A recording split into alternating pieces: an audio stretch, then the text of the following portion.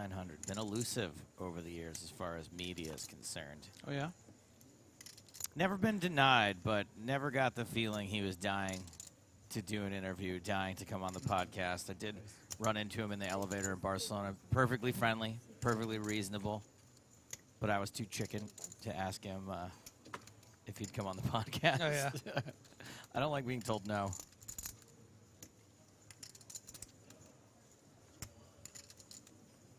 So it's Alexander Vasarin who's opened here with Jack 10. Paul Newey in the small blind has called. Jen Shahadi folds the big blind, and we are going heads up to the flop. First flop of the day. Coffee, right? And it is a domination situation. Newey, a 3-1 favorite. And an even bigger favorite now on an ace-9-6 board. As long as you don't hit that jack. Continuation bet from Vasarin. 2,000. Called by Newey. Give up. Give up. And there is the jack.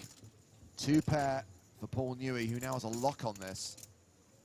Vasarin may think that's a good card for him. He's going to bet again. 7,000. Pretty surprised by this turn bet from Vasarin. You know, if your opponent does have something like 10-9 suited, calling from the small blind, you've just gotten there. So you're probably not going to fold out an ace. So a little surprising to see a second barrel here. Oh. Well, Paul Newey going for a raise. Interesting.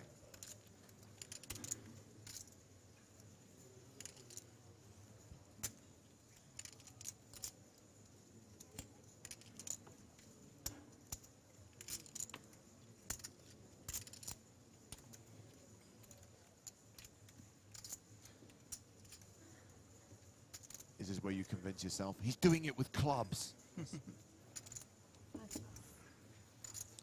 Whatever he convinced himself of was the right thing. Did you guys stop by the party yesterday after bagging? Did not. No. Here? Yeah, oh, it was great. Me too. I was there too. I didn't go for long, but It was nice. the great music. Yeah, nice. I saw him dancing. Oh, you? Yeah, he was swinging. I don't dance. Move around a bit. Oh, yeah, sure. Oh, all right. I've got a bit of a hangover. Sure. Yeah. I was just thinking, Yep. oh, we're not going to get someone here? Oh, okay. Okay, got it. I watched some video of the party last night, what I think was probably the beginning of the first big DJ set, and the music was hopping. But then I looked at the crowd, and everyone was just kind of like milling around a little bit. I was like, yep, poker players. No, it really picked up. There was a lot. The dance floor ended up getting pretty active as the night progressed, I guess, as people got drunker. Yeah, probably. So Vasarin, having just lost that hand to Paul Newey, is back in the action. Nines under the gun, raises to 3,000. Ace-king for Pedro Neves, who is the effective stack here with fewer than 20 big blinds. Something tells me, based on the sample size of one, that Terran is going to be tough to get rid of with these two nines. Yeah, Neves, not the kind of stack you really have much room to 3-bet and deuce. And facing a shove, I think Vasarin will probably at least strongly consider calling. It is early position. It is 20 big blinds. You're not getting a lot of pocket 8s and pocket 7s shoving here, so that doesn't make it a snap call, but It's triangle time. Neves all in for 29,500. Queen Jack for Song in the big. That's a fold. Snap called by Vasarin, and we are off to the races. You should check in all your players on the table, not only the new entries. So please check in all Like Riz versus live Drip. players. One of these two things has a slight mathematical advantage. Neves is the at-risk player and the player who is slightly behind right now. But there is a king on the flop and a 9! Top pair versus a set. And Neves down to just 3%. I could have gone to the party.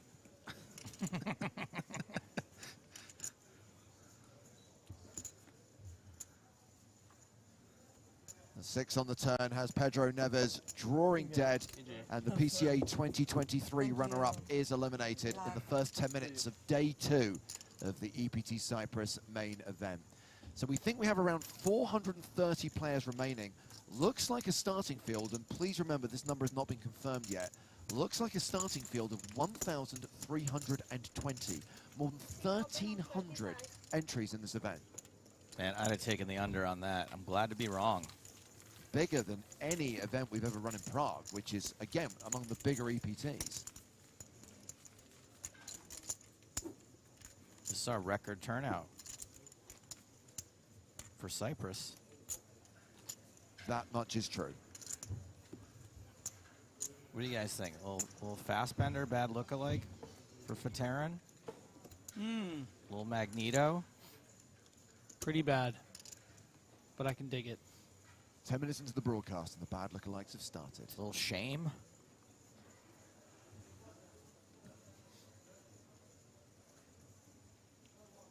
Raoul! Ace Queen. 7 Raises to 3K. We are at the 1,500 blind level right now. Paul Newey has a dominated hand here, King Queen.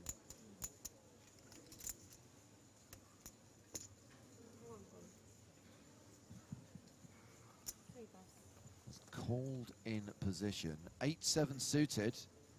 The Daiwon Song in the small. Folds. Boo. The kind of hand you would love in the big blind here, but just playing 20 big blinds.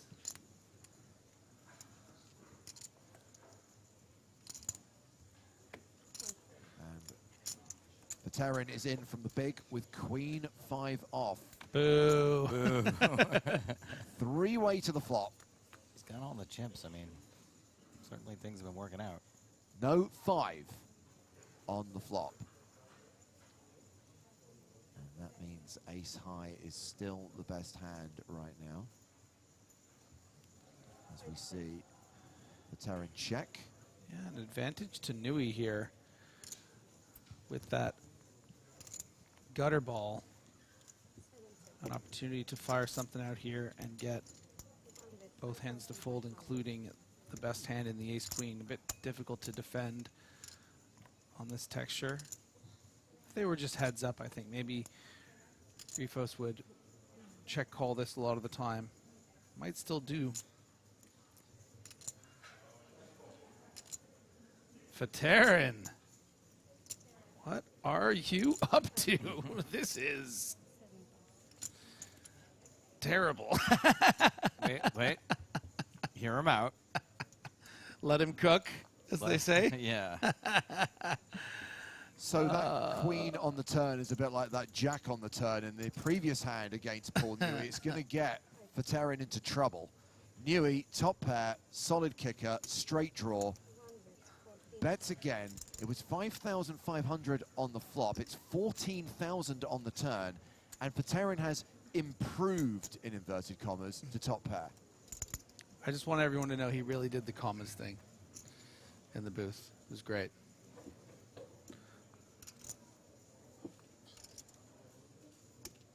I mean, I can see this sort of consternation if his plan was to do something funny on the turn and now he can't because he hit his queen. Let's look at this optimistically. Let's look at this generously. Ooh, that is a straight. It is indeed. I mentioned that Newey had the straight draw to go with top pair, solid kicker. He gets there on the river. Fatarin has checked to him. And Newey sitting there with the effective nuts.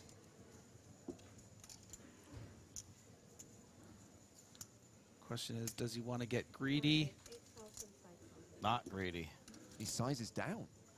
I mean, against the kind of hand that Fatarin has, it might just work. Come on, aren't you curious? It's so small. Griffin, if you think your opponent's going to have a lot of 2 pairs here, is this I would too small, or is this perfect with the? I would probably bet something more like in the against this particular opponent too. If I think they have 2 pair, probably closer to 20,000. Mm-hmm.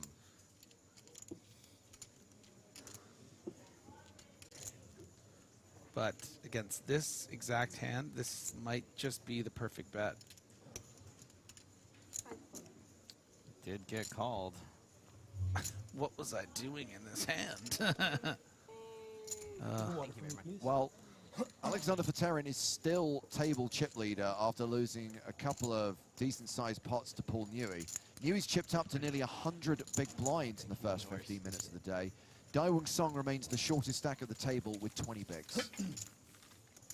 Griffin, you're getting a lot of compliments in the chat for the "Let Him Cook" meme, but I honestly didn't even say that because I thought that meme had already come and gone. That nobody was doing the let him cook anymore? I think it's like a meme for old people now. Is it? No, come on. I feel like that just started like in the last couple months. I guess trends move quickly. Well, out with the old and in with the new, because we've got a new player taking a seat on the main stage. This is Kerem Turaskan, who has just bought in at the start of day 2, just before registration closed. And here is a hashtag fun fact, courtesy of StatTrick. This guy has 8 live caches, all 8 have been in Cyprus. Oh, there you go. I wonder how he would do in my Cyprus trivia quiz from the last episode of Poker in the Ears. Maybe I could administer it to Griffin. Probably Cyprusingly well.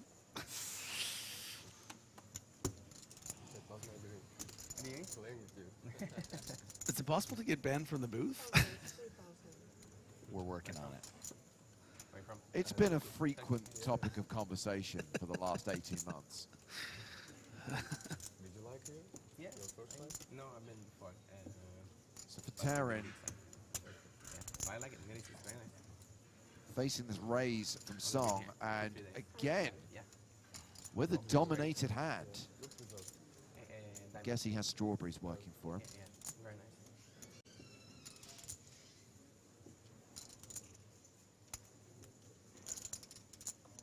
Now we're waiting to see what Raul Rifos does in the big blind with Ace King.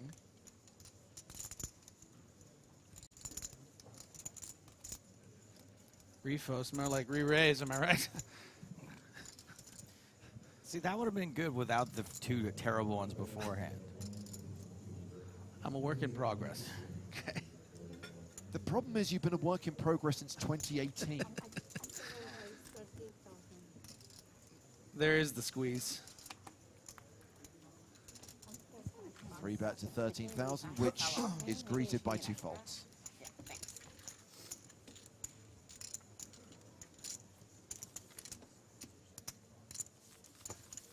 Rifos playing 114k right now. Average stack is 95,000 with 415 players remaining from a starting field of around 1,320.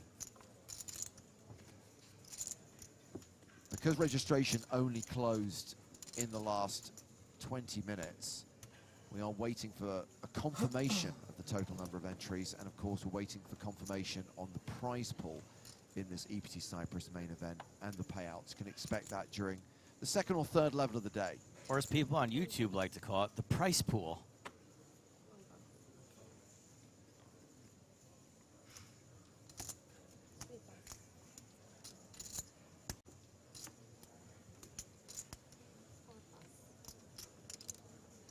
Can he resist?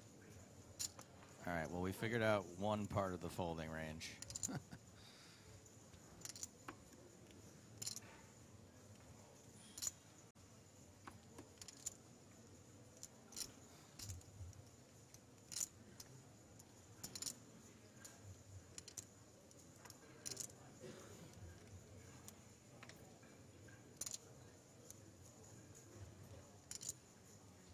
So Rifos has called, right, out of the small blind? I see a chip, and I see cards. No, it's only the small blind that's out. 1,000 1,500 of the blinds right now, so he's been thinking about what to do, and he decides to raise. Yeah, why not? Put a little pressure on the 20 big blind rebuyer, but gets a pair. Sorry, Rifos, it's his home turf. He's got home field advantage, as they say in sports.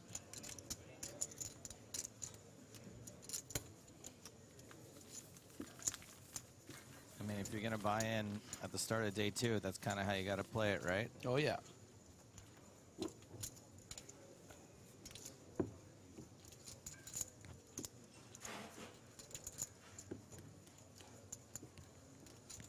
Attention all the players who are registered in tournament number 34, PLO Omaha High-Low. The tournament is located in Salami's room on the green tables. You're welcome to take your seats. Anyone registered for the Omaha High-Low, Joe? You know what? I am. unregistered moments ago. Omaha High-Low is my best game. Pot limit Omaha Surprised. Do you know I used to unironically say that? Oh, yeah? Like around 2008. That's great. So Paul Newey opens under the gun with ace deuce of diamonds. The short stack at the table. Daewon Song with king queen.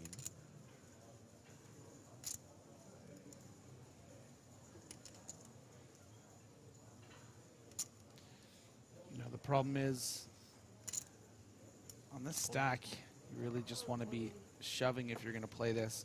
You have to worry about not just Newey's raise under the gun, but the 4 players behind you between the cutoff button and the blinds. Yeah, 4 checks out.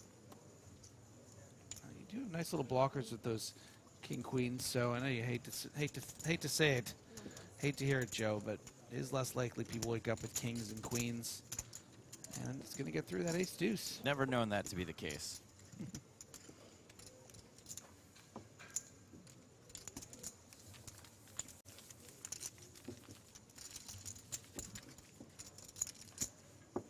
If I ever play a tournament where I shove ace king and don't run it directly into aces, I will maybe start believing in blockers. But unfortunately, 100% of the time, that's happened to me.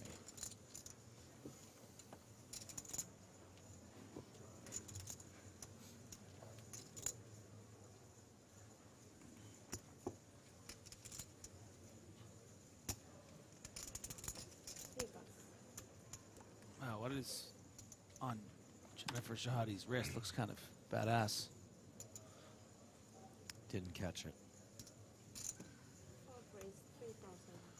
Fresh off the reshove with the king queen.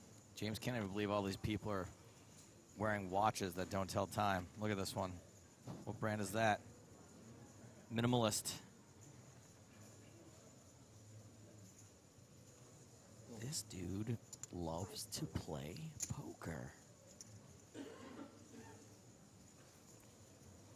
And Rifos, once again, can repop.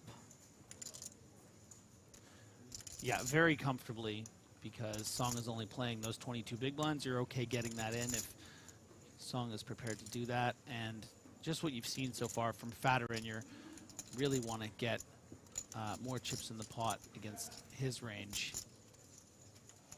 And here comes the squeeze. I think important to note, too, there is a interesting dynamic established between the 3 of these, as this is the second squeeze that he's made. Earlier in the rotation, when it was the button and the blinds, made the same move.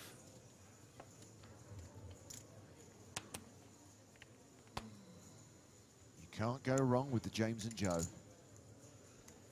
Oh, you can, but we like it anyway. Some consideration from Song, but I think this would be a mistake, just because I can see the cards, but I don't really think that Rifos is going to take this spot super light a lot of the time.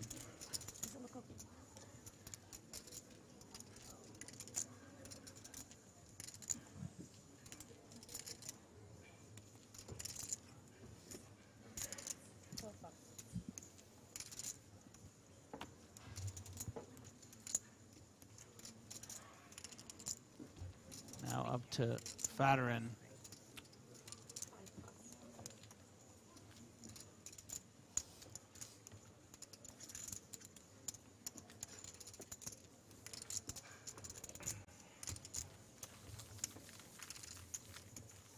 Is there a Master Classic this year? Yes. Yeah? Yes. Starts at, I think, 10th November. 10th of November. Yeah. Do we know what the main is?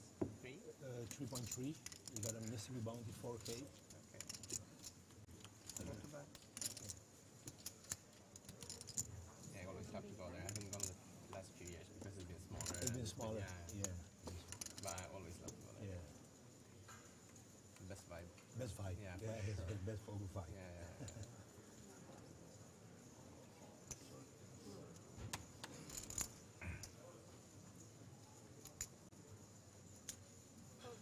Man, this poor fella. Yeah. I mean, so many frustrating hands to be playing Marginal city. Yeah. in marginal positions with a marginal stack.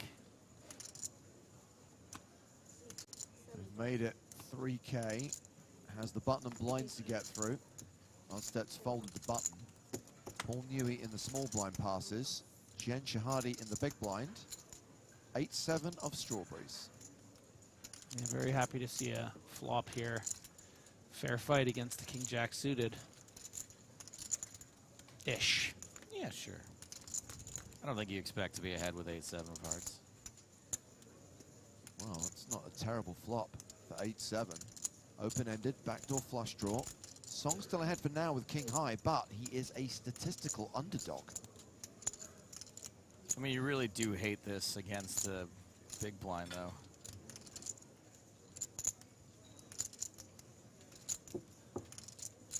Yeah, and Song aware of that.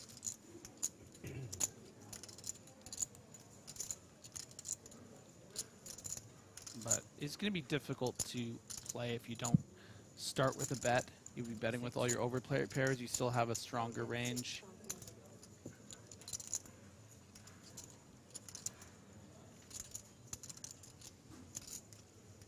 Come on, right? Look at that bracelet.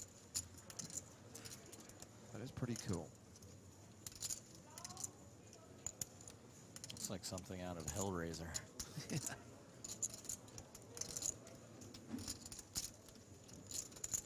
And with only 23 and a half back, Shade could just justify putting this in. But maybe a bit scared of that undergun range, doesn't want to just blast in half of her stack against, you know, what could just be 2 queens. So, having just called the flop, we now see Song become a 2-1 favorite on this brick turn.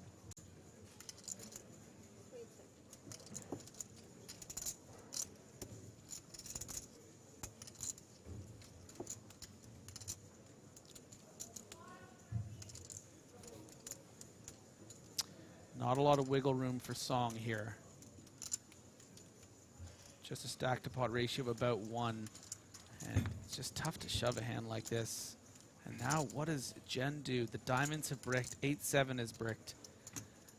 You know, your 10-8s and 10-7s have missed as well. Do you always call those for a near pot on the flop? 4-5 has gotten there.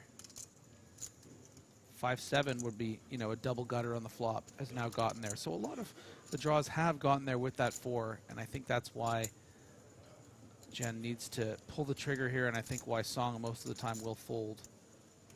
Well, Song's going to fold this hand most of the time, but what if, you know, like a stronger nothing, like a ace-king, does he fold as often? Good question. Yeah, I mean, they are kind of in a way the same hand, right? You're not going to be bluffing with the missed ace-x of diamonds there. That would be beating the king-high calling. So, I mean, it's just either way. I think I'd just as likely fold the ace-king as the king-jack.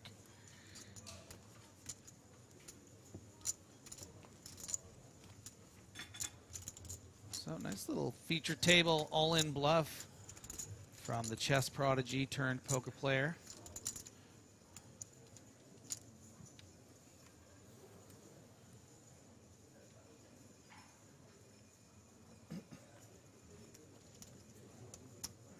Action starting on Alexander Veteran. All right, 8 deuce and 6 deuce are folds. Joe has his little notepad out Taking here. notes. Yeah, and Nicholas is just getting a bit bored here, I think.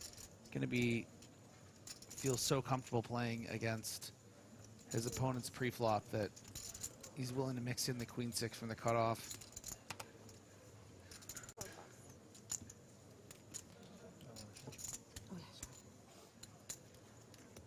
I don't think this is the kind of hand that he would be mixing into his cutoff opening range, and you know, some of the super high rollers you might see him playing, or even some, you know, main events online. But Paul Newey, a bit of a reputation for being a bit on the tighter side. Jen just having played a big pot, he just goes for it, gets it done.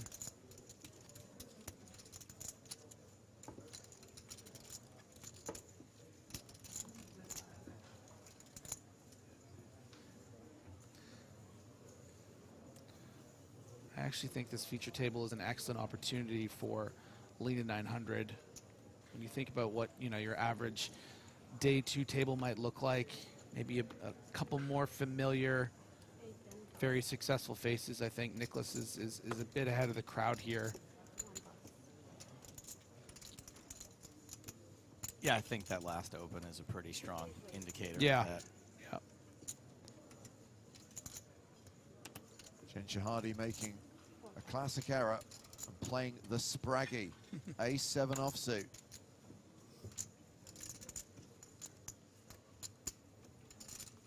Ironically, it might work out for her here because for what seems like the 20th time today, Alexander Veteran finds himself with a dominated hand calling out of the big blind. I mean, it's loose, but also a little unlucky. He should be live in some of these situations. Yeah, I think the 7-5 is going to be, you know, okay facing a button open. You already have that big ante in there as well, but somehow Shahade has the dominating ace-7.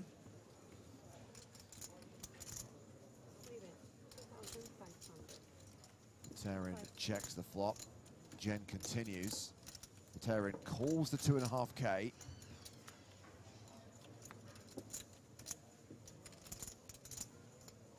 King of Hearts on the turn. Ace high, still the best hand, and Jen better than a 4-1 favorite now. Yeah, and Jen can go pretty big here if she wants. Try to scare off some, you know, 3x, 2x type hands. A draw like the 7-5. Just also makes it easier to play going to the river.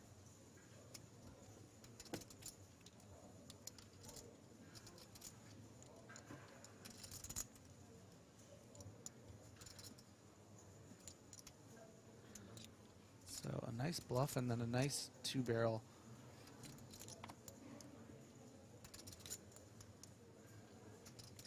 Great work from Shahade. Did have the best hand, but I get your point. Yeah. Chips up to just shy of 90K. Slightly below the tournament average right now. Question here on Twitch from Thomas Lancaster says, you ever thought of adding PokerStar screen names of the well-known online guys to the player graphics? Uh-huh. Thank you for your question.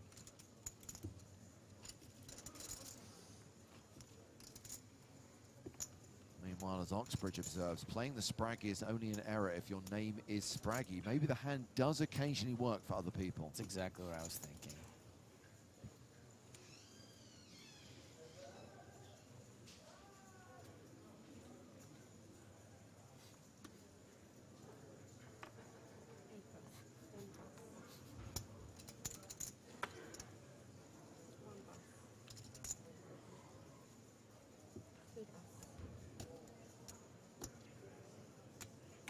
Oh, yeah.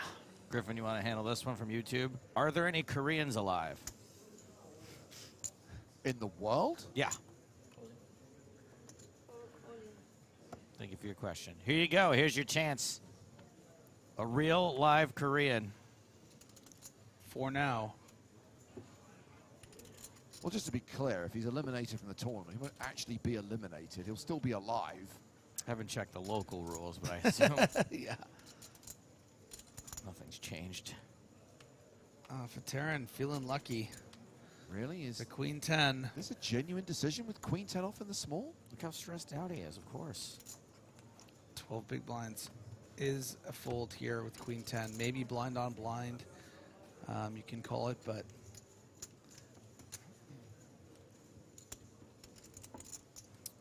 Jared says, all right, gents, you ready for Fatarin's look-alike?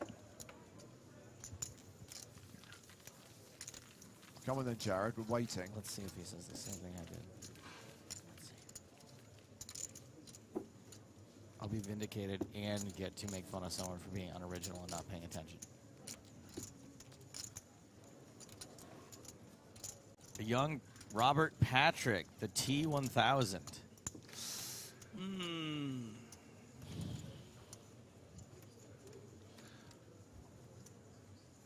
You know, I'll skip to a Robert Patrick fun fact instead. Have you ever read about the filming of Terminator 2 and how Robert Patrick really was running that fast and he was running too fast? yeah, they had to have the kid take off a little sooner because he kept catching him. Yeah, you know that because I sent it to you, bud. Was that why you know that? Yeah, send Joe a lot of memes. He sends me a lot of Lot fun of facts, fun a lot facts. of memes, a lot Yeah. of things I have to ask him to explain later. Yeah, A lot of things I just ignore. he answers most of them.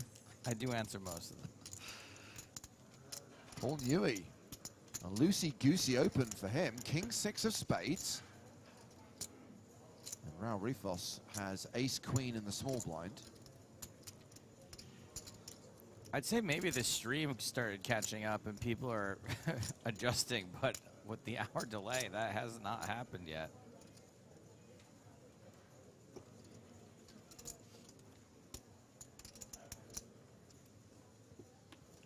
Yeah, for 1 day only. We do have an extended delay on the stream. 60 minutes behind at real-time action. Apologies for the technical issues earlier which prevented us from going live on time. At least you don't miss any of the action from day 2 of this EPT main event. And worth highlighting that while watching the stream today, you can play the mini EPT Cyprus online series. Starts today, runs for the 5 days that we're streaming from this event. And there is $60,000 added value. Power Path tickets up the wazoo. And on the final day, final table Sunday, 2 gold Power Passes available, added to the prize pool of both mini main events. You know, I've been getting messages from people who are winning gold power passes, and they are excited because they're coming to Vegas. Nice. We have another new player at the table, and this is a face we recognize from earlier this season. Joachim Haraldstad, who came 4th in EPT Monte Carlo this year. That was the event that was won by Mike Watson. Plays on stars as Jokey Apart, and is a very strong mixed games player.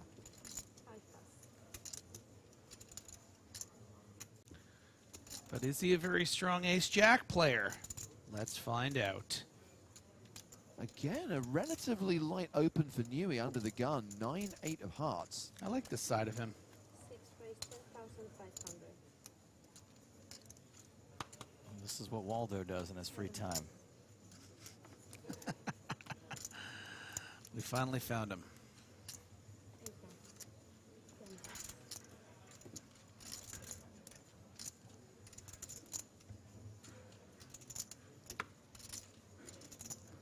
10-5.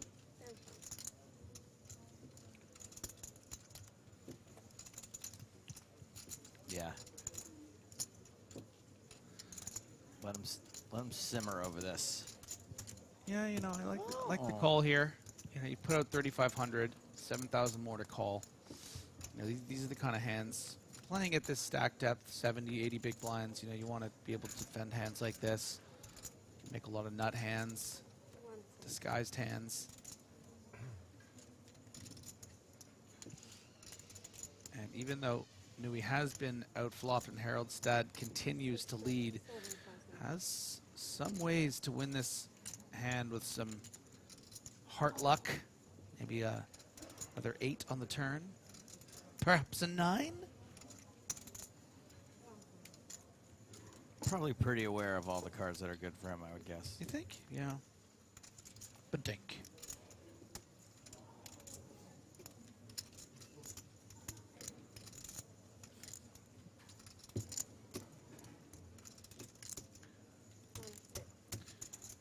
Could get a free card here.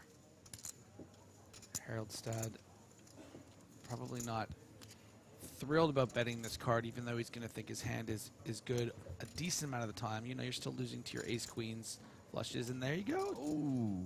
Is a flush for Haroldstad. And it also gives Paul Newey 2 pair.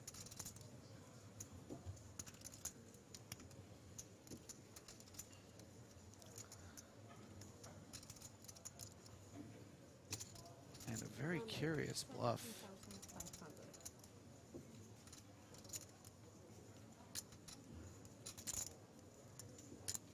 I'm a bit surprised by this bet. You know, it's not a blocker bet. This is well over half pot. If your opponent does have a big diamond like an ace-jack, I don't think you're going to get a fold.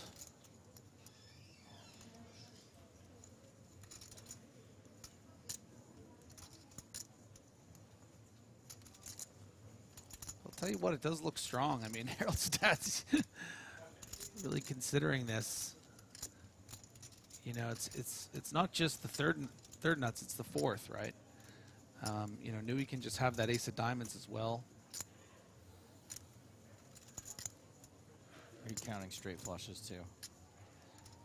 I don't think we should have to. I'm not saying that. Yeah. No, we'll let that gives an opportunity for people in the chat to say that we're wrong, right? It makes them feel. Excuse me. I like to give them a little Buzz Killington open. Oh! Show us. Haroldstad folds the flush. Newey's reputation precedes him. He just said show 8-9 of hearts. Bravo. What? Good hand. Wow.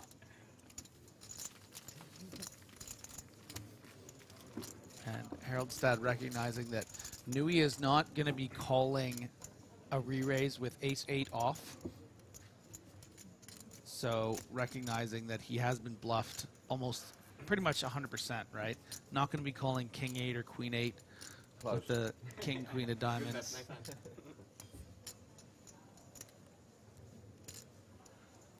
So Newey came to play today, opening the king-6 suited under the gun. Yeah.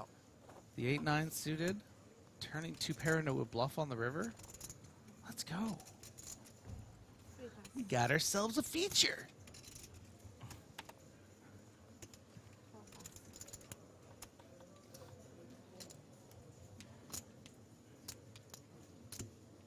Action folded to Joachim Haroldstad. Raising with 5-4 of hearts.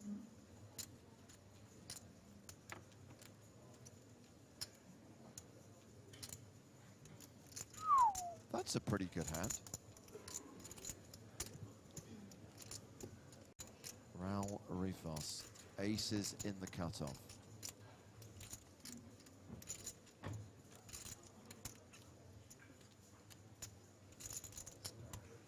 Can I have one of those waters over there? Thanks. Oh, perfect. Oh, Jen, slow I'll down. bring a couple of send me in case somebody else wants one. Thank you. The re-raise is to 9,000. Round 2, Paul Newey in the big blind, 8-6 off, he You guys folds. want one? Back on Haroldstad. There you go. In my mind, Jen's asking for water because she's super hungover from the party. Yeah, that's what I was thinking. Quite a small sizing here from Rifo, so I think this might give Haroldstad license to C3. Makes the call. Will be out of position. And is absolutely crushed right now. Has hit a small piece of this board, a pair of 4s, but Rifos over pair, nut flush draw, loving it.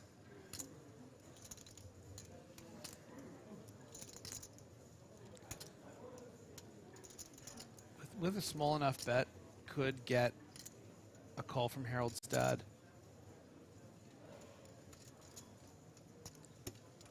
But it all depends on what sizing he goes with here.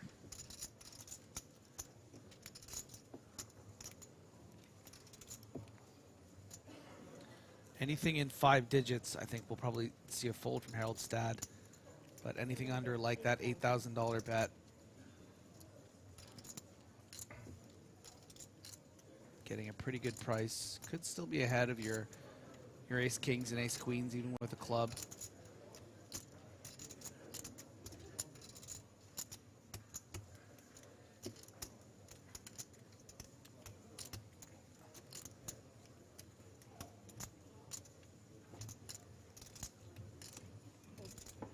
Makes the call. These two go to the turn. Which is the king of clubs. That is the nut flush for Rifos. Harold Stat now drawing dead.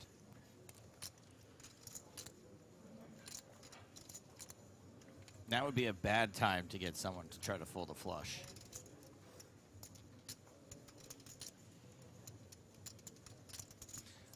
I like this check. You're gonna Oh! Wow.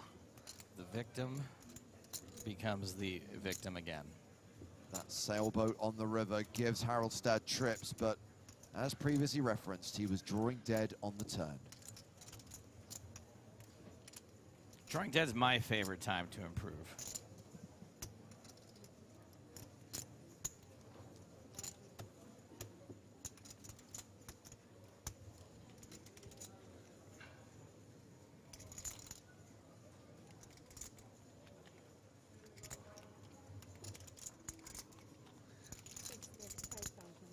And I'm guessing this is a blocker bet, Griff? Yeah, you know, this is sort of just wanting to, you want to make sure you get value from, let's just say, 2 red queens and this small, tiny, you know, 12% bet. You might get a curiosity call from such a hand as that. Do you ever get a just call from ace high flush because of the paired board? Not No. that that counts, really. No, but I don't think Harold Stad, I mean, it's your opponent is going to have that sometimes, but they're always also just going to have, you know, jacks with the jack of clubs that will just probably call this and not raise. Whereas if you check, those jacks might bet 15, 20, 25,000. That's kind of what I was asking, yeah. Yeah. Now the problem is too, now that this has paired the board, so Rifos is not just representing the ace of clubs, right? This could be pocket kings that would check the turn on the 4th club. This could even be pocket 10s that would check the turn. So there are a couple boats here. I think against a $5,000 bet, you know, something like ace queen or queens with the queen of club would might still raise as well. So it's not just, I mean, again, this is a 5K bet and a 38K. It looks like he's just trying to stop him from betting. So Rifos wins the pot. Jared saying, what kind of watch is Rifos rocking? That is the Rolex Sky Dweller in stainless steel and white gold. How does he know all this? I gotta say, that is a cool name for a watch. Sky Dweller. Most complicated watch that Rolex makes. Track a second time zone, and it has an annual calendar as well. An annual calendar, what does that mean? Like it tells you what year it is? Tells you what month it is. Oh. Perpetual calendar will give you the year as well, but an annual calendar will give you the calendar for 300. Man, leave it up to the geniuses at Rolex to come up with a way to tell you what year it is. So those are the stacks of the players we're watching at our current feature table. With the rate of eliminations, this is not unusual, by the way, to see quite a few players go during the first level of day 2. I think this table is going to break during the second level of the day, so I think it will necessitate a feature table change during the first break, even though I personally am enjoying watching these guys. Yeah.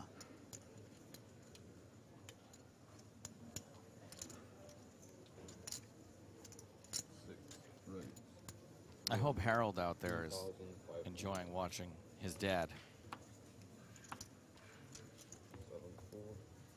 Still waiting for the confirmed number of entries, by the way. We think it's 1,320, but they are literally crossing T's, dotting I's. In other words, verifying the information before they announce that and reveal the prize pool and the payouts.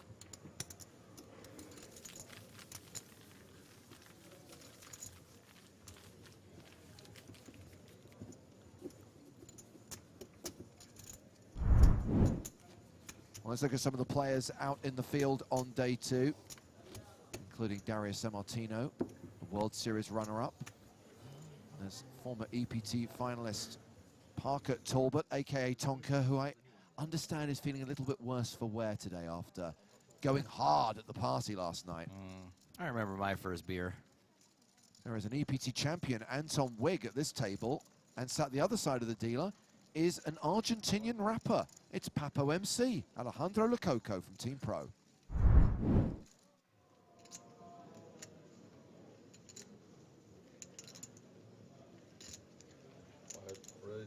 3,000. 6. Terran raising under the gun with pocket threes.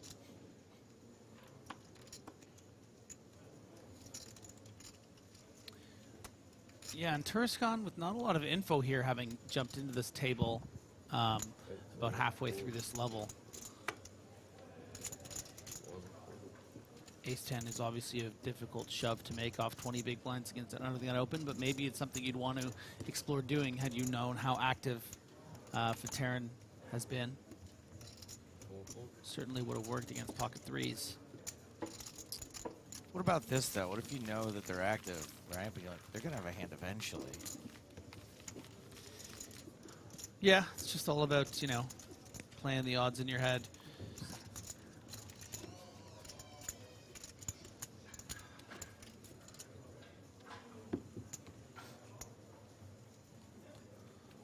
Also, ace-10 can suck out. 30% of the time, it works every time.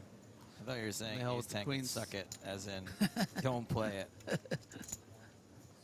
plus. 7 plus. 8 plus.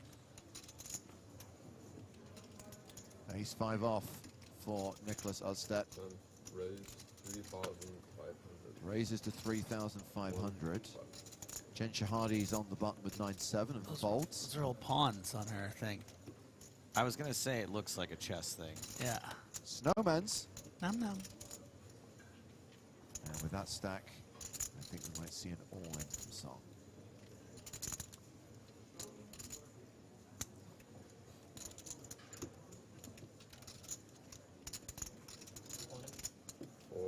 All in. Present that man with the red triangle of death. Red triangle of elimination. He's not going to die. He might also double up. No, it's going to be a bit too rich for Astad's blood. Just saving a little face here. Just to make sure it's not artisanal.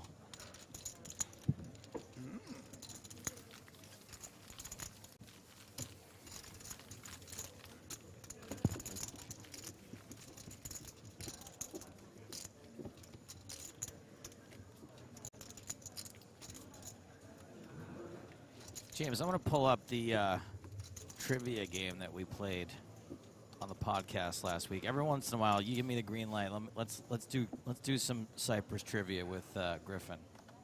Well, one of your fellow countrymen, Daniel Dvoris, Yeah. who's done many trips here to the Merit in Cyprus, performed reasonably well.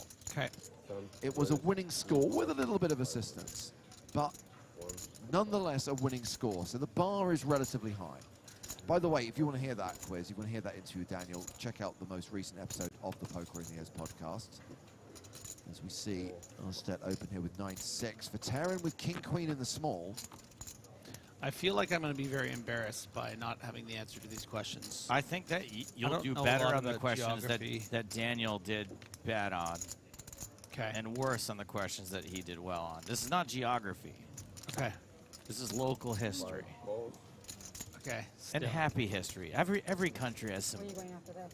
pretty terrible things that's happened. We're going to focus on the happy things like There are? inventions and Okay. Next poker? famous people from the France. area, that sort of thing. I'm going to go to Asia next month, China and Japan. I've been there before, so. Pair of sixes here. The lean at 900. 5. Terran checks. No poker though.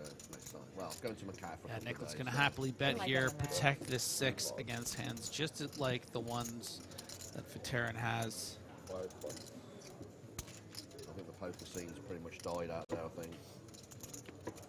Where's home for? So remember, Griffin, all the questions are multiple Birmingham, choice. Jersey. Birmingham, Jersey. Yeah, Birmingham first, then Jersey, Great. then Asia, then Prague. Then Christmas. How do I get on Paul Newey's Christmas list? Note to self. Get on Paul Newey's Christmas list 2024. Could really use a new VCR.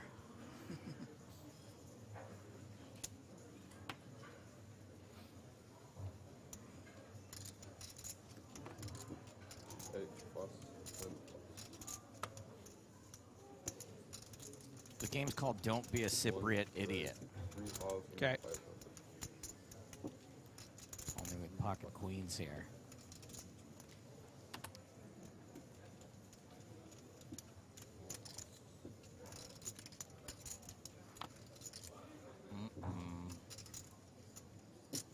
Terran on the button. They say it's always coming 7, but it's never coming Nevis. Not this time, at least. Not today.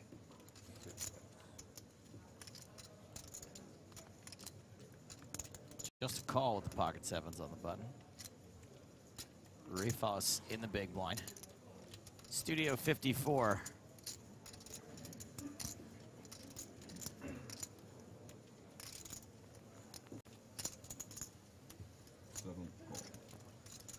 Let's get weird, says Refos. I'm for it. 5 for it. Oh, so close. Well, the ace high flop is not going to be popular with Paul Newey, but queens are still way ahead. And hey, he's happy to continue into 2 opponents.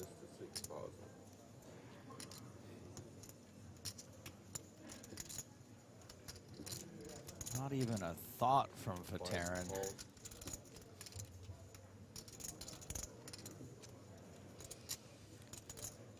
What I like is that Refos, if he drills the straight. I mean, Refos could raise here. He's the only one that can credibly have a 3, but just going to fold instead. And the fun thing to do it with the 5-4 with 4 of clubs as well is you can keep repping on a club if an ace calls. This against these 2 hands, it would have just worked as a pure folds on the flop probably. Nobody folds a flop, though, right? You probably got to go. I think they both You fold think on the flop. they Yes. both would have folded the flop? Yes. Don't you think? I mean, think of the situation here. Newey has to fold because there's a guy behind as well.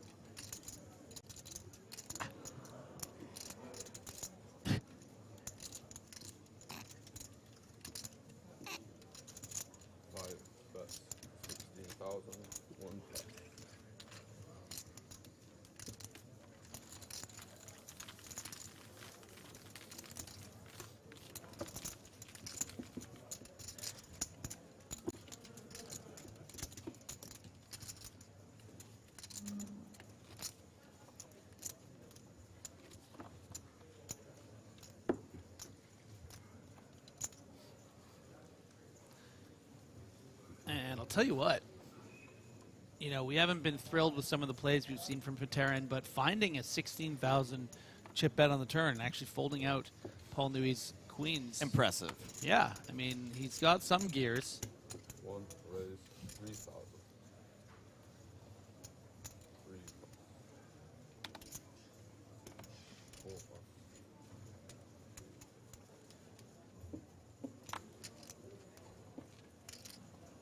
5, 5, 6, 5, 7, 5.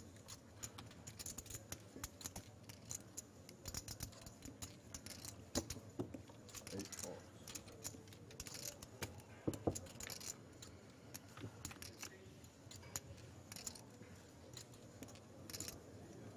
Paul Newey still with the best hand. 8,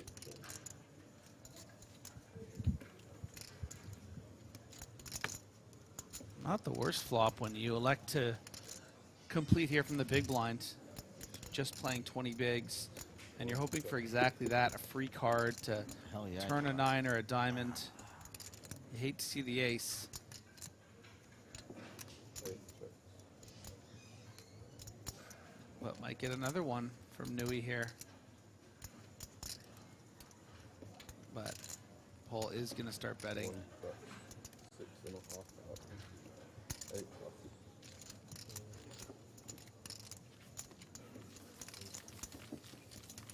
Nice to pick up the easy ones.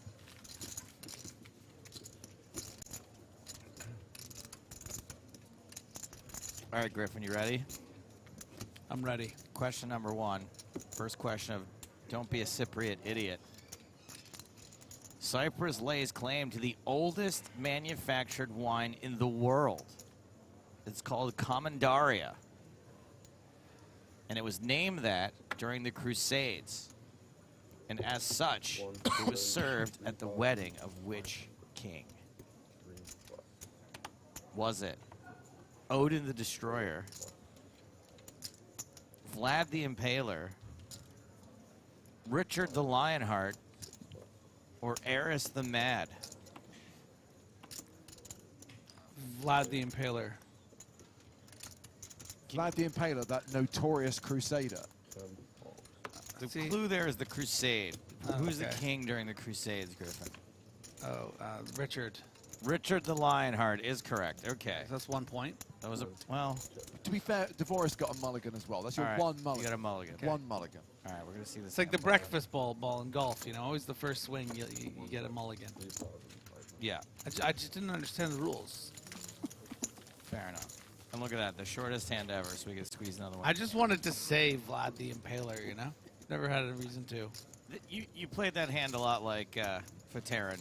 Yeah, You were just like, you decided what you were going to do before I even finished reading the question. exactly. All right. The island of Cyprus was once given as a gift from who to whom? Vlad the Impaler. Was it from Mark Antony to Cleopatra? From Alexander the Great to his mother? From Napoleon to Josephine? 4. Or from Genghis Khan to General Chow? I'll go Alexander the Great to his mother. Alexander the Great to his mother is the exact same thing that Daniel DeVoris said. And they're both wrong. They're both wrong. Okay. As Mark Antony said to Cleopatra as he opened a crate of ale. 5 rows. Do you know what ale is? 6 Do I know what ale It's is? not question 3. I'm just trying to find a win for you Oh. here. 7 It's a part of the sale, right? Yes, with my sale minus the S. Yeah, okay, yeah. All right, for Terran opening here, King 7 of Hearts. I'm going to have to spread these questions out a little bit because poor Griffin, he's faking an allergic reaction now. So he doesn't have to answer anymore. 1. Nui defends 10 deuce suited. According to Orson Joe, Richard the Lionheart took that bottle of wine by force. It was not a gift. Story checks out. You'd think a king could afford to pay for a bottle of wine. 5 bets. 10,000. There's a lot of paying for things back then, I don't think. All right, Griffin, question number 3. Cyprus is the first country in the world to put what on its flag? It is. I thought it would be hot. sail. Would you like the choice? yeah, get to me. Stars, stripes, a map of the country, or a hashtag? Please tell me you've seen the flag of the country you're in right now. Can you repeat the options? Yes. First, was it the first country to put stars on Stars, its flag? stripes. on its flag. Okay, I'm gonna map go of with, the country uh, or a hashtag. I'm going to go with a map of the country. You're on the board, Griffin. There we go. You're on the board. A clean win right there. You're on the board. But if you ask me, the true innovator will be the first country that puts the hashtag. Yeah. Hashtag nice.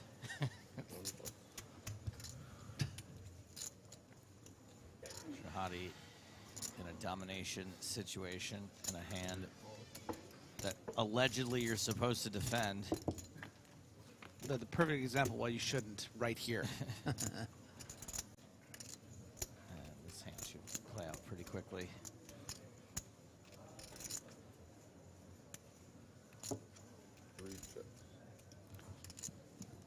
Okay, this is a boring hand. Another one. Once make sure. It's going to be bet Plays fold. up. Come on. Going to. 8 bet 2,000. Look, if Jen somehow just jams here, I don't want to be asking you a question about halloumi. Whoops.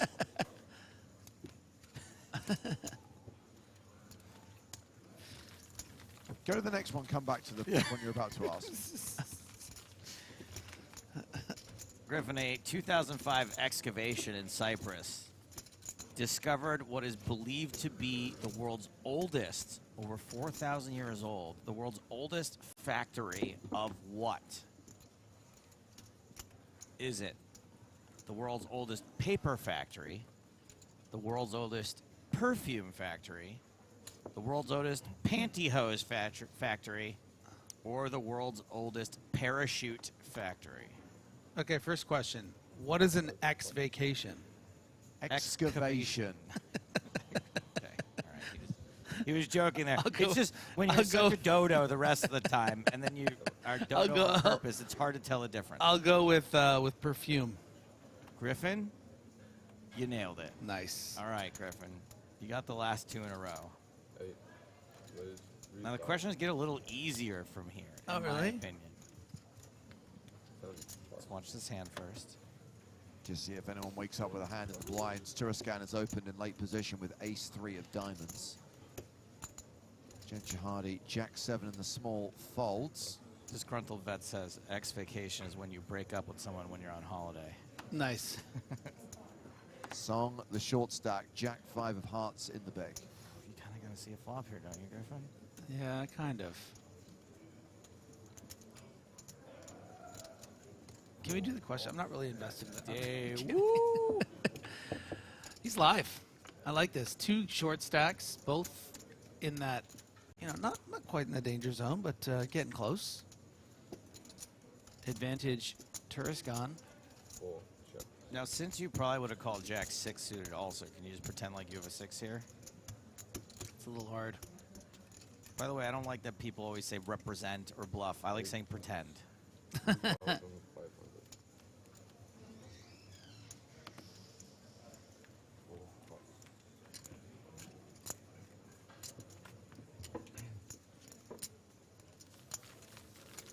All right, Griffin. Here we go. British TV producer Simon Fuller was born on Cyprus. Which of the following shows was his creation? Okay. Did he create American Idol? Did he create America's Got Talent? Did he create Survivor? Or did he create 90 Day Fiancé? I think he created Survivor. Survivor is the same answer that Daniel DeVore said. Now, in Daniel's defense, he didn't even learn English till he was 9 years old. So questions about North American television didn't really go over that well with him. Yeah. 1,500. Survivor was created by a Brit 1. named Rob Burnett. Do you want to take another stab at it? Okay, yeah, I'll go do the first America's one. American Idol is correct. Simon Nice. Fuller, Nice. born on Cyprus, did create American Idol.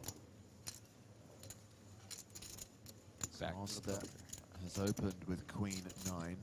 Alexander Faterin just defends his big with 6s. He is still the biggest stack at the table, by the way, despite losing a fair few hands during this opening level.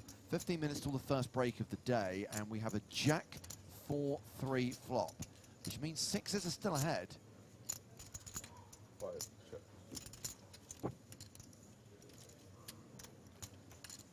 10 bet. Continuation 3,000. bet from Alina 900. And a call from Faterin. Nicholas looking for a barrel card like a 10 or an 8. 5 check. I think King of Clubs will still mix into the barrel range for Nicholas. You want to fold out hands 7,000. like an ace 4, no club, or even something like, 6s. Going to be a lot easier to fold out 6s, no club. Let's see if Faterin gets sticky stubborn here. Don't let this guy push you around.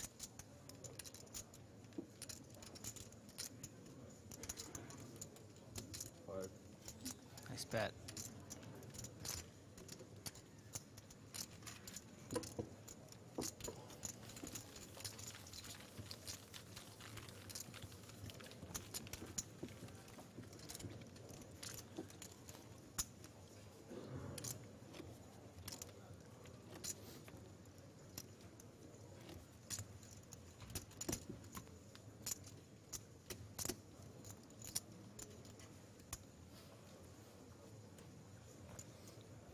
All right, Griffin.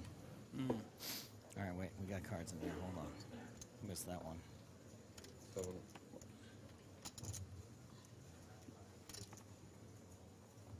8. 10. Raise 3,500. 1.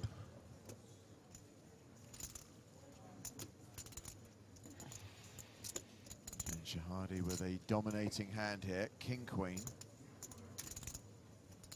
3. Re-raise 9,000.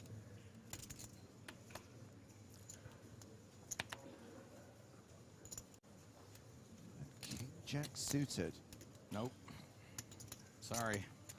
That's just about paying respect to a pretty hand, you know. Yeah. Even though you know you got to fold it, you know you just gotta give it a second. So nice, so suited. 10 plus. Nina folding. All right. Queen 10. All right, Griffin. Which type of cheese was invented in Cyprus? How's Jersey? How many people live there? 100,000. About just over 100,000. We're going to do Jersey I have fun another facts friend instead. who's from there. Jersey as in the Channel Islands, yeah? Yeah, and they have like a separate Olympic teams and stuff, right? Well, they only really had a rugby team, but they've just gone bankrupt. They've got a decent rugby team, but not anymore because they've run out of money, and the government won't help. So, Oh dear. but they They go to the Olympics, yeah, right? yeah. So you could just learn a sport and play, right? so they- 100,000 people. Maybe the government could afford to bail out the rugby team if people pay tax there. 8 plus 10. Guess who'd be the first person to move there, by the way, if he made that kind of money? Raise 3,000. Your boy, James Hardigan.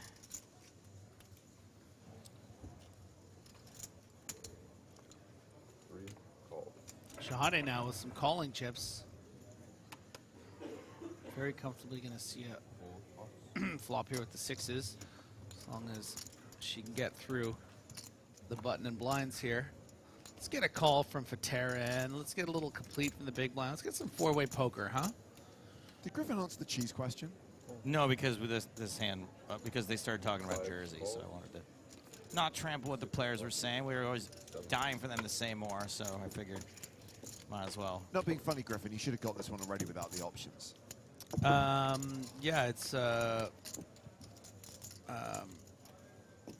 Looney. Is that the right one? I'm going to give it to you, despite the fact that you're intentionally trolling. Mozzarella cheese, halloumi cheese, teleme cheese, or Monterey Jack cheese. Those are your choices. Yeah, I'll take halloumi. But the third one is a good misdirect. What was it? Teleme cheese? Yeah, that sounds like something that someone might guess. I assume that Devoris got it right. DeVoris did get it right, but it was close. Like he almost said the third one. I think, yeah. Great misdirect. No, I think he was pretty spot on with this because he is au fait with the buffet That's right. at the Merit and therefore has had his fair share of halloumi. 5 bets. 5,000. Taryn betting in position here with bottom pair. Okay. And tell you what, with 15K out there, definitely think that you could have justified calling with the sixes there with a check through on the flop. Just hard to imagine what your opponent's really repping there. You just need to make poker an Olympic sport. Even if it is a block bet, like with something But like just an make 8, you're poker going to an be Olympic live sport. with the They're thinking about it sixes for chess, so to a straight. So there's been talk for 20 years. We've been on the list. Not many good poker players in Jersey, but Charlie Carroll's from Jersey. All right, question number 7. Last question, Griffin. You ready? Build a medal during the tournament. So, Cyprian born, but Canadian for most of his life, jazz musician Leon Redbone sang the theme song to this popular 80s sitcom. And if you need another clue, this popular 80s sitcom, production was once halted for an entire day because the show's lead actor had to be hospitalized after sitting on his own testicles. Wow. Do you want the choices? I feel like you might have heard this story already. It's a legendary story. Wait, did Redbone do the stay woke ding ding? No. I don't know. Maybe. Different trivia quiz. Here are your options for which theme song was sung Okay. by Cyprian Bourne, jazz musician Leon Redbone, in which the show's lead character had to be hospitalized after sitting on his own testicles. Was it Mr. Belvedere, Who's the Boss, Cheers, or Alf? I feel like Looks like you were right, by the way. Redbone is the Stay Woke song, yes.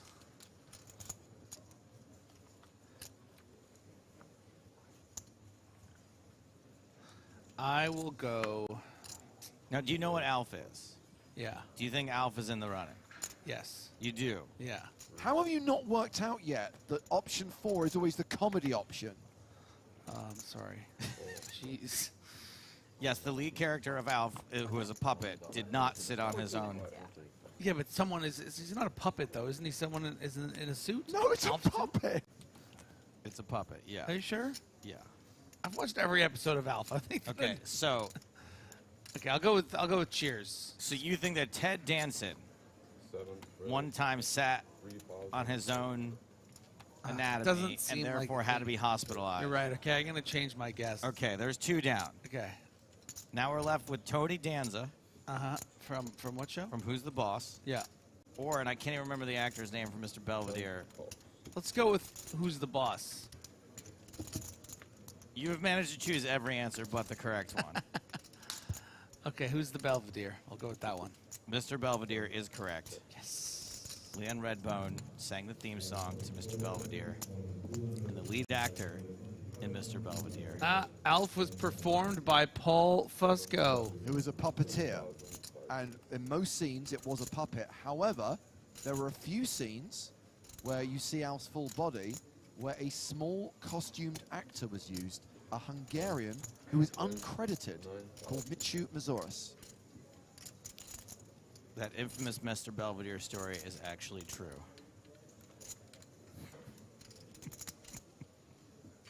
King Queen way ahead of Jack 10 on this flop.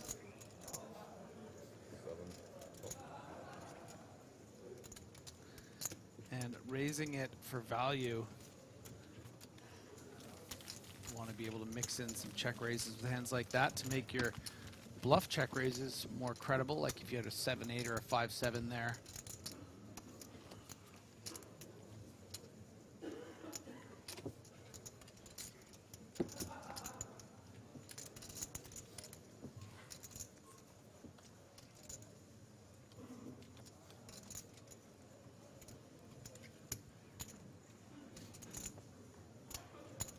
Anyway, Griffin, good job. I think you got Thank you. 2 of 7.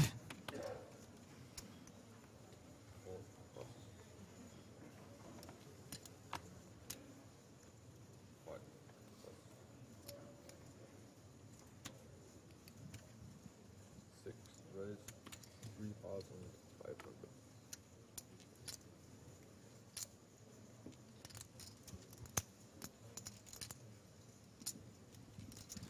Cut off hijack here.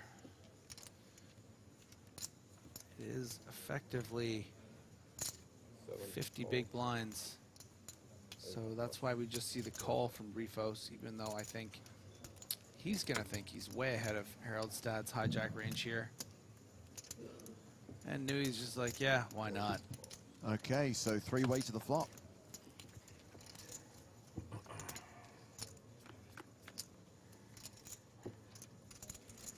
Flop is 10, 10, 4. Pretty good flop for nines. And could be an opportunity actually for Rifos to get some action here from Nui in the big blind. Lord Barry says Rifos is a Dutch legend. Go him. I mean, the way he's rocking those sunglasses, I have to agree. Attention, And the name Rolex and play Sky the Dancer. confirmed prize pool for you. We have You know what does get a quick fold? 1,320 entries, generating a total prize pool of $6,402,000. We will be paying 199 places. 199th will receive 8,325, and the winner of EPT Cyprus 2023 will take home $1,042,000. Well, Prices will be up on the screen shortly. Thank you very much, and enjoy the rest of your tournament. that is the voice of tournament director Toby Stone. Yes, Optimus Clang. Toby off screen for this announcement, confirming 1,320 total entries and confirming a first prize in this tournament of more than $1 million. Love it, love it. Over a million. Dollars. Turning people into millionaires or giving $1 million to someone who already has millions. Love it. 10 raise 3,500.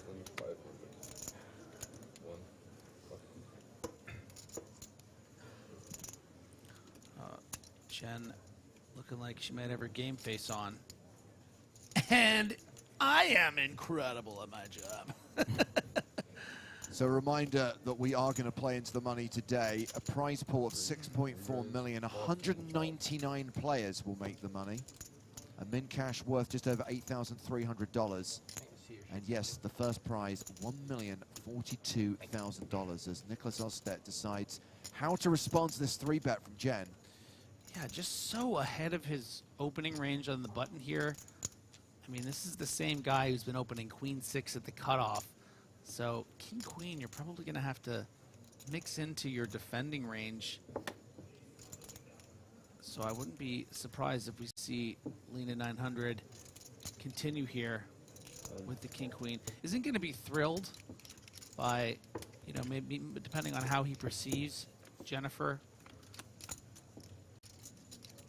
but is going to play very cautiously, and I think is fortunate to get a flop such as Jack 5-7.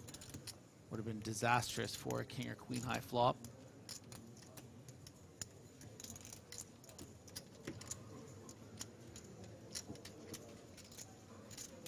The Black Elf on Twitch making a good point that King Queen dominates a lot of the bluff raises from the big blind.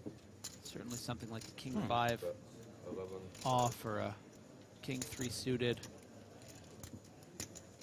Hands of that ilk. It's a word I don't use enough. Ilk.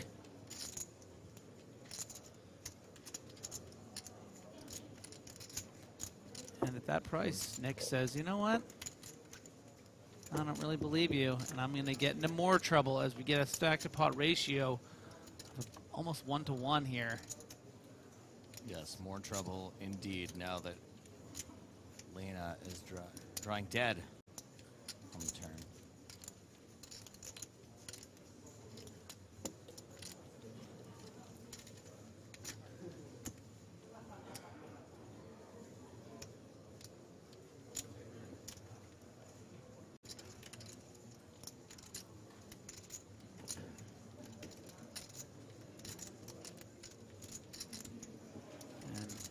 Jennifer sizing up the situation here. Do I have room to try to extract more value? Should I just shove for this near pot size amount I have left?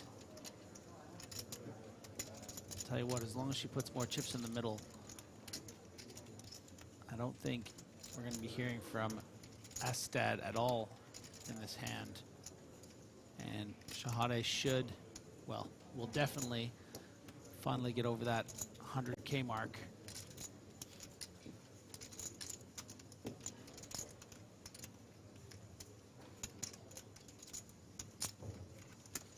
And does find the 20K bet. turn spot.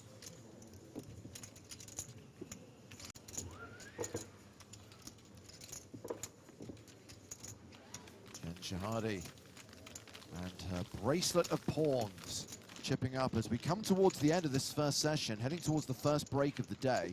Good morning, everyone. Just so you know, after the break, you will be back to your initial. And we did advise that this table break during the next level, so we're going to bring Papo MC to the main stage for the second level of day 2.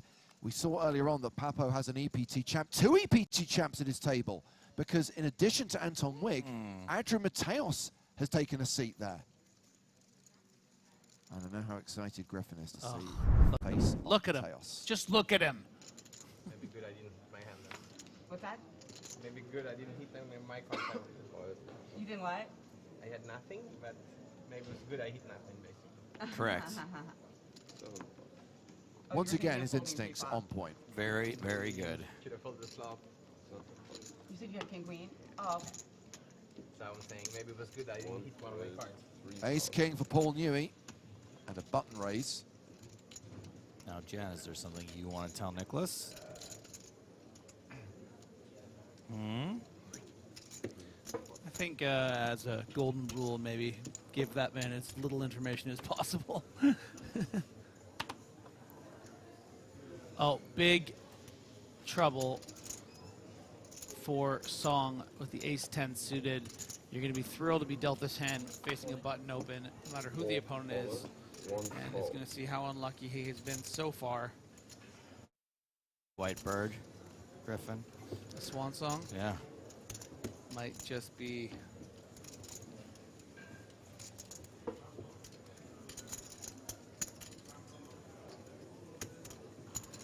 It is a domination situation that favors Paul Newey.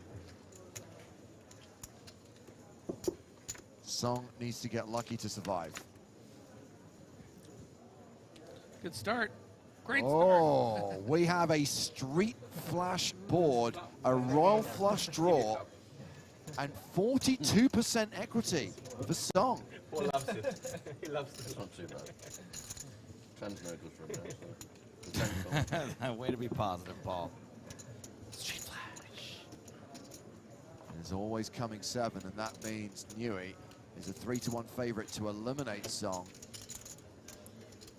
Or is this a case of too many outs?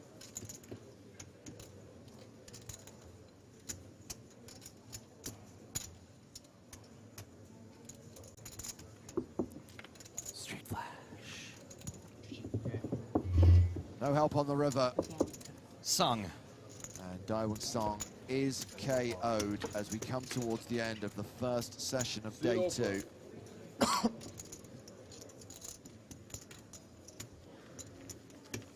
Ace King holds against Ace 10 despite that dramatic flop. That's small blind. The song he was singing was the Too Many Outs song. Paul Newey playing 168k, more than 100 big blinds, although the blinds will go up when we return from the first break of the day. 5 levels to play today. This is the first of those 5. And we can expect to go hand for hand. We can expect to have bubble coverage during the final level of the day.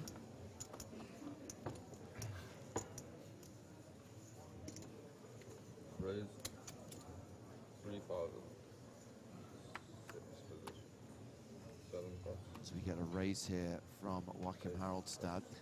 Opens 2-3,000 with ace 4 of spades. 1 pot.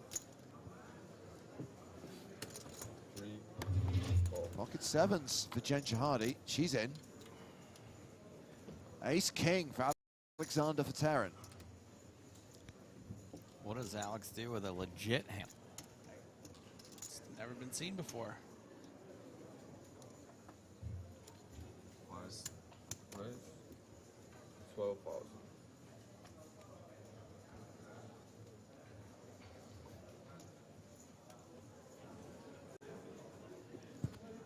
Not on the extremely large side. Haraldstad, I think, surely has to get away, but maybe an opportunity for Jennifer Shahade to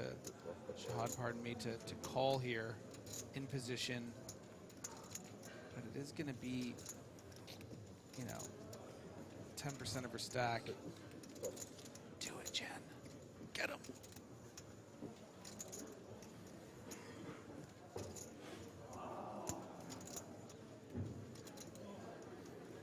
Yes. Yes. It is always coming 7.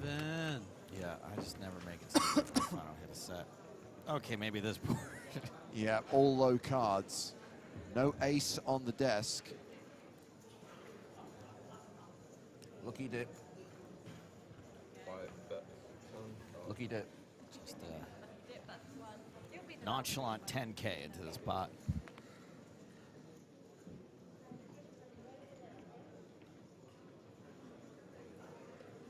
EPT maneuver players, as soon as your hand is over, you can enjoy a 20-minute break. 20-minute break on the EPT maneuver. I'll take 20 minutes, but I'm not promising to enjoy it. Oh, the wheel for Veteran on the turn, but Jen's going to know any ace is now ahead of her. Yeah. Yeah, Jen. But Yeah, well, no, not with a 20,000 chip bet coming out, unfortunately. You know, had a free card been afforded to her, you know, Jen, I think certainly would have been pleased to see a river 6, but given this situation, I mean, she's played this hand as perfectly as you can. Calling the 3-bet, calling when you're ahead on the flop. the board's got a pattern, 2, 3, 4. She folds the 7s, and Veteran shows her that he turned the wheel. And this first level of day 2 draws to a close. A reminder that we are going to be changing feature table during the break. New lineup coming to the main stage for the second level of the day. 2 EPT champs, Anton Wig and Andrew Mateos, plus Papo MC, Alejandro Lococo. These are the stacks of the players we're sending back out into the field. This table will break. These players will get new seating assignments during the next 90 minutes of play. Veteran, still the table chip leader, and Kerem Turiksan, one of the players who bought in at the start of day 2, is a short stack. He will be in the danger zone. Danger zone! At the start of the new blind level. Blind's going to 1K, 2K when we come back from break.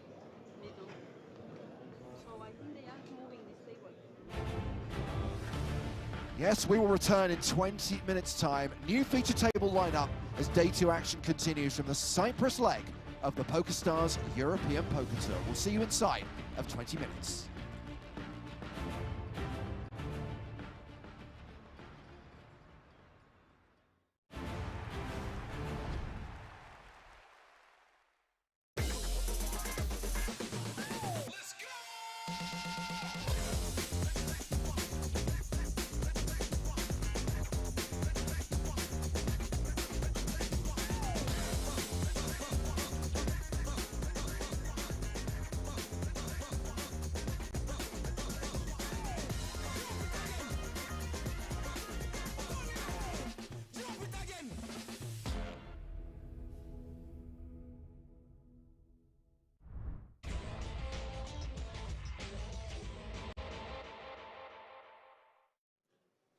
So we are starting this hand about 42 big blinds effective. Peter Jorgna is the shorter of the 2 stacks.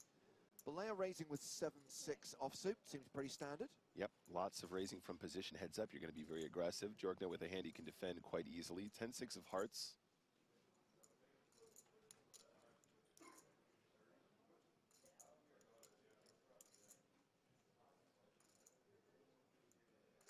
And he does defend, calling for an extra 400k, and we will see the first flop of this level. And that flop is 10 high, 10-5-3, so it's top pair for Jorgna. Balea does have a gut shot straight draw. Yeah, absolutely. These are boards you want to see bet very aggressively. You have gut shots, heads up, you're in position. You have absolute position against your opponent. So even though Jorgna does have a top pair, a C-bet here will take it down a lot of the time when he hasn't connected. Also sets you up for bets on later streets as well, James, if you want to try and convince a 5 or a 3 to fold. So I do expect a continuation from Balea pretty much every time. 2 million in the middle. Balea does make a C-bet of 600,000. And with top pair, just a call from Jorgna? Yep, I think with a hand like 10-6, you just want to play it slow here. Oh, but waits. That is not a call. Jorgner check raises with a pair of tens. I mean, check raising top pair is never going to be a bad thing to do, James. It's just that it's probably more conventional when you check raise when you have a stronger kicker than a 6, especially as the 6 gives you opportunities to turn and backdoor some straights in this particular situation. Okay, so the raise is to 1.5 million, 900,000 to call, and seems that Balea is planning to make that call. I really like this float, James. With the 6 of spades in your hand in particular, you can actually represent much stronger hands on later streets if the spades start to fall. If your opponent slows down, they might just have pure bluffs that you can get to fold as well. Makes the call, and we go to the turn. I'm calling it, Nick. Action card, 4 of diamonds. That would be quite the action card. Oh, come on! I got the right color. I didn't get the right suit, but I got the right color. The commentator's curse strikes again. James Hardigan is to blame. It is a turn straight for Balea.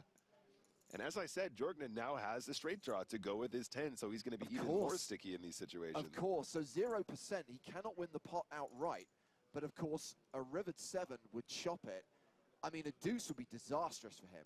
In fact, a 10 or a 6 would also be disastrous on the river. Yeah, I think the 10 more disastrous than the 6 because, of course, he might give Balea some straights if a 6 falls, but the trips are really hard to get away from without losing some more. So having check raised flop, Jorgner barrels turn for 2.6. Yeah, full 50% pot on the turn, and there's so much in the middle now.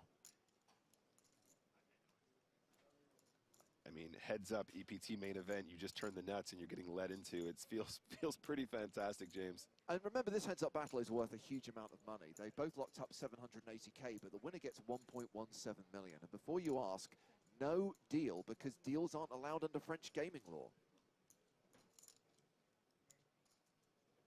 Balea not interested in a deal when he's got the nuts on the turn.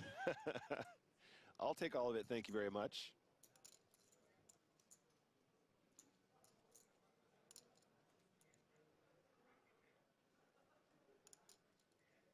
So you know what? Yep. I'm feeling another prediction. Okay. I think it's always coming 7.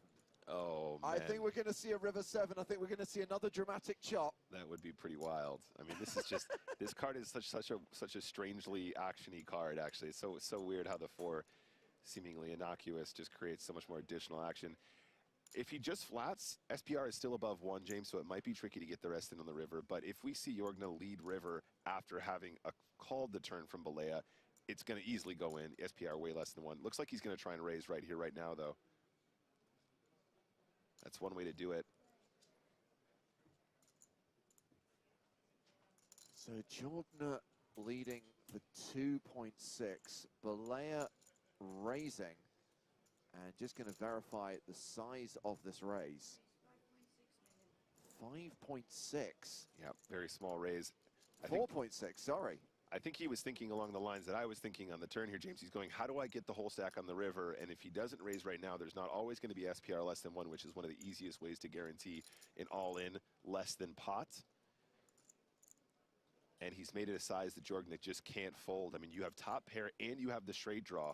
Yeah, and of course, he can't see that one of his straight draws is no good and the other would just chop the pot, so... It's just too small for him to fold because he's thinking his opponent might have a strong hand here, but he's thinking his straight's going to be live a lot of the time if he can get there on the river. Time bank cards being played by both players. Remember, the shot clock continues. 30 seconds per decision. You need more thinking time. Play those time bank cards. Buy yourself an additional 30. Well, that is a call. This hand is going to the river.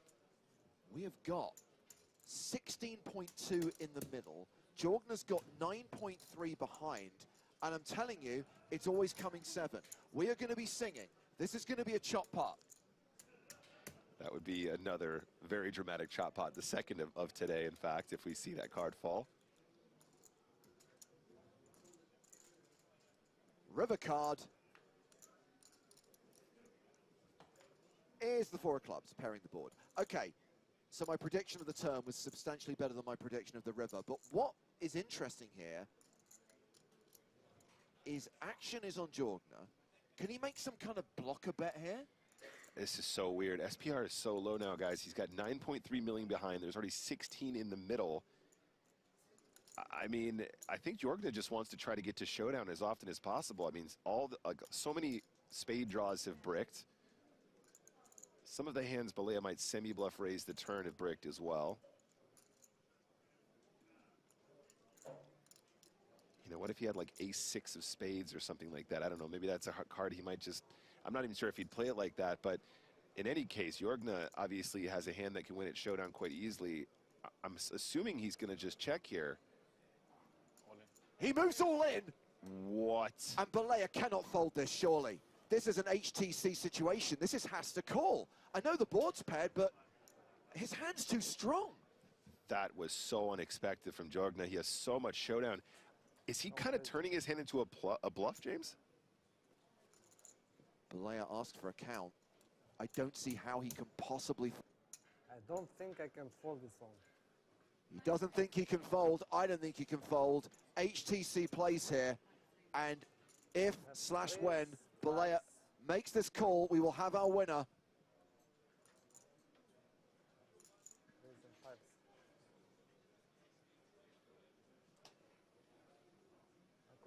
Makes the call, and it's over. Congratulations. Year of Romania. We have our first ever Romanian winner on the PokerStars European Poker Tour. Razvan Balea takes down the first ever EPT Paris main event. Peter Jorgna is the runner-up for 780 grand. Razvan Balea, who qualified for $530, will cash out for 1.17 million. Wow, what a result. Year of Romania. Congratulated by his wife Andrea and his friends, other members of the Romanian poker community on the rail. Wow, what a final hand, James. What a final hand here in Paris.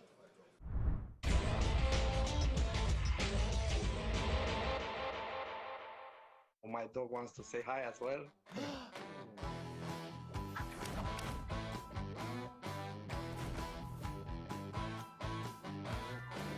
The first ever EPT winner from Romania. Razvan Balea, welcome to Poker in the Ears. Thank you for having me. You're welcome. Thank you for being here. The Year of Romania is real. And I just got to know, look, I know we talked a little bit right after the event. You're on stage. Obviously, we did a quick interview there. We might retread some of the same ground. But look, I don't admit to this often, but I've been saying it's the Year of Romania for a long time. And you're the guy that did it. You did it, man. Yeah. That's got to feel great. Yeah, it's amazing. Actually, I just thought about it, but yeah, it's like a dream now. And it's a dream come true. And now I just want to take it a bit easy because a lot of stuff are coming to me now, you know, like media attention and friends and all over. Yeah, so well, I'm really happy that I managed to do this.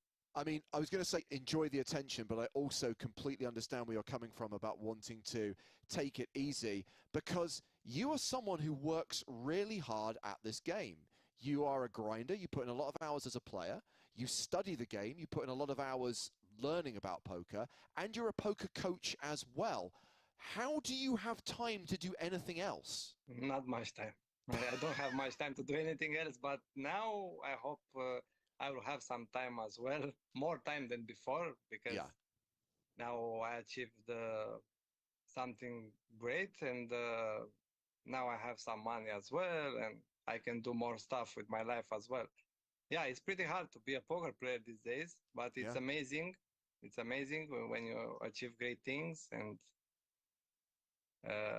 now my dog wants to say hi as well. Oh wow! Look at that pooch. This is Ace. This is my Ace the dog. Oh right, Ace, of course. Yes. This is my ace from my from my hand. Oh, ace up your sleeve. When I need an ace on the river, I call him. Oh, fantastic! Very cute. So I know that I'm sure part of your approach and part of your coaching would be to teach players to keep their emotions in check, right? It's something that all poker players have to do. obviously keeping the bad emotions in check is what's most important.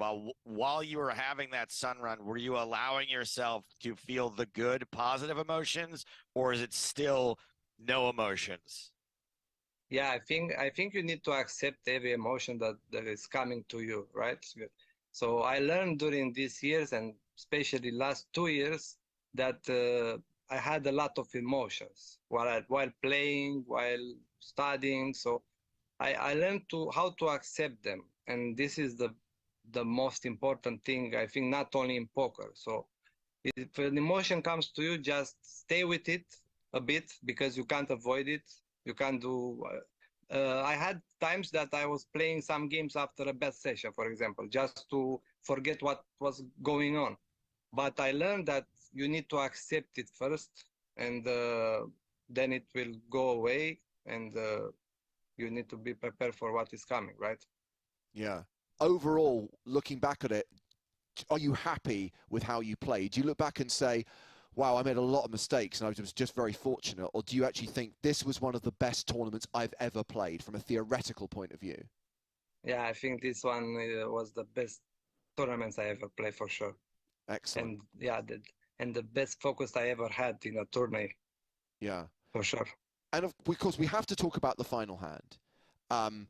And I always find it much more interesting when the final hand does play through the streets. You know, often it's a coin flip, it's an all-in pre, and yes, it's dramatic, yes, it's suspenseful, but when it comes down to that river decision, it just makes it all the more meaningful. And I just want to know what went through your head at the moment when you made that call on the river, and without showing his cards, Peter just said, "Congratulations." That was, even now, it's an amazing feeling when I think about it, when he said congratulations. Yeah, it was like a fully relief, and in the same time, the big joy that I knew that time that I'm a champion, I'm an EPT champion. So yeah, I never thought to fold that hand for sure, but I wanted to take my time because it was a call for the title, right? So in general, I take pretty fast decisions because I play a lot online, so I need to take decisions more fast. I like to play fast, but that time I thought that I should properly take my time and adjust the ranges properly, and yeah, I never thought to fall for sure.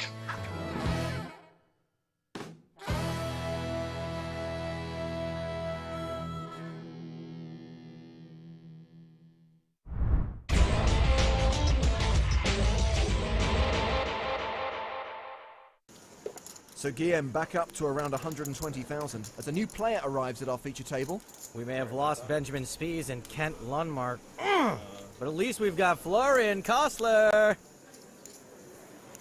Action is on, Florian. Sunglasses and all. Classic. Holds the king six under the gun. Daniel Guillen is out. Pocket fours for Jorma Nuutinen. And he raises. Makes it 2,400.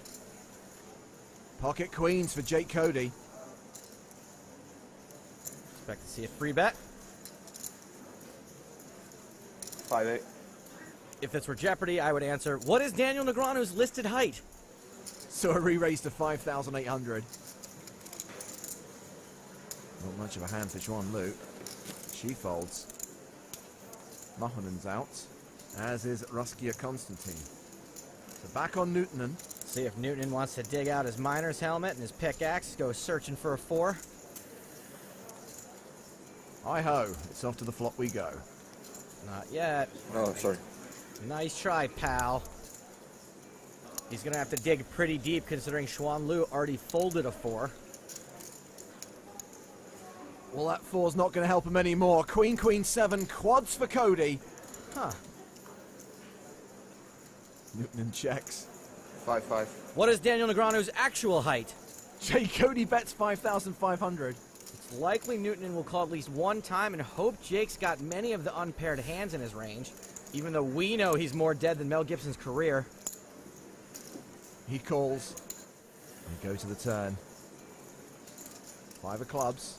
Bad card for Newton since it doesn't look all that scary. Not as bad as a 4 would have been, though.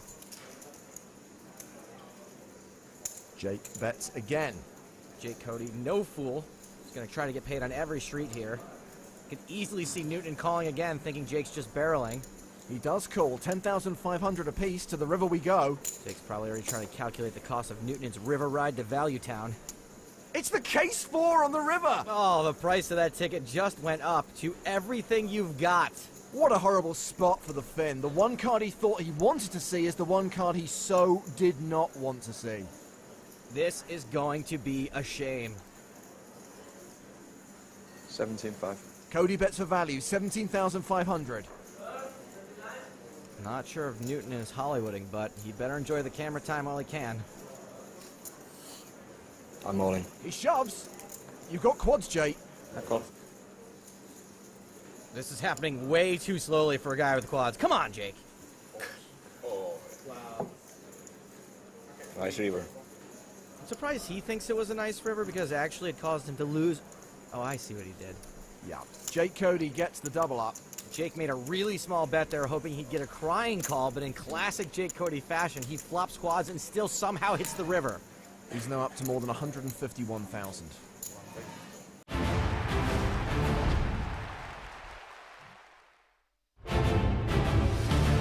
Welcome back to the PokerStars European Poker Tour in the first ever EPT Cyprus.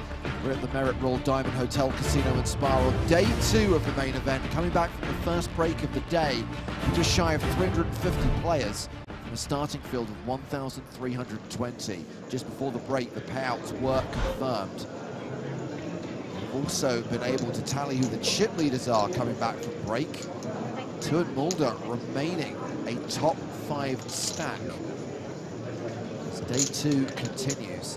Yeah, prize pool of 6.4 million, more than $1 million up top, 199 players getting paid, and we expect to hit the money during the 5th and final level of the days. James Hartigan alongside Nick Walsh. Hello, hello. Thank you so much for having me.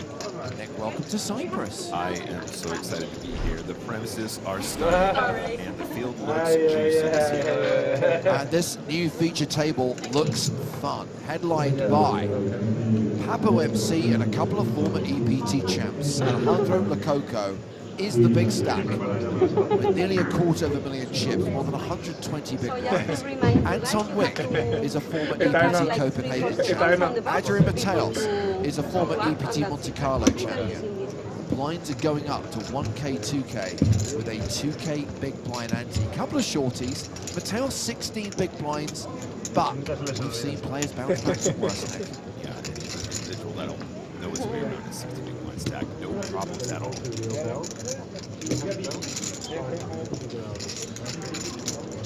So yes, confirmation of the prize pool, $6.4 million. This event being played in USD.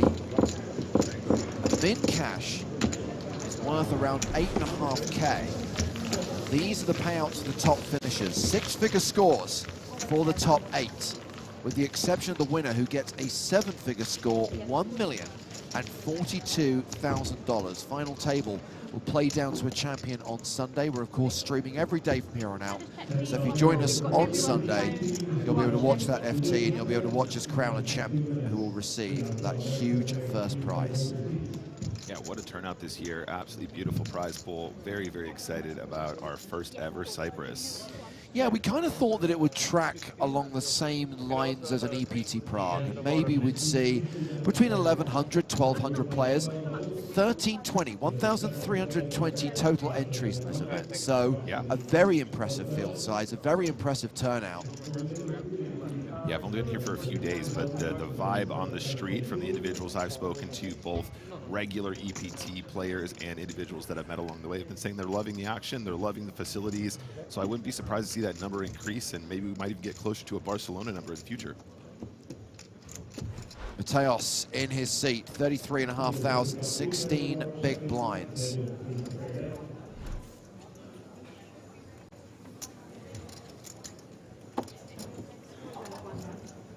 A player who's had a fair few results in the last couple of years. Alejandro Lococo, Papo MC from Team Pro, table chip leader right now. Confirmation that we have 343 players remaining as we kick off level 12 of the main event. Blinds are 1,000, 2,000 with a 2K big blind ante. 90 minutes on the clock before we take our next 20-minute break. Good luck, guys. Well, I said good luck too, but look alive, you know? Yeah, previous table was a little bit on the quieter side. Maybe we'll see a little bit more table talk. I mean, it is still only day 2, James. You know, your parents always thought that we were really slackers, we didn't amount to nothing, and I mean, it's not on TV. Leaders, thank you for your patience. We are going to restart. Blinds 1,000, 2,000. How many times have you been to the feature table? Dealers, you can restart again. I don't know. Infinite. Not infinite, but not the thing to keep track of. Ask Mateos how many times he's played on a feature table. Good point. His answer, always. Always. Never misses an opportunity, and we certainly don't help him in that field. He's one to watch, always.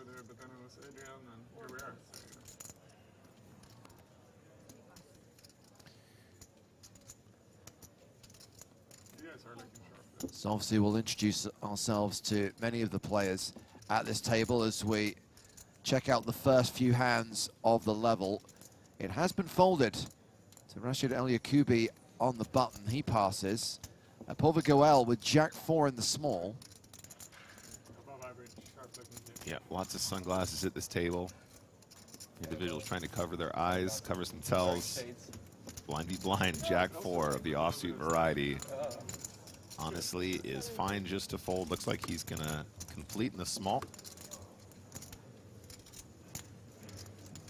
And Mateos with 9-5 in the big. We'll check his option.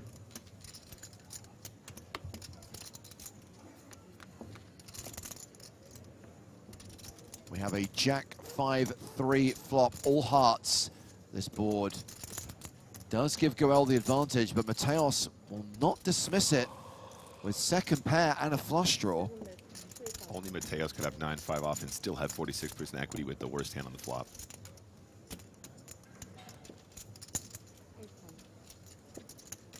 A bet and a call, 3K each. Turn card is the 7 of clubs. Goel now 7-3 favorite. Yeah, really interesting spot now. Don't know if you want to continue bloating the pot with such a weak Jack with the very weak 4 kicker. And of course, no hearts, no opportunity to improve into that flush. I think 2 barrels is totally reasonable, but some players might choose to slow the action down here in lieu of bloating the pot and getting into trouble. I don't think Mateos is going to be going anywhere, though. Tough, though. You're looking at a third of your chips here, Nick. Yeah, you're right. Well spotted. I actually didn't see the size there. Chunkier than expected. Of course, that heart draw might be no good. I think I'm still calling, and so is Mateos. We'll be looking to improve on the river. 9s, 5s, hearts working for him. Instead, it's the Jack of diamonds, which pairs the board and gives Goel trips. So now, really interesting spot. Do you want to give the missed hearts an opportunity to bluff? Not to say that Mateos always would here, but you know, do you want to give the 5s an opportunity to check behind? He's all in.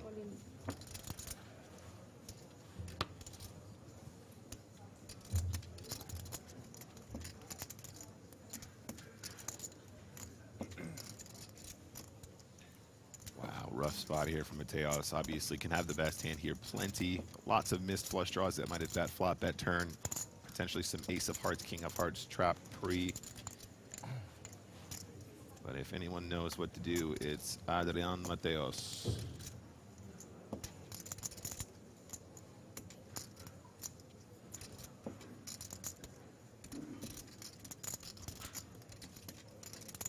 He knows it's pretty close. Looking for some live tells there. A little glance to his opponent directly to his right. Does not make the hero call with a 5. Waits for a better opportunity. Will be left with just 9 big blinds, though. There are other 2 relatively short stacks at the table. 2 players with sub-20 big blind stacks. Goel is playing nearly 60 bigs He's around average. Average stack right now being 116,000 with 340 players remaining.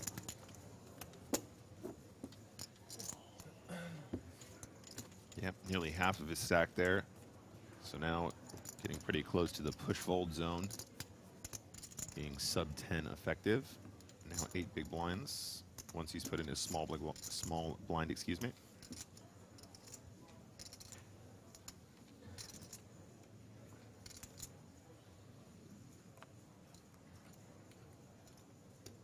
Papo folding this one. This is one of the shortest stacks of the table. Stefan Lehner. 4,000. And he's going to raise with King Jack. Sergei Lisi folds the Queen 6. Clemens Reuter, Jack 10.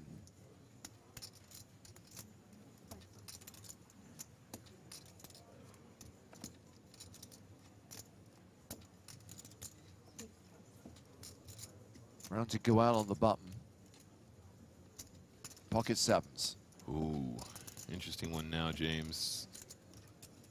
Bearing in mind also, of course, we have Mateos behind, who's on the shorter side as well.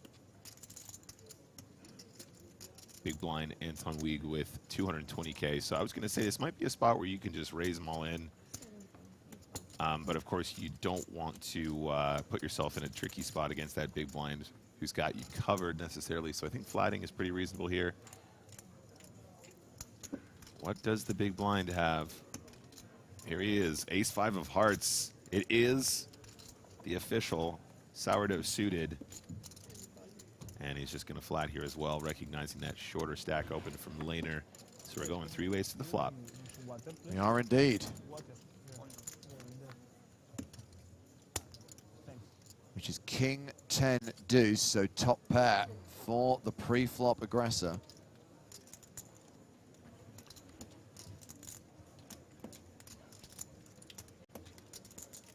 So check from the sourdough suited.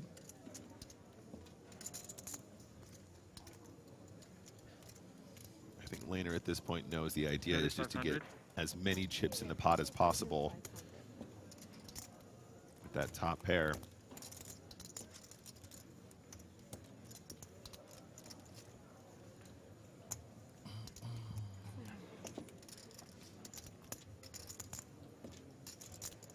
Anton Wieg has a couple of backdoor draws here.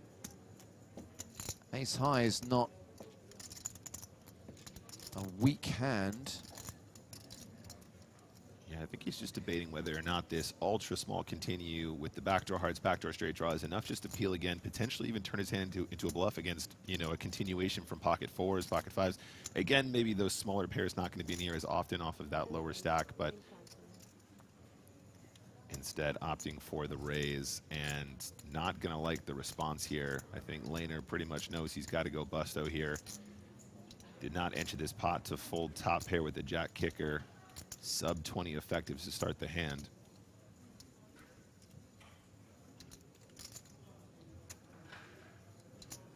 So the question is, King 10 deuce, no flush draw available. Do you just call and allow your opponent to continue blasting? I think that's my line. Yeah, but this guy again on the short side, just 15 bigs behind. Just thinking, you know, your opponent might do this with a hand like Queen Jack. That's a hand that could outdraw you, but you do have the Jack in your hand as well, so you got a blocker situation going on there if you're in Lehner's shoes. Does just call. Yeah, I dig it. And we are going heads up to the turn. And you'll notice now 33K in the pot, 26K behind, less than pot. 10 of spades pairs the board. And it means Lehner is now a 92% favorite.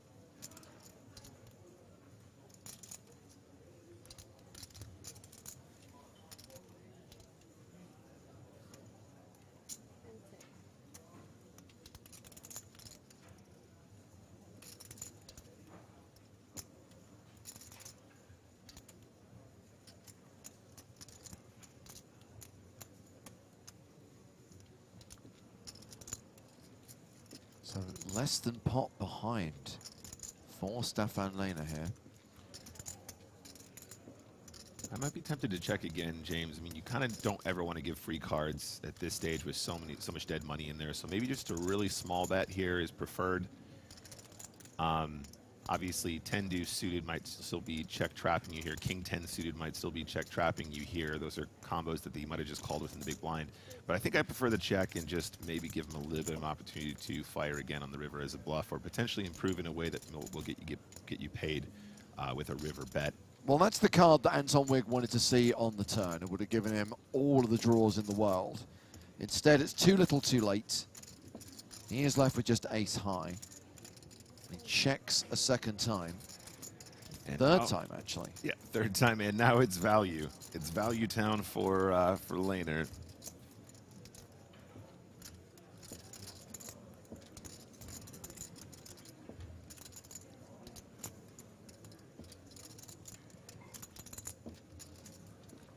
Unfortunately, don't think he's going to be able to get paid, though, by the ace high. I think it was just a one-and-done situation for Wigg, which I appreciate with the backdoor hard draw, backdoor flush draw, against that very small continue.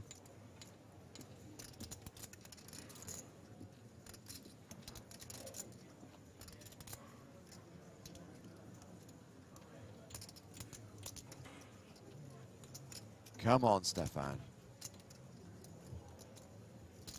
You're not a panther, you're a tiger! Grrr.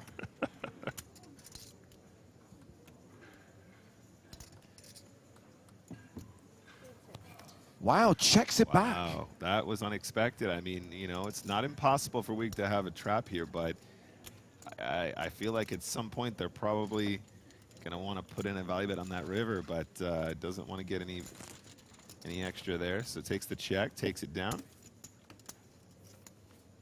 Now playing just shy of 30 big blinds. We have 336 players remaining. Average stack closing in on 120K. Just thinking King Queen probably doesn't mind squeezing there a little bit. Obviously Ace King probably squeezes there pre-flop every single time. You're running out of combos that outkick you, and you're probably not running into a boat that often. So yeah, I don't know, possibly a misbet there, but wants to play it safe and potentially feature table situation, just slowing it down as well. Doesn't want to make any mistakes on camera, which I can totally sympathize with. Rakadata watching on YouTube says, bring in the clock. Of course, from the start of day 3, we will have the shot clock in play. The main reason why it's not used from the start of the tournament is it's not needed. Generally speaking, during the early levels that some people consider to be pretty inconsequential, you don't see a lot of egregious tanking. Hands tend to play quite quickly, and people don't tend to spend a huge amount of time over their decisions at this stage before they're in the money. Granted, when you get close to the bubble, sometimes you see a little bit of stalling, but that's what you have hand for hand. That eliminates that problem. Yeah, at this point, we're pretty good at handling that kind of stuff. Tournament staff, very good for that. Mr. Lococo.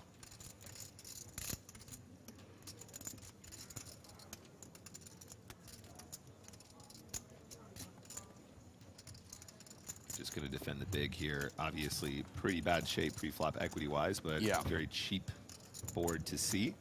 And it is a ace-9 tray, so middle pair for Lococo.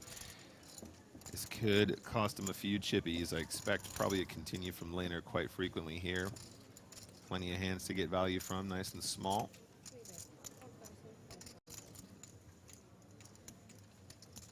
Okay, went actually chunkier here than expected, 4,500. I think at this lower stack depth, I would have expected to see closer to a quarter pot, but wants to put in closer to half.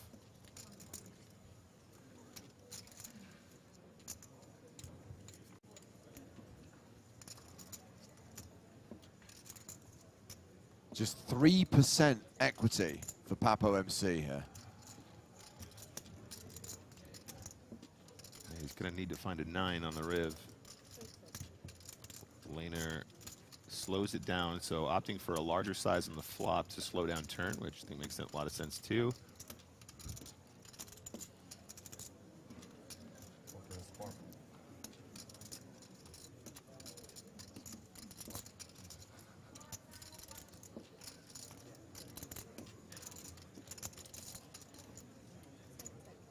check, and pocket 10 is going to take it down. Yeah, a couple nice pots here for Lehner, though. So after those two exchanges, 35 big blinds for Stefan.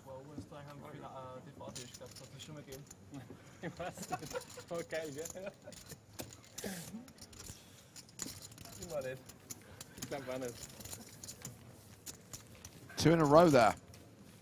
More than 30 bigs now for Stefan. Clemens Reuter is now tied for the table chip leader with Alejandro Lococo. Anton Wigg is also a big stack, playing more than 100 bigs. 332 remaining, average stack is 120k. 15 minutes into the 1k, 2k blind level.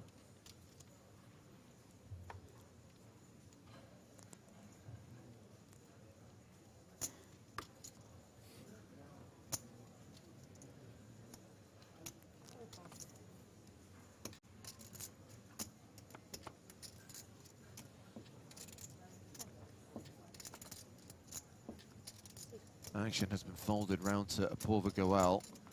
4-3 offsuit. He's out. Mateos has folded, so this is Anton Wigg on the button. Looks like he's passed. Now we're blind v blind. It's Lococo versus Lehner again. Yeah, an opportunity for a little bit of revenge here, blind v blind. Papo is going to be calling a small blind 8-6, the offsuit variety.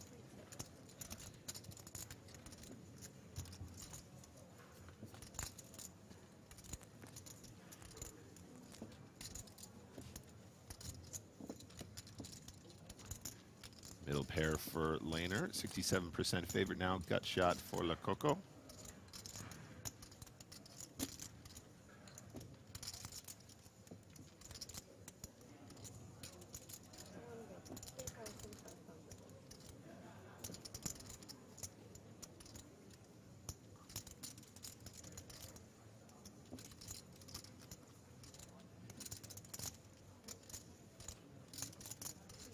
Lehner's going to come along, seems pretty standard thus far.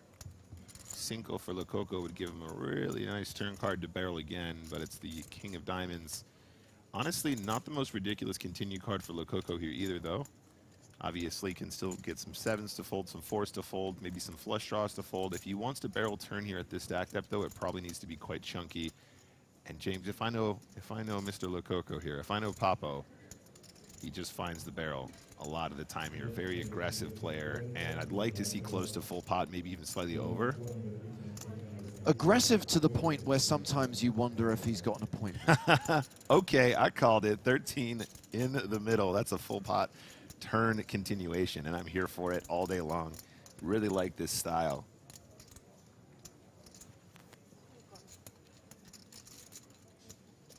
Ooh, strong call. Lots of chips in the middle now, guys. Barry Greenstein, ace on the river. Does not change the outcome of this hand. All right, Papo, overbet shove river. Easy game. Send him home.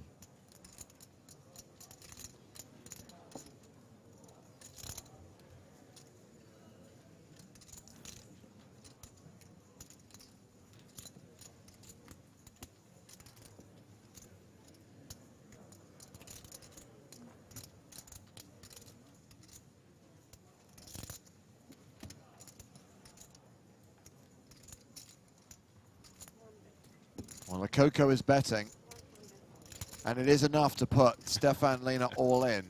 And now we await an awesome hero call with just a pair of 7s. Now, guys, I don't want to say I called it, but I feel like at this point we've seen enough from Papo, and I know the way he is, and I absolutely love it. I mean, he knows his opponent probably doesn't have ace-jack, probably doesn't have ace-king, probably doesn't have king-jack, probably doesn't have pocket 4s or 7s.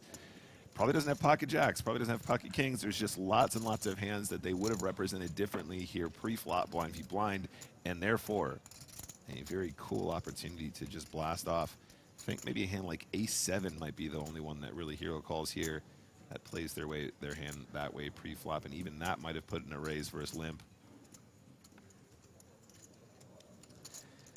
Mort's watching on Twitch, says tough call to make, but kudos if he does. Kudos indeed. And a full double up.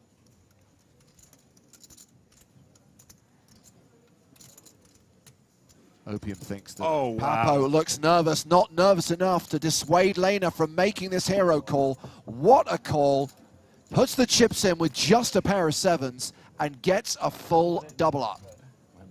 I mean, guys, hats off in chat. This is unbelievable stuff. What an epic hero call. So Stefan Lehner, who was in the danger zone a short while ago, is now playing close to 70 big blinds. And Papo has dropped down to third place on the leaderboard as far as this table is concerned. Still an above average stack, Nick. Still playing 82 big blinds, but not the force that he once was. Yeah, and I mean, look, you put in a really, really good bluff. Very well timed. Your opponent finds the call. But how do you think he got those chips in the first place, chat? I reckon if he does that 100 times, he's going to get more than a 50% folds there. That was some pretty good poker from both players. What a hero call, though. Really, really incredible stuff here from Stefan Lehner. I talked earlier on, Nick, about the fact that Papo has had some decent live scores in the last couple of years, including that final table in Vegas, but also he did win the Eureka main event at the EPT Prague series in March last year. Correct. Interestingly, I don't know whether you saw, but the Eureka main event here in Cyprus was won by a guy who final tabled the Estrellas main event that we covered back at EPT Barcelona. Yes, it was Ankit Ahuja, am I correct? Indeed, a former PokerStars employee who I think had a 4th place finish in that Estrellas main event and then won the Eureka here in Cyprus for just over $360,000. A Ahuja score for our friend Ankit. Thank you. And I'm here for it. Absolutely love it. Yeah, of course, one of the first times we ever saw Papo on the scene was when he took that score down in Eureka, as you said, in March of last year. That was like, oh, cool, this guy seems like a lot of fun. Instantly wins his first tournament. I think he'd already had that World Series final table appearance before then. He was already on our radar as more than just a rapper at that point. This is Wig versus Lissy, and it is a domination situation, but it is the open-ended straight draw for Anton Wig on this 9-8-5 flop.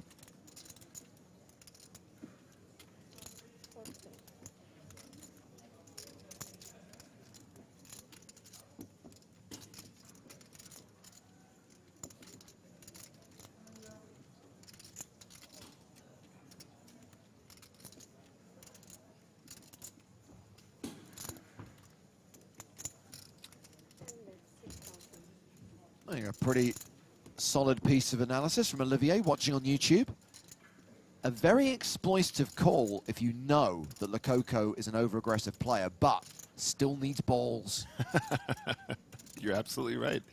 Shout out to Swedish Kebab in the chat as well. Is Ratman playing? Absolutely. We've seen him in the field already. I don't know if you were watching during that segment when we did rehearsal yesterday, James, but he did come over to the table and I insisted that he sing the song. Oh, how lovely for you. Yeah, it was fantastic.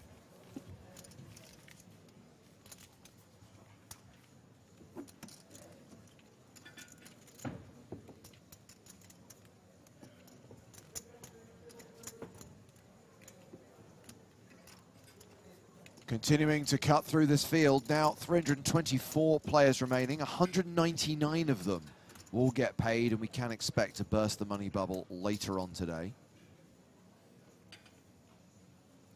El Van Dam says, I'm here for Tonka, and he's not even on the TV table. He will be later. He said at the start of the day, going to try and showcase as many of the big names and follow as many of the red spades as we can. So we had Jen Shahadi on the feature table for the first level. Got Papo now. It'll be Tonka's time later on. He's got a lot of chips. As long as he doesn't do anything stupid, there'll be plenty of time to check out that beautiful ginger beard. Yeah, I mean, that's a tall order for Tonka sometimes, got to tell you. Pocket sevens for Wig now. Hijack.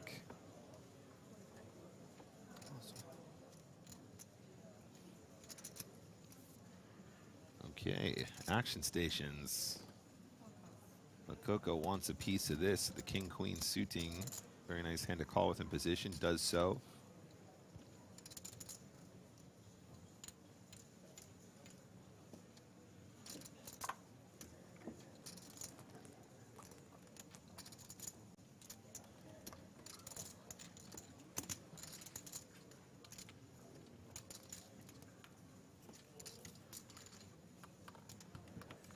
going three ways, guys. 9-5 suited decides to come along as well, which I think is very cute.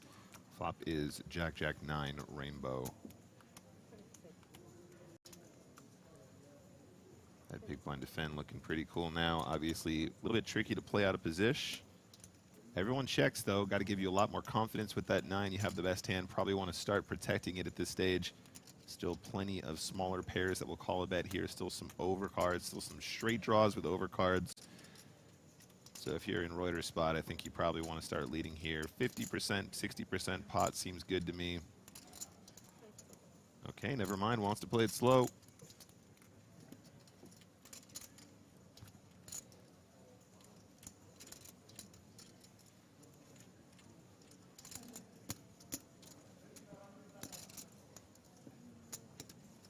At this point, maybe Weeg is thinking the same thing himself. Yeah, he's going to fire instead. Really not too dissimilar from the 9 in this situation, right, guys? A hand that wants some protection. As I just said, some other combinations you might still get value from. Popo, 2 overcards and a gut shot. Never one to shy away. Wonder if we might actually see some aggression here again. What if he puts in a little raise? That would be quite cheeky. Looks like just a call, though, instead.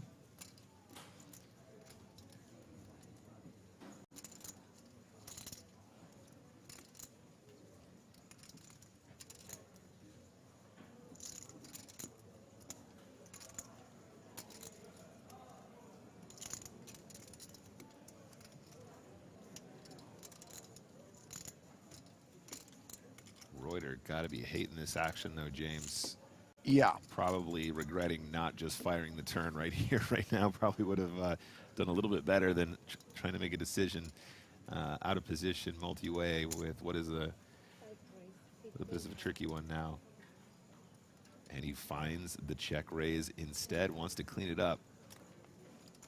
So raises to 15. Very cheeky little maneuver here with the 9-5.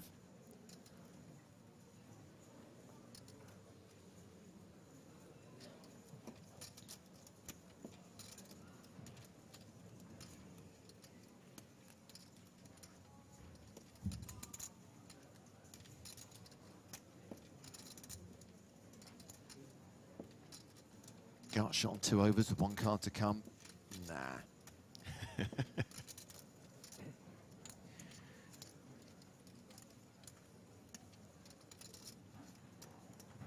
Solace 121 says hello to the stream team. Hello to you, first time chatter. Well, interestingly, Papo has made the call, Nick. Look, he's got the low coconuts. He is not rewarded with a card on the river that helps him. Reuter now has a lock on this. Is the covering stack as well? I was going to say, though, at this point, he's putting, yep, now the slowdown. Can Lococo now find LeBlouf? Does not check, check. Yeah, no good for Lococo once more.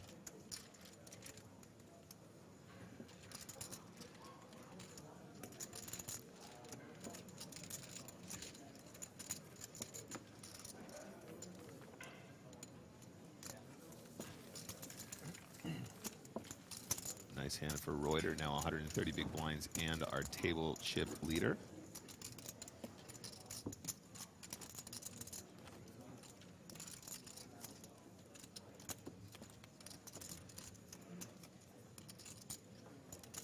Yeah, Reuter playing more than 130 big blinds and still have an hour to run on this blind level.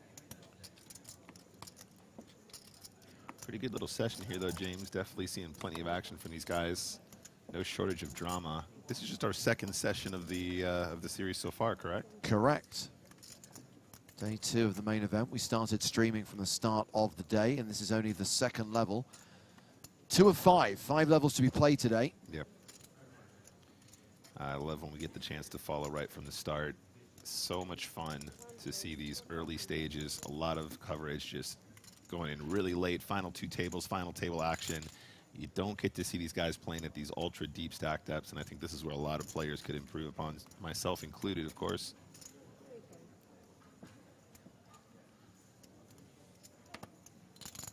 Raised to 4,500, flattered by the Grafton, 10-9 suited. And now Lissy with 7-6 suited.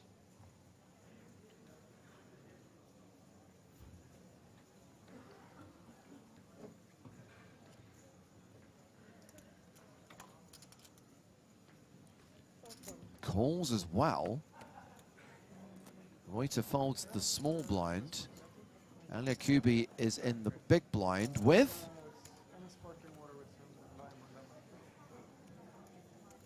Queen 9. I was going to say, this hand will have to be really bad from not to call. Yeah, Queen 9 probably good enough. Still a hand that you might get in some trouble with in a four-way coup, but off to the races we go. Let's see a flop.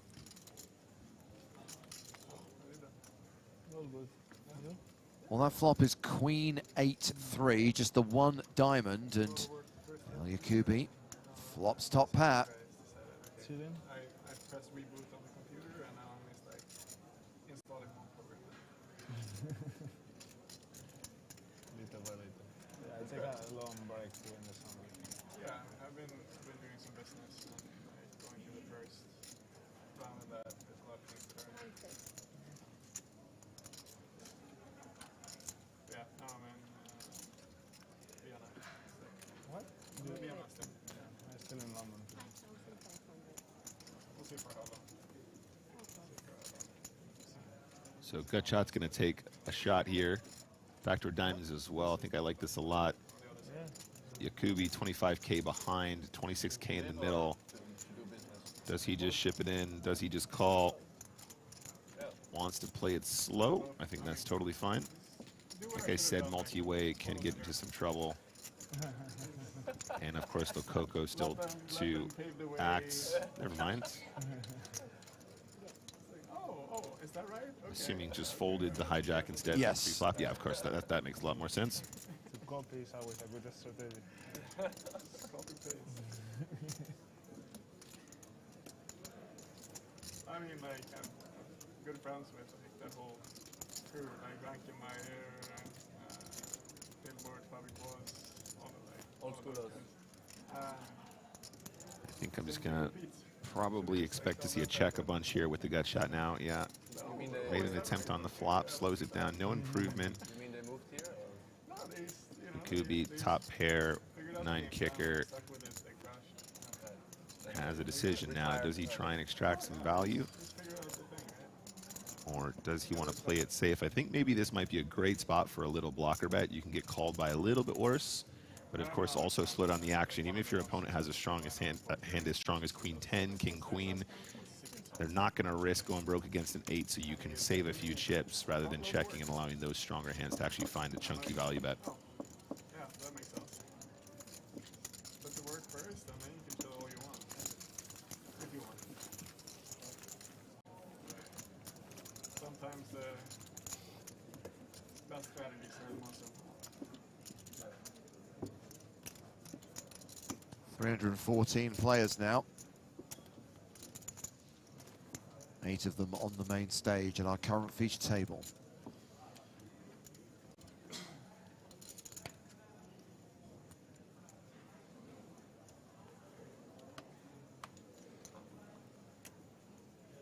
Andrew Mateos under the gun, down to just 8 big blinds, and of course he's about to go through the blinds, so makes his move now. All in with 7s. Yeah, time has come. Forget your own health as well. Oh yeah, I mean, I think that kind of falls out. Ace-5 suited for Stefan Lehner. Bold prediction here from Owen on YouTube. Grafton is going to be champ. Will be hard, seeing as he busted day 1.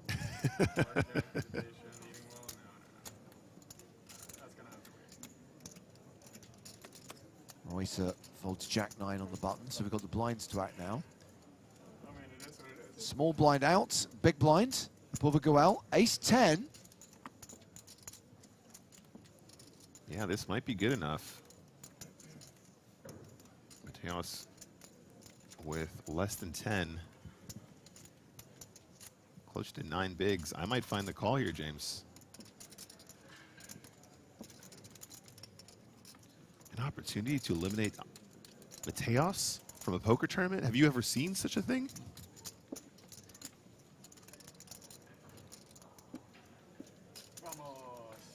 Wow. Wow, that was definitely on the tighter side. Obviously, plenty of dominated aces. Got to be all in there at this point for Mateos. Doesn't want to take the risk. I think he's happy to see the fold, too.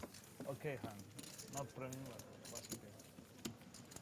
Well, Mateos now has to play through the blinds. In fact, on his next hand, Nick, he has to post the big blind and the big blind ante. Yeah. It's like 20% of his stack in the middle already. Yes, I mean, he gets a free ride because he picks that hand up there, so maybe he did prefer the flip, but no variance, just folds. See if he can find an opportunity to get it in here now.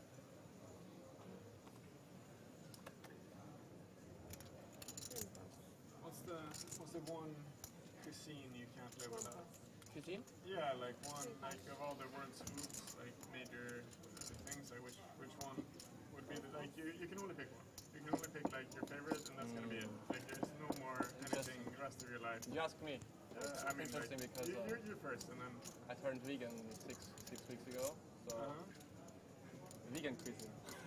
well, I mean that's I mean like okay, let's I mean like either Turkish, Lebanese, that's fine. That's all Chinese, vegan and all Japanese, sorts of Italian, French. One kitchen. Button raise from El Yakubi with ace-7 of hearts. Asian is too general. You have to go more specific. It's 5? Is tofu Japanese or Chinese? I don't think it has a... And Mateos calls with a dominated hand, Jack-7 of spades. You get a lot of tofu, it's more vegetarian. I just love tofu. 10-8-5 on the flop. I love soy sauce. Yep, you'll notice 13K already in the middle, Mateos with 15 behind. Is this an opportunity for a check raise, James? Let's say Japanese. Okay. I don't think El Yakubi is going to have any issues getting the nut flush in on the flop anyway with the 1-over card and nut flush draw. Yeah, little stop and go, snap called. Mateos in big trouble. Absolutely. El Yakubi ahead right now with ace high. Has the heart draw as well. Mateos with 4 outs. The Jack of diamonds, specifically. Any of those 3 nines. Yeah, Mateos just wanted to stop and go right here, right now, try and maximize folds on the flop, but 16% not looking good for our previous EPT champ. Quite impressive out there. Well, that is the nut flush for El Yakubi, and that is the elimination of Adrian Mateos. We say goodbye to a former EPT champ. The man who took down Monte Carlo in 2015 is KO'd here on day 2 of the first ever EPT Cyprus main event. And we are down to 309 players. What's your favorite cuisine? You can only pick one, like Japanese, Thai. Thai, that's a good choice as well. Asian in general, right? That's why I said Asian in general. Yeah, but that's such a big kitchen. Yeah. What are you including in the Asian? Are you including Russian? The best Mongolian? Are you including French. Indian? French? Sorry, yeah, shoot. Huh? Best cook is French, my friend. French? Okay. I don't think so. Sorry, with respect, with respect. My friend, please. No, with respect, best gastronomy. What's your favorite dish and what's your favorite? You went to Argentina? Like, don't get me wrong, I love the French kitchen. Like, there's nothing wrong with the French kitchen. But thank you. I'm saying, Thank like, you. for me, I will look like a hot air balloon after a year or 2 with the French kitchen. But I won't fly. That's the problem. So I gotta pick one that actually like gets the job done for me, right? I will be sad, you know. I really, really will be sad. But that will be sad for a lot of kitchens. Okay, you got French. Yeah. Anyone else? Aces. He has aces. So that's you. I said already, right? Oh yeah, you did. So Papo is open with Queen Jack under the gun, and it's a 3-bet from, let's see, with the aces. I think I changed my mind just here on this trip because the buffet was just so, like, it just has everything. So I changed from, I was between Japanese and Chinese, and it's kept ping-ponging back and forth. And then coming here, I'm like, oh, you know, Turkish Mediterranean probably like would be the one that I'm going to be happy every single day. Like very high quality. I can mix my diet as I want. There's nothing missing. Anton Wick, fan of the buffet at the Merit. I'm also a fan of the buffet here at the Merit. Yeah, I do. Yes, important to highlight that we've got the sickest and classicest of coolers unfolding at the feature table, because Rashid El Yacoubi has picked up Kings. It's like close to the Ashmark or Brunnenmark? Close to Josefstadt, like across the Goethe. I think it's Brunnenmark. Yeah. No. Papa's looking at this like, how can I out aggression this spot? Like he's just desperately searching at all times for a way to find a way to be more aggressive than his opponents. But I think he knows he just needs to get out of the way here.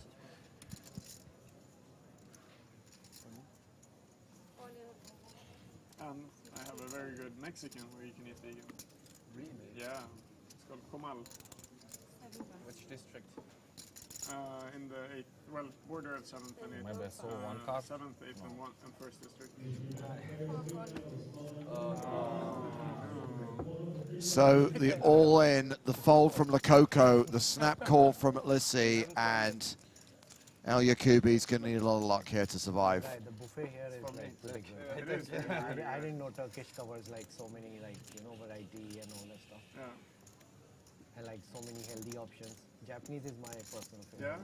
Yeah? It's a good pick. Doesn't get sicker than this, James. Just the setup that no one ever seems to avoid. I love Indian as well. Poke bowls and like they have a lot of healthy options as well. They do. Yeah. They do. It's like all the street food as well as. Oh, that is going to take some coming back from. Do you live in India? Give us a swag. Ace high flop. Give the man a swag. El Yacoubi down to 1%. Only running kings will do potentially the backdoor straight as well.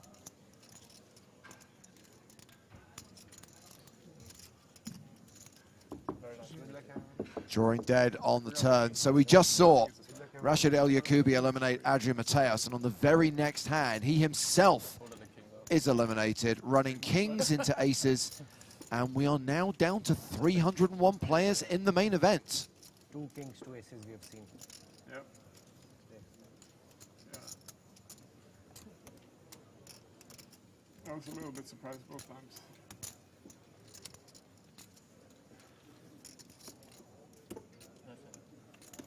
Seat open. It was hard.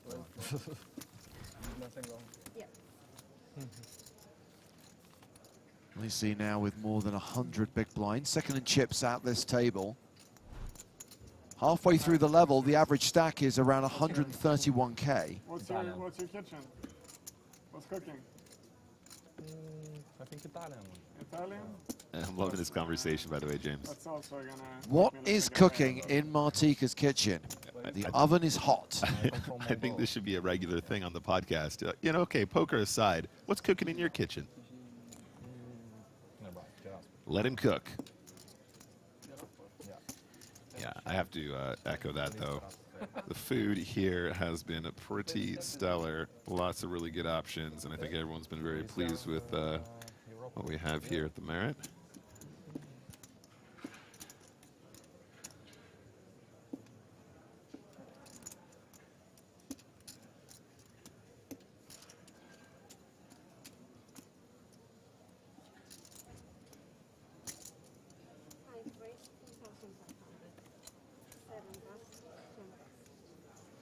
Italian in Italy is not as easy though.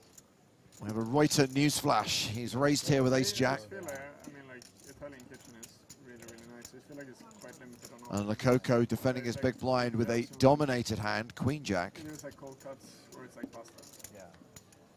And Jack just not doing anything for Lococo at the moment. No improvement on the flop either. I would rather pick French for the food and Italy for the coffee because Yeah. I don't know what happened in France with the coffee culture, but it's different. Italy, every single place. Well, nothing for either player to be too excited about here. The disgruntled vet asks, is the 1,320 total entries including rebuys or just unique entries?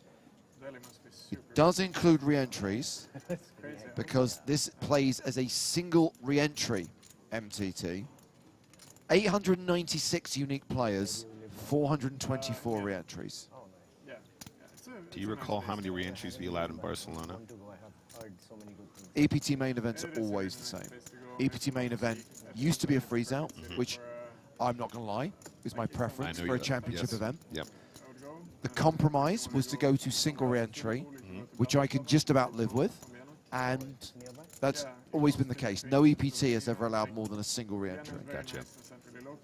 Side events, different kettle of fish. Slovenia I passed by once, like driving to. It's like lot of 3, 4, 5, 6, 8. There's no straight on the board, but Lococo can bluff this all day long, and I think that's what he's going to try and do. Imagine catching Papo bluffing, unreal. Snap fold.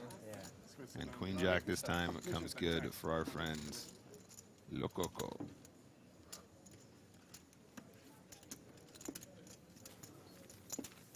One of those teams that always get beat with like 5-0 in the qualifier. You are correct, Optimus Clang. The PCA allowed multiple re-entries, but the PCA is not, certainly this year, was not an EPT main event. It is now detached from this tour.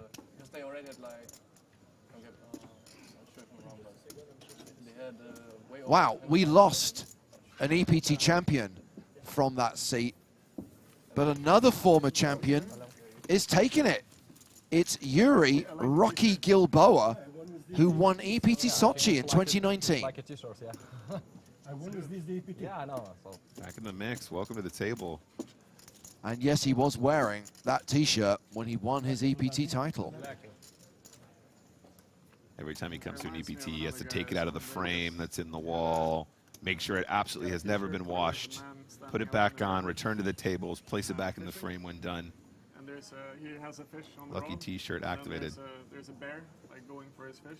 You want to fish in the river.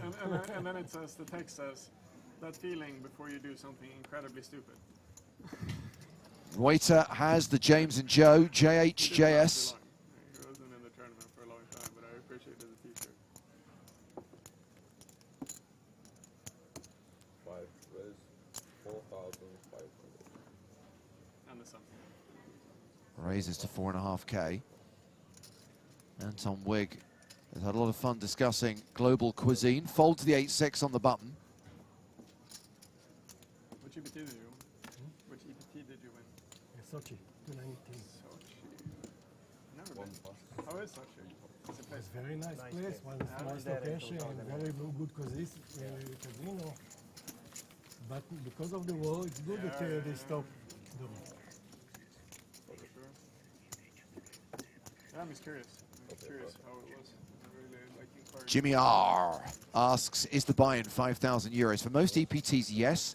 But interestingly, we are playing in US dollars here at the Merit Royal Diamond Hotel and Casino and Spa. So it's 5,300 USD rather than 5,300 EUR. Bargain. Absolute bargain. I think the two currencies are still pretty close at the moment, aren't they? Only joking.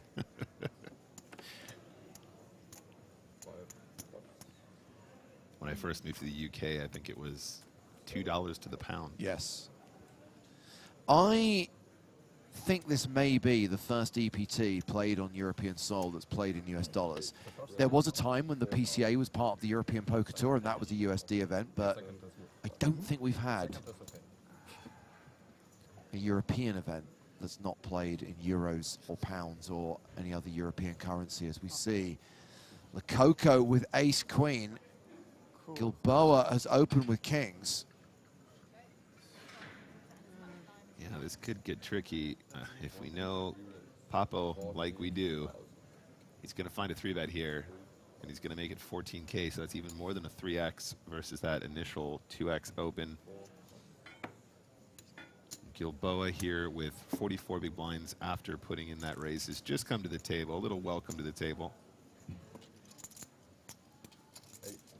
In your face, Papo. 49. Gilboa responds with a 4-bet. Yeah, absolutely no messing around here. Hopefully, Thank you so much. yeah, I mean, I think that Papo is also very good at reading people, and I think Gilboa was telling him directly to his face there, I have an absolute monster. And he shows it.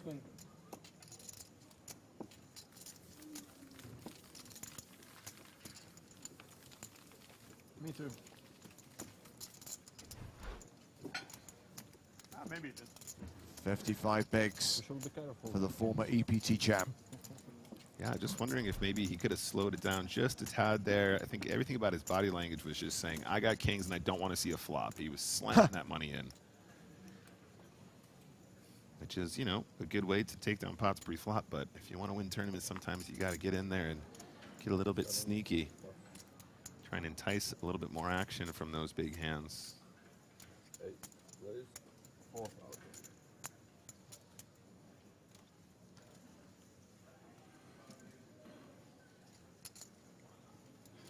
So back in the mix now, Gilboa, pocket sixes, UTG. Just deciding what he wants to do with the tens here. Wants to 3-bet from that position. I think you could probably go both ways. I think flatting and 3-betting here is fine. Generally speaking, don't want to go multi-way with a hand like pocket tens, so hijack seems like a nice spot to have some 3-betting, of course. Lissy in the small blind with the king nine suited. Seen quite a lot of action from early position. Probably wants to get out of the way here.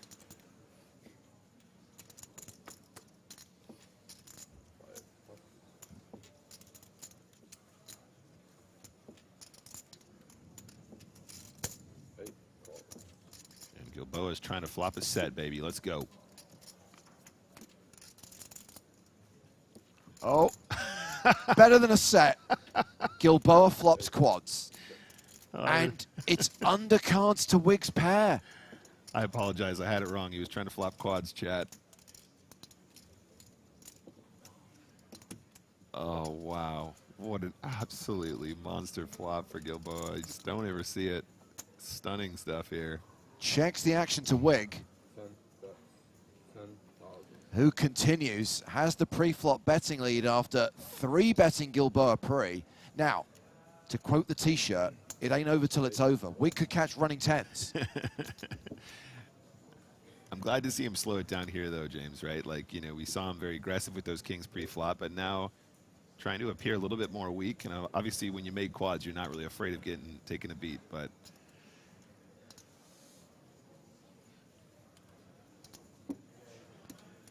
So Gilboa checks. Does Wig bet again?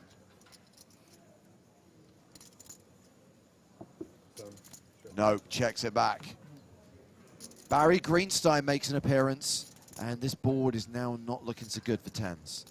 All right, now watch the body language here, guys. Slaps it in. Yeah, this seems like a very confident bet. Didn't even hesitate. Didn't even think. Grab a bit of blue, shove that in, get paid. Job's a good. That's definitely the body language I'm getting.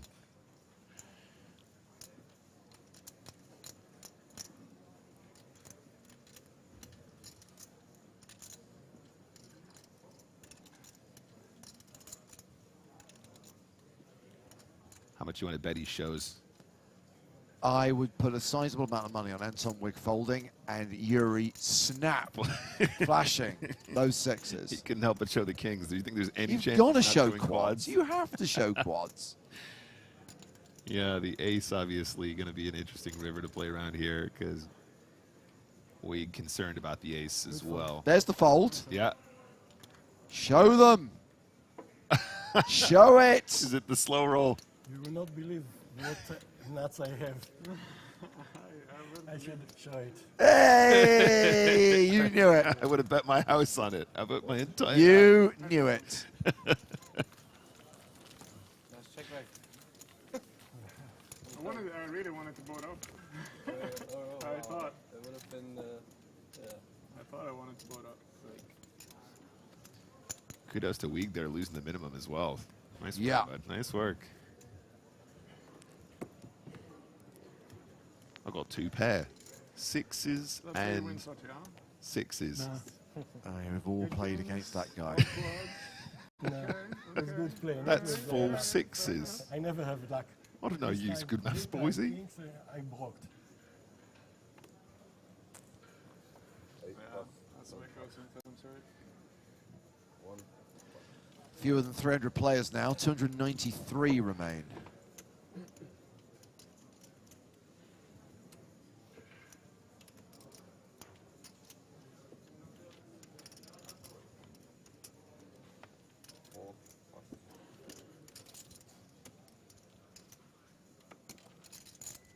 Ace-8 for Reuter in the small blind.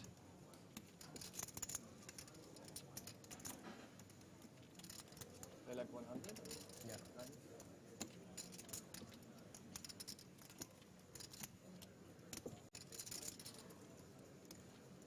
8,000.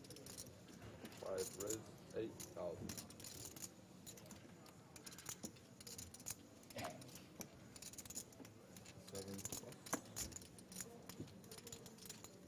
Raise and take it. And 35 minutes left on this blind level. Just over half an hour until the second break of the day.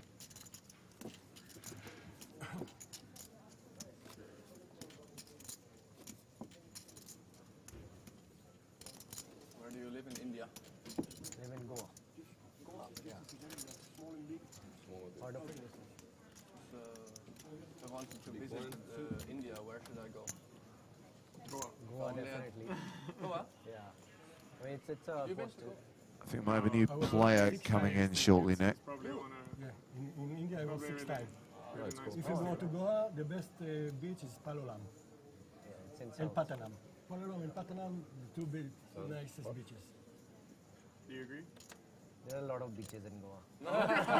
That's a politically correct answer. Okay. No, but Palolam and the Patanam It's is beautiful. quiet, Palolam is it's very nice, nice. and the other very crowded, very.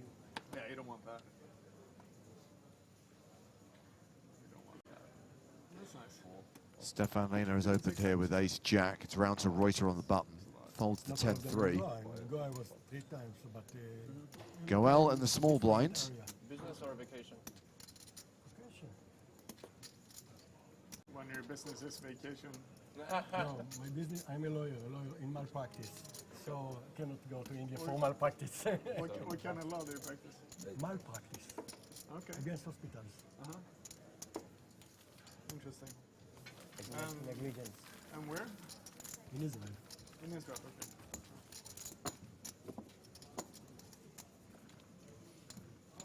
So another raise and take it situation. And the new player coming to the feature table is a guy who we saw in Monte Carlo earlier this year. It's Maduka Maragall, who was 9th place finisher in the EPT Monte Carlo main event. And of course, earlier on today, we had another player from that final table, Joachim Haraldstad, on the main stage. Hashtag fun fact, he busted shortly after leaving the feature table. But Maragall's still in, and he's now here. Yeah, after all these years, got such a roster of faces returning to the felts and duking it out here on the EPT stage.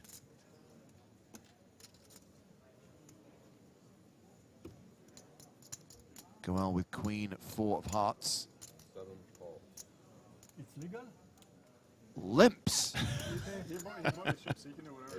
And Yuri just asking, is he allowed to limp the button? I didn't think that was a thing anymore.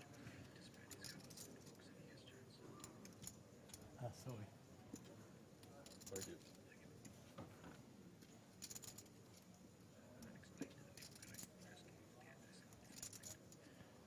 All right, so a call from the small blind wants to complete. He's got a little grin on his face. 10 raise. And pocket kings, big blind's going to try an ISO here. 7 pot. 8 pot. There we go. Let's see. He was not. It was like not speeding. He was going a little too slow. Cards in the pot. 2 seconds. Since you asked if it was legal, and you're a lawyer, I guess.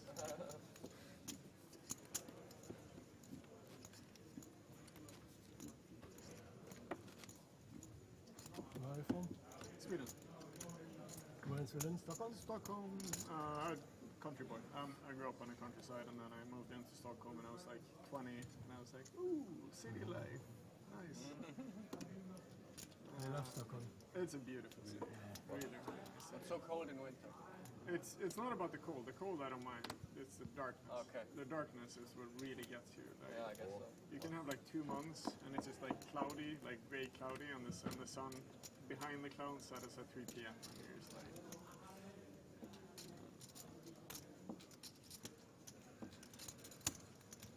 Five raise. 4,500.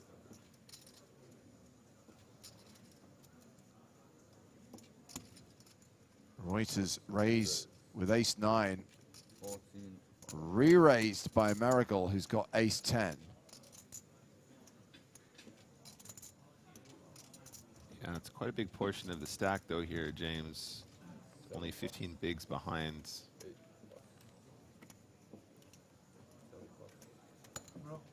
I think it's just going to work. Take care when you... Oh, yeah, thank you. Thank you. Nice work there from our ambassador. Let me Just know what he's reminding his friends to be careful how they're going to expose their cards so no information is shared. What is Stapleton? Stapleton? Yeah. You know. Stapleton? Who made the commentary? Yeah, who makes the commentary? I don't know. What do you mean you don't know? Right, that's it. For the first time ever, banned from an EPT. I will speak to tournament director Toby Stone, and I will have Anton Wigg removed from the field. Yep, thank you very much. Outrageous behavior.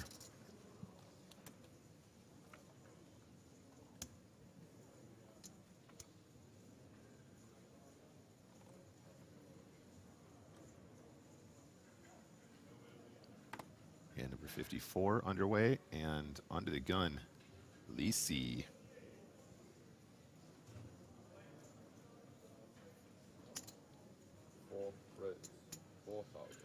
Under the gun raise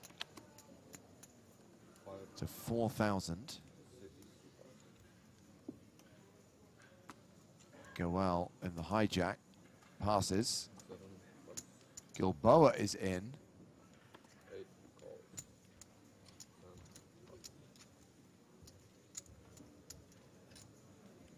Jack 10. Yeah, I think Jack 10 suited here makes a lot of sense. I don't know if Jack 10 off is a little bit too wide from this position, James. It's going to be dominated quite often. Also, lots of aggressive players behind who can put on squeezes that'll force you out of the pot very frequently. And the flop is 6-5-9 Rainbow. Yep, so ace high, still the best hand.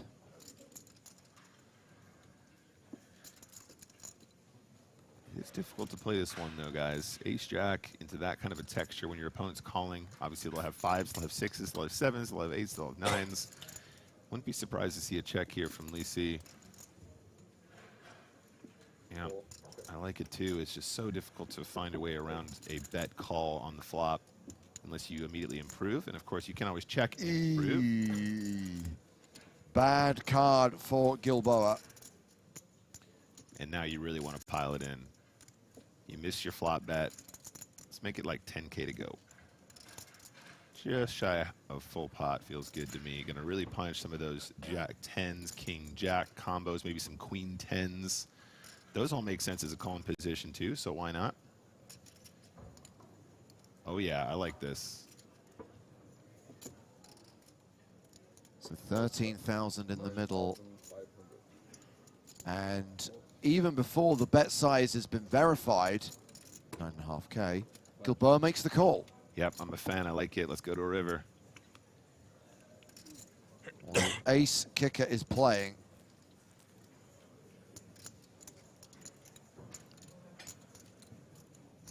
Now you can really take him to the cleaners, James. I think at this point, you probably are going to get paid more by a made hand than there will be misdraws that will bluff, because, of course, no flush draw on the turn. Queen 10 probably not that brave about bluffing once you put in a chunky bet on the turn, so I think you just try and get max value from maybe pocket ace, maybe pocket sevens, maybe a 9, maybe a jack, and I think you just go really big here. I think close to 30K would be really, really cute for me. 25. Yeah, it goes for 25K. Yeah, I love that. I love that. And Gilboa has not snap called. He does tend to make decisions very quickly.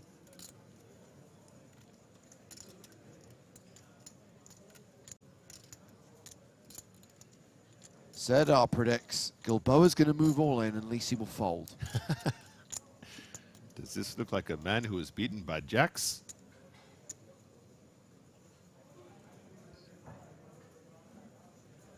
Wow, very nice fold there. Not an easy one to make. Gilboa puts it all together.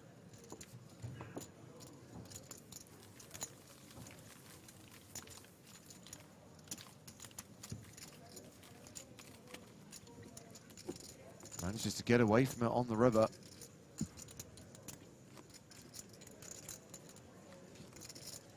Referenced our former feature table and the fate of Joachim Haraldstad, another player from that feature table earlier today was Jen Shahadi. Sad news, Jen was eliminated a short while ago.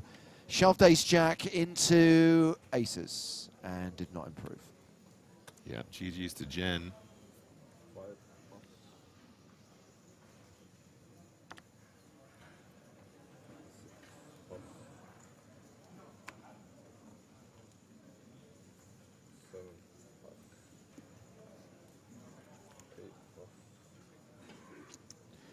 Aces for Anton Wick.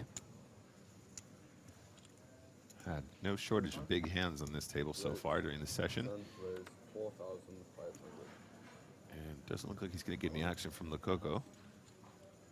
Obviously, Anton was talking on earlier, Nick, about the player buffet here at the Merit, which you yourself said offers an amazing array of foods. And I think the key reason why everyone loves this buffet, and the reason why so many players have been enjoying themselves here at EPT Cyprus, is because that buffet is free.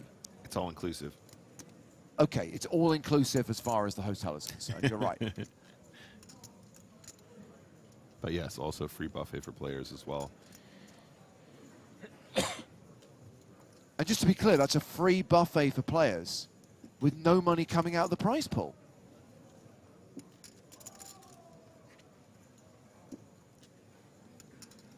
As we see Lacey decide what to do with Jack 3 here.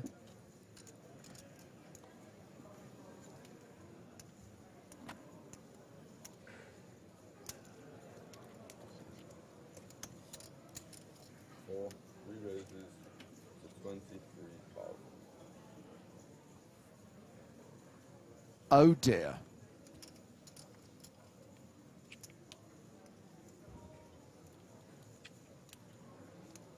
Timing's a little bit off. I mean, I like this move. It's got moxie. It's got spirit. Alas, when your opponent has aces, it makes you look like a bit of a fool. Kid's got moxie. So let's take a look now at Weig's situation. 174K behind, very, very deep indeed. 87 big blinds after putting in that initial raise. I think at this stack depth, you just want to 4-bet. So we're talking like 50K here, something in that region.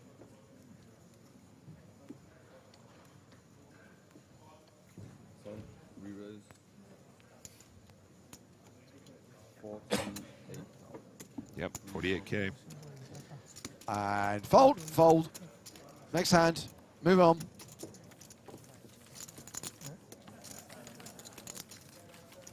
By the way, for those of you suffering FOMO, I cannot offer you free food at home, but I can offer you the mini EPT Cyprus online series, which is running every day that we're streaming from this leg of the European Poker Tour.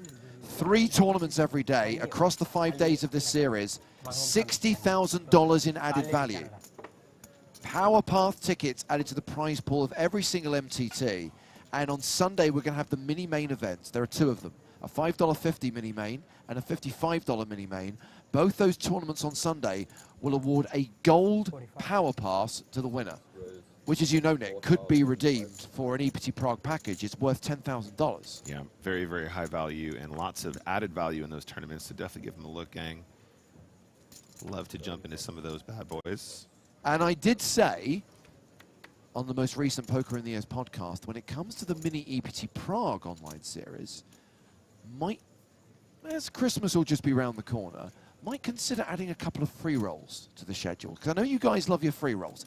I think 60K in added value should be enough. But if you want free-to-play games as well, maybe we can make that happen next time we run an online series during an EPT live stream. Yeah, if you behave yourselves in the chat. Yes. Very good. Very, very good rule. Play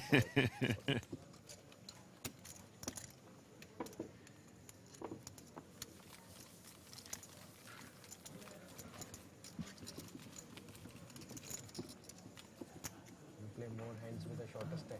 I know. Last like 3 hand, I started the day with 195. Yeah, yeah.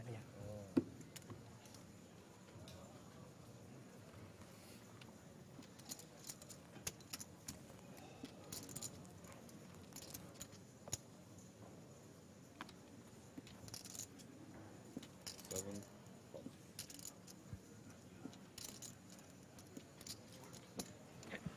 20 minutes left on the level, 20 minutes until the second break of the day.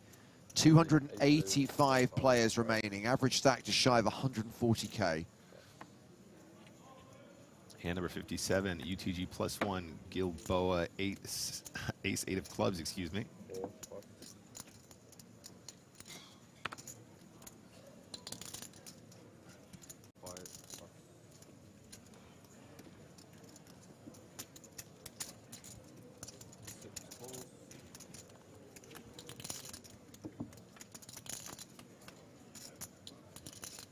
Pretty wide big blind defend here from Marigal.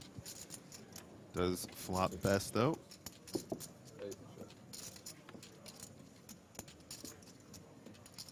Oh, that was Masato Yokosawa. Masato. Wow, really quick action. Gonna try and get some value now on the riv. 3-pair.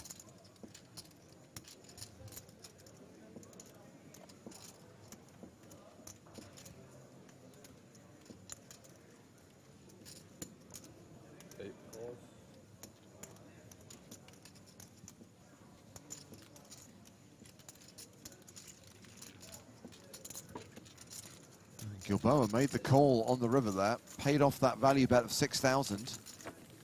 As we move on to the next hand. Tom Maddox, watching on YouTube, says, please, no Chat Pro Saturday. I'm begging, I can't handle it again. You can't handle it again?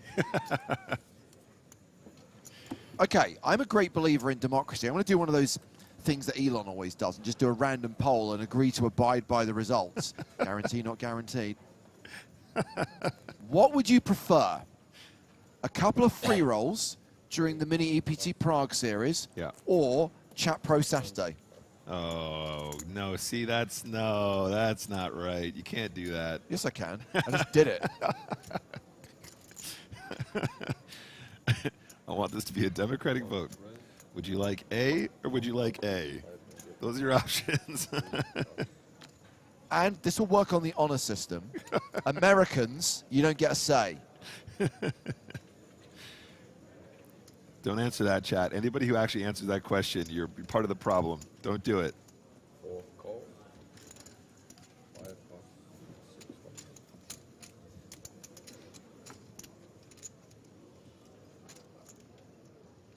off. Papo back in action here, opening with Queen Jack.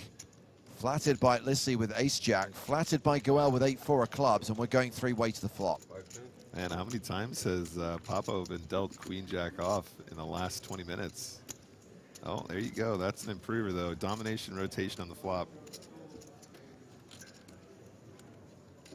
guess malpractice translates to well to poker. Law itself, it's very similar to poker. A lot of area in the law similar to poker. You mean stalling, right? Especially the 1 bet. 5 off. decision. I'm sorry, I couldn't help myself with the stalling joke. But yeah, right? Like, you gotta keep people honest. It's a strategy. What else? 4 call. 7 5. All right, so a bet and a call. Lissy wants to float with ace high, backdoor diamonds, backdoor straight draws. If you break the law, sometimes if you have a good enough attorney, Papo's got to be concerned about trip nines here once in a while. I think we see a check here a bunch. We do. Just helping two people. I understand. I was making promises. That's good. I like to hear that.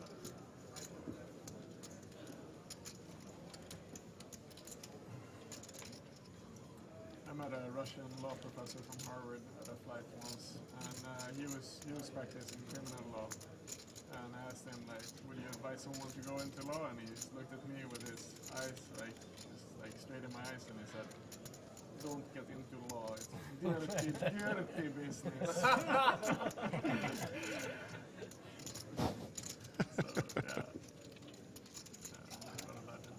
tournament style. Yeah. I mean, this man was a boss, right? Like, super boss. Bit of a weird spot for Lissy here. He's like, do I turn my hand into a bluff when I've got such significant showdown? Still has one card to come. Tough job. Yep, decides to check. I think that makes a lot of sense. His hand's somewhat under-repped here, but it's one of those runouts, James. Again, this could be a situation where if Lococo makes a value bet, Ace High pays it off. Instead, Lococo checks. Wow. Lissy checks behind. I mean, I was really surprised to see that, James. You know, backdoor clubs came in. He makes the boat, very well disguised hand, but also has that notorious sort of table image that should get him paid in those situations, right? Yeah. He's got so many people who just believe he's a highly aggressive individual.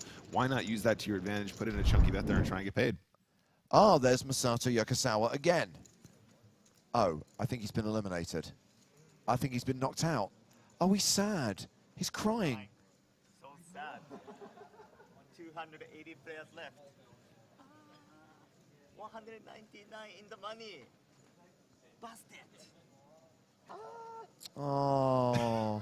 Bye-bye, EPT. Bye-bye, Masato Yokosawa. Someone needs to tell Joe he'll be so sad when he hears this news. He's such a big, big Yokosawa fan.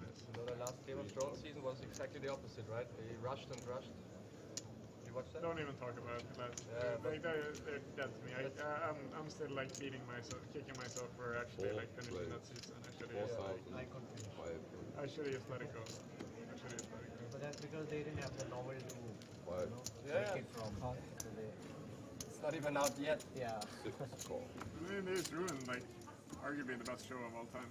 Like, Yeah. They just ruined it. Have you read the books? No. I recommend, man. They're so much deeper. I've read them 5 times. All books. So, and I don't read that much. That means a lot. this is pretty representative of most of the votes that were cast. Bino says, so you're telling me I can get free money or I can tell Lena 900 how to play poker? Guess I'm giving Lena some lessons. There you go. That's what we want to see, chat. Call his bluff. The vast majority voted for Chat Pro Saturday. However, I did say guarantee, not guaranteed. I'm going to ignore the voice of the people, which means you're going to get free rolls during Prague, but you're not going to get Chat Pro Saturday unless you're on your best behavior for the next 3 days. Yeah, keep it clean in the chat. And we'll see what we can do. Series by Frank Herbert. And the books are like best books. I mean, like on this level where it's just like it's so infinitely epic. I can't recommend it enough. Like as an audiobook, I think it's like the perfect thing. And then what's his name? Joaquin Villeneuve made a movie. The guy who made Arrival. And it's just like they're trying to squeeze too much stuff into too small of a space. So you miss the whole, like, it's a beautiful movie, like super well shot, really cool, all that type of stuff, right? But it just has no emotional attachment to it, to like the characters. Same with Lord of the Rings, they could have made like 5 seasons. Yeah. Made 3 movies. I thought it, but I mean, then wasn't the time. But I think like now is really the time. They should have made the Dune into like a really like big budget series. They would have crushed it, like absolutely crushed it. Best sci-fi of all. Are you a Dune fan, James? I like the first movie. I was thinking that I'll need to rewatch it before the second one comes out because I don't really remember that much of the story. Yeah, but I remember liking it. I had to watch it twice anyway, and I think I got a lot more of it the second time anyway, but I think you're right. Are you a Dune fan just like the actual sci-fi? I've never read the book. Okay. And when I was a kid, I saw the David Lynch movie and couldn't really get into it. Didn't do anything for you, yeah. There are definitely some really, really funny special effects that they did back then. You watch Oppenheimer? Oh, sorry,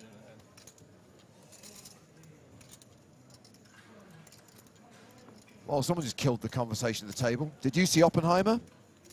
Silence from everyone. Who didn't see Oppenheimer? Come on, guys. No one at this poker table, apparently. Apparently not. Queen Jack 10 it is. straighty board it is. Top pair and the straight draw for Lococo, but of course it is the made straight as things stand for Marigal. 8, 9, 10, Jack, Queen. That's 5 in a row.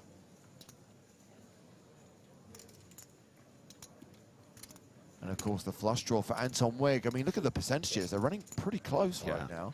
It's pretty nasty when you flop a straight and you're only 45%, but if you want action, this is one way to do it. Mr. Wigg with the flush draw. Just lets it go right here, right now. And Papo top pair, blocking clubs, backdoor flush draw, and the straight draw going absolutely nowhere.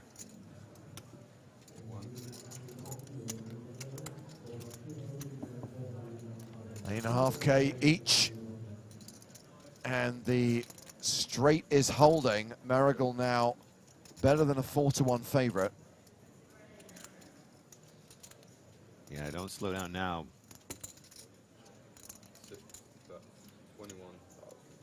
21,000 to 33.5.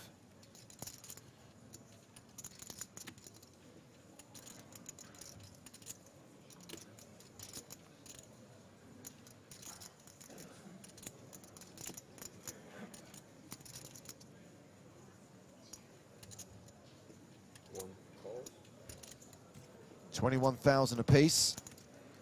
And Papo is going to need to improve on the river. Marigal with significantly less than pot behind. Board bricks out for Papo. He's checked already. Marigal insta all in. Wow, just snaps it in. 30,500.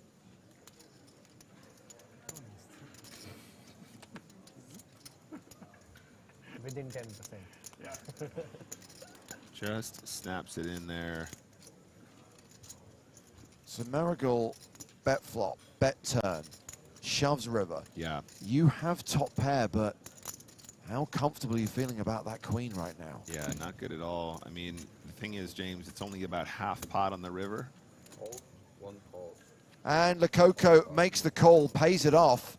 And over the course of this session, Nick, Alejandro Lococo has gone from being the table chip leader to the shortest stack at this table.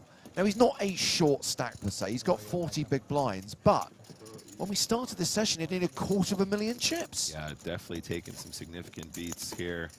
A couple mistimed moments, couple unfortunate calls. Getting a great price on the river to call there, unfortunately going to cost him, but what a great spot, what a great time to find the flop straight there for our Canadian friend, Maduka Marigal. Gigi says Lococo, more like Lococo calling station. I like it. Yeah, it's a stretch, but I'm into it. English isn't his native language. I like it.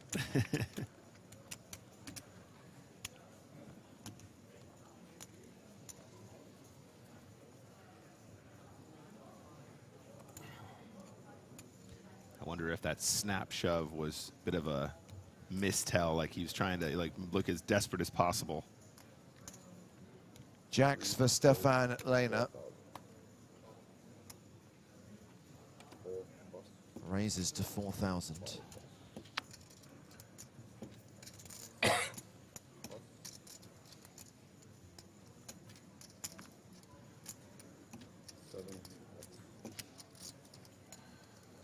Round to the blinds, Anton Wigg in the small blind. Queen 9 of clubs.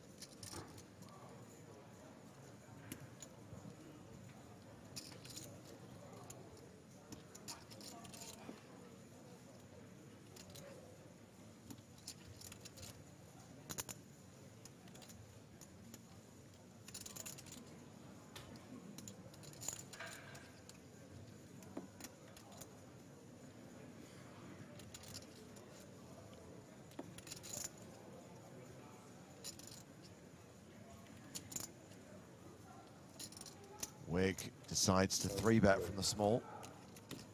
Gets a fold from Papo. I would say a frustrated fold. Yeah, definitely looking a little bit frustrated there. Perhaps not happy with that call. And of course, this entire session, as you just said, some unfortunate pots taking Alejandro Lococo down to just 76,500 chips, about 38 bigs at this stage. Yeah, the blind's going to go up in 5 minutes' time. That's when we hit the break. So Laner here, guys, 57 big blinds behind Anton Weig, 92. I think at the stack tips, you just call a bunch. Yeah. Yeah, I don't think you want to overplay your jacks under these circumstances. Stack still very deep. Just see a flop and play that nice middling pair, higher pair in position. And that looks like top set. Oh, wow, but it's also the flush for Wig with a redraw to a street flash. This is some serious sickness. It doesn't get much more setup-y than this. Cold deck indeed.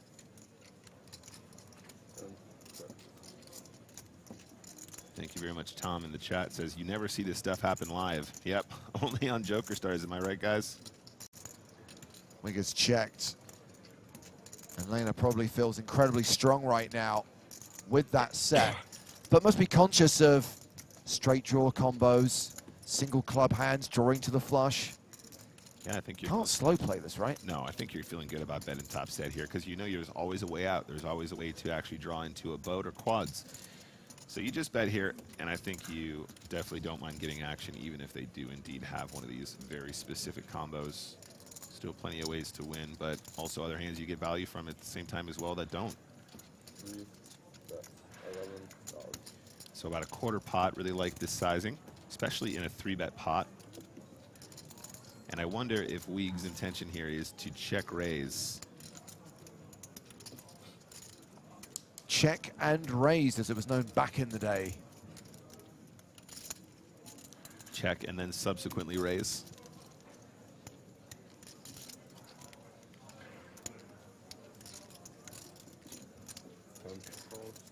Just a call from Anton. 3 of diamonds doesn't change anything. Wig now a 3-1 favorite.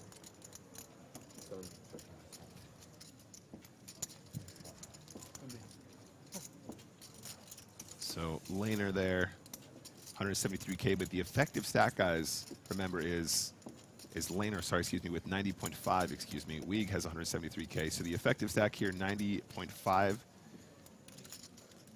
That's about 1.5 SPR. So just wants to size in a way where he can potentially go for all the chips on the river for less than pot. So even something like 20K here would be fine. Might want to go bigger anyway to try and protect his hand a little bit more. Maybe something closer to 35 or 40.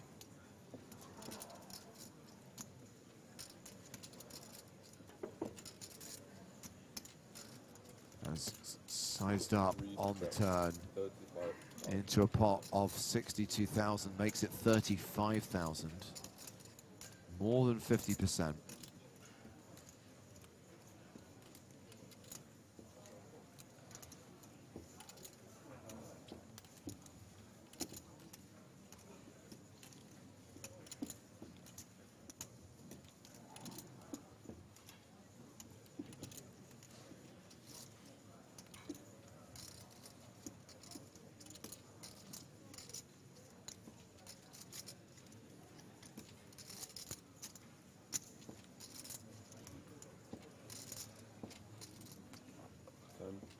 Anton calls.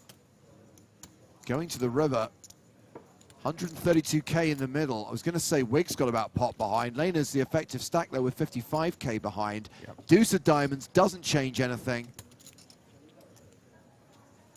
And now being out of position, having called 2 streets as a check call. Oof. What do you do now? I mean, checks it back over to Laner.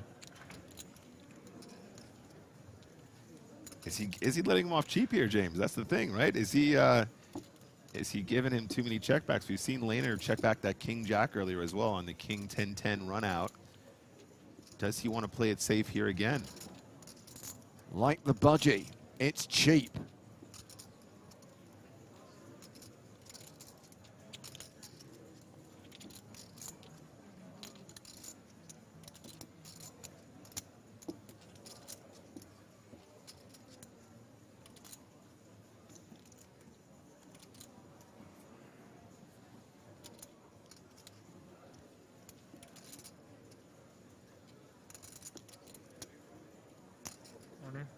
All in. And a call. And it all happened on the flop. Absolutely savage stuff. Stefan Lehner eliminated on the last hand of the level. Anton Wig gets a near double up. 325k is going to come back from break with. Because that was the last hand of this session, and we are going to stick with this feature table for the next level of the day. We'll check in on Tonka a bit later on as we get close to the bubble. But these players will be returning to the main stage in just under 20 minutes' time. Wig playing 130 bigs at the new blind level. The other former EPT champ, Uri Gilboa, playing 40 bigs. And Papo MC has some work to do, Nick. Just 30 bigs now. Yeah, absolutely. Hopefully our fellow team pro and ambassador will be able to spin it up and get back in the mix as he was at the start of the day. Blinds will be 1,000, 2,500 with a 2.5k big blind ante. When we return from break, second break of the day. A bit later on, we'll check in on Tonka, and we'll bring you our bubble coverage on day 2 of the EPT Cyprus main event. 17 minutes on this break, and more live action, cards up action from here in Cyprus. This is the PokerStars EPT.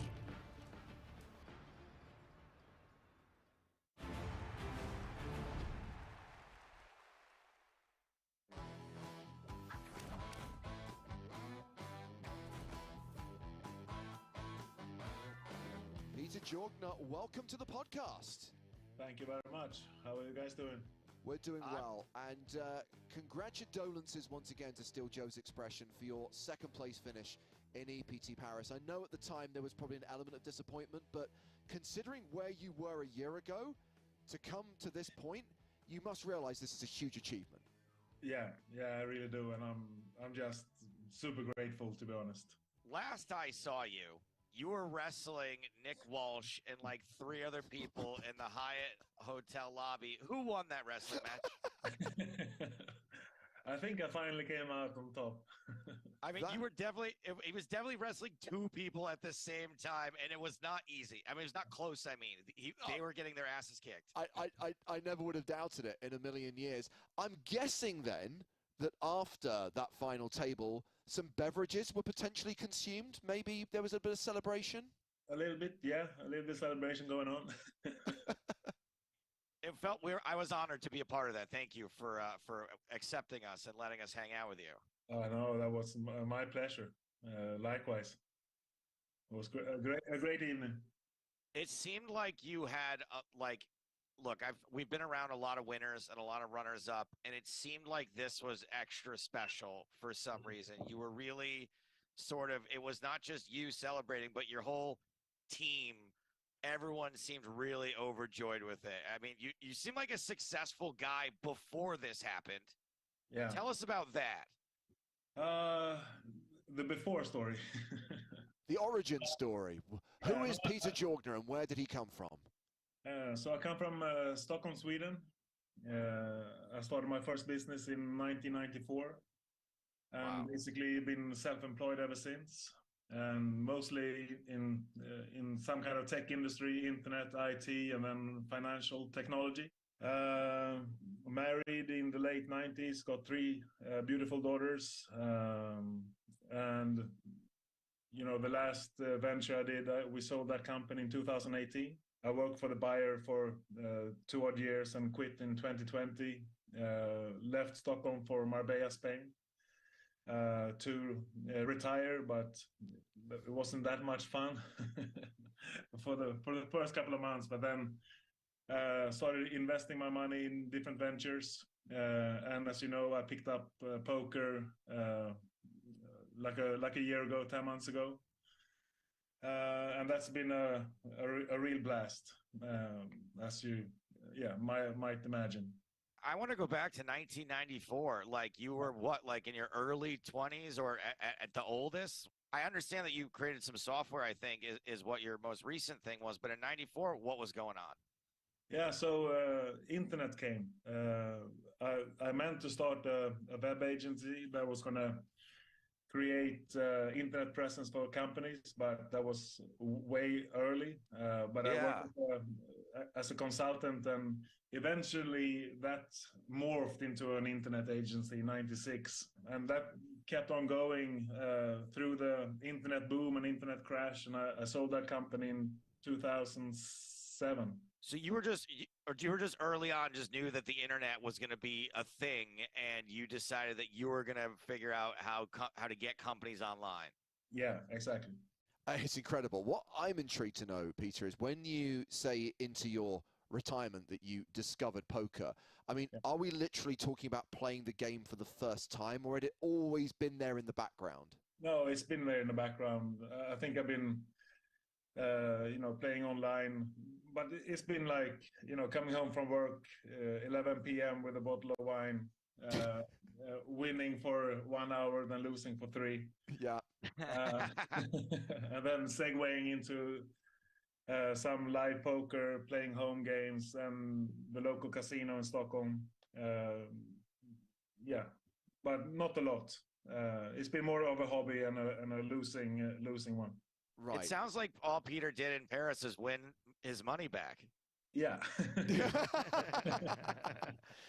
So when you when the passion was truly ignited, at what point did you say, I'm actually going to take this seriously? At what point did you put together Team Jorgner? Yeah, it's actually Team Hightower. That's my nickname. Okay. Wow, that's a cool nickname. It was like 2 years ago, and I went heads up against Peter Quisthammer, who was my friend at the time, still is, of course. The good-looking Peter. Yeah, the good-looking, handsome Peter. Yeah. Handsome Peter, right. Yeah. And I donked into him on the flop, and he busted me, pulled me aside, and said that I was disrespecting the beautiful game of poker by not playing to my full potential. And so that kind of sparked the initial discussion. So it's now known as my most profitable hand that I ever played. And 10 months ago, we kind of stipulated that into a contract where they would coach me, I would stake them. And we started with EPT Barcelona. And with the goal with me, my goal was, reaching a final table in one of the bigger tournaments, EPT or WSOP. But not in a million years we had actually thought that was going to happen this quick. So you say it started in Barcelona. Which events have you played since then? So I played Master Classics, right, and EPT Prague. Okay, so this is your 4th event, Paris? Yeah. Wow. So that's incredibly quickly. Yeah. And this happened to be, as we said on the stream and just said again a few minutes ago, one of the biggest fields we've ever seen. 1,600 total entries. What was it like navigating your way through the early days? Well, for the first time, I was actually quite comfortable because I was over average, like pretty much every day. I came out over average and played like 100 big blinds. And for the first time, I knew enough of the game that I started learning by looking at these really great players and how they acted at the table and the moves that they made. And I kind of picked up on what they were doing, and a few levels later, I could implement it. So that was I think the big difference in Paris versus other times when I was just outplayed and had no clue as to why I got outplayed. But now I realized it's, with the ranges, positions, and stack sizes, all the bits and pieces that go into it. What sort of, I know that you have your poker coaches. What sort of training did they put you through? What was their approach? Yeah, so basically they put together a deck, a PowerPoint deck. And basically the first slide was demystifying poker. So they kind of broke it down into bits and pieces and then built it up again ahead of Barcelona. I think we did 5 sessions before that. And then 1 session during Barcelona, and we've done 6 sessions since. 1 today, actually. And And then they've been, you know, during the festivals, just coaching me during the breaks, and yeah, giving me a lot of. I kind of use the analogy with, you know, the boxing coaches. You know, you go into the corner, you sit on your stool, one is waving the towel, and the other one whispering in your ear. You got this guy on seat one. You got, don't do this versus that guy. Do more of this, less of that.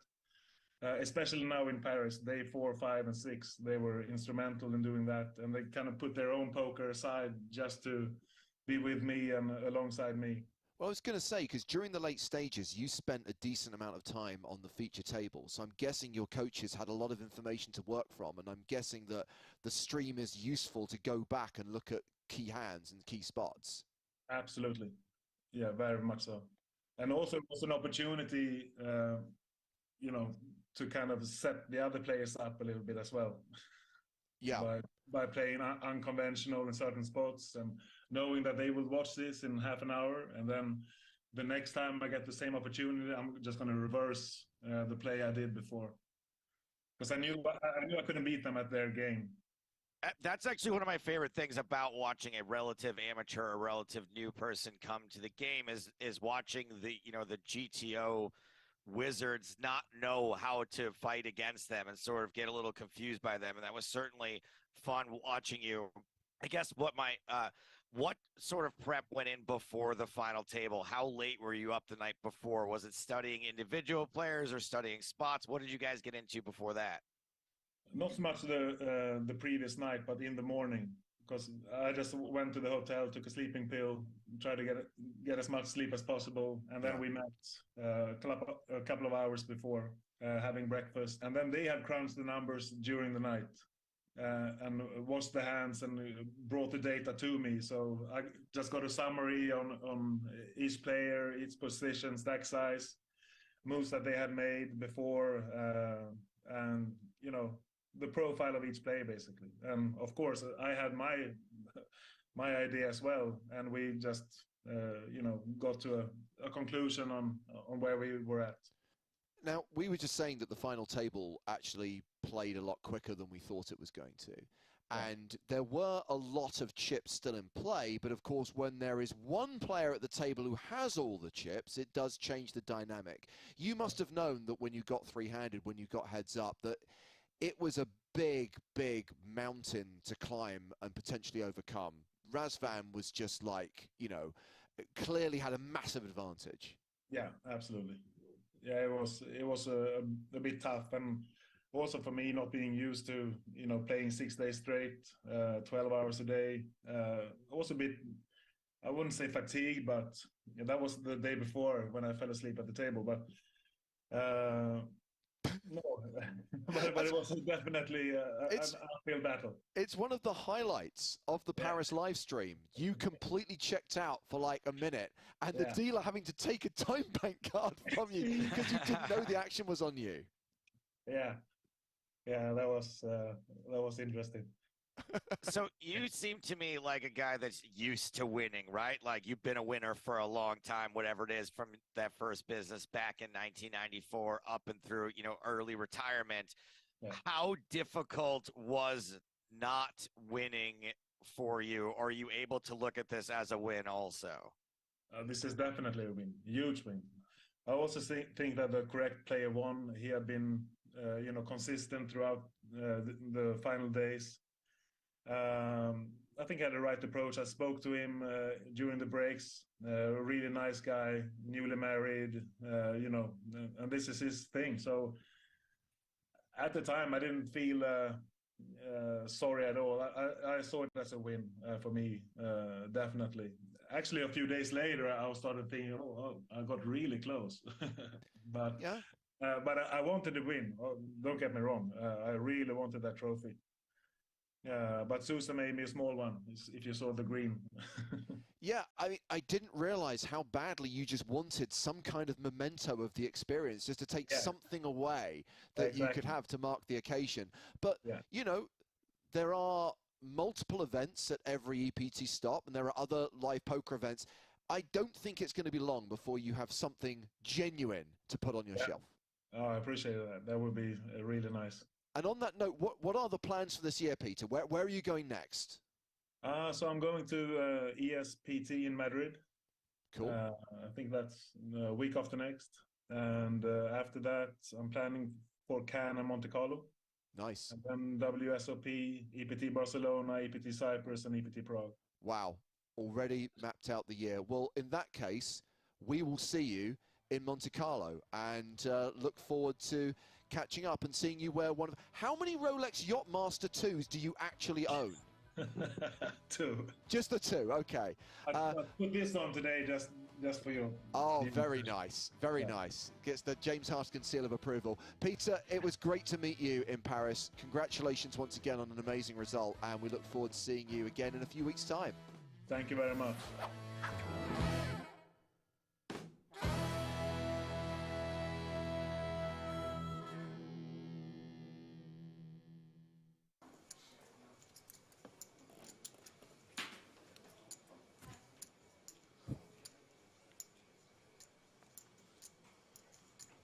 Joey.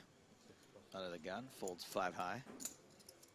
Sailboats for Nicholas Usted, opening under the gun +1 to 125,000. Fabrice Bigot, ace-3 in the hijack. This feels like a big no.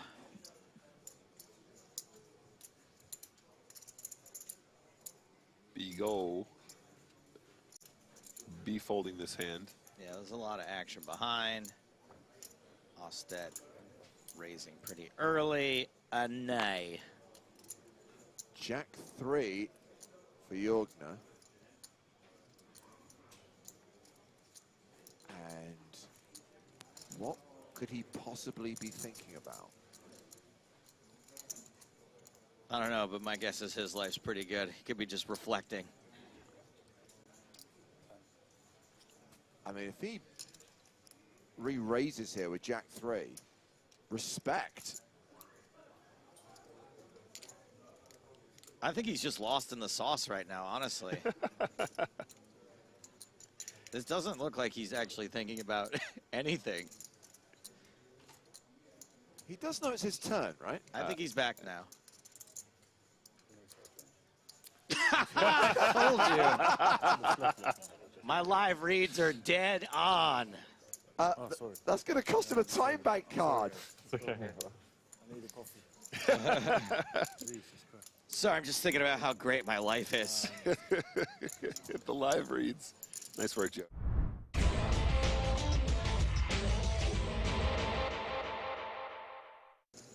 At the secondary feature table, Eugene Kachelov has moved all in with kings. Danius Ulker's re-raised in an attempt to isolate, but it's not going to work. Max Greenwood's got aces. Holy. The last time I saw a deck this cold, Kate Winslet and Leonardo DiCaprio were sliding off it into the ocean. Action back on Ulk. Call. He calls. He puts 2 players at risk, but he is way behind. So Greenwood's tournament life is on the line, but he's got 85% equity. Kachelov is at risk. He's drawing to 1 card. Everyone pretty much flopped dead. No one has a spade. That'll do it. A huge pot for Greenwood, and Kachelov is busto. Pretty nice spot to pick up aces. Meanwhile, Max Greenwood is about to double up through Sergei Chanchev. Kings against jacks with just 1 card to come. And it's a jack! Oh boy. A brutal beat for Greenwood. Kidding me? Oh. Maximum Greenwood, maximum tiltage. Don't worry, Sergey. He's not yelling about you. He'll see you at home.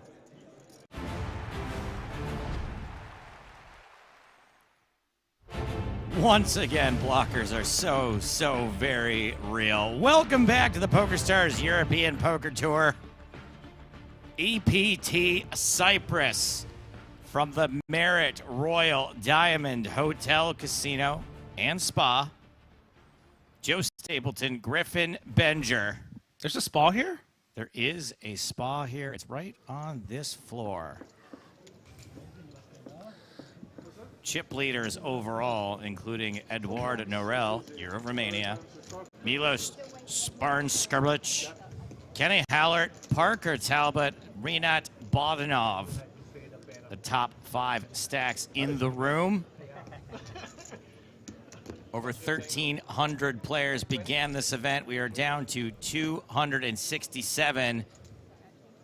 These are the chip stacks at our feature table, which include Anton Vig and Yuri Gilboa, 2 EPT champions, as well as Alejandro Lococo, otherwise known as Papo MC. I like our chip leader's name. It's like the European version of Roger Clemens. Yeah, right. Reuter Clemens. Sure, I'll take it. Absolutely. Hopefully a nicer guy than Roger Clemens. Huh? You know what I'm talking about? Yeah, I hope he's not on performance-enhancing drugs. Oh, boy. Prize pool. $6.4 million total in the pool of prizes.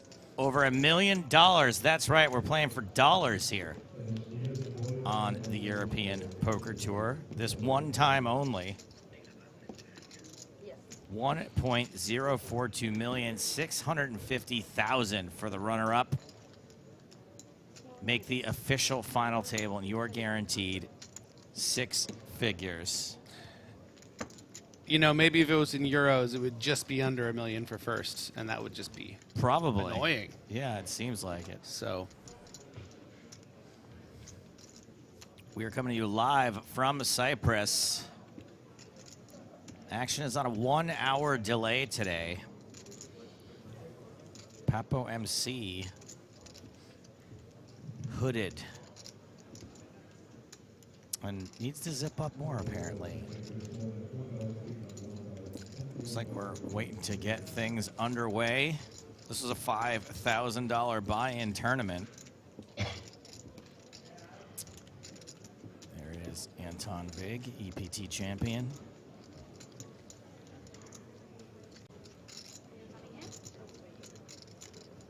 big level for Big Anton.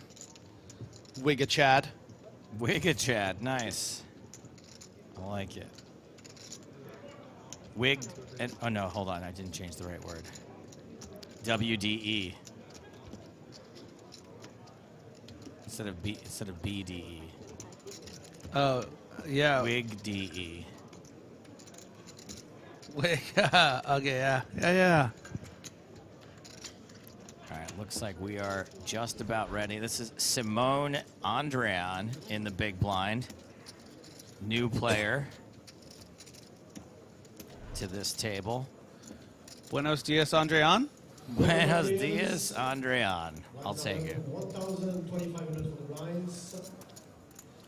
And you know, as you can restart again. Shut up and Did we hear that, everyone out there? Small blind 1,000, big blind 2,500, 2,500 big blind ante. 267 players remaining, which means we have lost over 1,000 players thus far. And it looks like 199 players will get paid, so we're not going to hit the bubble this level, that's for sure.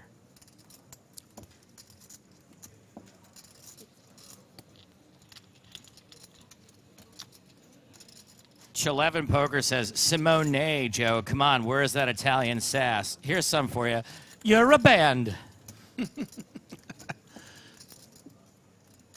Huh? How is that? Huh? It's a you, Banio. Anton Vig starting with pocket queens. Good starting hand. One of the best. Top 3. Yeah. IMO. I like to both start and finish with pocket queens. What do you mean start and finish? Just, you know, I'd like to play a full hand with that hand, you know? Oh, I see. You don't want to raise and take it. No. I mean, technically you're still ending it there, but... I know what you mean, though. Yeah. I'm with you on this one.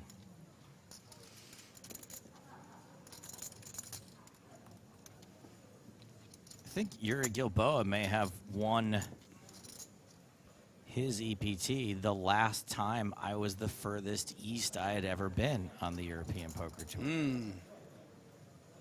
EPT Sochi.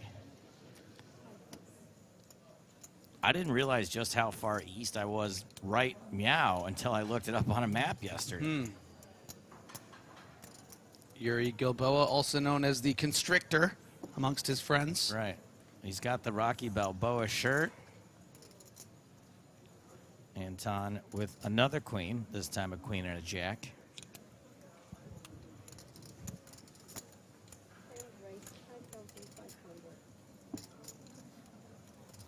He's going to make it 55 hundo. And Papo MC. The sun run continues.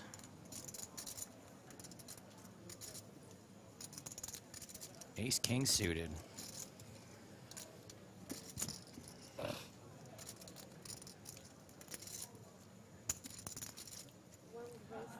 Bit of a rough level for Lococo. This is a good start getting back. Papo Lococo re-raising 3 bets, 17,000.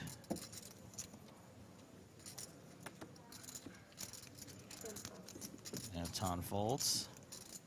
Delmar 9885 says, totally forgot the even was live. Cool. Thank you for your comment.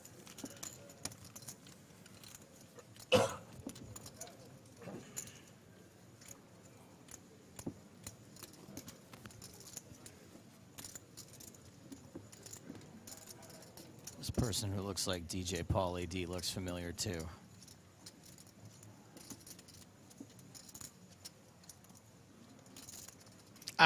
DJ Pauly D, that's who he looks like. Yeah. That's why he's familiar. No, I think we've done some commentary on this. No, we have, on this human before. Yeah. This is Maduka Marigal. Here to beat that beat.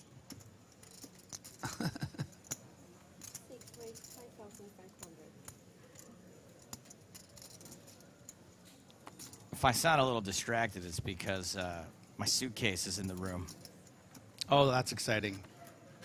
I don't think we made a thing of this on the air, but I'm willing to confess it now. My bag didn't make it here to the Marriott Royal Diamond Hotel, Casino, and Spa. And I've been wearing the same clothes since Sunday morning, LA time. Yeah, and too proud to borrow any clothes from me. Correct. Including Way too underwear. proud to wear other people's clothes. Maybe if there was someone here that had better fashion sense than me, where I felt like I was upgrading, maybe I would have traded up. Yeah. Like, who's really well dressed? No one, right? Just no one in the poker world. I'm looking who's at a really bunch of well-dressed. bums. I mean, look at Patrick over there. Everyone's just in freebie T-shirts. Just yeah. It's like not one T-shirt here that would be bought in a it's just store. like PCA 2017 shirts Yeah. over there. No thanks.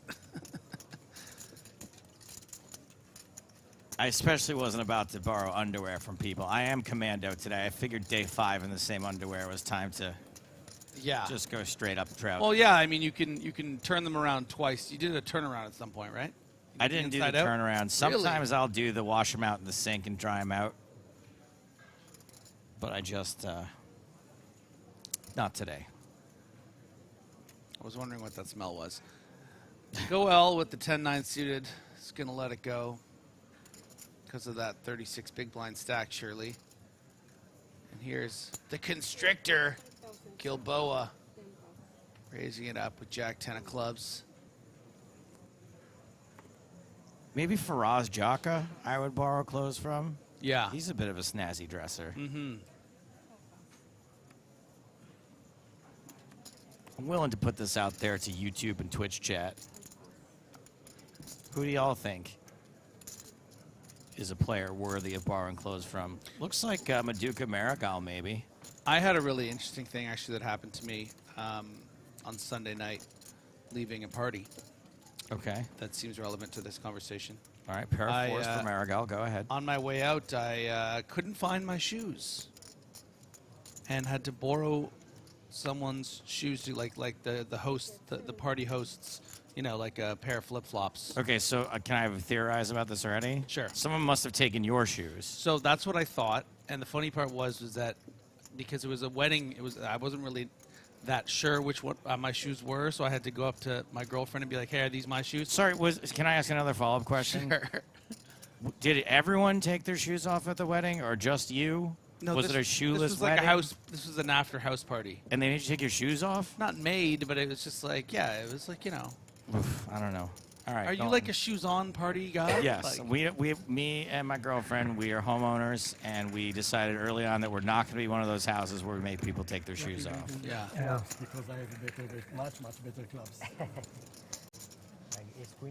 Okay. Anyways, I got a text yesterday from the host saying we found your shoes. Found your shoes in my wife's yeah, bed. Yeah, exactly. Yeah. So what was the story? Why were your shoes I missing? haven't gotten the follow up on the story, but Okay, I feel like that maybe the ending should have been in place before we went down this path. what that I guess we'll have to follow up tomorrow. And yeah. I Oh need to yeah. know Okay. where they went. Yeah. Fair enough.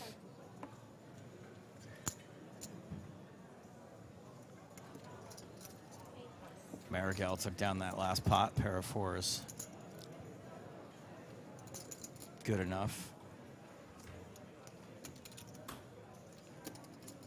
Anton under the gun +1 with the king 4 suited. Oh yeah, 330,000. Wiggity whack. Oh, gets a better hand to fold. Gets a worse hand to fold.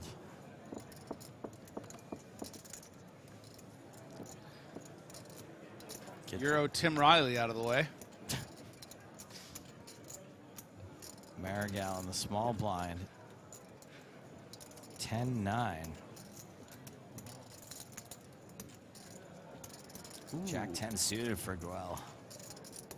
Apurva Goel, another player. Goel. Look at this. Look at, what do we have here? Goel, son of Krypton.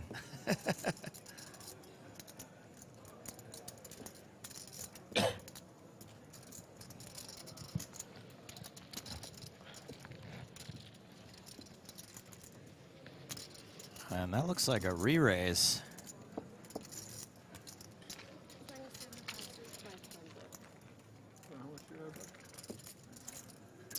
A big re-raise too, given Goel's stack. Yeah, this is gonna work, but it's good timing. I'm not crazy about doing it with this combo. It's just a hand that flops so well. But Goel deciding, you know what? I'm just gonna do that, and then he did, and it worked.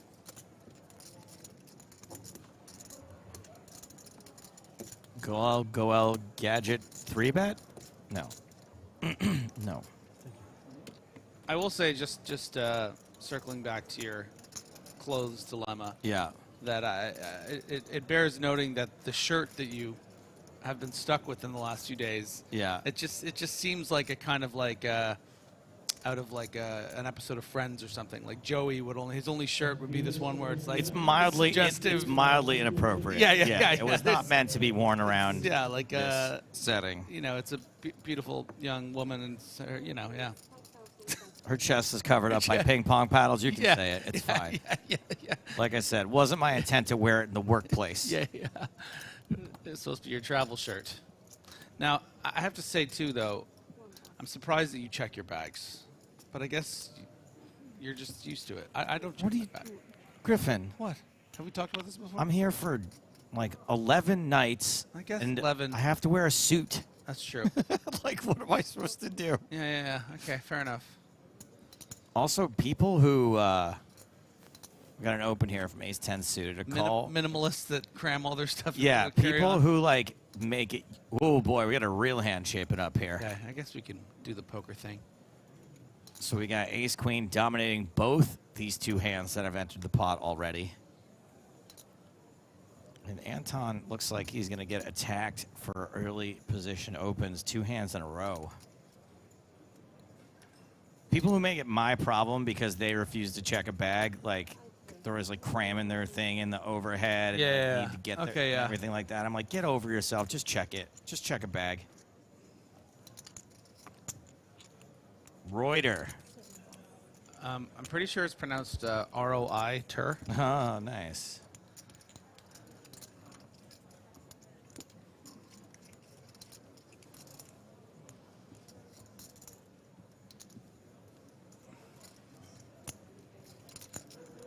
Ace-10 suited, any shot you peel, even though you might, you know, it seems pretty credible, this 3-bet, but you're suited. I think inherently the hijack flat makes it just a bit more difficult to play. If this was just heads up, playing, you know, 115 big blinds effective, you're happily peeling a hand like this, but you're worried less you could be flatting pretty strong. You're maybe going to be up against, you know, 2 hands that are better than yours. Yeah. But with the sizing, I think that Anton Wig will probably still call because it's just size to fold. Yes.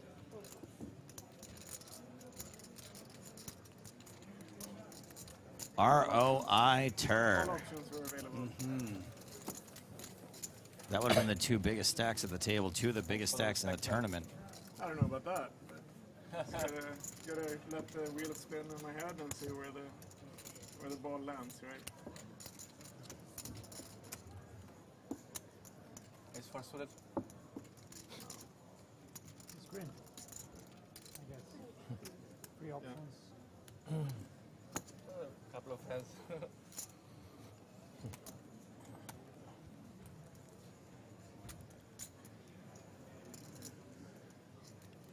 Papa Wemasi going to kick things off here. 9-5 offsuit. As they say in Argentina, adios. Folds around to your boy, Roy. Attention viewers in the main event, your tablets are now disabled. Later. Please call any seat opens with the table number. Once again, your tablets are now And it's disabled. going to be Call out the seat. Maduka Marigal first to enter this pot. Goel. 9 deuce offsuit. Pretty easy decision there. Gilboa in the small blind. Adios. And I guess it's going to be a raise. Nope, nope.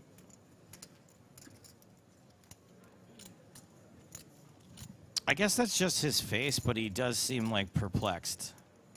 Yeah. About what's happening. There's also a sort of a if he dies, he dies thing going on. Yeah. Nice fellow, that Anton Wig, but definitely intimidating. Yeah, a bit stern for my taste. And the flop is Jack 10-8, 2 clubs. So we've got an up and down draw and 2 overs for Marigal, but it is 2 pair for Vig.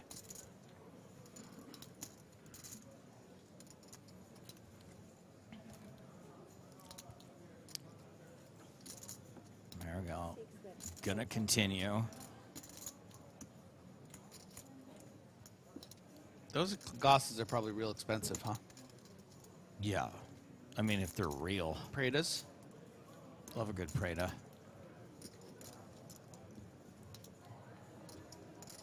If you had to guess, how expensive are those glasses?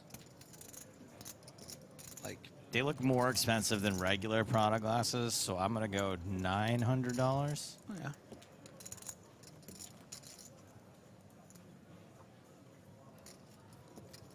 I also don't know if I feel like not a lot of people could pull them off. I'm not sure he is. That's kind of what I was implying. He is pulling off this raise, though. Makes it 18-5. Marigal probably with... Do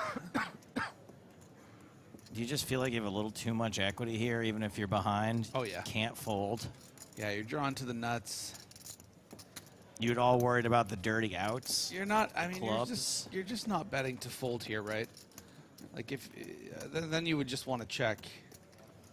You know, you unblock everything, so you can face some check raises sometimes, and you got to be able to defend them. And listen, you're building a pot to when you do make the nuts, and that can be pretty sweet. And look, a card like that could slow down Wig if he doesn't hold a 9, which he does not. All right, I'm being told the glasses are only 200 euros. 7 of spades on the turn, misses everybody.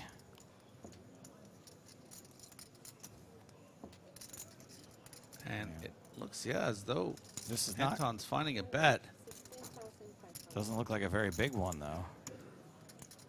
16-5, smaller than the raise was on the flop. And yeah, does Anton Wig ever know where he's at in this hand? You know, it's not just the one combos of king queen that are the straight draws that would be calling on the flop, but the ace queens are also a double gutter, as we call them. So that would have bet called the flop as well. So just kind of setting the price, getting some value from those kind of hands that will call again, and not bloating the pot the times that your opponent does have better, like a 9 in their hand. So brick, miss for Marigal, which I guess is better than hitting a king or a queen. Yeah, I don't expect Anton to get greedy here and try to get some value from a jack, but he might want to do that just to sort of block bet and set the price. But he could just check and then decide whether he can withstand a bet. Is going to reach for chips, but I wouldn't expect it to be very big. Something in that 20,000 range. And look. Less. Even less.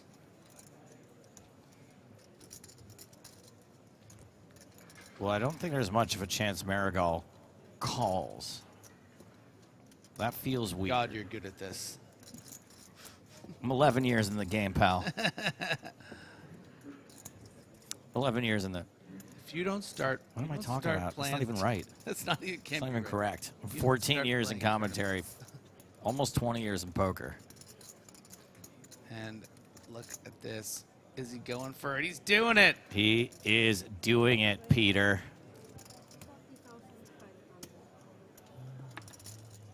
Now you might be asking yourself, what does Marigal have here when it's a 9? Ace 9. Yep. Pocket 9s. 9, 10. Yeah, king 9. Suited. King 9 raises the cutoff. Certainly king 9 of hearts will call the raise especially, but pretty much all your king 9 combos, ace 9. Queen 9 was made on the flop and would have just called. The only hands Anton Wigger beating are those king queen and ace queen combos. Hands like an ace 5 suited.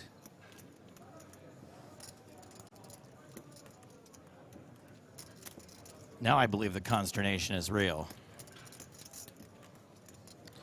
And look, you know, Anton was just talking about the balls bouncing around his head and trying to figure out where they'll land. And this is another perfect example. When Anton bets this small amount, and that is... That bluff has just been snapped off. Wow. And quick muck from Marigal, and he's wearing it, isn't he?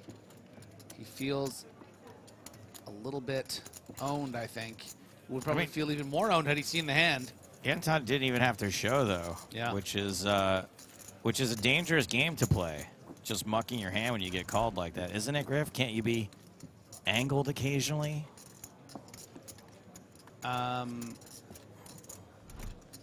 Yeah, but king queen can never be winning, like that particular hand, and he really didn't want to give that information. So I'm a little surprised. I would want to maybe see what I got called with, but sure. That was listen, that was very impressive work from Anton Wig. That the way he played that hand was by design. That small bet on the river by design, thinking, okay, I'm betting this amount. If I get raised, some of the time I'm gonna have to call. I'll think about it, and I'll get the job done. I'll get her done. Anton did get the job done. He's now up to almost 400,000 in chips, nearly 160 big blinds. Pull up my bootstraps. Get her done.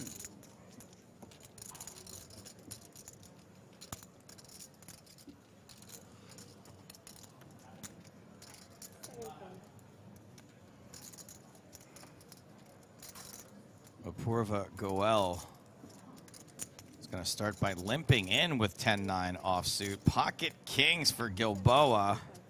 Some great G names on this feature table, huh? Yeah, we got Goel, Gilboa, Marigal, and that's it. Anton Wig with 2 Gs. Okay. Too much? I mean, we've got Andrian, and the D in Andrian is close to the letter G in the alphabet. It's just a few spots away. So, yeah, I see what you're saying. I did notice that. I did notice that. So Gilboa did put in a raise with the Kings, and Goel is going to come along for the ride with Anton Vig. 6s versus Kings versus 10-9 offsuit. And it's top pair for Goel. A delicious spot for Yuri Gilboa.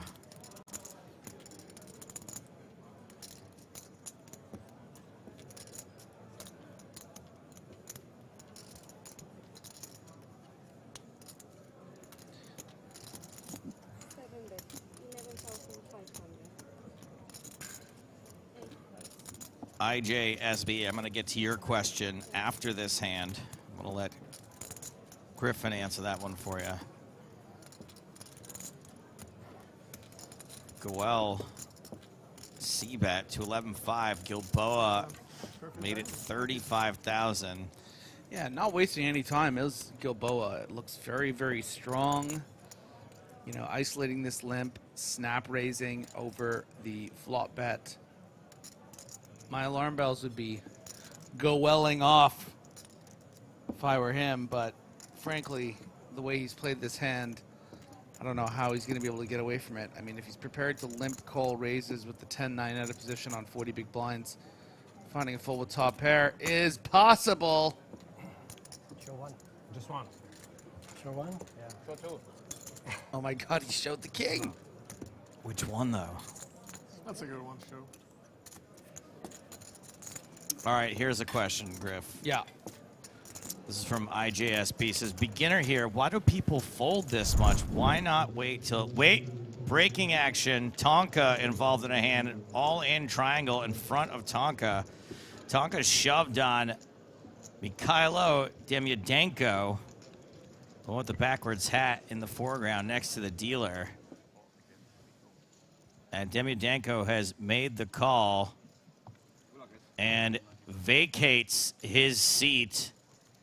2-pair for Demyadenko, ace-jack. And Tonka with a better 2-pair, ace-king. And that puts Tonka at 650,000. Good enough for the overall tournament chip leader. Man, oh man, Tonka, he's just good at poker. Listen, Tonka's a beast, but I have some observations from what I just watched. Okay. You know, James was joking about how maybe he's a little worse for wear today, and yeah. I'm pretty sure when that guy was on his way out, the gentleman who busted said good luck, and Tonka said good luck. You know, you might have to rewind the tape. But he's saying good luck in life. I think that's fine. Yeah. All right, back to this question before I lose it, even though there's a hand of progress here. Why do people fold this much? Why not wait till at least the flop?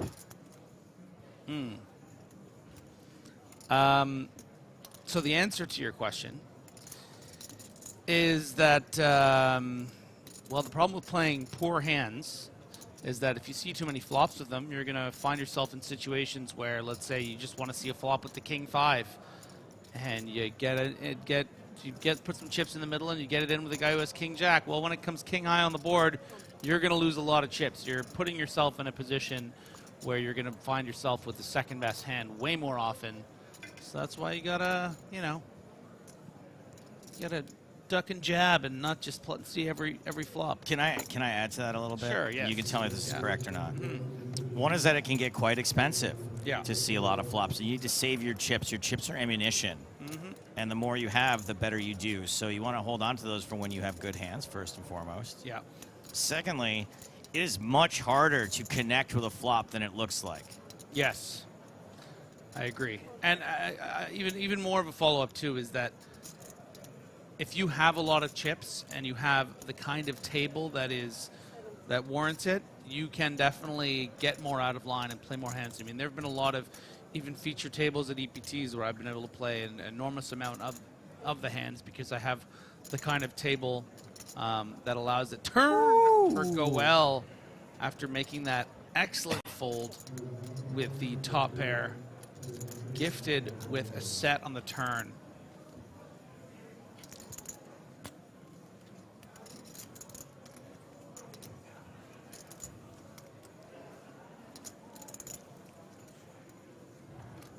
So pocket 3 is drawing dead. 8-7 drawing dead. King, Jack drawing quite thin and betting 7,500.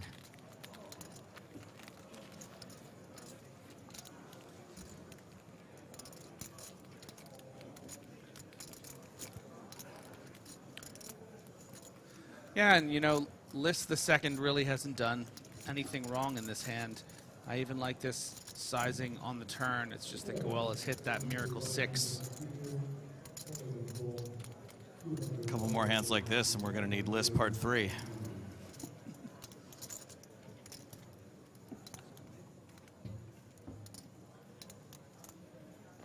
And Goel does elect to put in a raise. Makes sense from a perspective of a fish like me. I see a lot of paint out there. I see a lot of reasons for my opponent to call. Generally, you'd hope there'd be a little stronger here than second pair, and second pair does get away from it.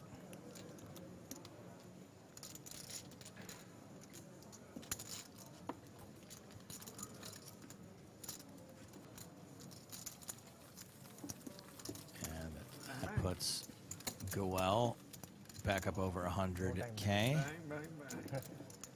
I like it. It's a little like Jack in the Box, you know? Takes around. Turn. Bang, bang. I could have hit something. You could have hit. Could be pocket 6s.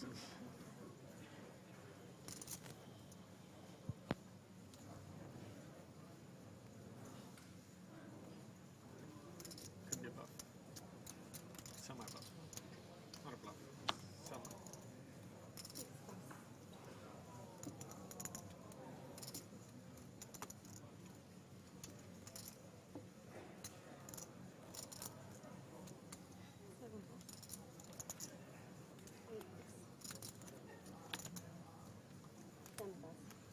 Fold, fold, fold, fold, fold, fold. King 10 on the button for a Papo MC.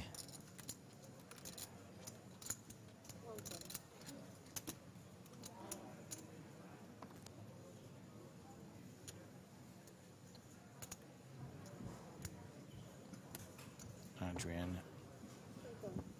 Ooh, I thought was going to fold in the small blind with Queen 8 offsuit. Well, Lococo limped. Well, that makes sense then, doesn't Yeah. it?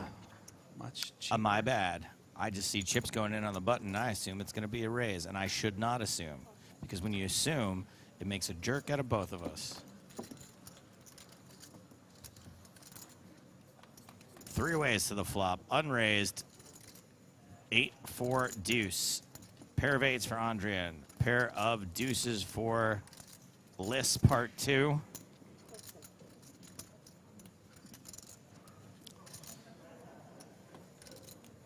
Do you remember what we call Queen 8? The quate. No, the equator. The equator.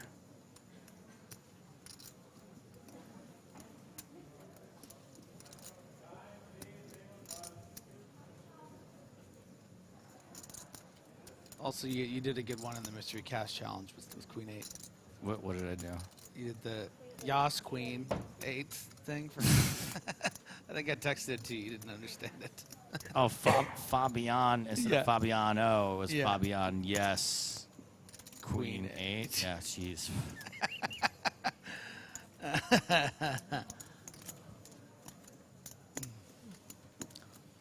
Coco is not the type to quit on pots. If we've learned anything, I mean, Coco is just going to 3-bet you. With no pair, no draw. Yeah, and this is 22,000. designed for the great deal of hands that Andrian can have that are sort of semi-bluffs, check raises with some straight draws. If Lococo knew that Andrian had a hand as strong as Queen 8, probably wouldn't be doing this with the King 10. So it's really just attacking the portion of his range that might be prepared to fold maybe even a deuce or a 4 that doesn't really like playing as a check call, would probably fold to that third bet on the flop. And now Lococo's found himself in another unenviable situation with just pot left. Such a tricky, levelly opponent. 2, 3, 4. Yeah, nothing really changing about this board. 8 still good. Yeah, Lococo played that crazy hand, right? It was in the, I think it was the World Series main. He's played a lot of crazy hands. Yeah. The World Series main is up there for sure.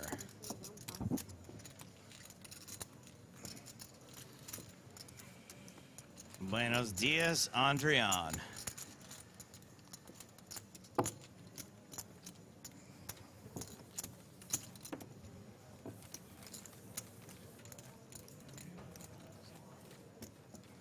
Seat 3 might look bored, but let me tell you, getting deep in an EPT main event is riveting stuff. Yeah, we're not quite deep yet. We are approaching the bubble. I think it's going to take all of this level, probably all of the next level, and then the final level of the day. The bubble should hit.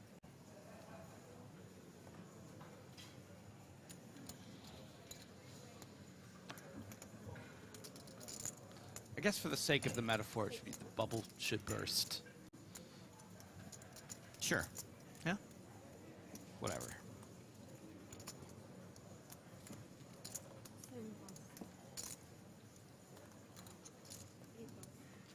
That's correct, Dr. Steal Your Face. This is where you can watch world famous bubble coverage. We're just not going to be there for a few hours still as we see Anton Vig open this pot. 9-8 suited.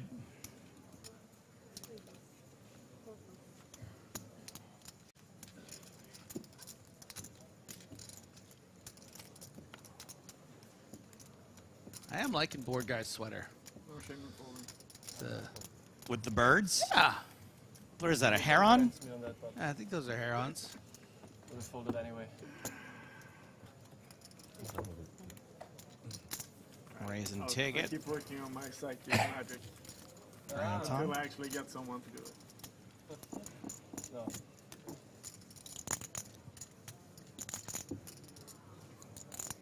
Pika on Twitch, first time chat, says, "This is so cool. I can't believe this is live." It's not. What you just heard was a trick. I can't explain to you how it's done, but it involves a massive team working behind the scenes and mirrors.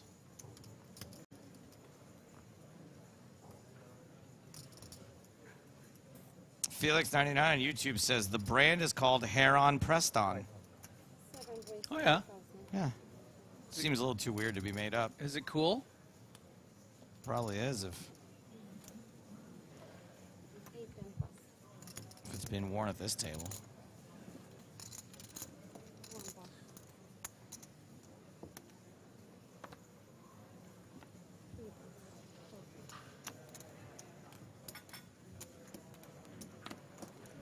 Go well with King Jack.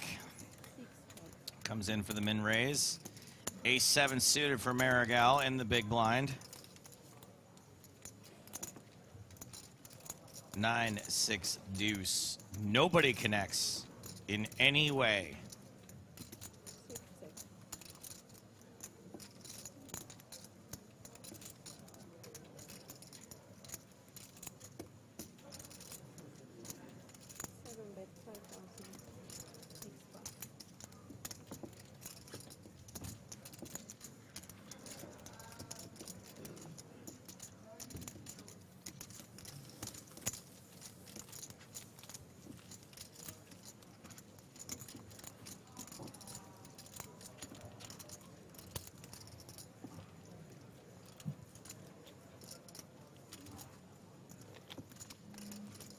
There's that gold trophy they're playing for.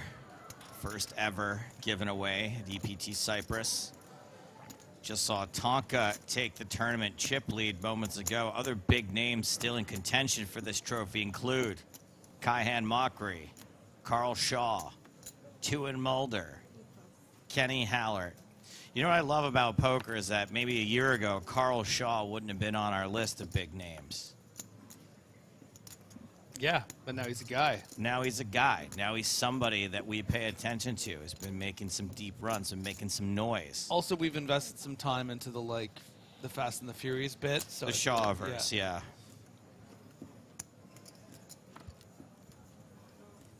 You know, Kenny Hallard's probably someone that I've thought about more than anyone else in this entire field. Why is that? Because was he at your final table? He was in the November 9. Yeah. So I had 3 months to think about what Kenny was thinking, what he was going to do. Good luck with that. Unpredictable.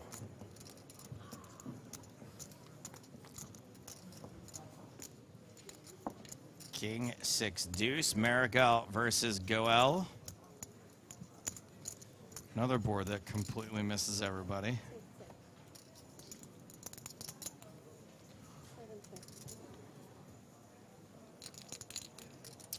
Well, less missing now. Goel with the flush draw and the up and down draw.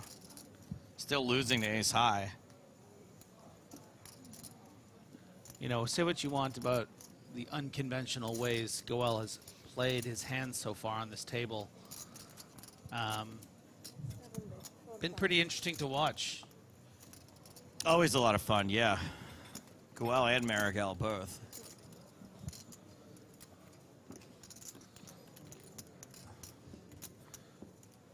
Exotic Marigal Goel.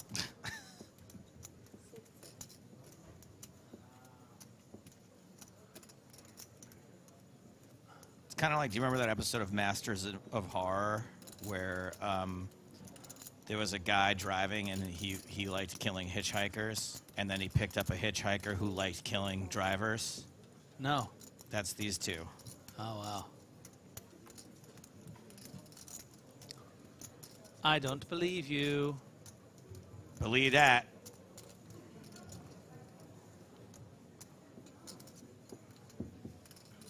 Goel forced to open the 8 high.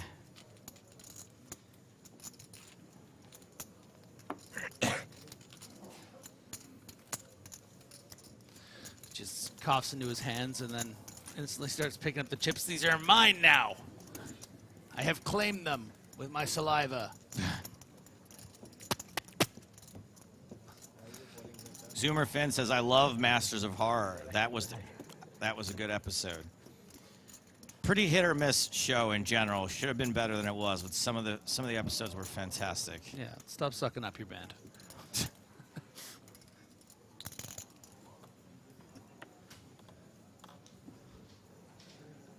Somewhere ada feeling that I have better. Masters of Horror was this anthology show. They would get really famous horror directors to direct 1 hour horror stories. I like the Don Coscarelli episode, Moonface. That one was really cool. The one with George Wendt was cool. I don't remember who directed that one.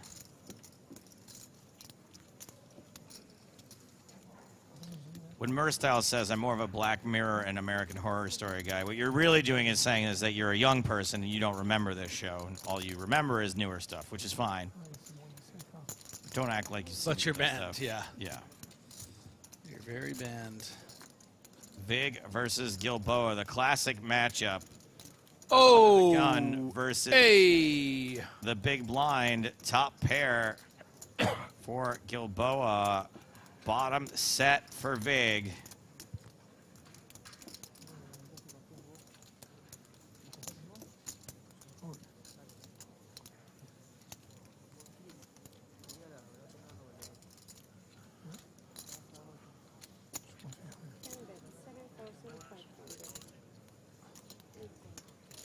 And wait, okay, yep. Gilboa. Check back call.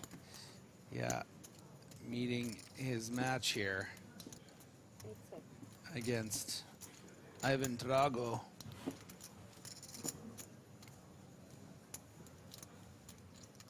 But what Gilboa doesn't realize is that he's Apollo Creed in this one. Throw in the damn towel! He is the champ, so.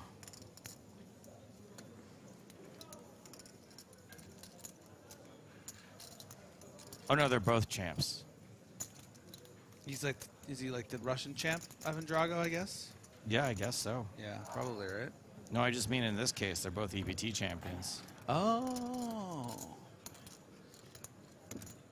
I like how quick Gilboa plays. Like, he's just like, listen, we're on TV. I'm moving on. I think he's just going to like, in fairness, this is a tough decision.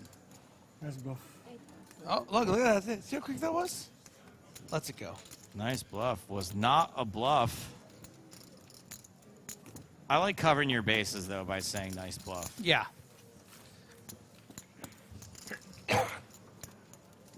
If you can't win chips, you might as well be the moral victor. I mean, I guess it really depends if you're a glass half full or half empty kind of person. Like, covering your bases, the way you say it, it's like you're right in both ways, but you're also kind of wrong in both ways. But if you just don't say anything, you look like a genius if you're right.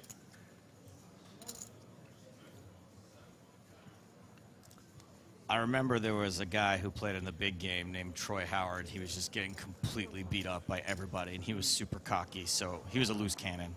Yeah. He was super cocky. He was just getting completely owned by every pro in every single hand.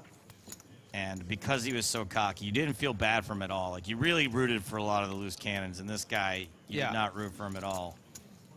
And he's up against Ike Haxton in a hand, and I think Ike raised him. And dude stares down at Ike, stares at him. And Ike had pocket queens, and it had flopped a set of queens. Strong hand. And eventually, the guy looks at him, and he goes, "You blinked your eyes. You got a set," and then folds. And it was the only time all day he was right about anything. That's amazing. But it looks super boss. And we never saw Ike Haxton on tour ever again. That's right. Never to be seen. His career or was heard just, again. yeah. Tail between his legs. I actually heard he never blinked again. He just plays with his eyes peeled open now, like in Clockwork Orange.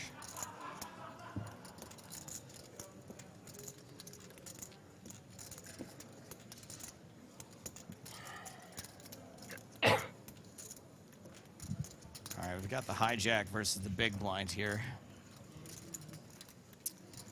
And I'm probably not expecting to connect super hard.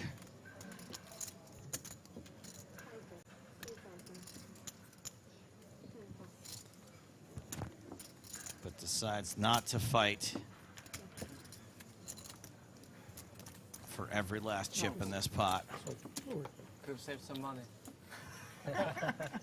All right, kids, time to remind you about the miniature EPT.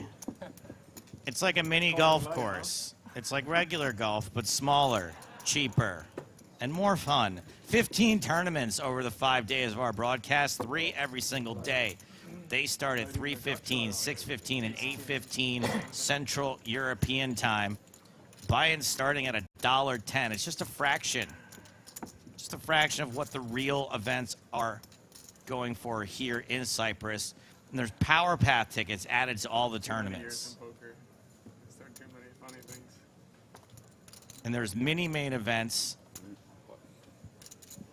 for $5.50 and $55 starting on Sunday at 6:15 and 8:15 Central European time, respectively. And the winner of each of those events is going to get a gold power pass, which is good for a whole package to an EPT event. Probably Prague would be my guess. But if it's a gold power pass, I think a whole package, you mean? A gold power pass, yeah. Okay. Which means you can play basically any event, I believe, that's on any of our tours. You want to use it for NAPT, you want to use it for Prague.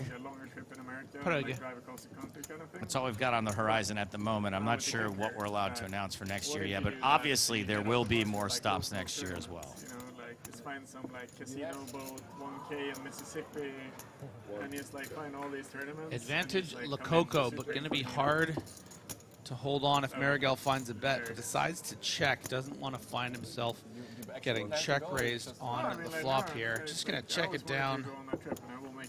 Hoping for that jack. Marigal whiffs the king-queen again. And I think Lococo's going to be happy to go for a little value here. Target those ace-high river calls. We've seen Marigal call with ace-high already once before. So I think Lococo's going to try to extract a little value and is going to do so with about half-pot bet at 7,500. I mean, if you don't... Going to be tough, I think, Marigal with just king-queen high, maybe more inclined with ace-high to call. But, you know, it's almost just as strong, right? Either your opponent's bluffing or they're value betting you. And does call. Does call. Oh, not yet. Yeah, he does. Okay. Oh, Yellowstone is a different place. But He'll sleep well tonight. Up towards the Canadian border.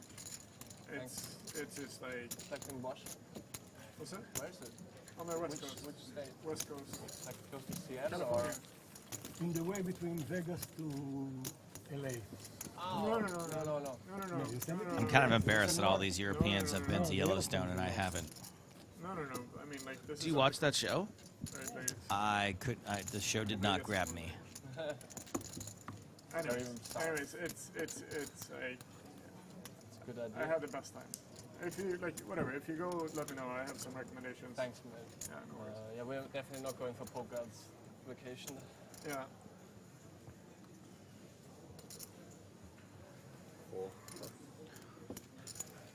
The on the flight over here, British Airways had a real love affair with Taylor Sheridan, though, because not only did they have Yellowstone 1923 and 1871 all available to watch, but they also had Snow Mountain, Snow River. What's that movie called? Wind River. Wind River. Another Taylor Sheridan Oh, yeah? piece. Mayor of Kingstown, another Taylor Sheridan. Oh, the Tulsa King, another Taylor Sheridan. They had all the Taylor I've been Sheridan hearing about shows. Tulsa King, actually.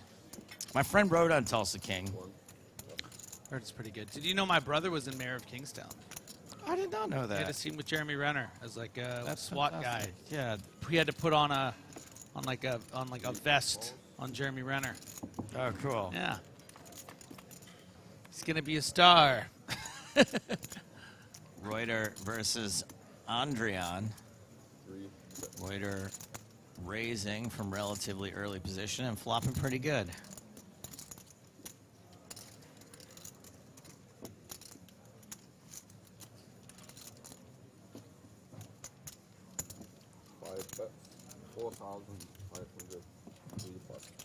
Should be a pretty quick hand. Indeed, it is. So I watched Wind River. I'd always wanted to see that movie because a good friend of ours, me and my buddy back in LA from way back in the day, is in Wind River. He plays the really bad guy. Yeah, okay.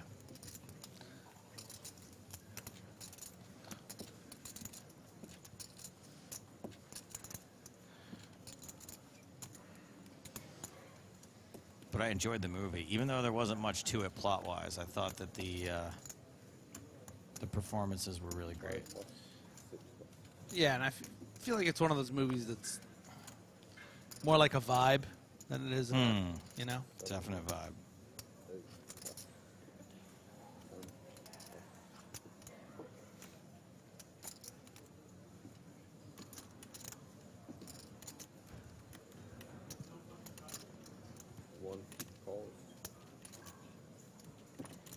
Oh, I remember the other movie that I watched on the flight I wanted to talk to you about.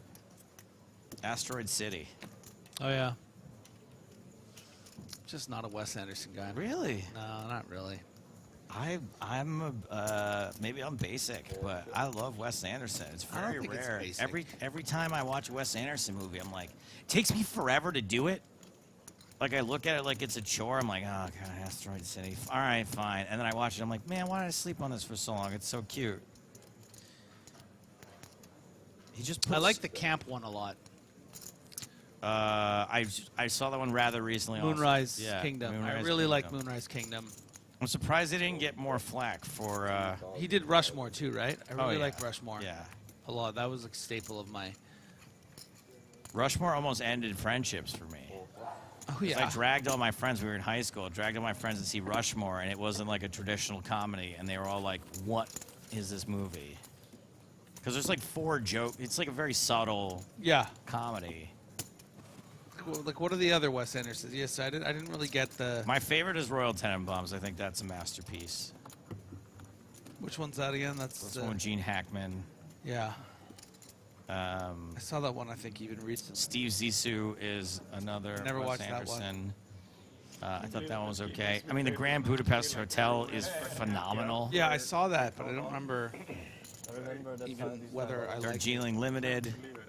I remember really liking Fantastic Mr. Fox, but then rewatching it and not liking it. That one I haven't seen, actually, Fantastic Mr. Fox. Should be named after him. It's on big pocket 9s. And then the one that came right before this one I thought was excellent also, the black and white. It's like got a Battle of Algiers kind of vibe to it. It's the one where there's like Benicio del Toro stuff. Benicio del Toro and it's like yeah, I saw that one too. I think I fell asleep on that. That was fantastic also. You know what's up. Have you watched the 3 like mini movies that he did for Netflix that just came out? No, I did not watch those. They just came out in like the last 2 weeks.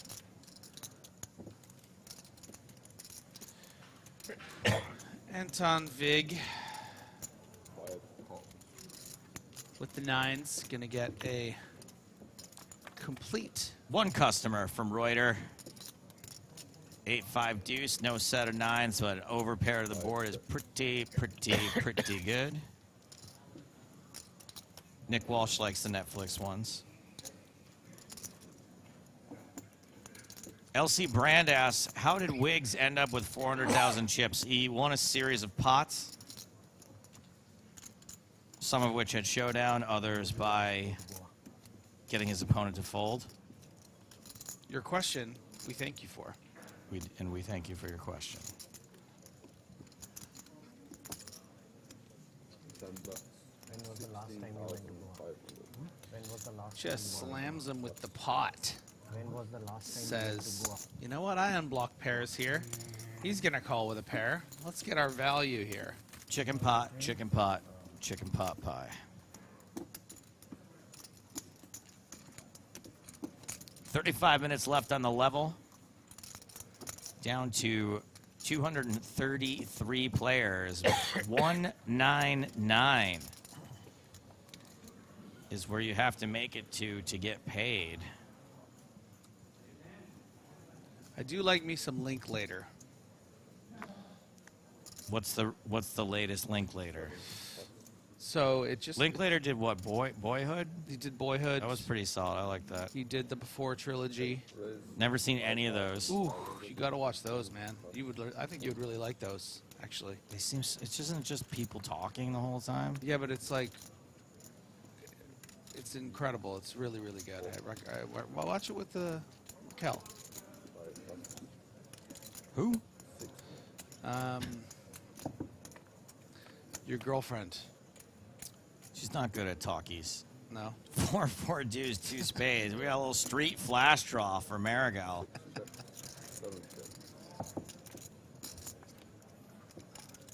And there's the street flash. The flush portion. Now we're an open-ended straight flush draw. And Gilboa does have a bigger flush draw. Quickly calls. River is the 8 of clubs. Ah. 6, 9,000. Then you play with something like 2-4 or something like that.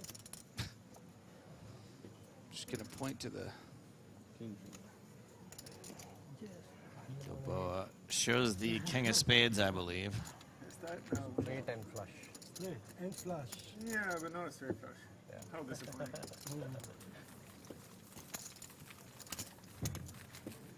Linklater's also doing another movie that is going to take like 20 years to film. He's doing another one. What's you really like the baseball one, right? Everybody Wants Some. Yeah, was that him? was good. Yeah, he did that. Yeah. I didn't see that one. What about Dazed and Confused? The Wolfman chiming in about Dazed and Confused. He did Dazed and Confused. It was surprising we failed to mention that one. Dazed and Confused, which is funny, is that so I watched it when it came out, like when everyone was raving about it, and it did nothing for me. And then as an adult, much later, I watched it and I did enjoy it very much. I don't think I've seen much Linklater though, in general. You can always link it later. All right. Okay. Latosi says, PokerStars movie podcast when? James and I talk movies on the podcast just about every week. James Bond movies, but they are movies. We talk about James Bond movies for sure, but when there isn't one of those to talk about, we talk about just about everything else. Gilboa with pocket sevens. Reuter is going to 3-bet from the button with ace-10 offsuit. Gilboa fast to act. Yeah, love it. Calls the re-raise, and we're going to the flop, which is jack-8 deuce. Ace-10 misses. Sevens holding.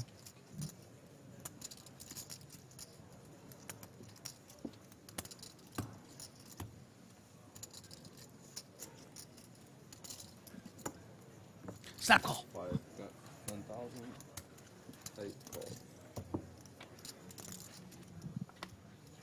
9 on the turn. Another overcard for the sevens, but does not hit Reuter. Not specifically. Does give Reuter the open-ender. Yeah, and I think this is going to be a tough card for Reuter to continue on unless he just plays it as a shove. Certainly you're going to get a hand like pocket sevens to fold, but if you think Jack X is just going to call you, if pocket nines are really a part of his range. 7, 8, 9, 10. Jack is a straight for Gilboa. Just a pair now for Reuter.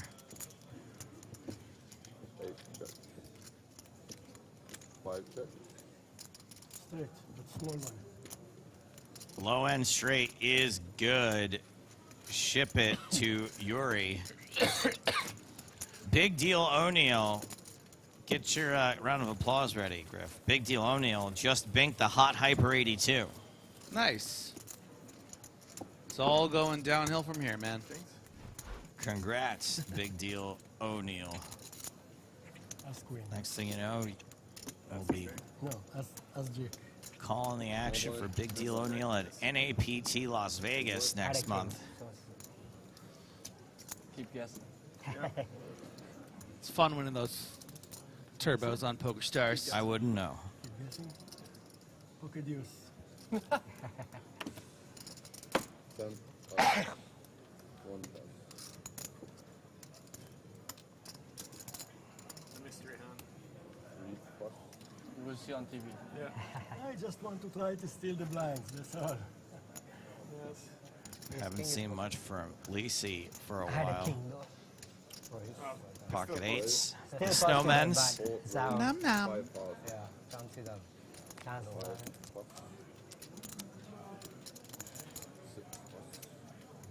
5 5 7 plus.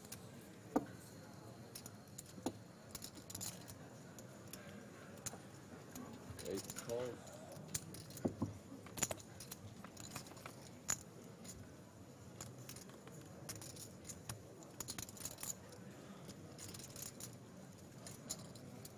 8 check.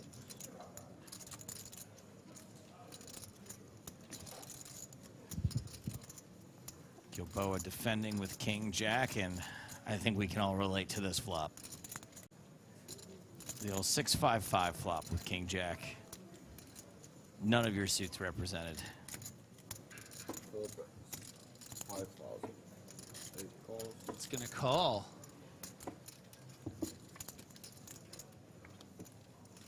You just see one more, but still, there you go. King Jack. Bupkis. And the man I like to call Least the Second is love and life here with the 2-8s. You're not too worried about your opponent improving much on this turn. You know, you block those 7-8 combos.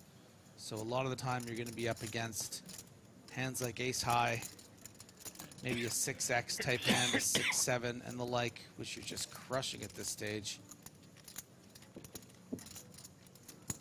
But against this king-jack combo, I think Gilboa is going to beat him into the middle there with the fold.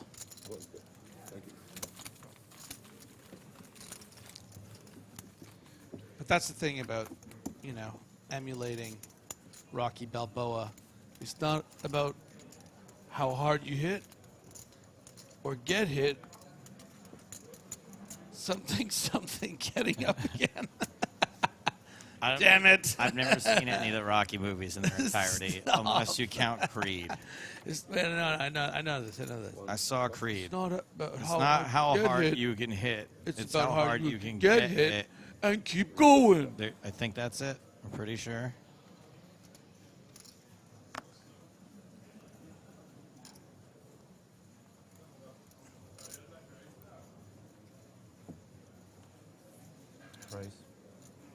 I'm more of a Cinderella man guy.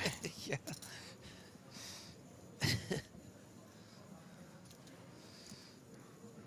I'm more of a hurricane dude.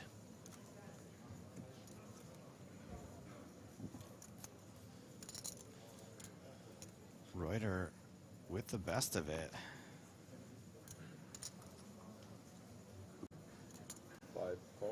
Just calls. Marigal out, Goel out, Gilboa, King 6, nah. Anton in the Vig blind.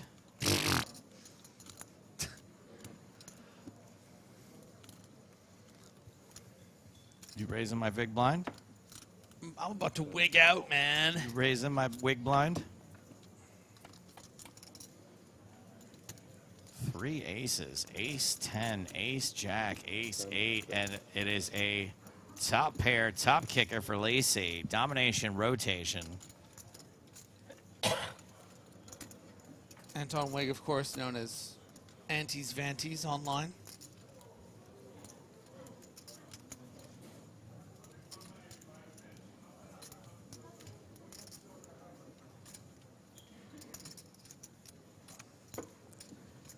Now tell me if this theory is too much for you.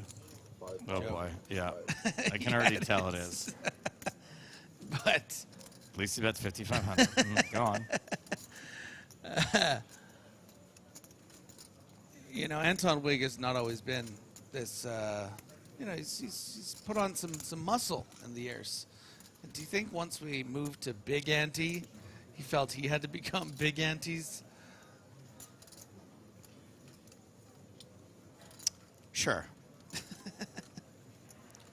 I'm sure that's what it was. Advantage Anton Wig here on the flop, 10-3-3. Huh? Pardon me. Lissy has the advantage with the ace-10. Reuter gonna be ahead sometimes against the range of Lissy.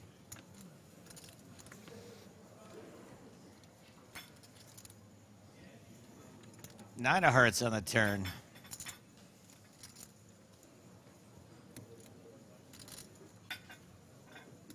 $29.5 in the middle.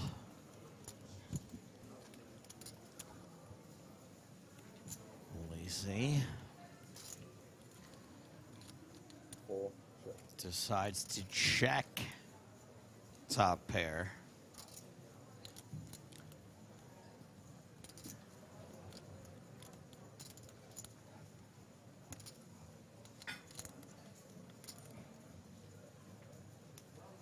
Yeah, I like this check here from Lissy. Pot control? Well, I mean, I think some of the time you can certainly justify betting again, getting more value from your king 10s and your queen 10s. but those hands are also going to probably bet for value. You would hate to, you know, somehow be up against something like an ace-3 suited, pocket nines that would have called the flop. Also, those hands that are floating, like your ace-jacks, your king-queens, king-jack suiteds, hands of that nature, will start betting this turn as a bluff, and that's exactly what we're seeing here from Reuter. This is a pretty significant wager. You want this, is what you're saying. Yeah, because Reuter now with this ace-jack is thinking, okay, how was Lissy going to react if he has 2 7s or 2 6s? You know, hands like that would bet the flop and then would be pretty scared of a bet here on the turn. So, and I tell you what, Joseph B. Stapleton. Yep. This heart on the river. Listening, yep. Going to give Reuter a lot of reasons to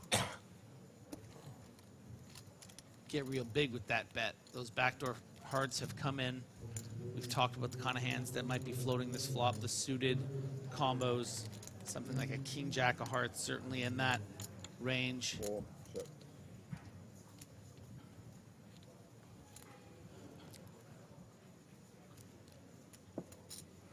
Let's see.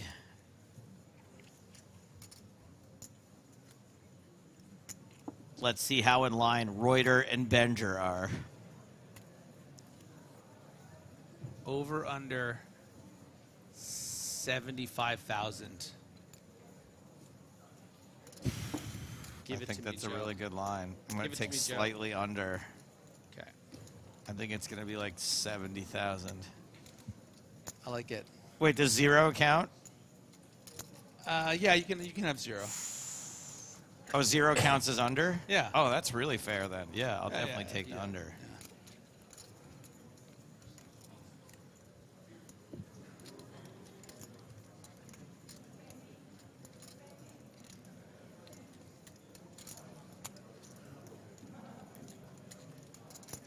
No shot clocks in play till they reach the money.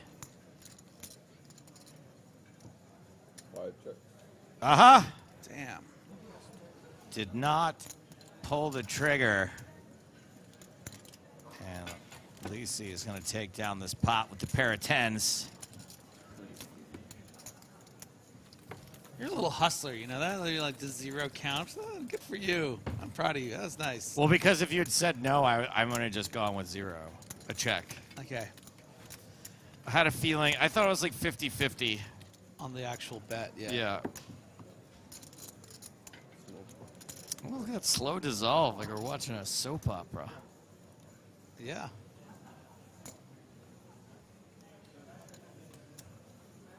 Yeah, the production team here doesn't mess around. Flipsy on YouTube says, poker has become so freaking boring with these slow playing guys. You know what else is boring? Comments like that. You banned. Thanks for weighing in. Yeah, and if you feel hurt by being banned, why don't you put on a Band-Aid? There you go. Pocket Queens. Under the gun. Buenos dias, Andrian.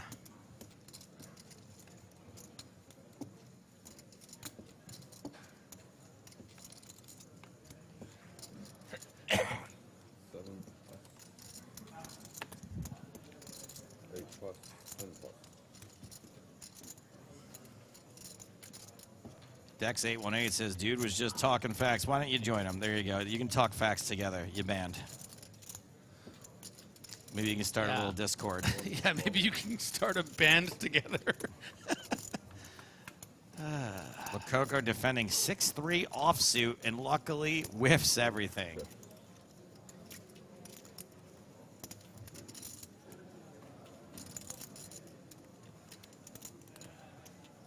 If you're not going to hit 2, 4, 5, probably best for it to come king, king, jack, insta-fold on the flop.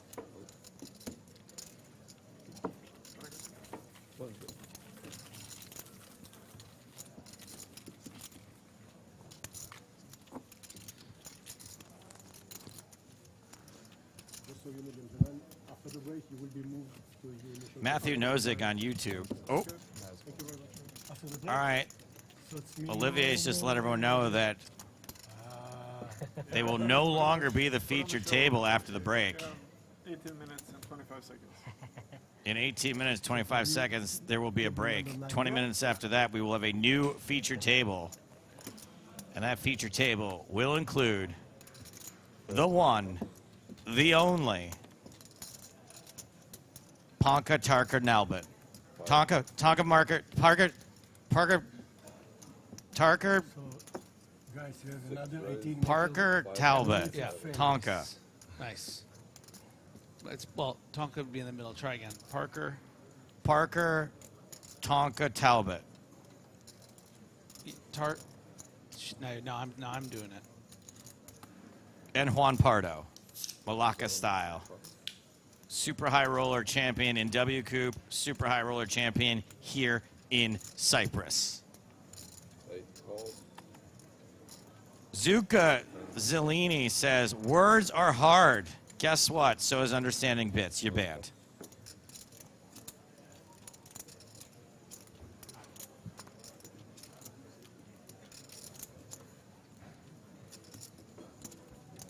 Caxel asked, why was he banned from expressing his opinion? I don't know. Why don't you take some time to think about it? You banned. Thanks for this, guys. I was getting a little bored myself at this level. Thank you. Anybody else? Anybody else want to question my authority? Ace King of Diamonds whiffs entirely here. 5's good for now. Bottom pair for Gilboa. Sorry. Second pair on the flop for Gilboa. No good. No longer second pair either.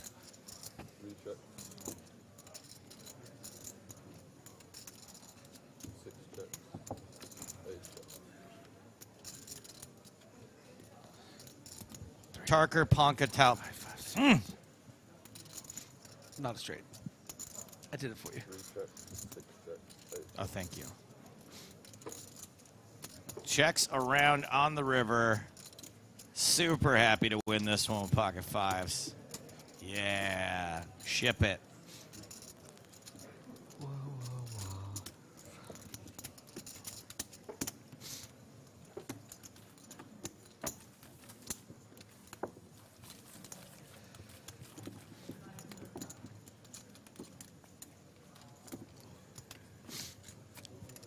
Parkour Talbot.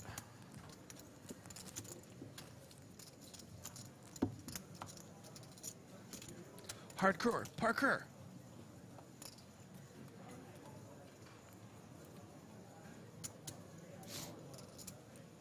It's too bad Parker never got into parkour, because that'd be kind of like a... It's never too late. A cool nickname, right? Could be a good rebirth for him. Parkour Talbot? Yeah, Parkour Talbot. Yeah, that'd be good.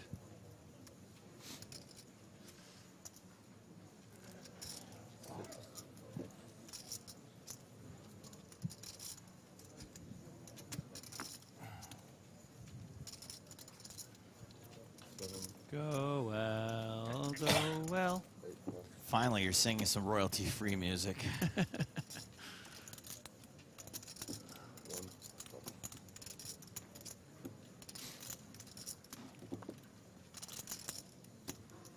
I'm not going to lie, for a second there, I thought Andrian's shirt was also Rocky Balboa. Does look a little bit like Sylvester Stallone, yeah. So you think I should watch Tulsa King?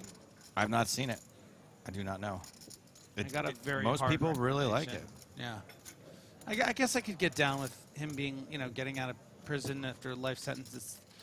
He's like a former capo kind of thing. Yeah.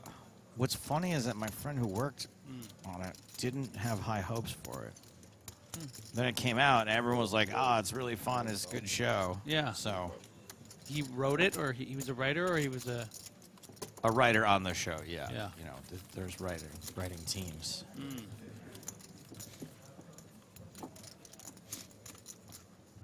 Because what happened is Yellowstone was such a big hit, and then I think the next one was like 1923 or whatever. And so when these shows are big hits, they just gave Taylor Sheridan carte blanche. They're like, just give us more ideas. So he's got like 5 or 6 TV shows on the air. And when that happens, it's really hard for the quality for that person to really to maintain the voice.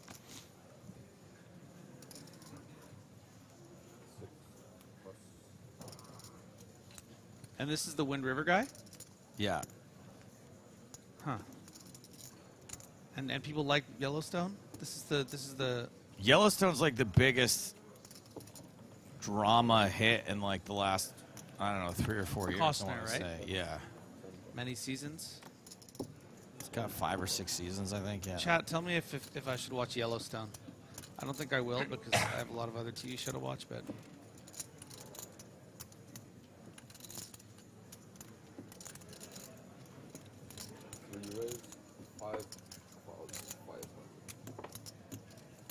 I heard good things about the Continental. Not doing Continental because I'm not doing Mel Gibson vehicles anymore. All right, so here we go. When you asked, is Yellowstone worth it? No, don't, no. Watch 2 seasons. Watch 1883 again. It's very good. Bad show. Don't bother. Yes. You do you, man.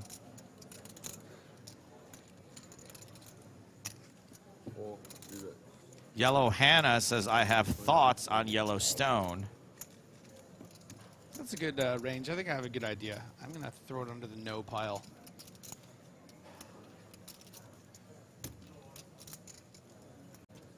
All right, we got a 3-bet from Lisi. Yeah. Back to the poker.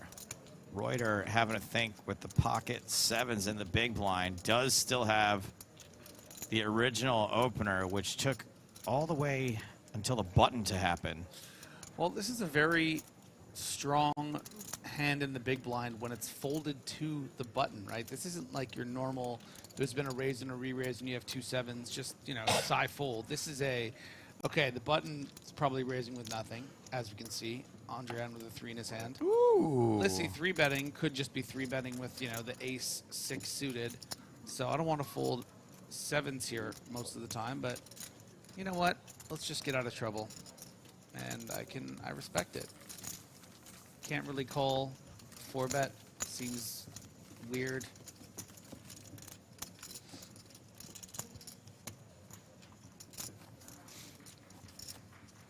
Just over 10 minutes left on the level.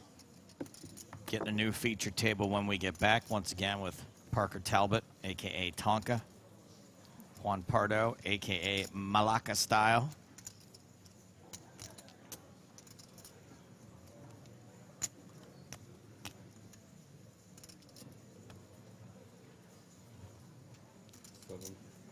Here's a question for you, Griff. Have you watched the new Rick and Morty yet?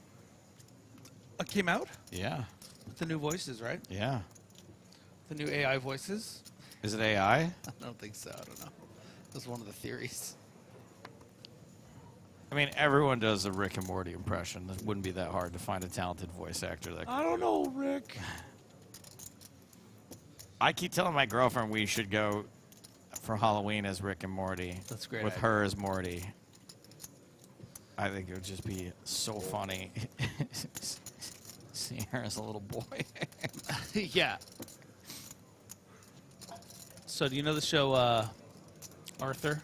With like the Aardvark, the cartoon? I do know Arthur, yes. So one of my good buddies from Montreal was the voice of Arthur. Oh, really? Yeah.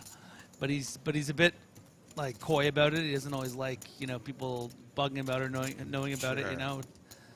And one of his best friends is going to surprise him on Halloween dressed up as Arthur. I can't wait. And did he still do the voice, or did he outgrow it? He's definitely outgrown it. Yeah. Okay. No. It was like once puberty was hit, they replaced something kind of thing. But he did like hundreds of episodes. But it's going to be. I'm so excited to tell the thousands of people watching because I can't tell anyone else. It's a big surprise. Like it's you know, he's like, don't tell anyone. Like within my friend group, right? This one time I was out in a bar in LA and a buddy of mine was visiting, and he's kind of an emo kid. And he was wearing a SpongeBob wristband, like a sweatband. And I go, man, look, I'm going to tell you something. I probably shouldn't tell you this. Please don't make a thing out of it. But the guy who plays the voice of SpongeBob is right over there. The words weren't even out of my mouth yet, and he was down Tom Kenny's throat.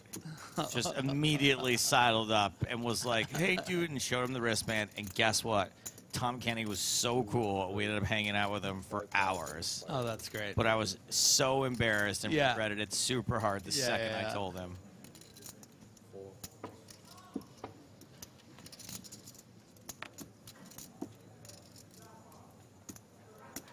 Buenos dias, Andrian, raising ace-jack, and these two just destined to clash. Andrian and Reuter.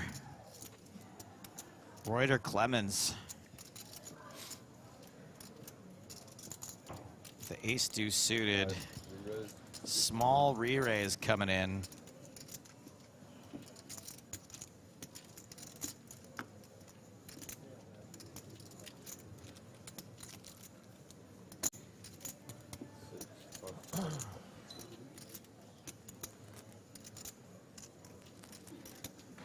I guess not that small, but not that big either.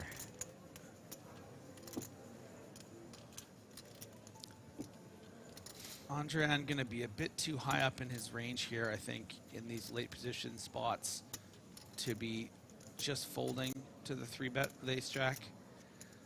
I think the question just becomes, do you want to turn this hand into effectively a bluff because you're not prepared to get all in pre-flop with this hand for this amount of chips, or do you want to just call and keep those weaker hands in there? Andrian does elect to go with that re-raise pre-flop, and I'll tell you what, we've talked about it a lot on this broadcast before, about how these badass, you know, live players, online players, don't like to fold the suited wheel aces and are prepared to do some crazy things with it. But does Reuter want to put in 165,000 chips at 2,500 big blind with ace-2 suited? Probably not. The shoving matches don't go as many rounds as they used to. No. These days. These players figured out that they were torching chips. Yeah, and that's why we do see the fold from Reuter. I think very reasonably played on both sides. And the best hand won, and that's what you love to see, isn't it? That's what I love to see, for sure.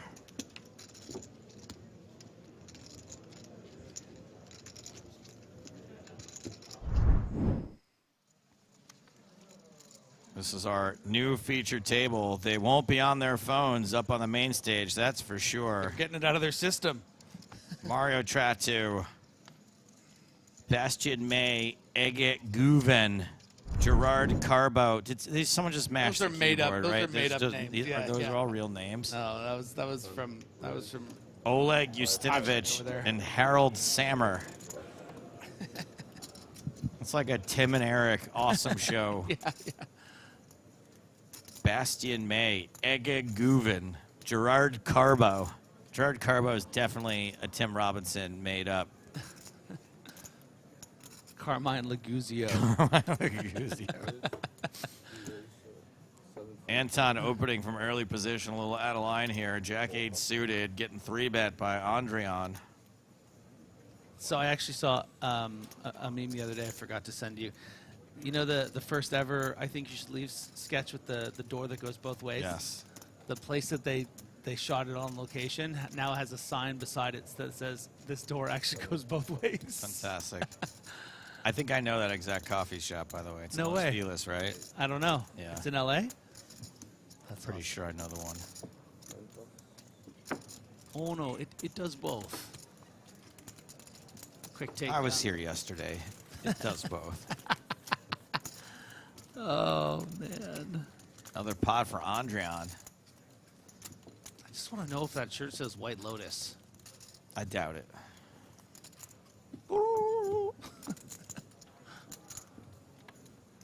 That one's tough, because now you really want to sing it. I love I love that song. Yeah. So Andrian is 4th in chips at this table, but has 79 big blinds. Pretty deep stack table, top half of the table. And then Gilboa is actually 5th with under 40 bigs. So the bottom half, not that many chips. Top half, lots of chips. Did I tell you I was at a dinner with Mike White's assistant? He told me all the I don't think good you told stuff. me, no. Yeah, I should tell you. I should. That's a great story. I'll tell you that sometime. Action's folded around to Apurva Goel. I say he limps. That's a limb. I win. One big chip. You lose. I didn't really say I lose. I didn't really weigh in. It was just it was a Key and Peele reference in my head that no one would ever get from the Flickr sketch. Not sure I remember that one. By the way, you have something. All right. I need to show you. Joke's on you. You you just touched a shirt that I've been wearing for 6 days. Yeah, I need to show you the Flickr sketch, and then you'll see the very obscure reference I made too. This is all great. We're planning for me to tell you a story. We're planning to watch an episode of Key and Peele. We still have to watch Joe loves hanging out movie with me. 40, movie 42. Joe loves hanging out with me after. You know what's weird is that I mean, I was really, really ill in Barcelona. Like, I think it's the first time ever that I left commentary early from not feeling well. That was a pretty hellish trip for me. It's okay, everyone. Don't worry. We still FaceTimes.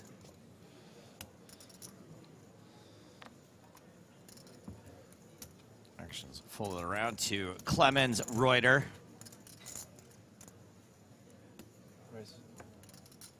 Ace 8 offsuit.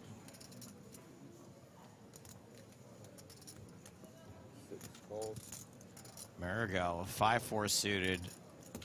Dying to play a hand. Marigal wants to see 3. Let's be honest. Yeah. That's kind of his whole vibe. I want to see 3 cards. I want to see if they match with my 2. Lococo doesn't fold much from any position, let alone a king 6 suited from the big blind.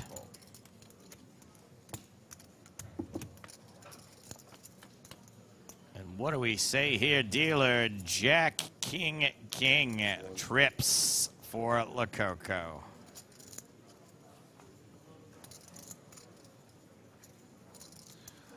Are sunglasses making a comeback, or are they this In life or in poker? In poker. I think we have 4+ on this table, and that feels like more than average. It could be because of the location. Like, it's a sunny, warm climate, so Yeah. maybe people just have sunglasses with them and then aren't taking them off. 10 on the turn after action checks all the way around. Lococo checking again. Has a small-ish stack. Hoping someone will put some chips in that he can raise at some point. It's working. Marigal folds the 5 high. Back to Lococo facing the bet of 6,500. Not entirely convinced that Lococo is going to want to play this as a check raise. You know, you do still have to worry about the ace-queen. If you do check raise here, you're probably not going to get action from the Jack-X type hands, the 10Xs, so better to call and make it look like you have something like Queen 10 or Jack 9 that might have to fold to big pressure on the river.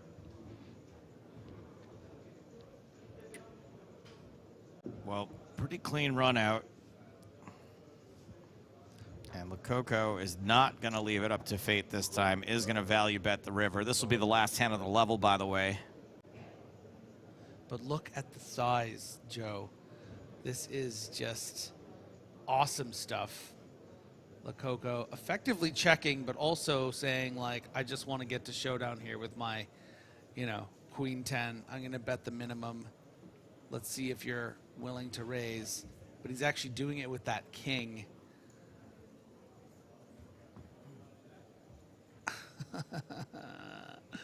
The 7% pot river bet. Just begging Reuter to find that raise to 20, 30,000. Instead, just calls. Just the call. Well, hey. Squeeze 2,500 out of Reuter. Wow. Looks a little tilted. Yeah, like maybe his opponent had something like ace-jack and would have been prepared to call a little more, but wasn't the case. Got the max. Players are headed to break. These are the chip sacks they're taking back out into the field with the new blinds. So 129 big blinds is what Anton's taking out there. Clements Reuter, second in chips at this table at 91 bigs. Yuri Gilboa, the other EPT champ at the table, taking 34 bigs out there. And Andre Lococo will be departing with 28 bigs. New feature table when we get back, including Tonka and Malacca style. During the break, we've got some classic bubble moments from the EPT archives. More from Cyprus in 20 minutes' time.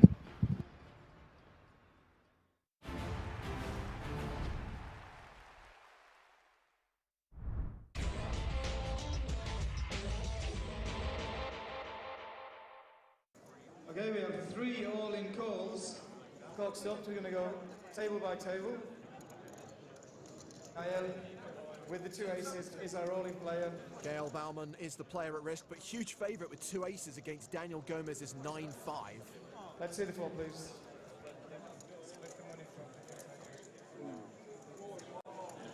The flop is 9, 10, 4 to rainbow. Gomez has some equity, more than he did before the flop, actually. On the turn, please. The turn is a queen. Baumann has to fade 9s and 5s. On the final card, please. The bubble's not bursting. It's a king. Aces hold.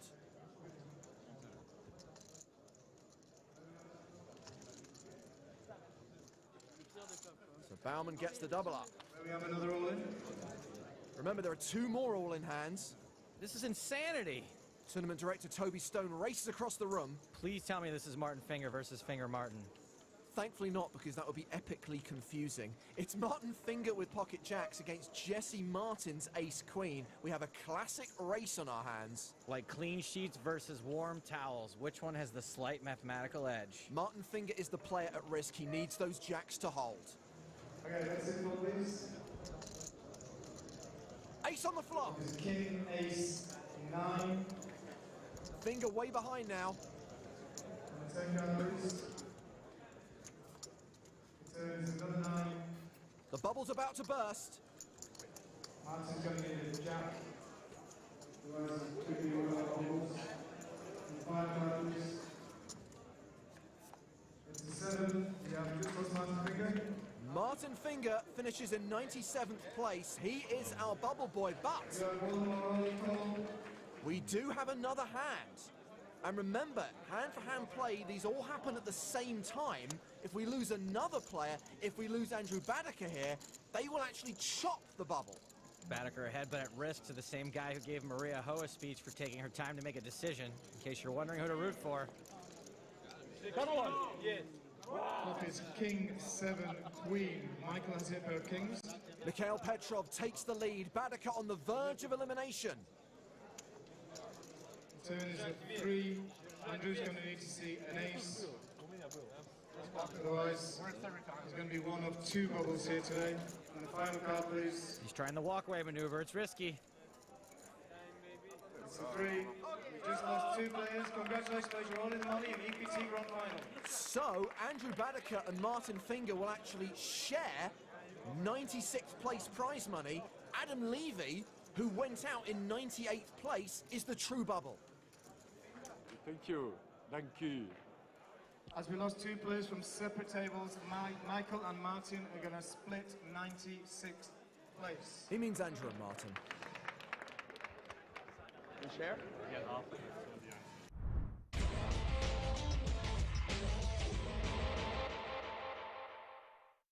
Blinds 2,000, 4,000 with a 500 ante. Action at the feature table is on Cecil Hansen. Pretty hand. Raises with Queen Jack suited. From under the gun +1, he makes it 10,500. Action folded around to Leo Fernandez. Ace Jack. Yes, I am Leo. I am contemplating what to do. He's in late position. And he's going to play aggressively from late position, 3-betting to 23k. And this is actually kind of turning his hand into a bluff. Joseph Bakar in the small blind decides to fold, as does Lucas Berglund in the big blind. Action back on Hansen. Pretty good hand to take a flop with. Well, those blue chips are worth 5,000 each. The purples are 500, so that is a 4-bet to 46,500. Is there anyone at this table who doesn't want to turn his hand into a bluff?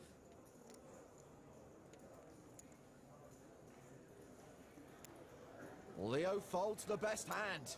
Hansen's play makes a little more sense than Leo's near the bubble, but it's risky. He did not have the stack to 4-bet fold. Hansen up to 156,000. 185 remain in the main event. We're 2 away from making the money, and we're hearing there's actually a player who didn't even show up this morning who's slowly being blinded out. Well, that's awkward. Mario Adinolfi had a deep run in this tournament in Season 8. He's facing a raise from Christoph de Mulder. What's he looking at? Picture of the Pope? Stall much. Play does tend to slow down around the bubble.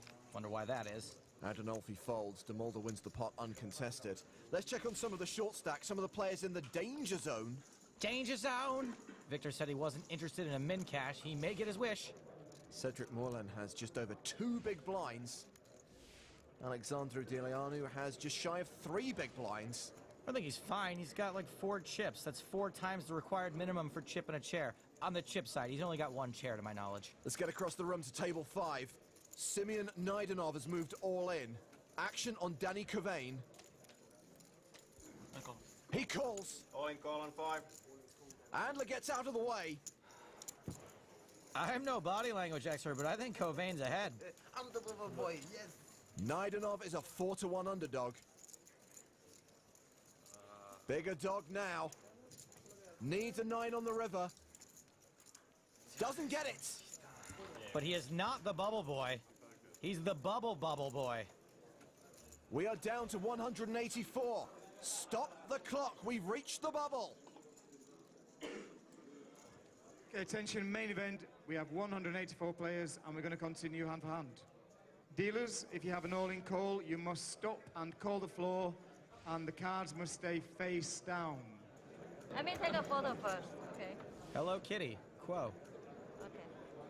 Tag it, Survivor. Hashtag Survivor. So we're going to play one hand. We'll wait for play to conclude at every other table in the room before we start the next one. Berglund raising from the cutoff with 9 deuce of diamonds. Trying to go all thief here on the bubble. 7-5 of diamonds for Pasi Sormanen in the big blind. And this would be kind of a loose defend. He calls. And what a flop for Berglund. 9-9 deuce for a full house. Flops him deed. Sormanen checks. And folds before Berglund's had a chance to bet. One check. Luckily no diamonds. I had 7-8 diamonds. So 3 diamonds. Ooh. 7-8 of diamonds, huh? Lol. Remember, the next player to bust walks away with nothing. Yeah, I was thinking that this table would be the one who was like breaking the bubble. Like, yeah, that's. There's always next hand. Over to the secondary feature table. There's been an under-the-gun raise from Albert De Hare. Petra Hryskova has called with ace-10 of hearts. Thomas Buttshammer in the cutoff has deuces, and he is counting out a re-raise. He 3-bets to 27,500. Bizarre choice of hand to 3-bet, but you know what I always say? When you want to burst the bubble, best to use a Buttshammer. Action folded back around to Hryskova. She calls. She's out of position, and she's got a hand that could be dominated to a 3-bet. Heads up to the flop, which is King 8-6 with 2 hearts. Nut flush draw for Hryskova. +1 overcard to the board. She's actually a statistical favorite. Since it looks like Buttshammer was turning his hand into a bluff no matter what, a bet here is expected. He continues for 24,500. She quickly calls. Certainly can't fold the nut flush draw. The turn card. is red, but it's a diamond, not a heart. Pliskova checks a second time. Maybe giving a little something away with that check, by the way.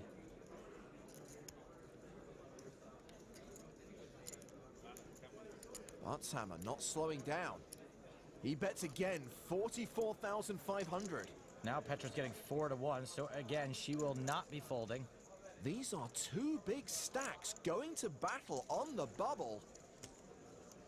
A needlessly huge pot with two super deep stacks, thanks to the Butts Hammer 3-bet. Pliskova calls again, 212,000 in the middle. The river is the king of spades, pairing the board. More like Petra Bricksova. She checks again.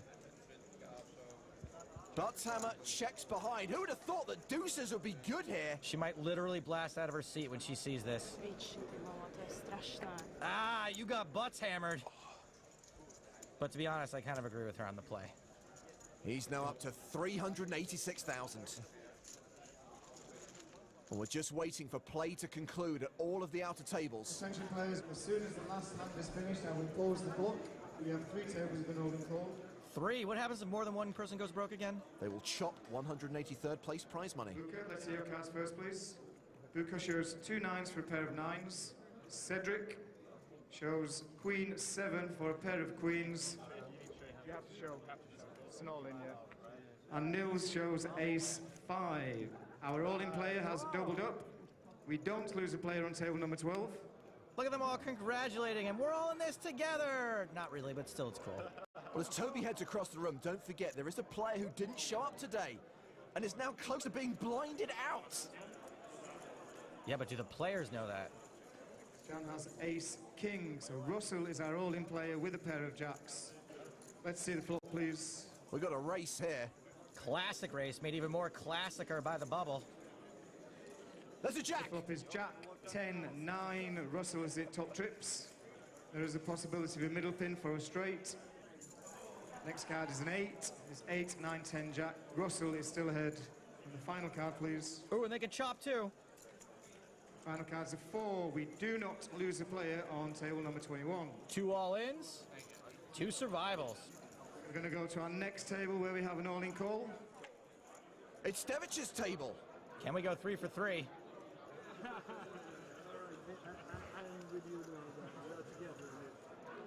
Mihails is our all-in player, but there is no flop. Mihails has ace of spades, queen of clubs, and Alexander is our player with a pair of 9s. Another race. The flop is 2 3 king, and the turn is a jack. And the final card, please. It's a 10. Gets there. Rivers are straight. He's the real champ, the real one. Have to win this tournament. Thanks, guys. This is the sweetest bubble ever. 3 players were all in, no one busted. Hello? No. 10 on river, always. There's the anti-railing you come to expect on a gigantic bubble.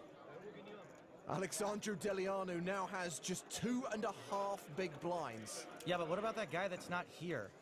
Well, they've called the tournament director over because he's still absent and he's about to be put all in the big blind. They said he did not show up the entire day. The whole day? Yeah. He did not come. Okay. Easy money. Maybe it's just pocket change. Attention, main event players, we have a very unique situation over here. We have one player who hasn't showed up today and is going to be all in on the big blind. So he will be eliminated in this hand. If we lose 2 players from that table, the player with the biggest chips is going to take the highest finishing position.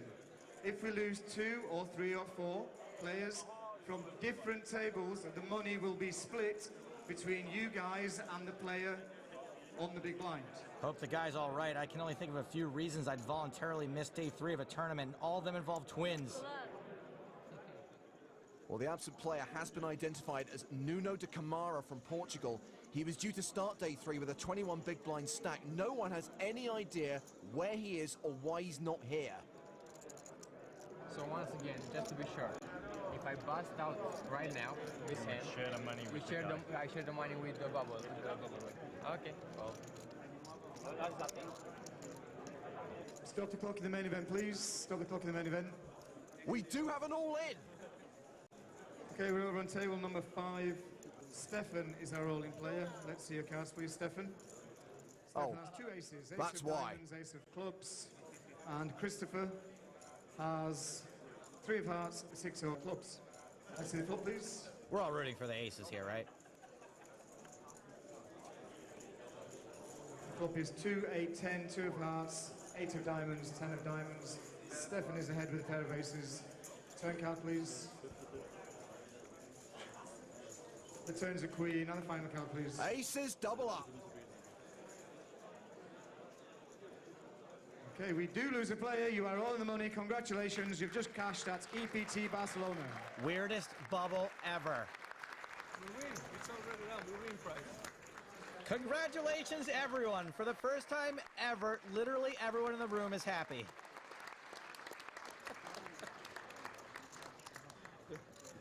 Now that we got to the money, we can fight. You gotta fight for your right to min cash. A strange situation. We've no idea why Nuno didn't show up for day 3, but he is our bubble boy, while Alex Stevic has cashed on his return to EPT Barcelona.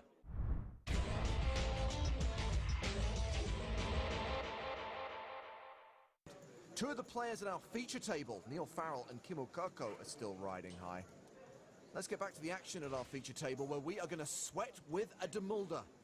Christoph of that ilk. Action has been folded to Neil Farrell in the small blind. Oh man, blind on blind hands are tough. I'm rooting for a walk. Dang it. Not going to happen. Farrell raises to 17,000. What do we got? Demulder's hand is Ace-5. Yep, gotta call it this. No need for a 3-bet because we're usually either a little ahead or real far behind.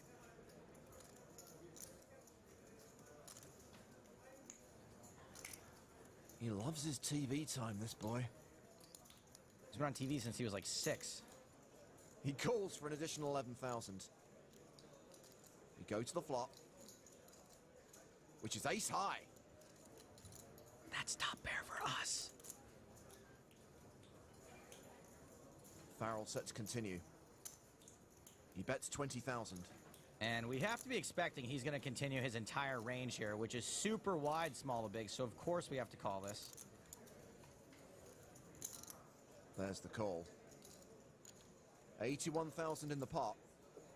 Another ace on the turn. Trips now for Demulder. I'm starting to like this board more. That was a weird little stutter step. Wonder what that means. Farrell bets again, 35K. Whatever, doesn't matter. We're not folding. It's kind of hard for us to be beat, but what makes me worried is it's also kind of hard for him to be bluffing. Excuse me. Must be allergic to betting in the trips. Demulder calls a second time. 9 of hearts on the river. This is not a good card for us. I am really hoping he doesn't bet again. There are now 3 hearts on the board. The flop flush draw got there. Where's your coughing now, Neil? Where's your coughing now? He empties the clip. He fires the third barrel. 78,000. With that heart on the river, I think we gotta fold our hand. Neil could certainly have hearts in his triple barrel range, and pretty much no worse hands would bet here for value. What do you have? You'd have to have pure air for us to call. Matthias knows what Christoph has because they have creepy twin telepathy. Ooh. Full house? You have a full house? It's a good hand. Wait a minute. Maybe that'll give Christoph the info he was looking for. I don't think this is a bluff.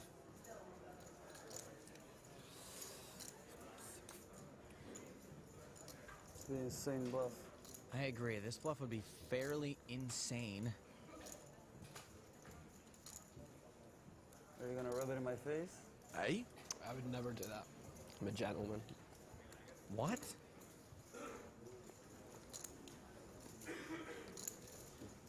Demulder folds.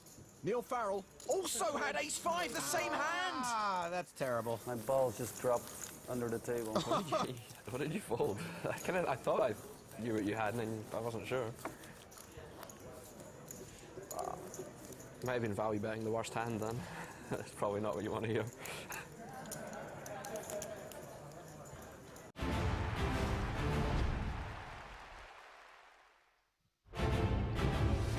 Welcome back to Cyprus and the 2023 PokerStars European Poker Tour.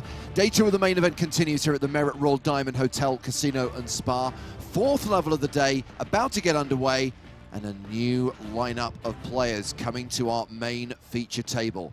As we come back from break, getting ever close to the money, let's look at the biggest stacks right now. We do have a member of Team Pro. Top of the table right now, Tonka. Parker Talbot is chip leader with 218 players remaining. World Series of Poker finalist Kenny Hallett also inside the top 5. 218 players returning from break. 199 will get paid. That means the bubble is looming. It's James Hartigan alongside Nick Walsh. Hello, hello. Thank you so much for having me. There is a chance, Nick, that we get to the bubble during this level. We have got Parker on the main stage, finally going to get some Tonka time at the feature table. He has got a very tough opponent, Juan Pardo, aka Malacca Style. Here is a guy who we saw a couple of weeks ago win the W Coupe Super High Roller. He comes here to Cyprus and he wins the EPT Super High Roller.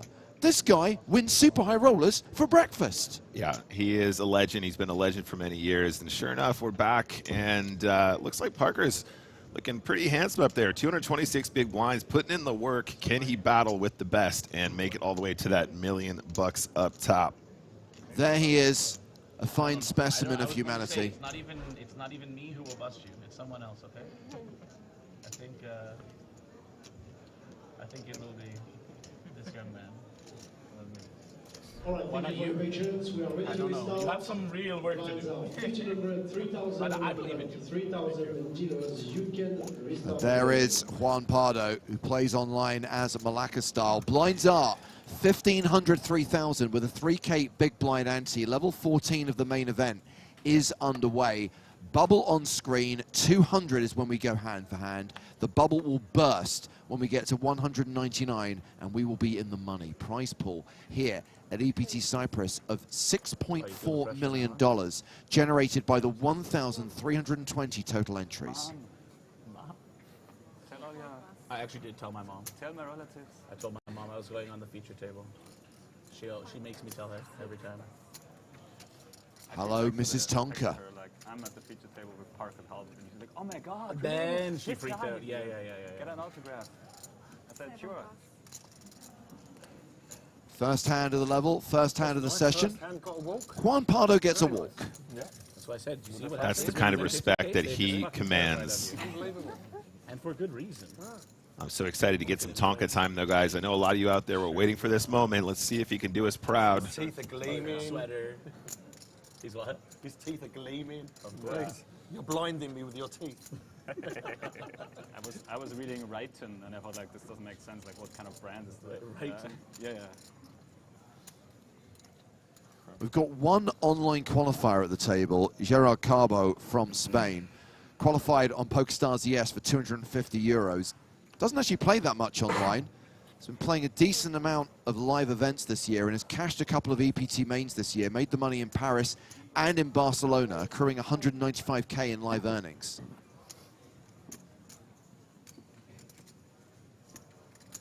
It's Tonka who's opened here with Jack 10. And it's Eget Güven from Turkey who's got ace 8 of clubs.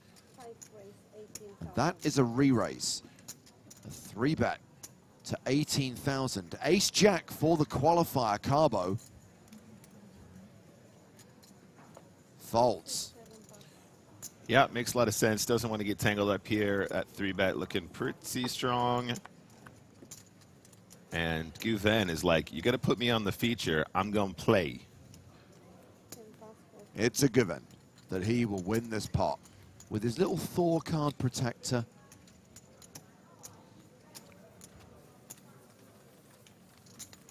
That's a good-looking Thor.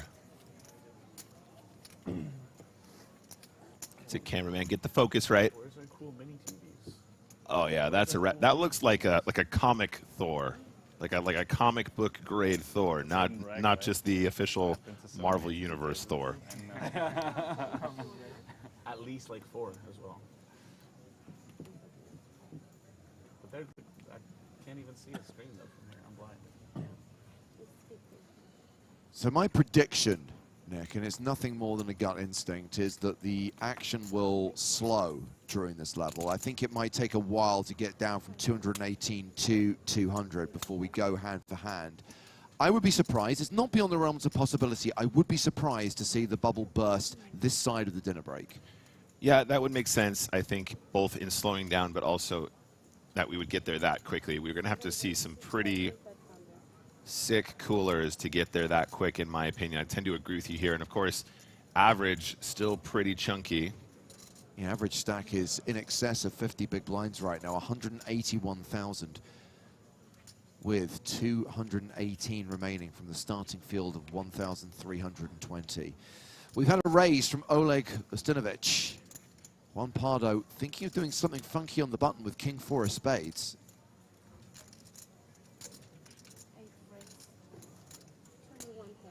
And he has decided to re-raise, 3-betting to 21,000. Yep, I think this is pretty much some straight GTO tings. Harold Sammer in the small blind with pocket tens.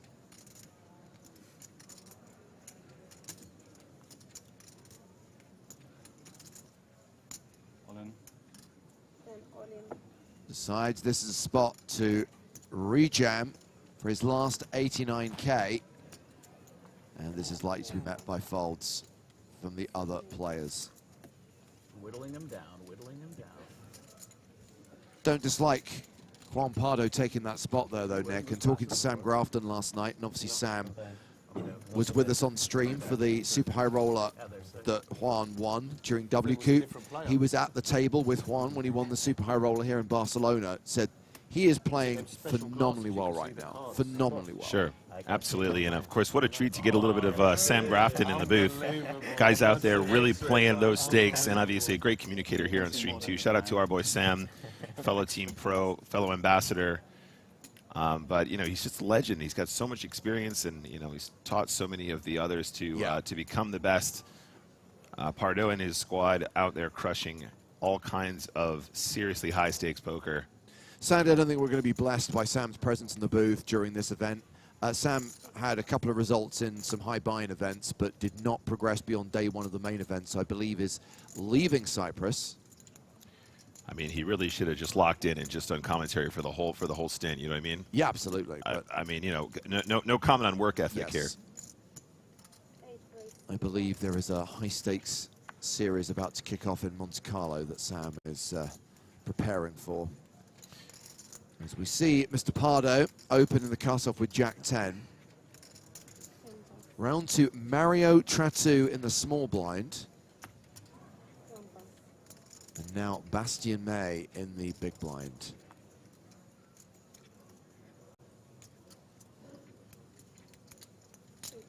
Raise and take it.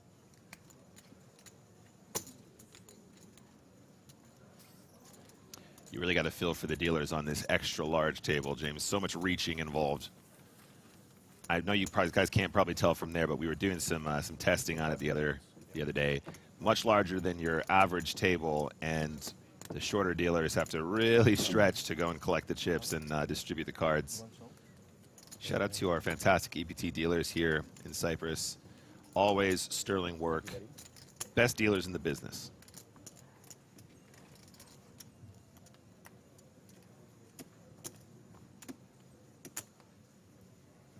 All right, hand number 98 underway.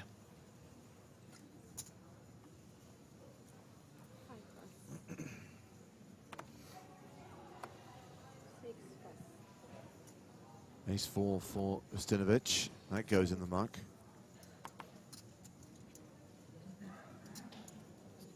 Ace-Jack suited for Juan Pardo. Back in action. Malacca style, making it 7K.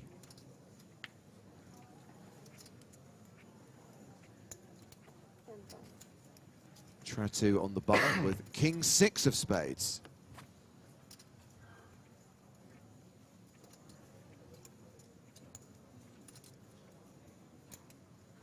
I appreciate that Mario's got chips, 76 blinds at the start of this hand, but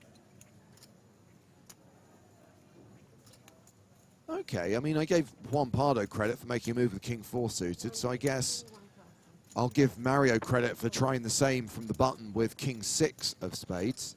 Sure, absolutely. I think that this is a very reasonable combo to apply some pressure to a known aggressive opponent.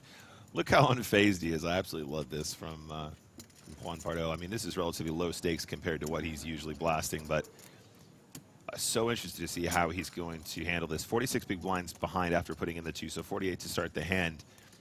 I think probably I imagine we see a lot of flatting here. Yeah. I mean, because, you know, if your opponents are capable of bluffing, you're going to dominate some of those bluffs as well. Tratu thinks he wants spades. Trust me, he doesn't want spades. There's one, there's two. Oh, no, he gets spades. Oh, now, wow. He has paired his 6, but the nut flush draw for Juan Pardo, and Tratu just moves all in. Okay, speaking of phased, even Juan is concerned. Wow. Is that all incorrect? Yeah. He announced all in. He shoved for 209,000 into a pot of about 50,000. And wow. It's all into call for Pardo, who's got 125K behind. He's literally doing the math in his head right now. He's going, okay, what's my equity? What are the odds I'm getting? Because right now they're not great pot odds, but he has an absolute monster draw. He does not realize that even though he is currently behind, losing to a pair of 6s, he is a statistical favorite here. I was not expecting this from Tratu.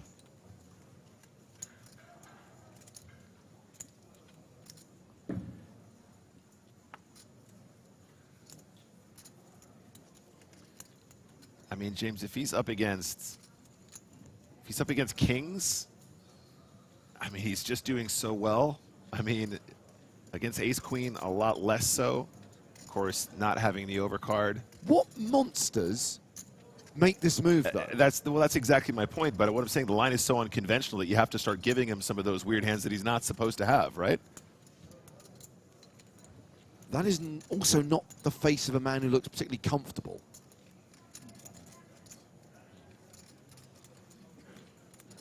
This is a very, very unconventional spot. Don't think I like the move from Tratu, but he's actually putting Pardo in a pretty weird situation. This is so far off GTO, James, that this is, you've got to really reach in. Someone's called time. Malacca style is going to be put on a clock. Oh, wow.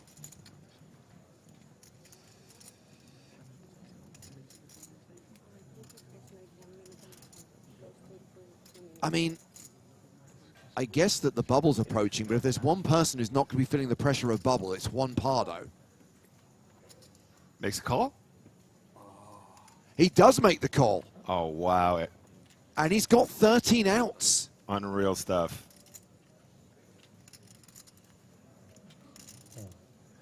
Well, Juan Pardo is the at-risk player. He is currently behind, but is a statistical favorite. The only question is, are 13 outs too many outs?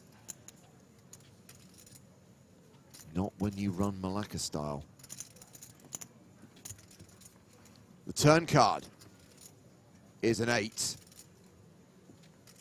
15 outs now for Juan Pardo. The 9 ball's good now, too. 9s, jacks, kings, aces, spades. The river is a spade. Oh, wow. He covers me? No. Oh. Huh? No. He has like one. You're covering. Oh, fuck. Tratu. All the things he said. Never a doubt. I mean, it was always going to be a cooler James, no matter how the hand played in Tratu's defense, but definitely not the line I was expecting. And Juan Pardo managed to just get there.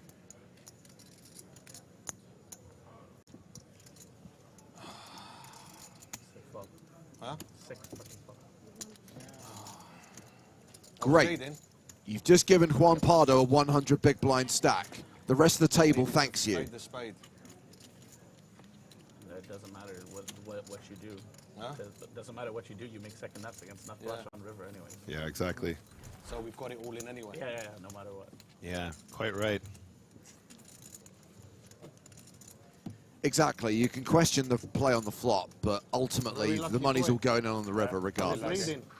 Yeah. That was the only way I could play that. Scary man to put all your chips in again. Only way to play it. If he's going to call.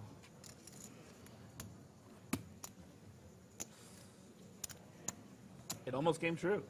I almost wished you into the soft bubble. Yeah.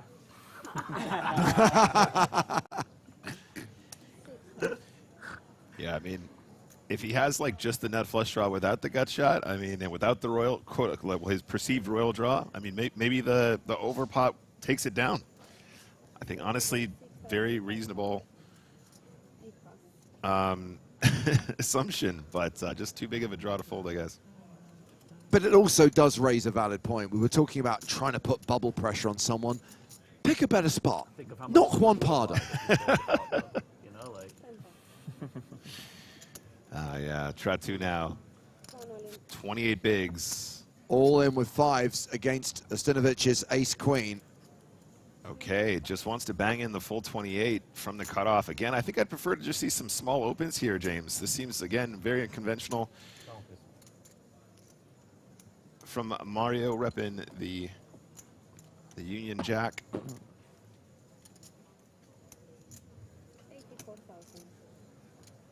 I mean, I think we might actually see a flip here as well, gang. Ace-Queen seems like a very reasonable call, especially coming off a beat like that. Mario clearly a bit frustrated by the outcome there, as of course anyone would be. I certainly am not folding this hand in this spot.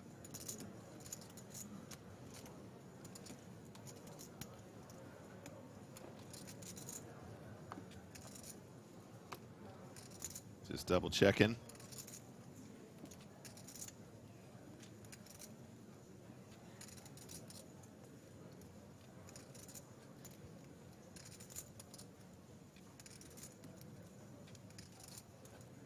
Wow, big fold there from the ace-queen. Okay, and Tratu just needs to take stock now. 32 bigs, perfectly playable. Obviously, I appreciate that hand against Pardo was a huge dent in his stack and a huge knock, a huge blow psychologically, but steady the ship. Yeah, and I mean, you know, just remember that 28 big blinds is still a very significant number of chips when you play tournament poker, right? Yeah. It feels bad to go from a big stack to a small stack, absolutely, but 28 big blinds just ripping in fives, I feel like you allow a lot of players to just play perfectly behind you, quote unquote. I think that hopefully having chipped that up, we're going to see a little bit more post-flop, a little bit of small raising, and not putting so many big blinds at risk as we near the bubble. I mean, in terms of bubble play as well, James, let's not forget we are so close to that bubble. Imagine somebody waking up with kings behind you there when you could have raised folded. 213 remain and 199 get paid. No real bubble pressure for Tonka right now, who we think is still chip leader. Not just the biggest stack at this table, biggest stack in the tournament overall. And Harold Zama opening here with ace-queen, 6,500.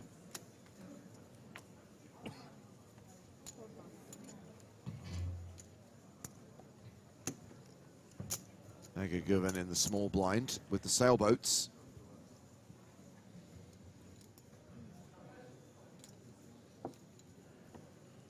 Makes the call. Gerard Carbo in the big blind, queen three of clubs, calls as well, and we're going to go three-way to the flop.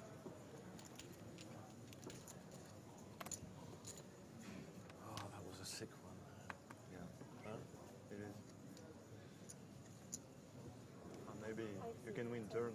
Huh? Maybe you can win turn with the eight. But tough. Well, doesn't matter what happens, it's going to be winning anyway. Do you understand? Yeah. Fours still ahead. What's sick? 10 bet, 5,500. And Govan is going to lead for 5,500, gets two quick folds.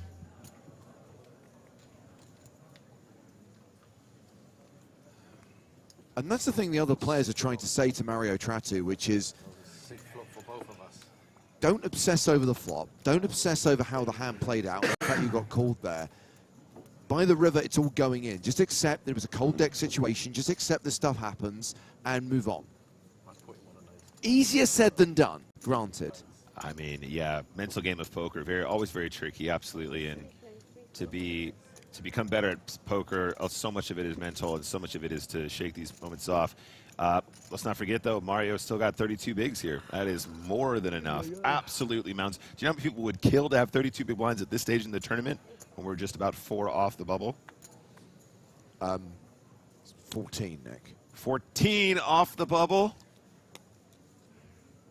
I'm all for being kind of in the ballpark, but 14 and 4. My apologies. I glanced at for just a moment.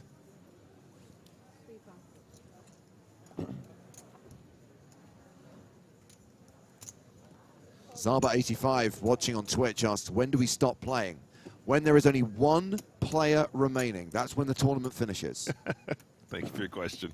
There are numerous breaks in between, including sleeping breaks for the players. Quick shout out to Adam McCullough in the chat. Fellow ambassador, how you doing, buddy? Adam was indeed also in this event. Unfortunately, no more.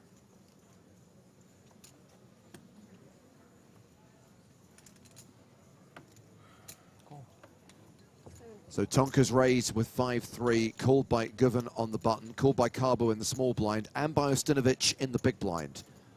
4-way to the flop. Ooh, hearts, which could cost Parker, because Carbo has the better flush draw. Right now, Govan is ahead with top pair.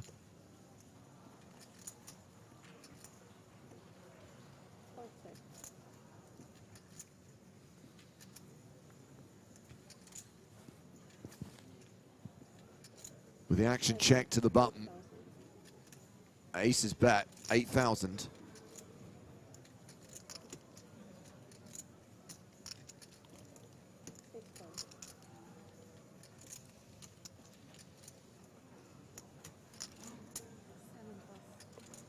I take it back, guys. Adam didn't play the main. Sorry about that, buddy. Well, I know that Adam's obviously still at the beginning of a long poker journey. Here is my sage advice. You've got to be in it to win it, to buy a ticket. No, that's right. He took part in the 1K instead. Uh-oh. That is a dangerous turn for Mr. Talbot. Well, Brick River, ace is still good.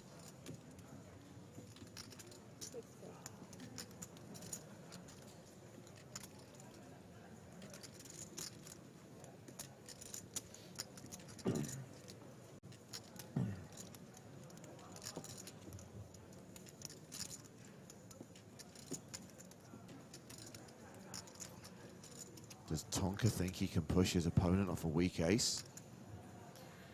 Definitely not outside the realms of possibility. Well, maybe he's not putting Govan on an ace here, because the problem is ace and nine's queen kicker. It doesn't really matter whether it's ace 5, ace 6, ace 3, ace 4.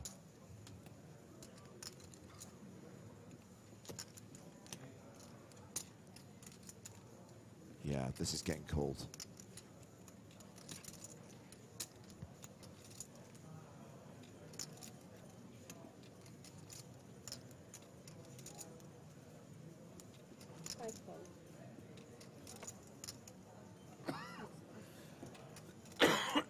Five, 3 of hearts, no good.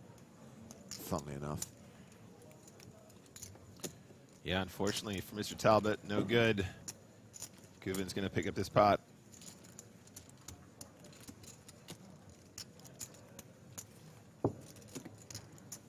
Look at Tonka giving him those extra chips there.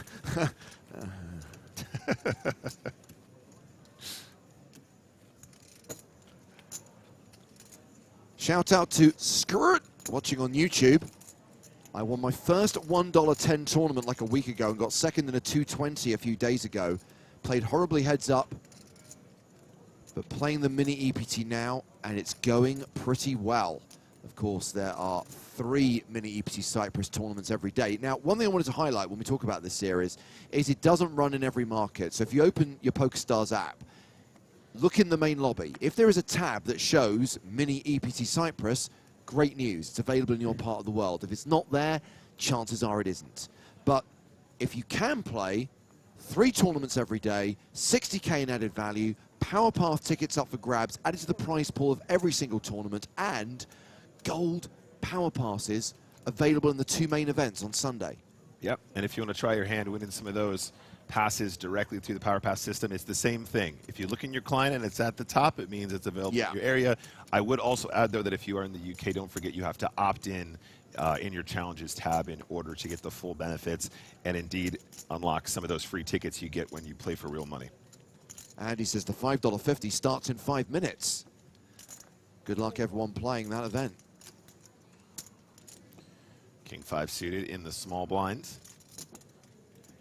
Starts the hand 68 big blinds deep here. I think that limping is cool. I think checking is also cool. So we go to a flop. King 5 suited, ace 5.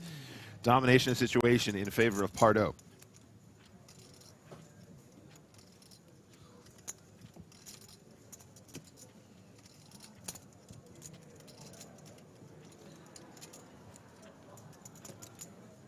What do we think about these glasses, chat? I'm digging them. It's a look, and he's owning it. It's a look. It's strong, and I respect that.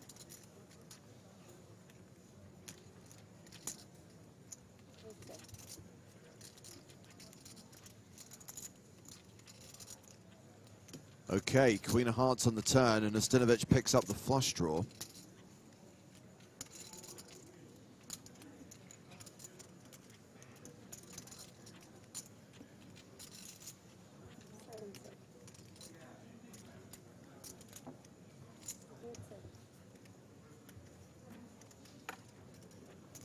But the inconsequential deuce of diamonds on the river, and ace high is still the best hand.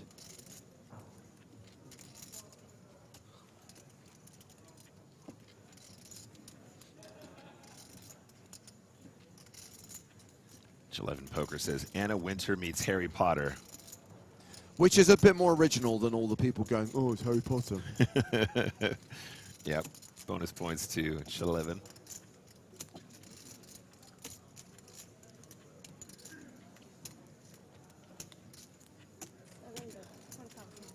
Well, if anyone is capable of making an ace-high hero call, it's Juan Pardo.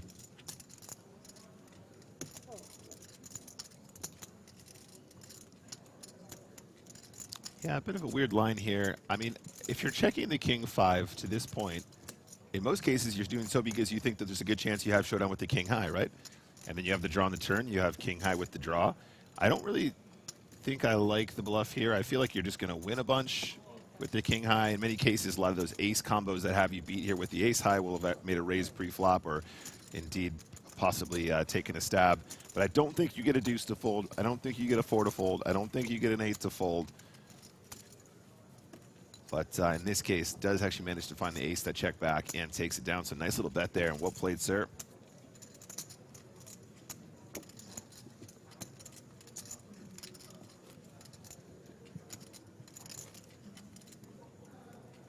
When do you remember that? What was it? EuroLeague or was it UEFA Cup? Malaga against Bayern. Do you remember that? Number, yeah. It was good for Bayern, right? Yeah. Yeah. But it was still UEFA Cup, right? A long time, yeah. You know, James, I just prefer if they wouldn't use the F word on the table. You know what I mean? I guess so. I'm not sure. No football. No football chat. That's keep that in the stadiums. You know what I'm saying?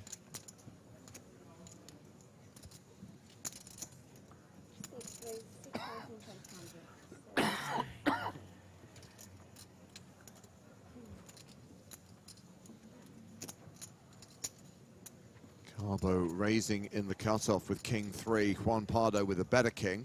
King Jack in the small blind. Both players very deep, around the 100 big blind mark. Juan Pardo just sub 100, but He's just debating whether or not to have a 3-bet here. And computer says yes. Adam Nicola not happy with that policy. Nick, obviously, Adam's primary job is to discuss what's happening with all the soccer squadrons. I gave him the same feedback about the streamer showdown we held recently on the Twitch channel.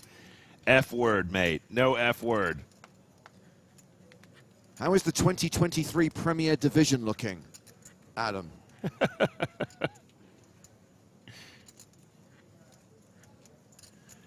Oh, Raksha in the chat as well. Absolutely blown him up. Roasted by Raksha. New game show.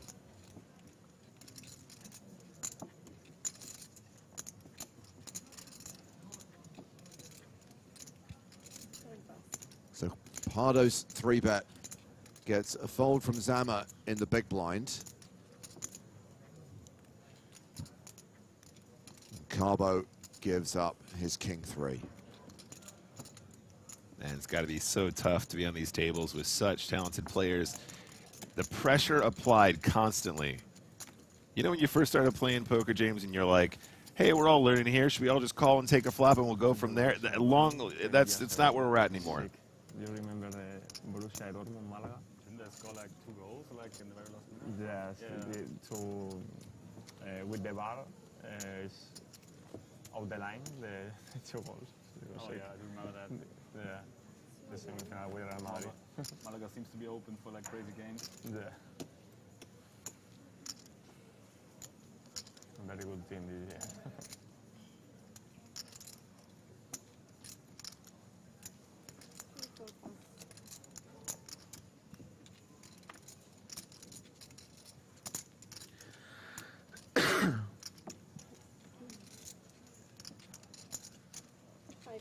Ace-9 for Guven. Raises to 6,000. Carbo, Queen 10 of clubs. An attractive hand.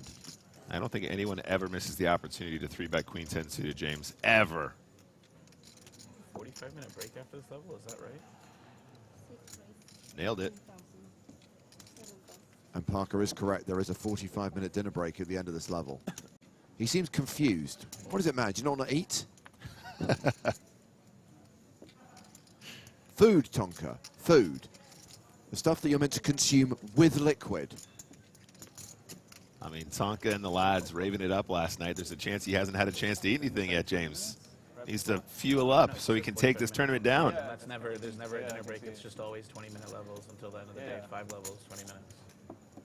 So. Not true, Parker. It's normally a 30-minute break, but we've extended it to 45 so that everyone can use the free buffet upstairs.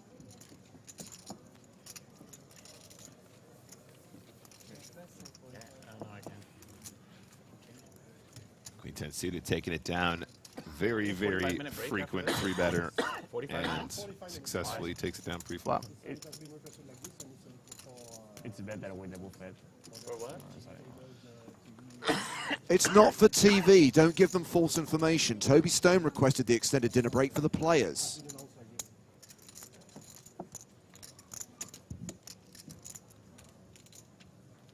We're staying here for two levels, right? I don't know. Probably. I guess you said that before, but I can't recall. Are we here for 2 levels or 1 level? He goes for it. Are we staying for 2 levels or 1 level? Okay, thank you.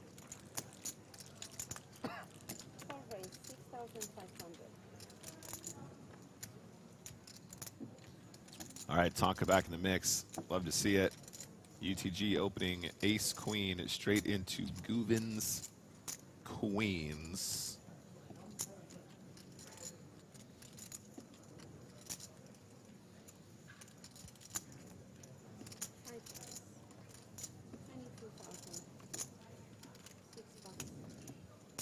Looks like a 3-bet to 22.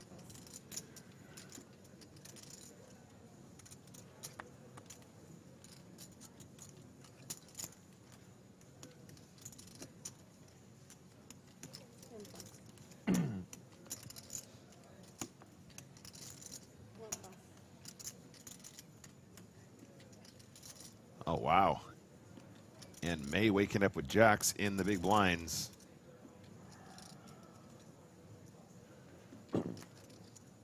Looks like he's just going to bang it in, though. Really reaching for the all-in button with his 16 bigs. I mean, it feels really, really hard not to put it in here, and he does so. 16 big blinds. I think that's an easy fold and a quick snap from queens, and that means May is going to be about 20% behind Guven's 80.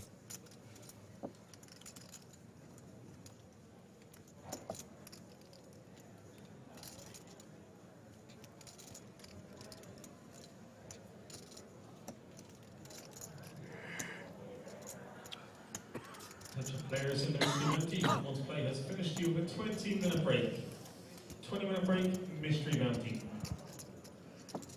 Queens holding. There's only 2 Jables left. Hey, I folded a queen if it makes you feel any better.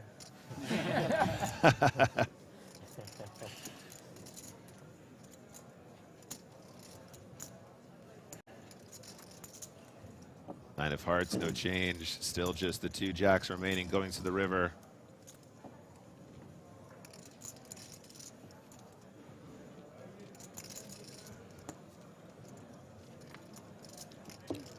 No improvements, and May exits the tournament just shy of the min cash.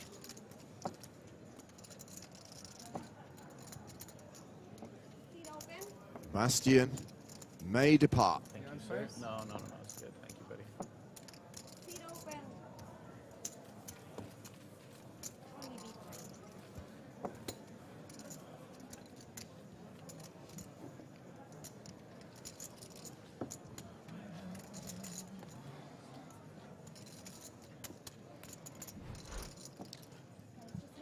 Mr. Guven there, 364,500 chips now, 121 big blinds. Nice little setup. Pretty bad. I don't think they should do this. I don't think with 200 tables that there should be one table that stays on 2 orbits in a row. I think it should change every orbit. Yeah, I don't like it.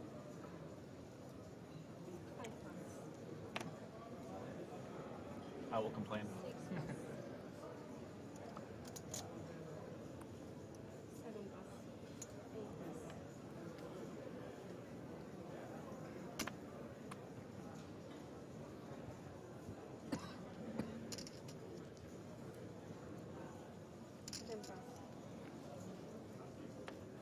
I want to check out the small print in your contract, pal. I was going to say, you got to give the people what they want.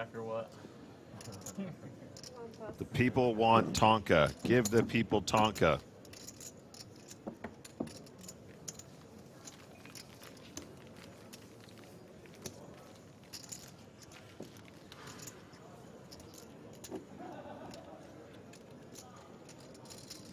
Dealers in the mystery bounty, when the players have left, please do a visual chip count of all the stacks on your table. Big Deal O'Neill in the chat saying, it hurts to bust just before the break online. Is that magnified for these big live tournaments? The answer is yes, absolutely. Because you got to do the walk. You got to walk back to your hotel. You got to think about what if you just did it right. The fact that it's a larger tournament hurts because it was a bigger buy-in. It all adds up. It's all part of the mental game to shake those off. Try and get back in the game and play your best poker in another event. Try and make your trips to EPTs as profitable as possible.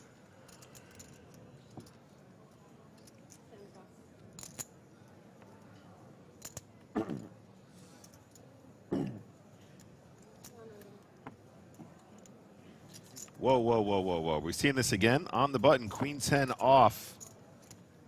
90,000 chips. That looks like 30 bigs. Tratu ripping 30 big blinds on the button when we're just 12 off the min cash.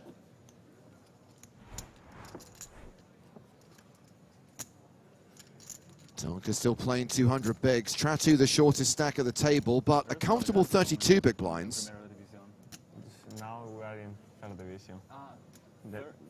Yeah, the last day are down. It's the worst moment in the... Did they go broke or? Yeah, it's pro. Okay. Not so good. Not so bro. We just take.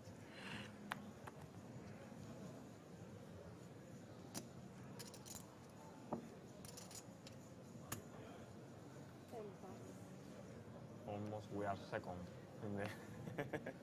I thought it was this year. All right, ace-5 suited this time. Looks like he's not going to reach for the all-in button. But then, like, I feel really sorry for us. So blinds are 15 and 3K, 1,500, 3K. The last years, very bad. There you go. That's more like it. Nice little reasonable raise from the cutoff. One big blind caller, Carbo.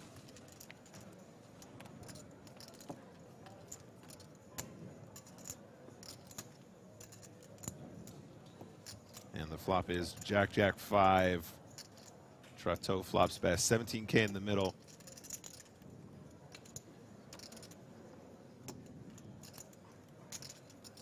You don't limping today? You don't limp today? That's not me. No, seriously, it's not me, but I know who it is. Yeah, little c-bet and a pickup. Nice work. Oh, yeah. Hopefully see a little bit more of that from Trotteau. Less of the huge overbet jams. That really puts him at risk if a player wakes up. Be such a shame to bust this close to the min cash. Are you Spanish? Yeah. Yeah. What's your team? Barcelona, but not too much fanatic. Okay.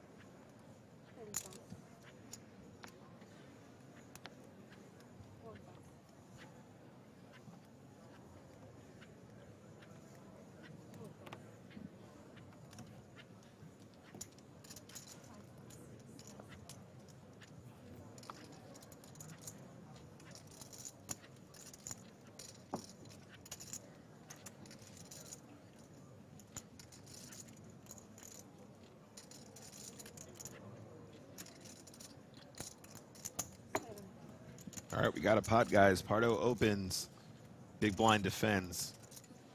Pardo currently in front and managed to find the pair. Now 80% on the flop against the 2 overcards.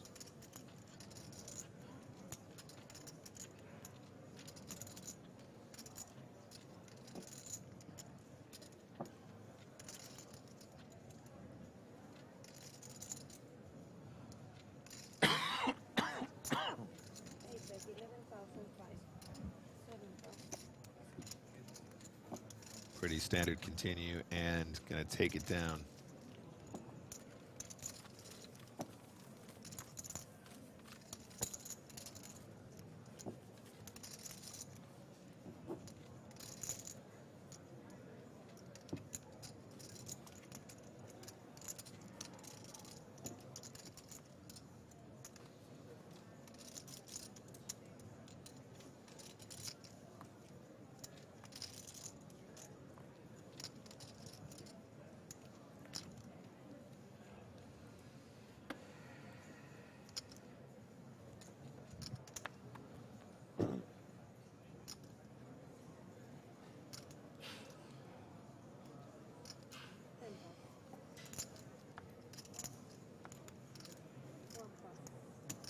Action folded to Tonka, who's got ace-5 in the hijack.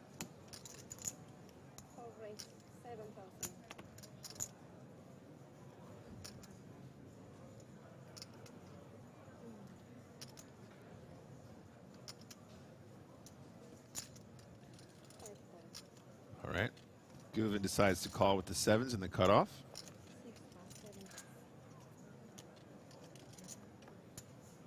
And even Mr. Pardo is out of the way, so we're going to the flop. Currently, Guven about a 70% favorite against the ace-5. And board is 8, Jack, Queen. Quick check from the ace-5 off. Obviously a board that's going to call in position there, going to hit that pretty regularly.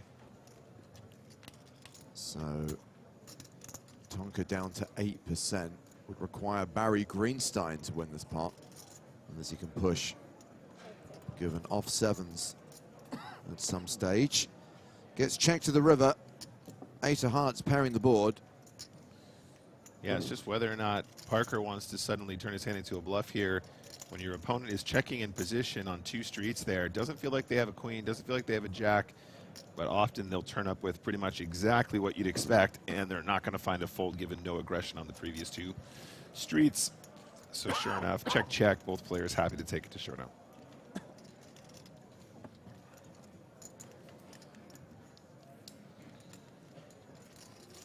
We referenced a short while ago that we've got the mini EPT Cyprus series running online, a chance for you to play low buy-in tournaments while watching the live stream here in Cyprus. 60K in added value. Gold power passes being given away on the final day. Welcome to the table. Welcome. Of course, those gold power passes can be translated into live event buy-ins. Don't forget, we're going to be in Vegas next month as the North American Poker Tour returns. NAPT Las Vegas, running November 4th through 12th at Resorts World on the Strip, the week before the Vegas Formula One Grand Prix. Details of all of the tournaments on the schedule available in the PokerStars Live app.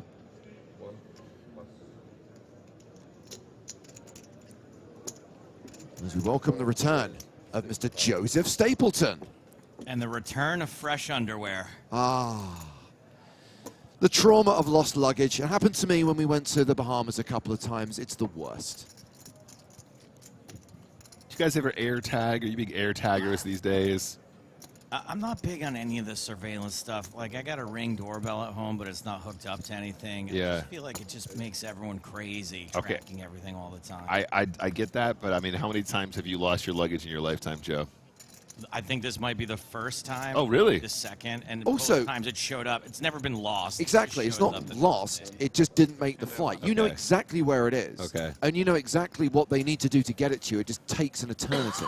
So I thought I was in the minority because I've literally never had that happen to me. I've always been very lucky in that sense. But I thought, traveling more with you guys, I thought you guys would have experienced that a ton by now. And then I thought maybe there was a chance the air tags might be a good precautionary, measure. So far, so good. I haven't needed air tags for anything. So half the level still to play. 209 players remaining. That means we are 10 away from making the money in the first ever EPT Cyprus main event.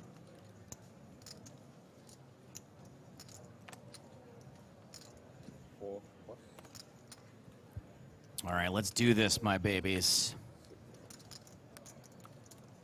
I could have sworn these names were made up. Looks like they're all real people. Holy glasses, what is going on? Sorry, I should have prepared myself for that. We've already discussed it. Somebody said it was Anna Wintour meets Harry Potter. That's pretty good. Which I dig, and I don't mean that in a disrespectful way. If you're watching this, I think that's a cool look. Those are 2 gymnast rings connected with a piece of glass. 102. 100? 102. Justinovich, the Razor with Jack 10. Sammer. Ace Jack suited. In. Just a call. Big blind. Mario Tratu. No thanks with the 8-2.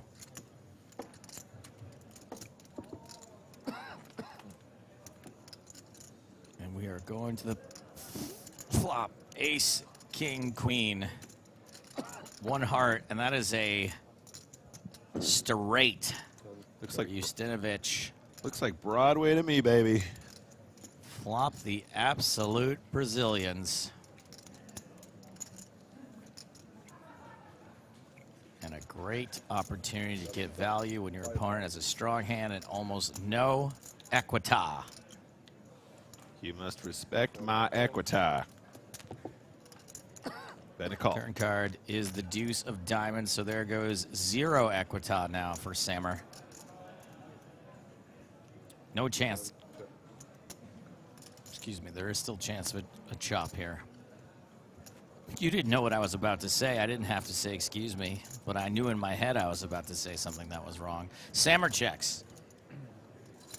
If you take the jack from his hand, it's Justinovich. This Justinovich. Sick. 7 bet, 22,000. I think the outcome would have been the same anyway. Yeah. Doesn't matter how it was played, the outcome would have been exactly the same. Sounds like he's still talking about that hand with the flush draw. That was the only way. Yep. The only way. You tried, so. I tried. Yeah. He folds, lovely. He almost folded. Who is this here chatting? Tratu? Yeah, so there was an encounter between Tratu and Juan Pardo. He 3-bets pre and then like 4x jams pot with king high flush draw, gets called by the ace high flush draw of Pardo. He basically flopped the royal flush draw. He also had a pair in fairness. It was king 6 on queen 10 spades and a 6. And yeah, been discussing it ever since. A bit frustrated by it. I can tell. Justinovich has bet 22,000. was favorite.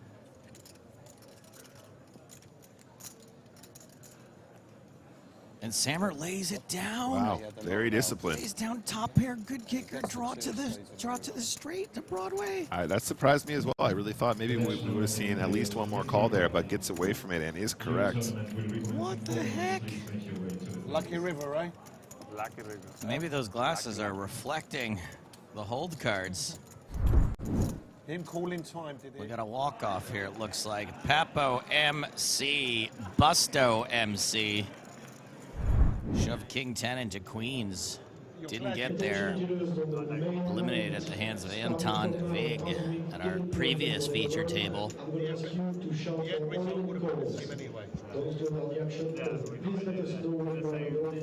they see it before or at the end is the same.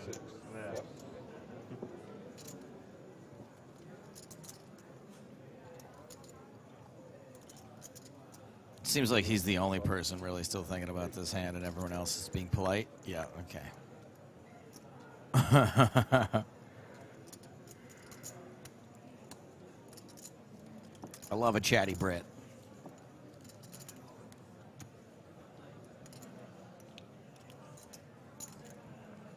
Love a chatty Brit. All right, Sammer in the mix. I would have given you a wall, bud. I would have given you a wall. It wasn't a good one. Barton had to spoil it for us again. Raise and take it for Harold Sammer.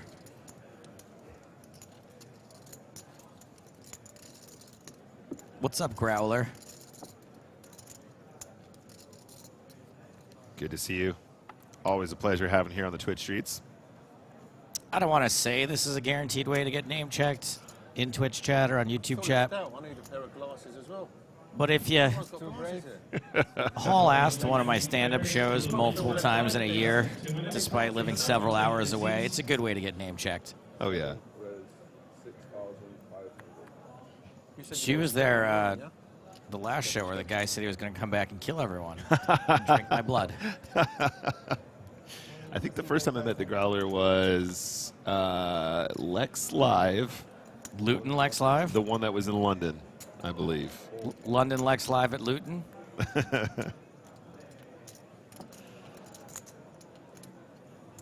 DJ VS says, man, I'd be there if you were funny. No, you're not there and you're not here either. You banned. Whoops. You banned. You're not even going to get to see people come to my defense and say that I am funny. King, Jack, a deuce, 2 spades. Pair of jacks. It's a goofin. Without? No, it'll bust. About 6 more people, but it'll bust, yeah. Before the And break. the mystery bounty dealer has simply got 2,000 more back. Please prepare your deck. 199, Will start in about 60 seconds. Mahoney 888 wants us to know that Luton is not in London, gents. I understand that, but it is alliterative. Just like you're about to be banned. Bye-bye. Parker, what's that tattoo? What's that tattoo? Winnie the Pooh. What's the history behind that? And Tigger. What's the history behind that? It was like my favorite show growing up. I had like a little bear that I fucking kept until I was like 11 years old. And Yeah? I watched Winnie the Pooh like all day, every day. What? Until I was like, I did not know this about 9, 10 Parker. years old or some shit. I was a big fan. There's Yeah. what? I can see why. Leaders, new line levels. Small-line 500, big line 21,000. Okay, so Begin the day, please. Tonka has a Winnie the Pooh tattoo, and apparently it wasn't from a lost bet. Apparently, it was just because he says he was a massive fan. I don't think he ever stopped being a massive fan of Winnie the Pooh. If you're Well, it's in the public domain now, at least, Winnie the Pooh. So yeah, because they got that Winnie the Pooh horror movie. Only today Did you ever actually give that a go? The I did tiger not. Having No, neither did I. HDHS, probably. HDHS? Attention deficit syndrome. Oh, ADHD. Yeah. Close. Very close. Very close. Hello, guys. Hello. Hello.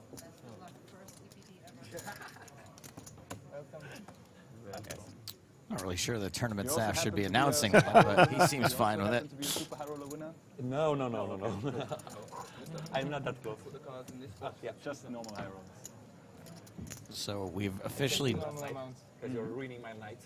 doubled the number of online qualifiers at this table. Robert Kazan, Ruin the afternoon. you're of Romania,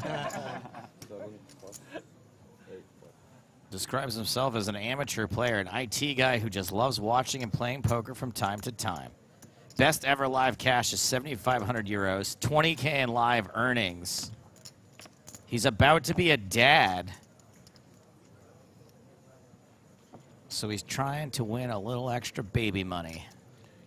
Hey, 2023. It sounds like he's having a great year. It does sound like a great year. Made it here from starting at $27 and is about to cash this poker tournament. We're officially in the red. We're 5 away from the stone bubble.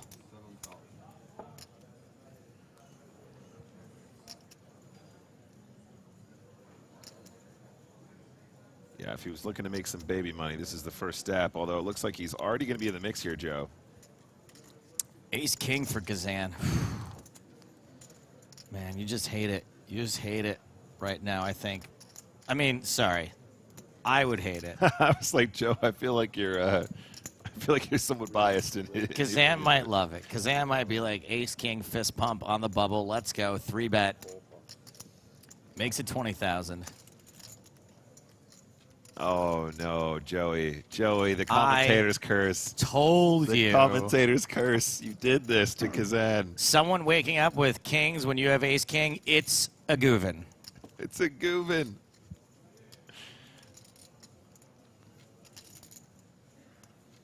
Yikes. So Goovin here, 118 big blinds. Got Kazan well covered, only 36 big blinds behind after that 3-bet 20K. Pratu's just going to get out of the way here every time, but there's going to be a 4-bet.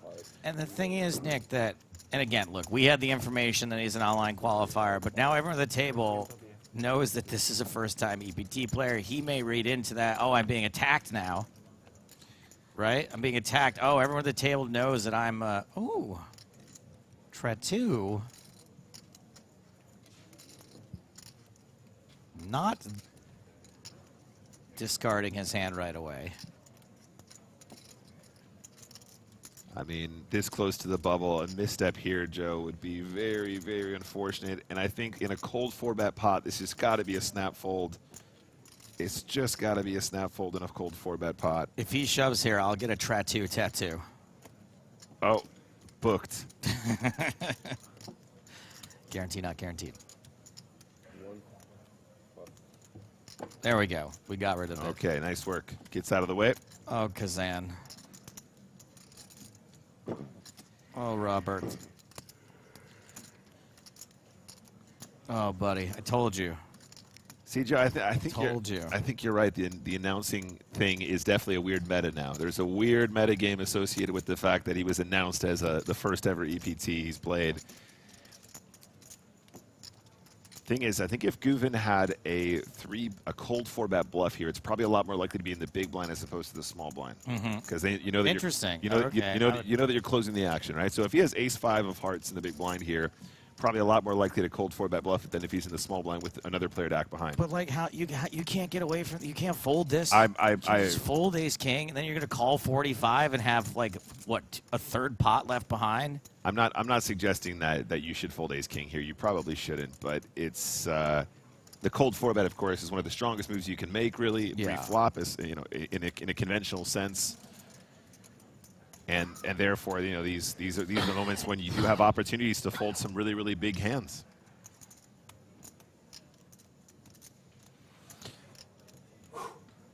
He's gonna lay it down. Oh yes. He's gonna watch that back. He's gonna watch that back, and he's gonna be very proud of that fold. Year of Romania. Year of Romania. That was the good one. Oh my goodness. You have the ladies. Who does that? Who can? I mean, you're just getting run over if you make that fold. But by God, it was the right time. Now, if it was a raise and there was a 3-bet and you laid it down, I feel like that would be a sign of weakness. But given the nature of the cold 4-bet in this spot, I think that was a very nice fold. And obviously, this close to the money, I applaud it. Nice work, sir. And I'd love to see our qualifiers going deep and getting some cash, too. Well, I'm going to see anyway. Ace king. Glowing Bud. What a hero / coward. Oh, you're definitely winning the flip.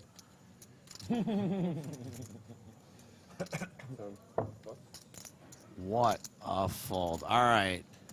Juan Pardo, a.k.a. Malacca style, under the gun, ace-queen offsuit.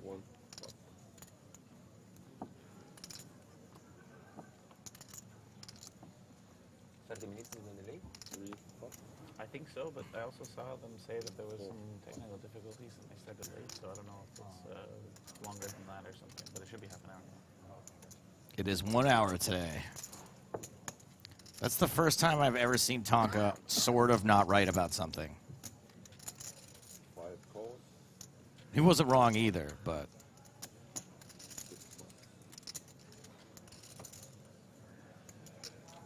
Guven. In with 9-8 suited, and now it's Justinovic's turn with ace-king offsuit. These guys are Omega deep here, Joe. Justinovich, 76 bigs. Pardo, 101. Maybe not mega deep, but of course super deep when you think about how shallow we tend to play tournament poker on average. Obviously a nice luxury blind level here. Nice slow levels here in Cyprus to go along with that main event title. Yeah, for sure. So this was a raise under the gun, a call on the button, and here is the re-raise to 33,000.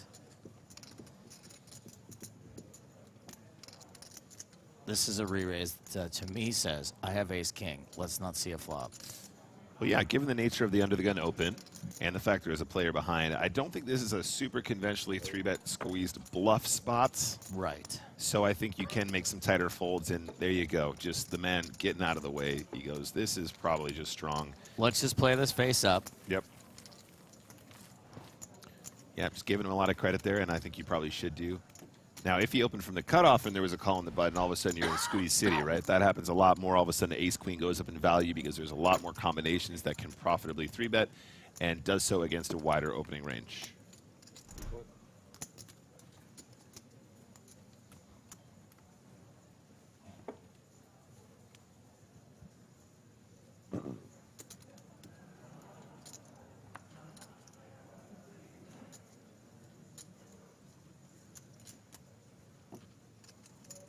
Sammer under the gun with ace-queen now. Can we get ace-queen in another spot besides under the gun? Years of trauma, Joey. Really showing on you, buddy. So ridiculous. It's like, I know it's under the gun, but it's probably going to be the best hand. Just kidding. Ace-king again. Another ace-king late position. Ace-king in the small blind. Ace-king on the button. Yeah, new strat. Just fold all the early positions. Doesn't matter what you have. Strat 2 thinking, the bubble, boss. The bubble. How's that for an old reference? Anyone out there old enough for that one?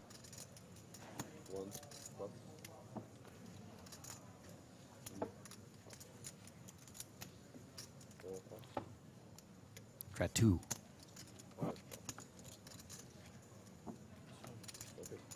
Something Island. That's right, we GCV killer. Hervey Salaches, also close. Not the Love Boat, but you're close. People closer than I thought they would be. Fantasy. No one's gotten it completely yet. Okay, Party Man on YouTube. First one to get the first. Fantasy Island. The person I was quoting was a James Bond villain sidekick. Yes. Abstract feel.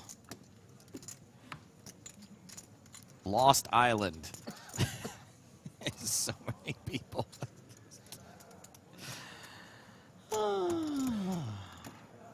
So many people's getting a piece of it.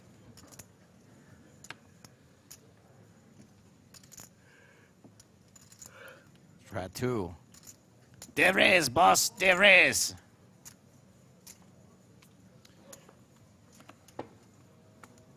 Try 2 starts the hand with about 31 bigs. 3 pots, 4 pots, 5 pots. Hervé Villachez played a character named Tattoo, who would announce the arrival of the plane to Fantasy Island by exclaiming, "De plane, boss. De plane." It's very specific. Very specific. Try 2. Yeah, I think, just out of interest, guys, I do think that the Queen-Jack Open here is already a little bit on the wider side, even if we were early stages. But when you're this close to the bubble, I would argue this is probably just a mandatory fold every time. You're just putting yourself in a very awkward situation when you're relatively short stacked to the rest of the table, and we are just 4 from the money. Nick, if you're not opening 2 paint cards on 30 big blinds on the bubble, what are you even doing here? Scared money don't make money. Don't you start, Joe.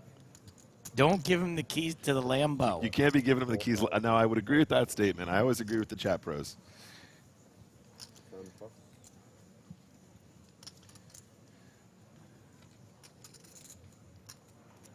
That's not to say he can't win this pot. Wish him the best of luck, of course. I just think in terms of risk reward, you just don't want to be in there with a hand that already struggles to perform from this position when you're playing full ring poker. Where are you from then, if you were so curious about Spanish football? Where are you from? Try 2 with the queen high float against the cutoff call. I mean, why not? When the cutoff calls here, he's going to have a ton of king X. Don't think this is a board where queen high is necessarily loving any action. Now, does Try 2 want to try and turn his hand into a bluff? I studied English at university. I mean, you do sound German, but not that. And Carbo probably knowing now he has a value bet I'll opportunity. take it as a compliment. Thank you very much. Try 2 with that quick check, not really indicating that he's going to have trips here. So the ace-jack is probably going to be doing very well indeed. When you get home. I guess I need to get one, yeah. Probably knows he can Used to be a high school get some value from some weaker ace combos as well. And 33K in the middle, decides to bet. 11,000. Wait, what? That was a queen high call on the river? It appears to have been a queen high call on the river. What a hero. But the queen high call was for the chop, right? Kings and trays with an ace? Yeah, sure. So calling for it was not a chop. Calling for a chop on the river there takes him down to 22 big blinds. We're just a few positions away from the money. You got to be concerned about sneaking in that bubble before you start making some hero calls like that. Every year passing by, not teaching I think that's great advertisement for not being bluffed in the Going future. back to your ways. The German accent coming back. 204 players remain, by the way. 4 from the exact bubble.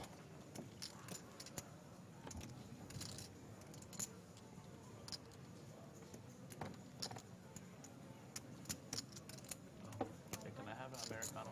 No, I might have coffee now. I'm too tired. Americano and a water. Please. No, thank you. Yes, thank you. Can I have lemon and chai with lemon. Your man, Glowing Bud, just bagged a bounty in the mini EPT. Well done. Congrats. We just... I guess it's not a mystery bounty online, is it? Do they have those yet? On PokerStars? Hashtag soon. Hashtag soon. I love it. 203 in the field now, Joey. Did you hear the bubble? Oh, 203. Indeed, thank you. How come it's okay for Carbo to raise Queen Jack? I'm setting you up here. Go ahead. Because he got 115 big blinds. He can apply pressure to the shorter stacks that are sweating the pay jump. And also something about the HJ, I'm guessing. Oh, yeah, of course. Also, he was in the hijack as well, of course. Position much later does much better when everyone's folded. It'll scream there, Joe. Yeah, that cheers from the boot camp event. I guess they're heads up now. That's for a EPT Prague package, so big deal. Yeah, 10K package. That's the women's boot camp over there battling it out. You're on there with Mark, right? Poker power. Yeah, that's right. We're making jokes. We're making fun of him, like that he like quite emo back at that. Oh my God, he was super emo back then. You should see some other pictures. I have a bunch. Yeah, fuck, that's a long time ago. That was like 12, 13 years ago or something. 12 years ago. That picture made the day in the spam channel. You can't imagine. Nice. Yeah, Love it.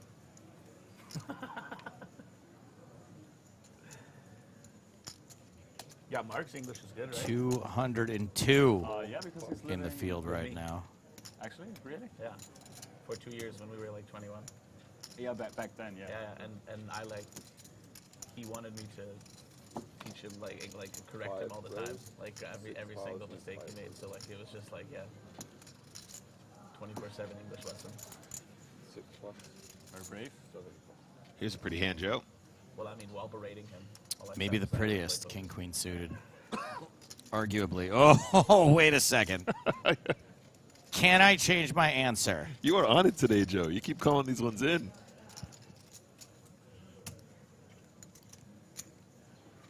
Okay, reverse to 21,000.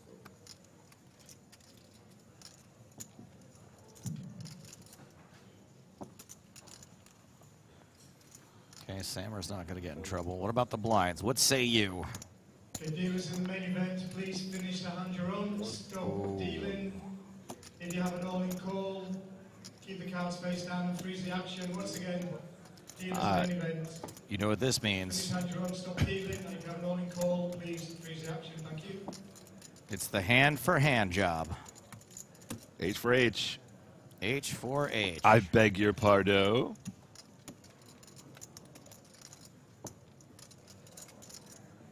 So, Guven here, guys. 125 bigs. Wow. Besides, he doesn't want to get mixed up, but, you know, look, we are H for H, guys. There is a difference, a very significant difference between a min cash and $0. Huge difference. I've said it before and I'll say it again. There are very few players who do not care about the min cash, no matter how big of a baller you think they are. Wow. 55 into 530 into 9. I won 2 530s. ROI is ROI. Don't care how rich you are. 8,325 reasons to just chill for a minute and let the bubble burst before you start doing anything crazy. My wife is pregnant. I just got married. I'm playing the main event. I'm playing the... Life is good. Isn't? What the time today? Yeah. Here's a target for my back. Right now?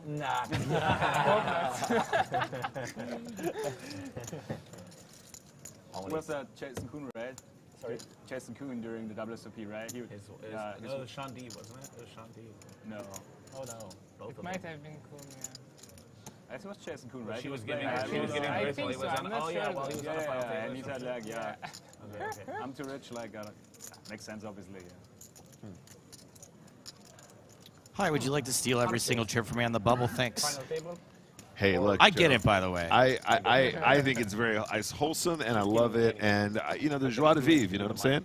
When you're nervous, too, by the way, which I've been at the poker table many times, confessing like that makes you feel better. Yeah, yeah. Like it's like they call it labeling, right? Where you kind of talk about specifically the anxiety, and it seems to help. Correct. Under these you go, oh, I'm not even that good of a player anyway, am I, guys? You know, so you know that kind of thing. I'm the fish, tee-hee, and then you just kind of feel a little bit better confessing that. That's true. Yeah. Like, you know, I'm happy just to fold to the min cash, you know, in case he feels anxious about the fact he folded ace king there. It might have been incorrect, but actually was a super genius fold, as we can see. Boy or girl? I get it. She's only 10, 11 weeks, something like this. we are probably praying for the same. Yeah. So hand for hand has started. I want a little girl, to be honest with you. You want a girl? Yeah. I think it's easier to be raised. Yeah. Us. And also like this crucial moment coming up, like she's Yeah. like showing you like 5 possible boyfriends, and you can like this mafia like guy like is like. Okay, so we are not on the stone bubble right now. Looks like we're going to go hand for hand, 2 from the money. So we'll take 2 eliminations before the bubble bursts. Hello. Stealing her heart. So Joey, when you were playing in Vegas this last time, the main event, how was the table service in terms of trying to get a drink? Because I hear mixed reviews about that. Some people say I was it's in a hard. good section. Yeah, I think that's what I've heard. Sometimes it's dry. You can't get a drink to save your life. I was in a good section, but also for once I was taking it seriously and I wasn't really drinking, and I was trying to like keep my energy drinks low because I tend to get a little jittery and a little anxiety. Yeah. I meant just like service, and I meant soft drinks too, not necessarily. Oh, you mean dealers also? Sure. Well, yeah, just no, not like dealers, but also like just going. I really need some water right now, and there was somebody there to actually help you out and like grab you. It was all pretty decent where I was, considering the size and the scope of the main event. Yeah, I was in a good section. One thing I can't complain about. I just wanted to give a shout out to the wait staff here in Cyprus as well. Everyone's been really, really happy with the service from table to table, and in general in the casino. They seem very, very, very, very supportive. Thank you. Looks like we're going to get the next hand Okay, going. players, we're 201 remaining. We're going to continue hand to hand. 199 is the money. So once again, 201 remaining. We are going to continue hand to hand. Just going to remind you about some rules during the hand to hand process. We need you to stay in your seats, players. We really do need you to stay in your seats. I will be announcing the action, so you won't miss anything. So once again, stay in your seats, please. If you have an all-in call, you must keep your cards face down. Please don't turn them over. Dealers, obviously, you have to wait for me to announce next hand. If we lose 2 players from the same table, the player who entered the hand with the most chips will take the highest finishing position. If we lose 2 players from separate tables, any prize money will be split. Okay, so 201 remaining. Good luck, everybody. Dealers, 1 hand, please. All right, you heard the man. You heard how it all works. And we are dealing. I was going to say, Nick, that I'm particularly impressed with the staff here for one reason alone, which is that this is an all-inclusive resort. And I know that Europe isn't huge on tipping in general, but in a place where no one is carrying any cash, really, they are kind of just hustling because it's their job. Yeah, 100%. Yeah, I completely agree. Not just in the room here, but also in the resort in general. Yeah. This is quickly becoming probably one of my favorite stops. I have major guilt. I'm a person that will tip You're on a big every tipper. drink, whatever. Yeah, and so just to be like, thanks, and walk away from the bar without leaving anything feels odd to me. Yeah, no, I'm with you. And like you said, they're hustling so hard, it actually makes me want to try and figure out how to get some cash out of the wall, even though I kind of didn't really plan on doing it at all.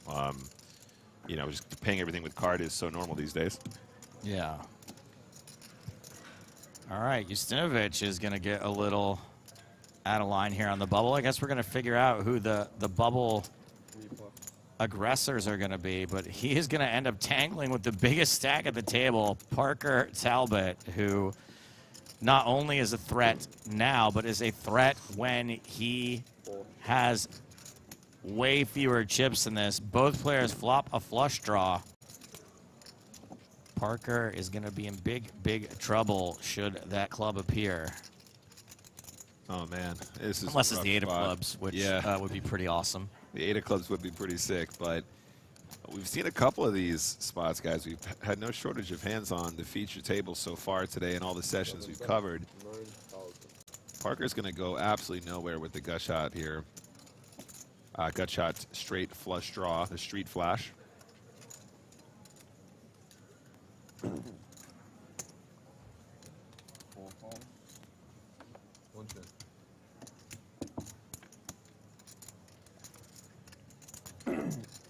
And that is a pretty boring turn card, luckily for Tonka. Yeah, I mean, of course, don't forget he can just hit the ocho that's not the club as well. That would work too. Right. But in terms of clubs, yeah, that's the only one that's going to help him here. I mean, jacks and nines are good at this point as well. I think I would really dig a second barrel here, and I'd like to go quite chunky as well. You can probably make it like close to 30K, maybe even more.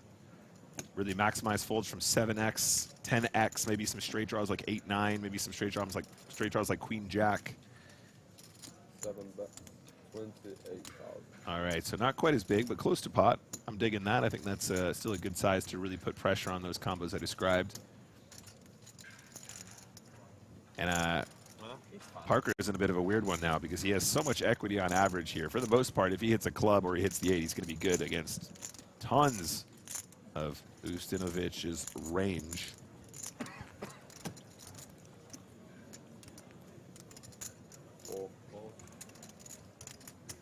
All right, we're going to the river. And that river is 6 of hearts. So King High will be good at showdown, should we get to showdown. Now, the only thing that I think Parker can do here, and I don't think he will, is try and represent that 8-9 straight that he's blocking with the 9 of clubs.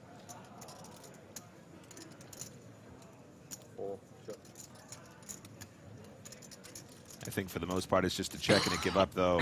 It's a very tall tale to sell at this stage. King High is going to take it down.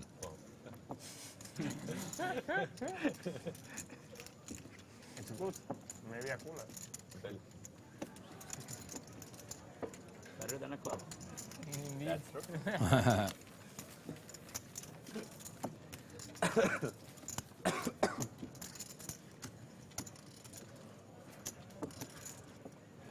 Ustinovich at right around 100 big blinds now. Who do we have out here? Kenny Haller. Looks like he's about to cash. I see some production team lined up over there. Yeah, but meow.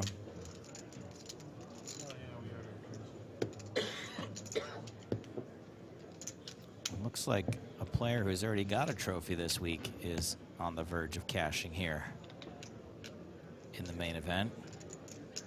And Kit Ahuja. Who's your daddy? You see Who's Your Daddy?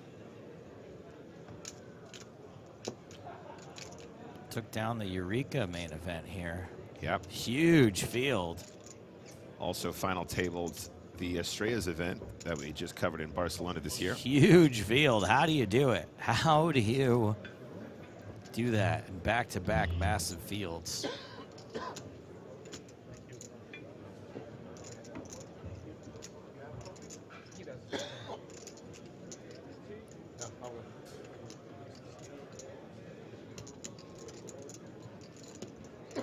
So this hand is Johann Schultz and Michael Molinar. Molinar has bet 30,000.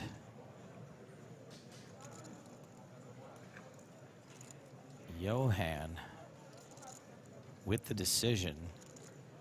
The board is king, queen, 7-6 deuce. Looks like at least a couple of clubs.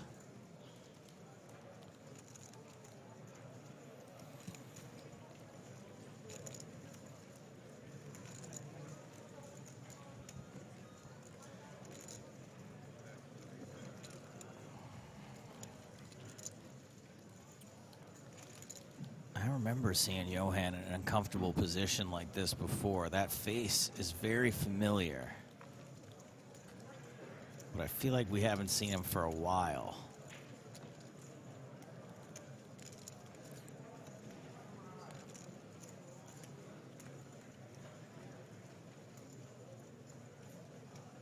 Who is Lord Bari in real life? Is this person in Twitch chat all the time actually in this event?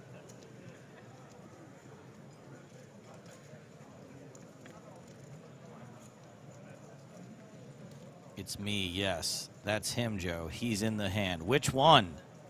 Molinar? Thank you. That's Lord Barry. Look at that. Huh.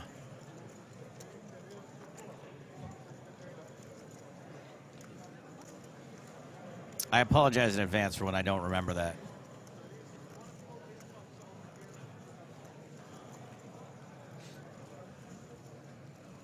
So I'm guessing Lord Barry in chat knows what happens here, but don't say it.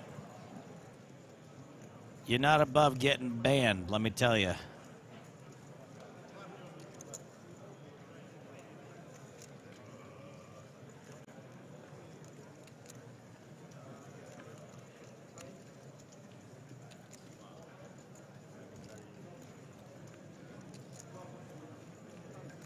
Now to stare down.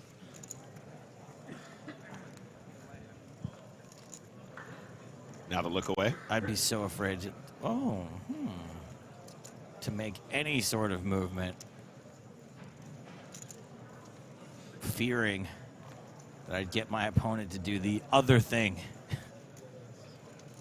Second bow. And Johan folds his hand. Nice little pickup there for Lord Barry.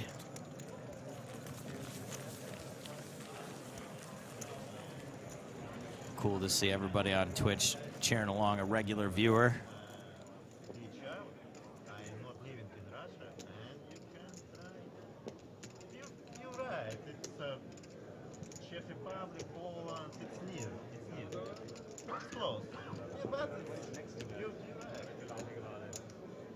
Must have some hands still in action, or we would be dealing again everywhere.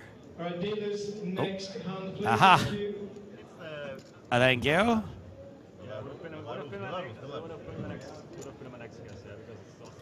Shinigami on YouTube asks, where's the graphic teams? There are no graphics for anything but the main feature table. The only table playing with RFID. Anything else we catch is just from what any other viewer would catch. Any other railbird. Yep, any onlooker observer.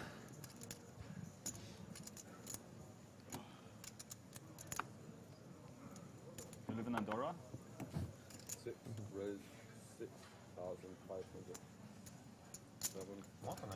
Carbo getting a little freaky under the gun with the Sam Grafton, 10-9 suited. No way, it's the Sam Grafton. You got to play at all positions. 355.5K as well. He's got 118 bigs. Come on, Joe. It's still, I don't think, mandatory on the bubble. I mean, try two. Now you're in Montenegro? Now in Montenegro. In Budva. Near Budva. All in it for you. About 3 kilometers. Yeah, it's insane how empty it is when there are no tourists. Yeah. It's insane. 10-9.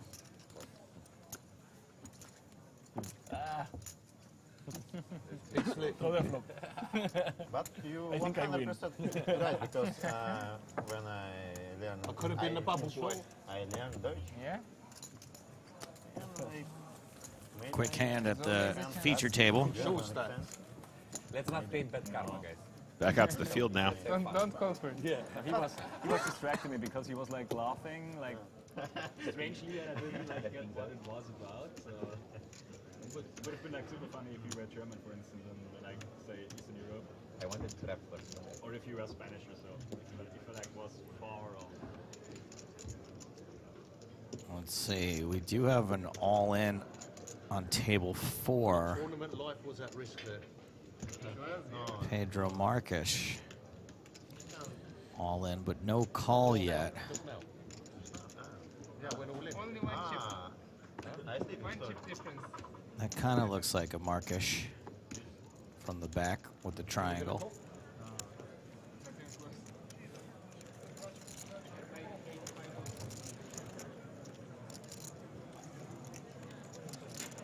See Nicholas Schweedy at this table. EPT champion. That is a Marques. What's the other Marques? There's Pedro, and there's the PT fisherman, who is Andre Marques. Andre Marques. Okay, so that didn't get called. I thought it was Andre. I was reaching for it, wanted to double check, but not to be confused with Andres Nemeth. No. Pro Beers. Correct.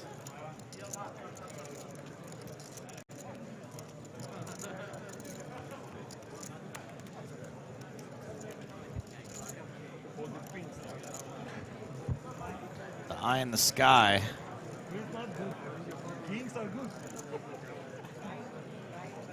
Trying to figure out what else is happening out there.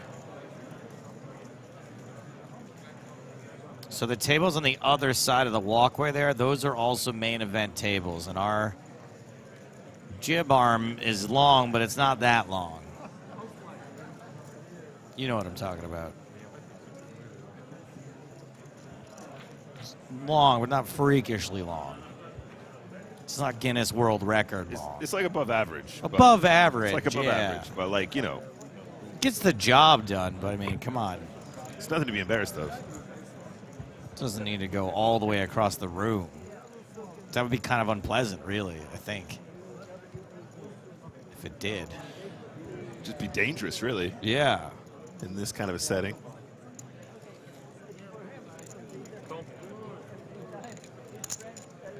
Cumbersome, that's right, Dr. Wankenpeen. And it is quite cold in there. Yeah, you're right, Sabla. Ooh, hold on. All right. What's happening? Yep, I see some action way over there. Oh, and we're on it. Table 13, board is Jack 10, 4, 5. Seat 2 is Hubert Osinski against seat 5, Tom Kunze.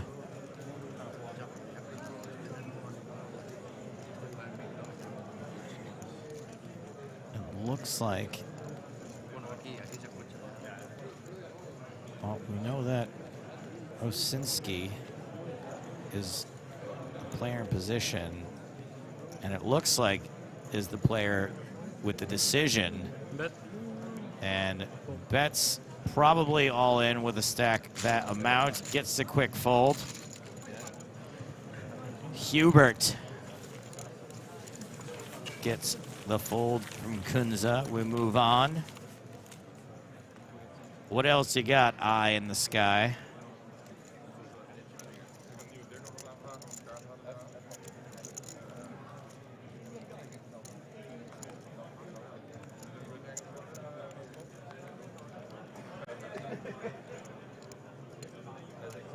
Nothing going on there.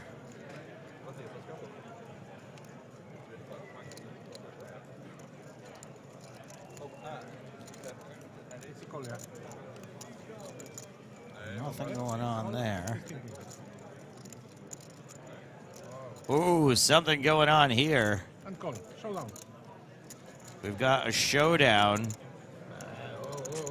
Just in time, I see a table tap coming from Pascal Voss in seat 5.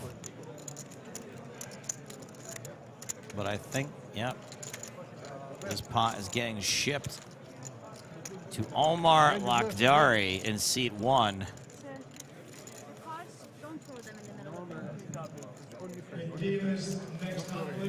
Looks like a mild warning for Omar. The rules are a little bit different on the bubble as far as when to expose your hand, when to show it showdown. Now, they were the last table in play, and I think that was just a quick little, hey, you happen to be the last table in play, but if you weren't, we want you to hold off on the showdowns. Yeah. Yeah, you got to be careful here because, of course, that information can drastically alter the way that others might decide to play at this stage of a very large field tournament and a very critical stage of this tournament indeed.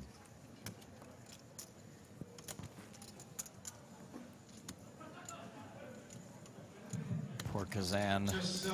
Ooh, is going to open Queen 10. After this level, we will be going on a dinner break for 45 minutes, regardless if we are on the bubble or not.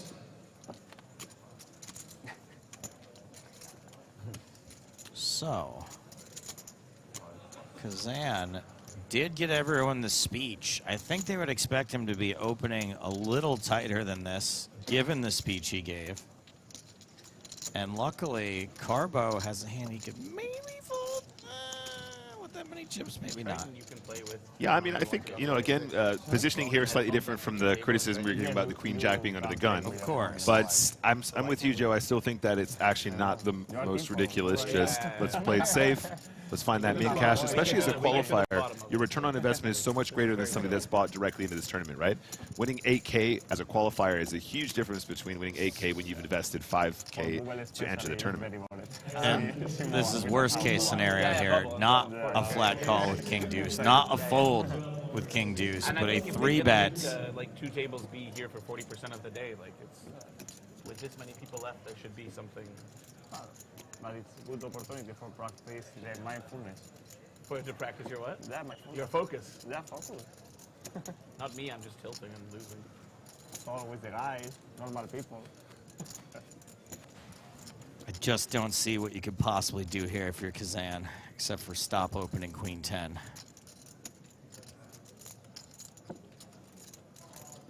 This is where that confession, I think, comes back to bite you a little bit. Players are going to know how to discern that information. Discern? No. Process? No. Utilize.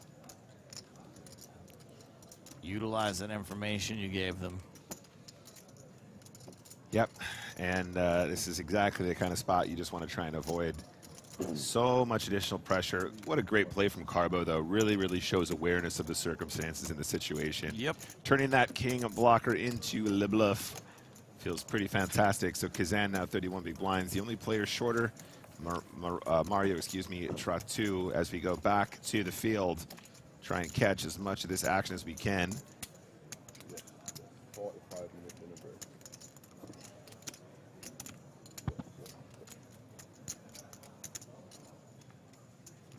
break. And it looks like we do have a hand in progress.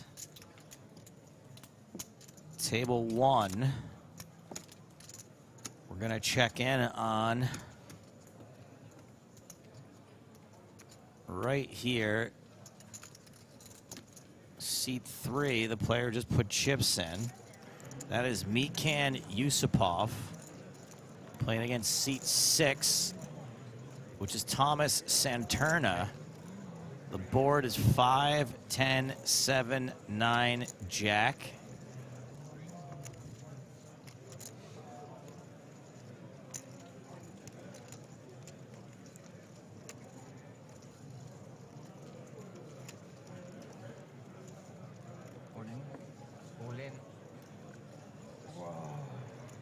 Santerna shoves. Yusupov lets out an immediate groan.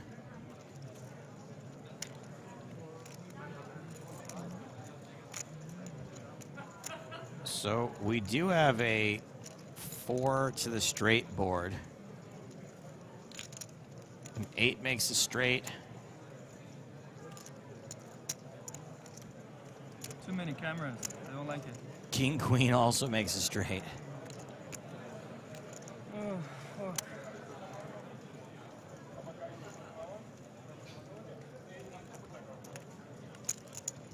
Would you do this with queens? You would do it? So I think what he's trying to say is that he's got 2 pair. I somehow don't believe you. He's trying to figure out if his opponent might overplay an overpair where he's still got him beat in a spot where he should kind of only have 2 pair plus, perhaps.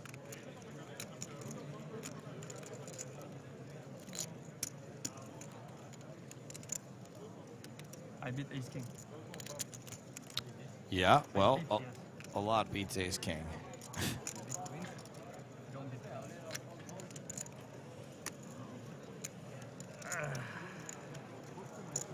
No. No, he No. says. All right, makes the fold. Folds. And Saturn shows an 8. Did have the straight. Already on the turn. I should have shoved the flop. I made a mistake. I was thinking about it. Oh, we got some cheers from the boot I got camp greedy, event. wanted to make more money. I was like, oh, we play so 7 diamonds. Boot camp is being played there far and right, that's right by our clock. Sorry, by our field counter, excuse me. It's just board got better and better for it. You can see a couple cameras over there. That's very stupid. I know. But you remember, everything started with he marked the hand. That I don't want to get into. Because normally in merit, it's not allowed, normally. But EPT, I think it's fine. That's the reason I didn't want to say anything. In merit tournaments, let's do it, that's it. They will actually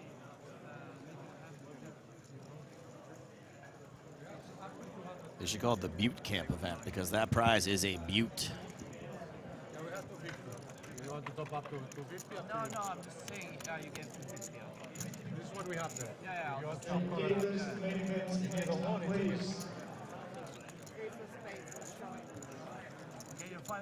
Players running back to their seats. You were invited? Yeah, but I had to play the 2K. Or else your father would give you lashings. 8, 5, 10. Sam running the gun +1, folds king trace suited.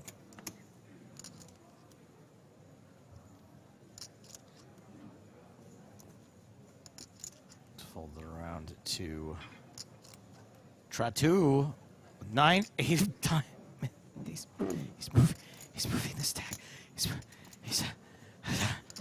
That was a stressful moment for me too. All right. Okay. Taking the folds.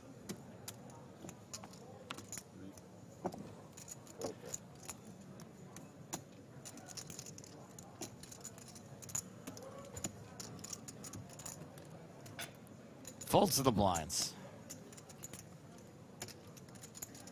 What say you, Gerard Carbo? 6'4" offsuit. 6 raise, 12,000. 12,000?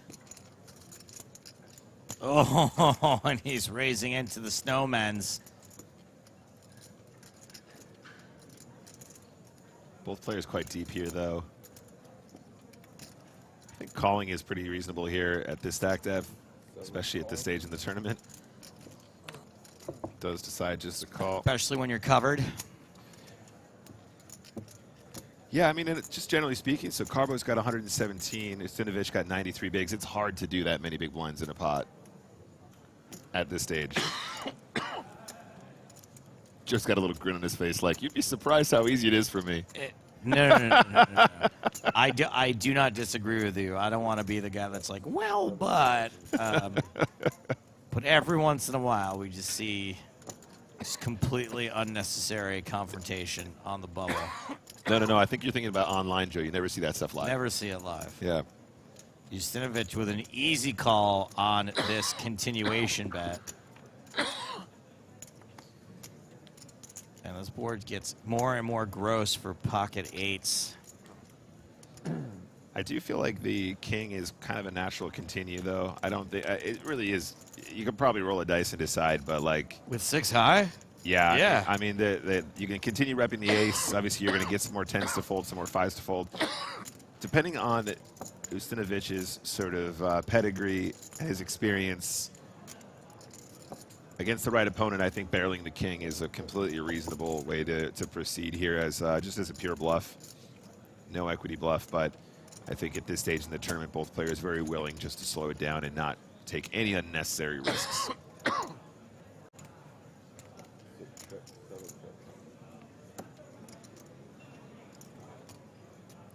And eights do get to showdown. That's a nice feeling. What is going on? Can someone get this dude a lozenge?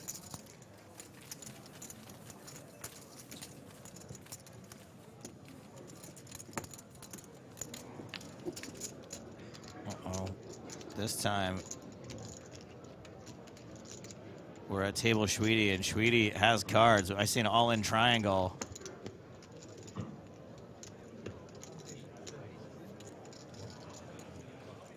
There's a face we recognize. Now, we do have an all-in call on another table. Okay. I think. About I don't know if Schwede's in the tank or has already made the call. His body language says to me that he has made the call. So now we've got to wait to see what happens on all the other tables before they run this table.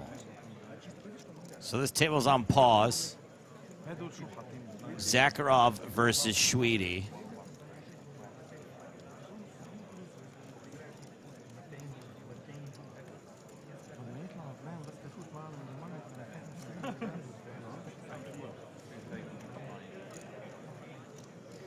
Guess we got some time to handle this question from Merstyle, who says, Stapes, are you performing in Vegas during the NAPT? It was briefly discussed. The live events team did ask me if I wanted to do something. The problem is we couldn't find any space at Resorts World, and we discussed maybe doing one off-site. And the problem is we got too much going on in NAPT as it is. And as much as I want to do it, it's hard for me to say to the hardworking live production team, hey guys, I'm taking the night off to go do comedy, and probably none of you can come. So I think we're probably not doing it on this stop, but the live events team here at PokerStars has been real into it lately. Hopefully we'll figure out a way to make it happen at a future stop on the EPT or the next NAPT. Maybe a private show, Joe? Private dancer? Dancer for money? I've done a private show a couple of times, and one of them went really well. One of them went really, really well. A guy named Dan Sparger, actually, who's a big guy in the community in Las Vegas, hired me to do his wife's birthday once, or maybe it was anniversary, and it went really well. We did it in his room at the Aria. The only thing that went wrong was that security shut us down during my headline set because I brought a speaker system into a hotel room, which they weren't that happy about. I mean, you know, Joe, if the people want a good laugh, maybe we'll just put you into a tournament. Am I right? Am I? He's not wrong. He's not wrong. I jest. Thanks for the love, Pie Face. Sorry, user 1542. Yeah, it would make sense for me to do a show there, but it being our first NAPT in over a decade, I don't want to throw this at them as well. There's enough stuff to get off the ground and to make happen. I just don't want to add more pressure to everyone else. Yeah, it's going to be pretty action-packed as it is, right? We're cramming a lot into those days, and I expect a pretty significant turnout for the old NAPT action, too. Let's hope so, yeah. We got to get the word out there about the NAPT, by the way. You know, this all kind of came together a little bit later than usual for, you know, one of our stops, especially one as big as we're hoping this will be. Absolutely right. So if you guys are in the area, check out the dates. Consider coming to join us. I will be in attendance as well, Joey. Very good. And, yeah, we'll be calling the action. Might even get a chance to look at a cash table if you guys want to come and play some cards with me. That would be nice. Oh. Boot camp. Screams of jubilation.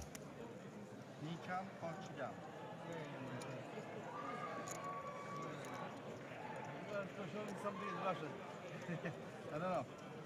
Ah, yeah, he's here now.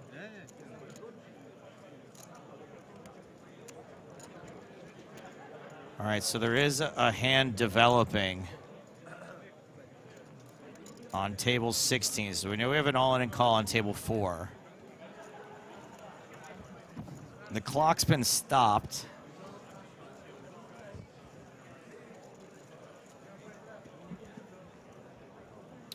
Ken Miller asking, Stapes, will there be ways to satellite into the NAPT from Pennsylvania? Yes, I believe there will. For all of the legal U.S. markets, there's going to be ways to satellite it. And they might even be going right now. I don't know if you have access to the client.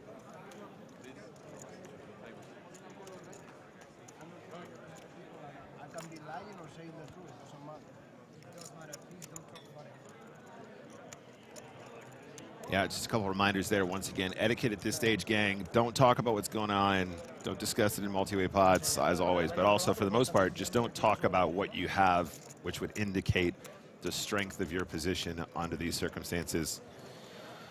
Got to try and keep all that under wraps so we have a nice fair bubble. All right, here we go. This is table 16, and it looks like we've got seat 1 and seat 2. Main event players, 201 remaining. We have 2 all-in calls. So I'm going to go announce them table by table. Seat 1 is Axel Egan. Seat 2 is Raul So for the Gallego. moment, we're on table 16. We already have a full board. We have Axel and Raul. Axel is our all-in player. Just turn the cards over here. Sorry, wait a second. Yeah. All right. All right, Let's once see again, him. Axel has our own player. We're just going to turn the cards over and announce the winner. Let's see your cards, please, guys. Turn them over. Raul shows his hand first. It's a flush, yeah. Raul. Okay, Axel has ace flush and wins the hand, so we are still 201 remaining. Raul's bluffing. Missed a We're gonna straight go draw. over to table Ran into a flush. Number 4, where we have another all-in call. Okay, now we're, oh, look at the swath of people headed over to table 4. This is Schwede versus Zakharov.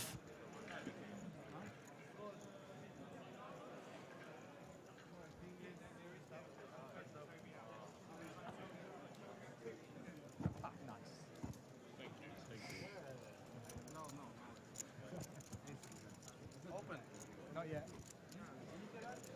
Who's the other guy? Who's the other guy?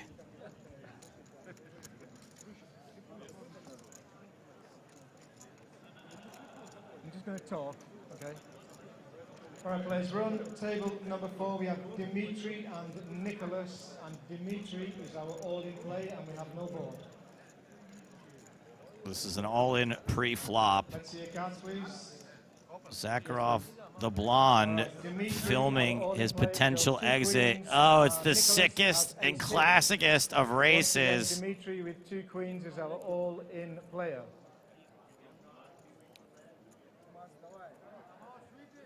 Let's see the flop, please. Queens at risk. Flop is 4 king ace. Oh, 4 king ace. Always a 4 king ace when you have pocket queens. Oh, 4 king ace. Turn card, please. Turn is a jack. Oh. You're not so upset about the 4 king ace if a 10 hits the river. Final card, please. River. Final card is an 8. Oh, I saw a lot of pips there, but not enough. We're 200 remaining. We're going to break a table. So we're going to break a table. And we're going to continue. So a little bit of rebalancing, Joey. So a table's going to break, but I think we're going on a break. Not immediately, but I think we're going to do one more hand and then have dinner break, right? Yep, seems like we're about that time. 2 minutes 56 on the clock. All right, main event dealers, we're going to break a table. So shortly you should have a full table of 8 players. There's 3 minutes left on this level. We're going to continue this level and then we're going to go for a 45-minute break. Yep. Right.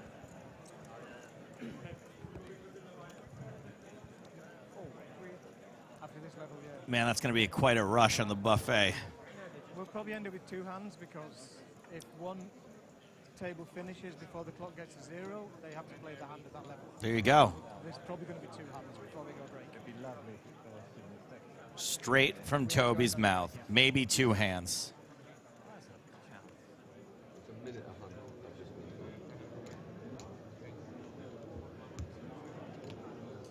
Lots of players out there anticipating the opportunity to get them in cash. And then, of course, we have the ever-present post-bubble bust-out bonanza. Yeah, I mean, the bubble could still burst before the dinner break. Just need to lose 1 player. Yes, Primal D on YouTube, it says, so they use the money from the players as the prize. That is correct. That's where the prize pool comes from. Everyone paid $5,300 to enter. Some money is taken out for various fees. I mean, you got to pay the world's greatest dealers somehow. Correct. And what's left gets redistributed as prize money. Only 199 players will get a piece of that prize money. The further you go, the bigger the piece. By the way, Juan, you were the fourth person to talk to me about the nickname. Floor remaining, can you check that all your players have arrived, please? Should have 8 players per table. What's the nickname? Yeah, I want to know more about that. Have you seen that Fancy B short? Fancy B short, YouTube short? Yeah, he was like... English show what? Sahara Hammer, he was like hero calling with King 9 against Fancy B, who bluff shoved King Queen. Long time ago, man. No, it's a couple of weeks ago. A couple of months ago. I don't remember. Yeah, Fancy B was bluffing. Yeah. And the other guy called. All right, dealers. And Fancy B Should was be winning. handed. Once again, players, 200 remaining. This is the pure bubble. What? Dealers, 1 hand, please. Is 200 evenly divisible by 8? The guy checked behind flop. Fancy B bluff turn. Was board 10. 8 times 10 is 80. 8 times another 10 is 160. so. Yes, and then another 5 makes 40. 200.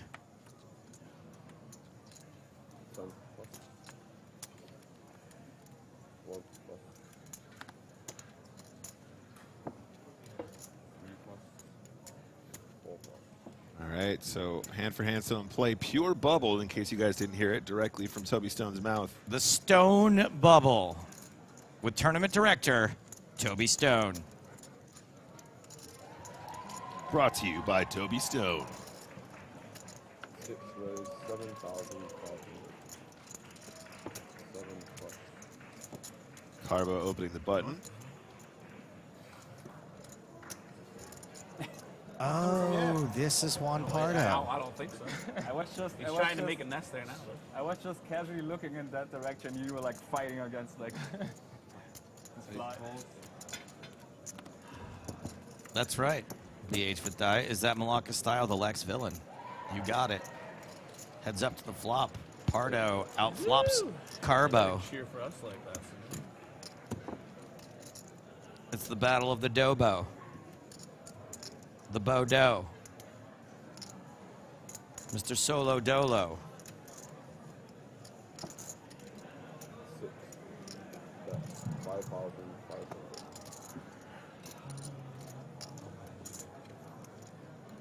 Carbo continues. With ace high, the gut shot to the nuts.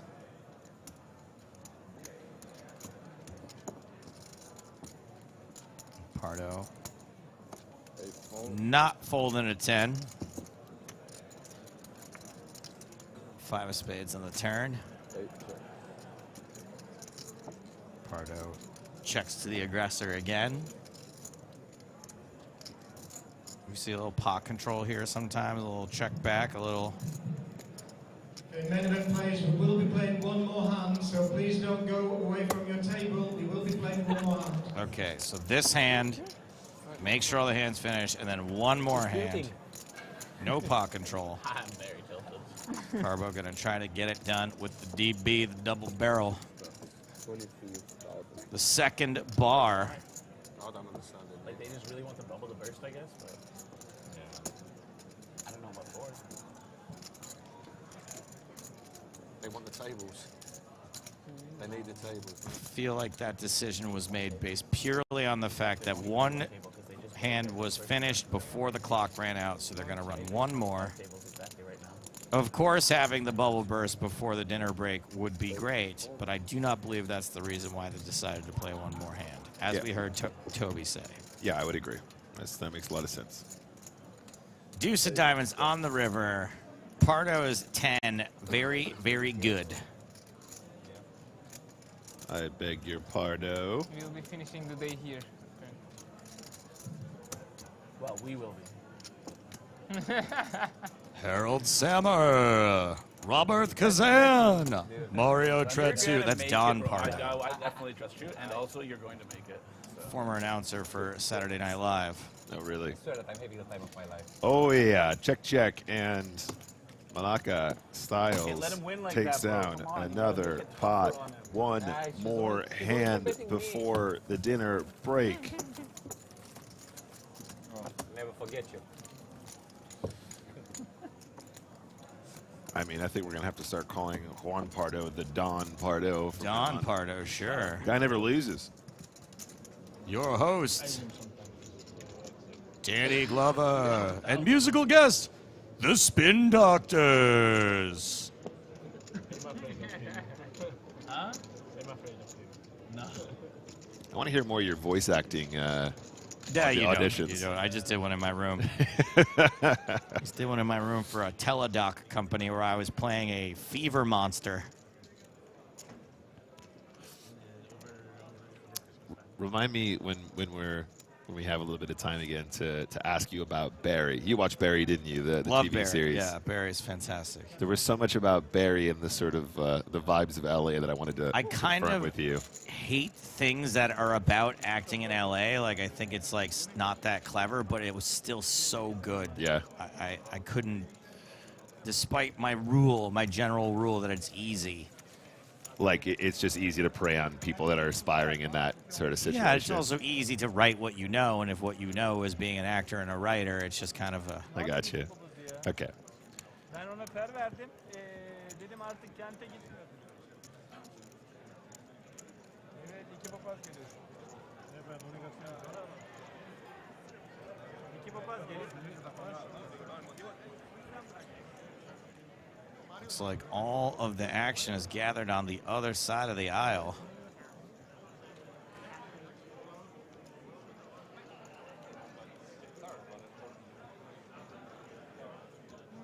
And we will get some coverage of that if necessary, just not on the jib, not on this camera angle you're seeing. I do see the camera setting up there.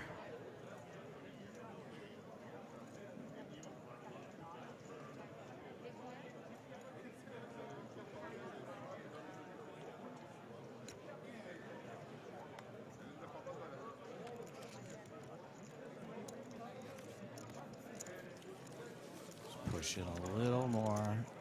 It's got more reach than I thought. It's a grower, not a shower, I guess.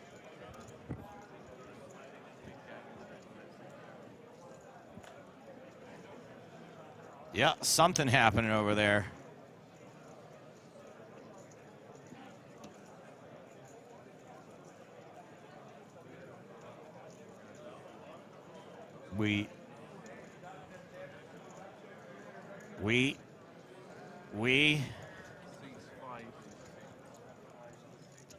Okay, it sounds like there's at least an all-in.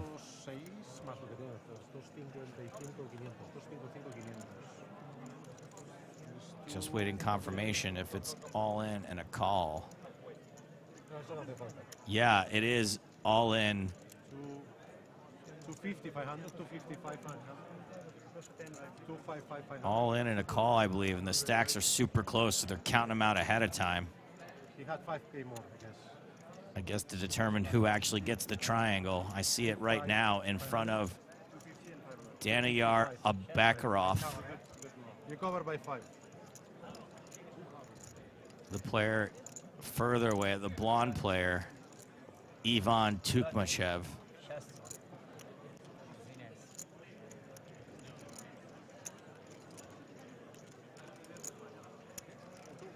I heard someone say that the other player was covered by 5.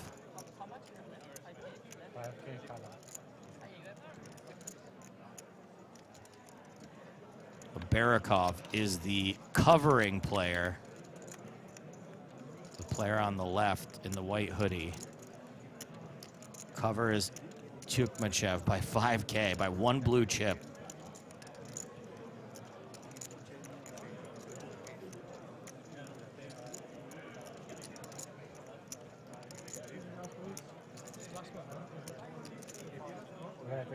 And we will be unveiling these hands momentarily, it seems. Toby standing here. There must not be much else going on. Yeah, back off, buddy. Serious business happening here. This is an all-in and call pre-flop, by the way. Okay, maybe the ladies can watch. That's fine. Everyone else, back off.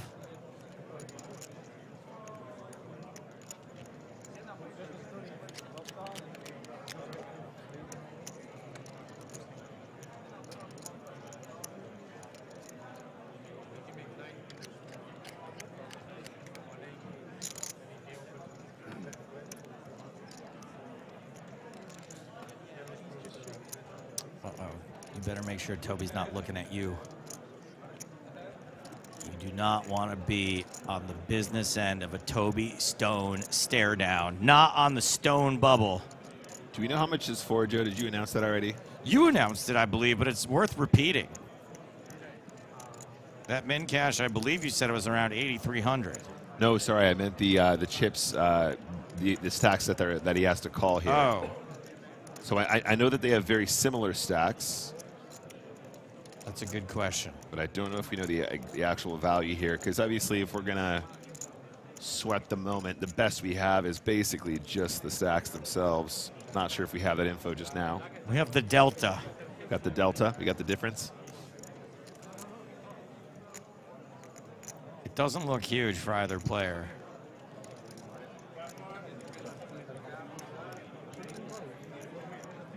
Right, because the stack of blue is 100K.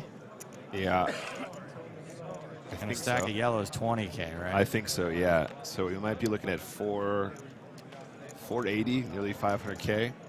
What? Oh, total, you mean? Yeah.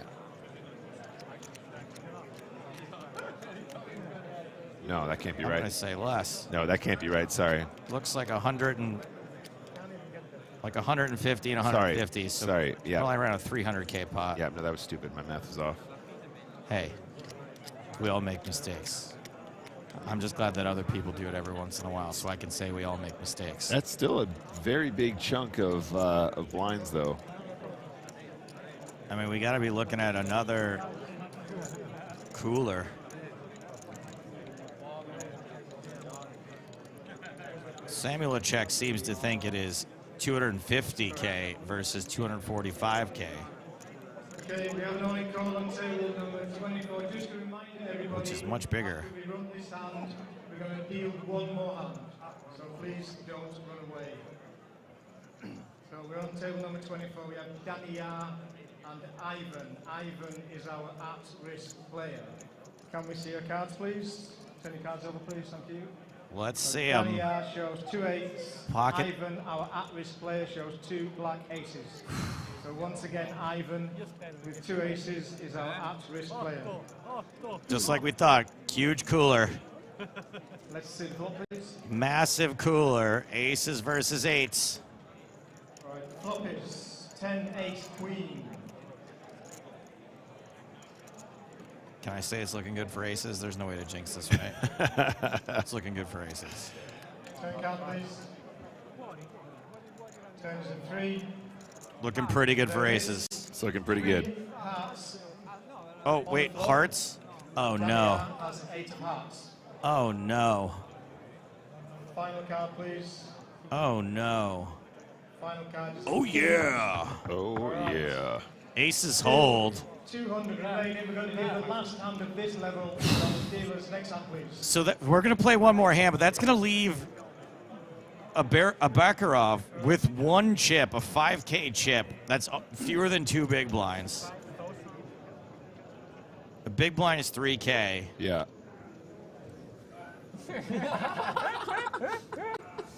And it was 250K versus 255K there, so... Yeah, good shout, chat. A couple people spotting that eagle eyes. That's a ton of big blinds, though. It had to be less. That's a ton of big blinds. On pre-flop. Yeah, on the bubble. On the pure bubble. Okay, break time? Break time. He didn't get the fist pump, by the way, from his opponent in the hand. It was from someone else. He did go across his opponent, but... All right, folks are going to be departing the room as they fold these hands. Carbo, ace-7 suited.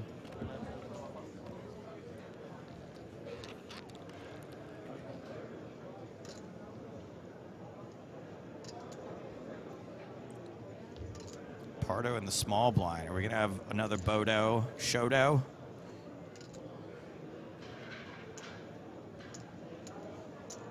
So far, we are.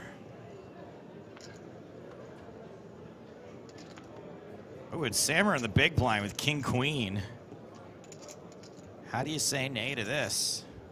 Sammer, the effective stack by a considerable margin. Sammer starts the hand with 37 bigs. Pardo 113, Carbo 100.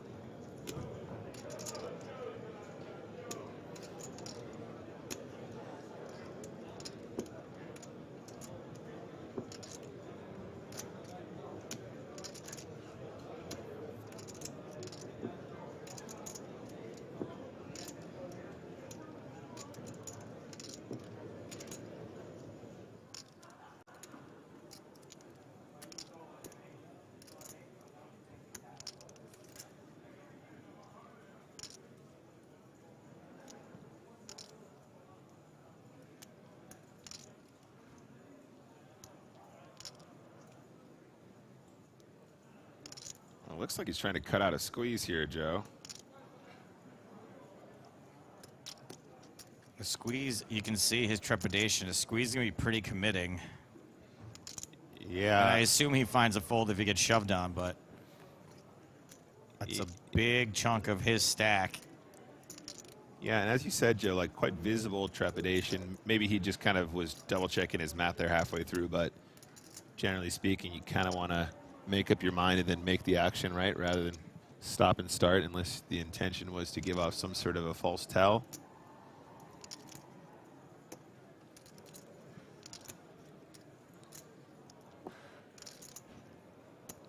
Carbo here in position, 100 big blinds after putting in that initial raise. I mean, not only does the trepidation feel a little nervous, but the sizing here too. It's just sort of screaming, please, no action. Yeah. Gonna be obliged by Carbo. Now it's to worry about Pardo, who Pardo is dominated, but man, I think we saw, who was it we saw exerting max pressure moments ago? It wasn't Pardo, was it? It was against Kazan. I believe it was. I believe it was Carbo 3-betting with the King Deuce. Right. Yeah, right, which would make sense in their positioning here. Yes, indeed. Yeah. So it was Carbo with the wider 3-bet, but Pardo ain't scared. Got a really nice hand to defend here.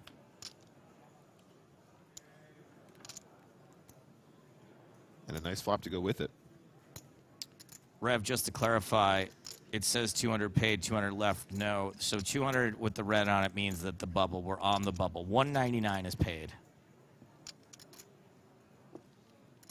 It's always one off a number that's divisible by 8.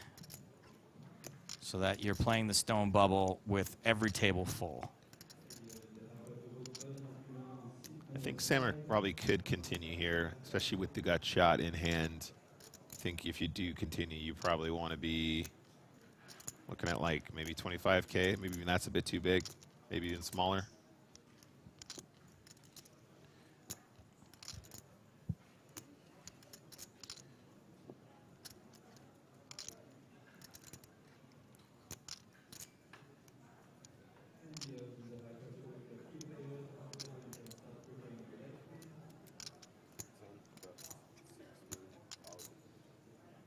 $16,000 is announced by the dealer. Pardo obviously going absolutely nowhere with this particular flop. You're dominating pre-flop, and now you're so dicey post-flop.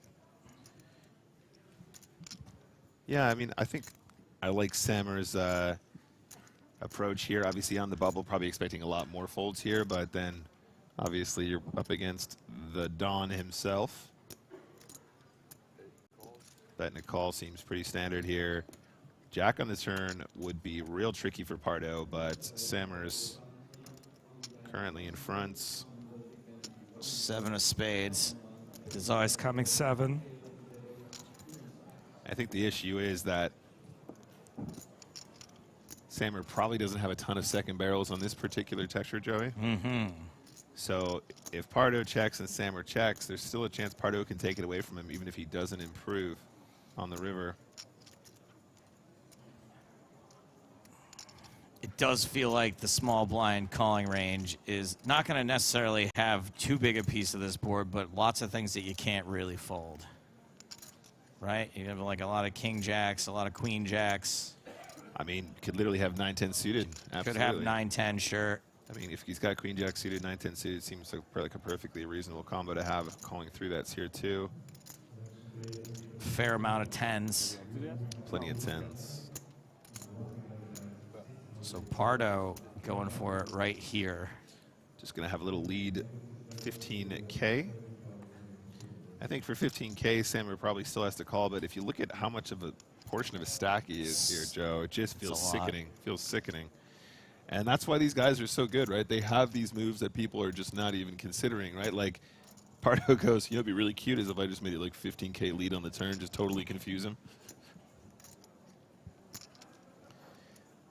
I mean, that's the power of having this stack. Is it's not really a big deal whatever Sammer does.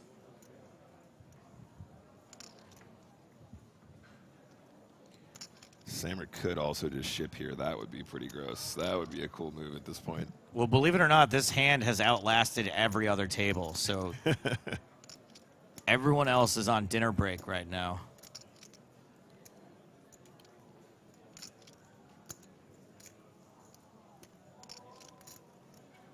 Which means that the player who we just saw with 1 5K chip left did not get it in.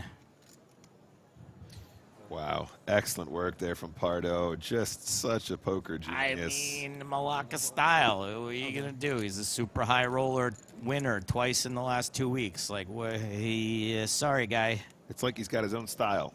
It's like he's got his own style, and that style is Malacca.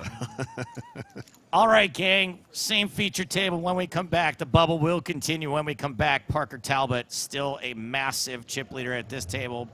Maybe still for the entire main event. We'll have that information when we get back. Harold Sammer, now the shortest stack at this table. Both he and Mario Tratu skirting on the danger zone. We know that we have one player left out in the field with just 2 big blinds. So we're going to go on a 44-minute dinner break, but more from the bubble. World-famous bubble coverage from EPT Cyprus when we return.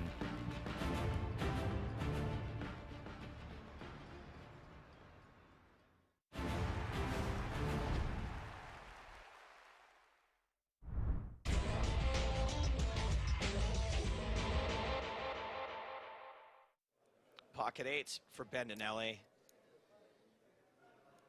And I don't think it's a spoiler to say that it really can't go beyond this level. 30 big blinds playing 24 big blinds. It is almost impossible for them to get out of this level without the money going in. Yeah, Bendinelli here with 8s. It should have ended in the last level mathematically.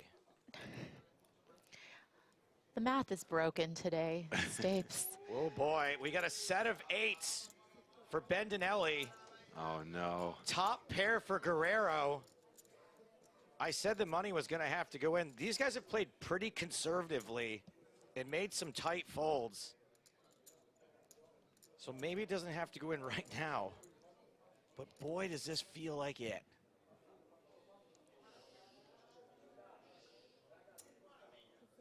Bendinelli firing 2.5 million or 250,000, whichever way you want to. Thank you, guys. Get out there. And Guerrero just calls. The turn is a jack. Wow. Oh, no. What a setup. Oh, such a cold deck. Cold Deck City, Guerrero covered. I think the only light at the end of the tunnel is we've seen a lot of miracle rivers throughout the course of this tournament. Looking for the board to pair, except for an 8. Doesn't know that yet, probably thinks he's got the best of it. Trips versus a full house. Yeah, and Bendinelli very clearly trying to set up a sizing here on the turn that can make it an easy all in on the river. Wants to give Guerrero a good price to continue. Does it ever go in now?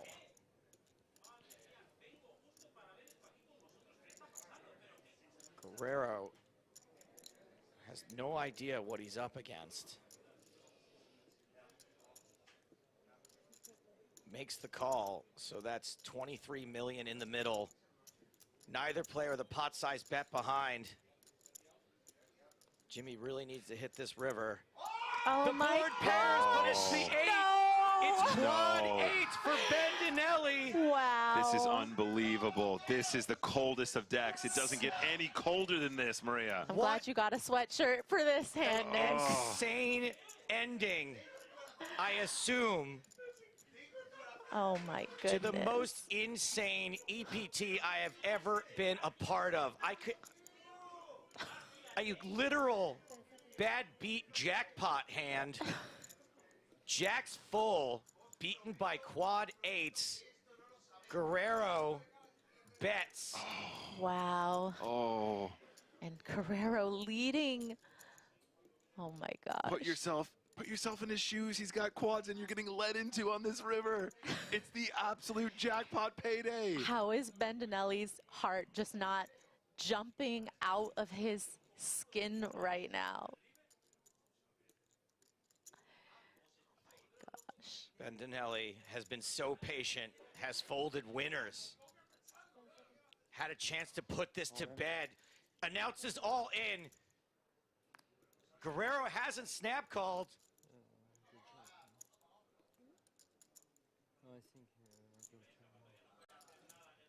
There's just no way. There's the call from Guerrero. It's over. He hasn't even tabled his hand. Table your hand. Bendinelli shows the quad. Bendinelli does it. Guerrero tables the loser, and Bendinelli swarmed by his countrymen. Somebody get that boy his mama. Giuliano Bendinelli is the EPT Barcelona 2022 main event champion. Absolutely unreal finish to an incredible main event. And the chants will not stop. A nice kiss from Mama Bendinelli. It's just not even real life, you guys. That is not a real life way to win an EPT. This is this real life, people? Seriously, look at what just happened.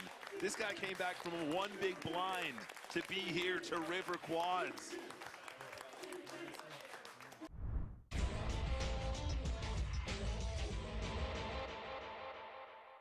And it's the first time I said that I heard my father cry. So it was a pretty special moment.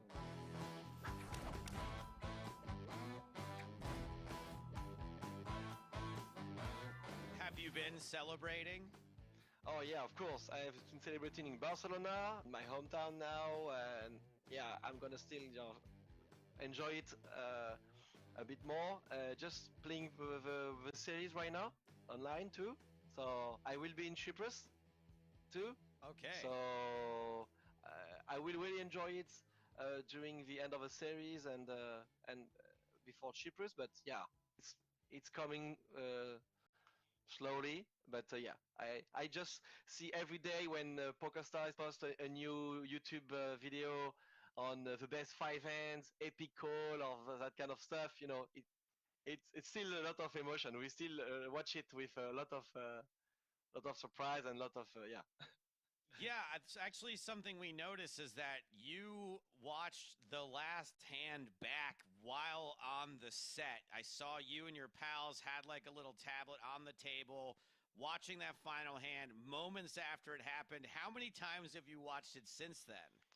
I watch it in French. I watch it in English too. I wanted to see all the reaction of the commentators on all the final table, of course, like a movie, you know. Yeah. So I think I watched it like twice entirely, but some part of it, you know, the highlights of that kind of stuff. Every day a bit every day. So yeah, a lot.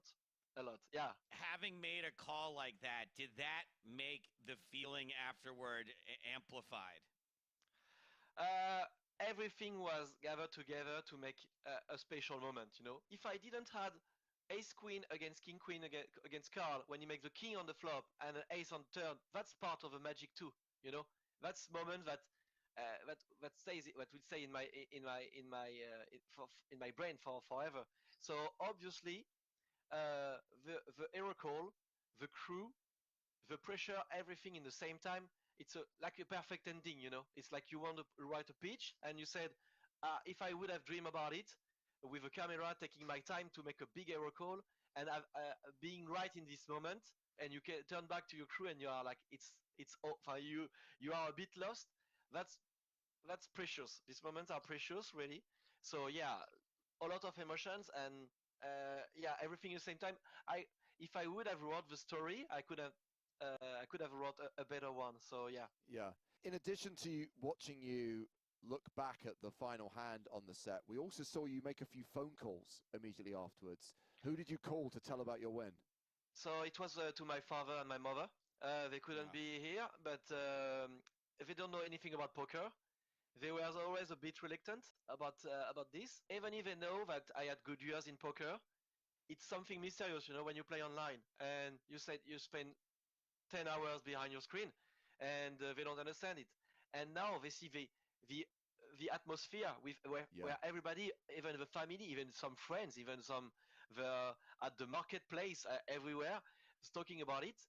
So it feels the emotion comes to their in their heart, you can say. And it's the first time I said that I heard my father cry. So it was a pretty special moment. So it felt really, really special to me. Like in this whole atmosphere, someone gave me the phone, and having them on the phone, I couldn't say anything but I won. Like, so yeah, it was a really special moment to me. So what you're saying is, it's the kind of the cliched parents who like, you know, our son's a football player, our son's an engineer, our son's a poker player. Yeah. Well, yeah, that's you said it all. Like they were really proud about the football part, and because they were happy they encouraged me to continue, even if I would have less study. They were happy about it, but I said no. I'm pretty good at math. I will be disturbed to not have a big career. I was thinking, you have 18, you don't know anything about life. You think engineer, or it's big career or something like that.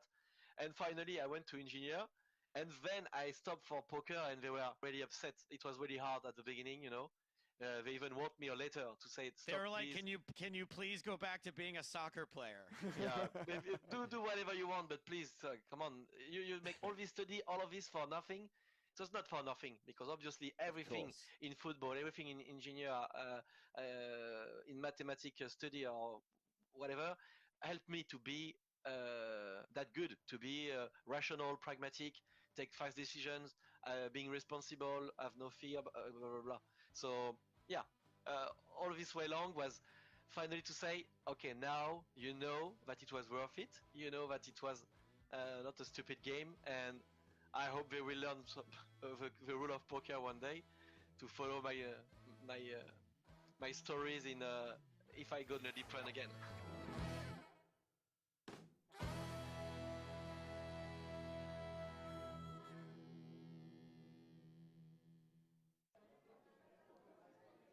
All right, next hand, Queen 10 of the offsuit variety for Side and Streaker.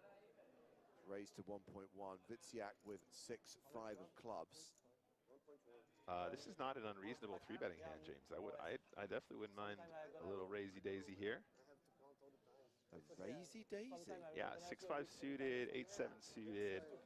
Definitely some frequency of 3-bet there at the stack depth. 1, 2, 3, 4, 5, 6, 7, 8, 16, 17, 27, 37, I don't know.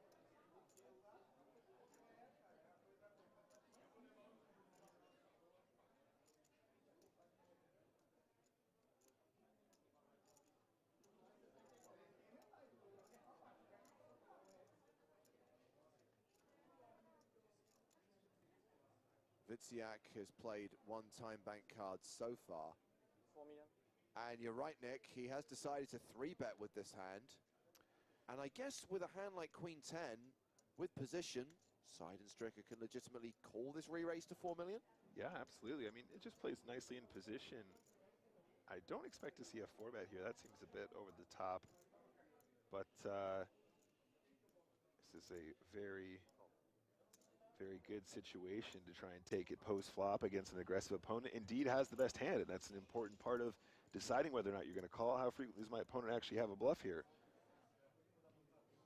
9-5 deuce, so a pair of fives for Witziak.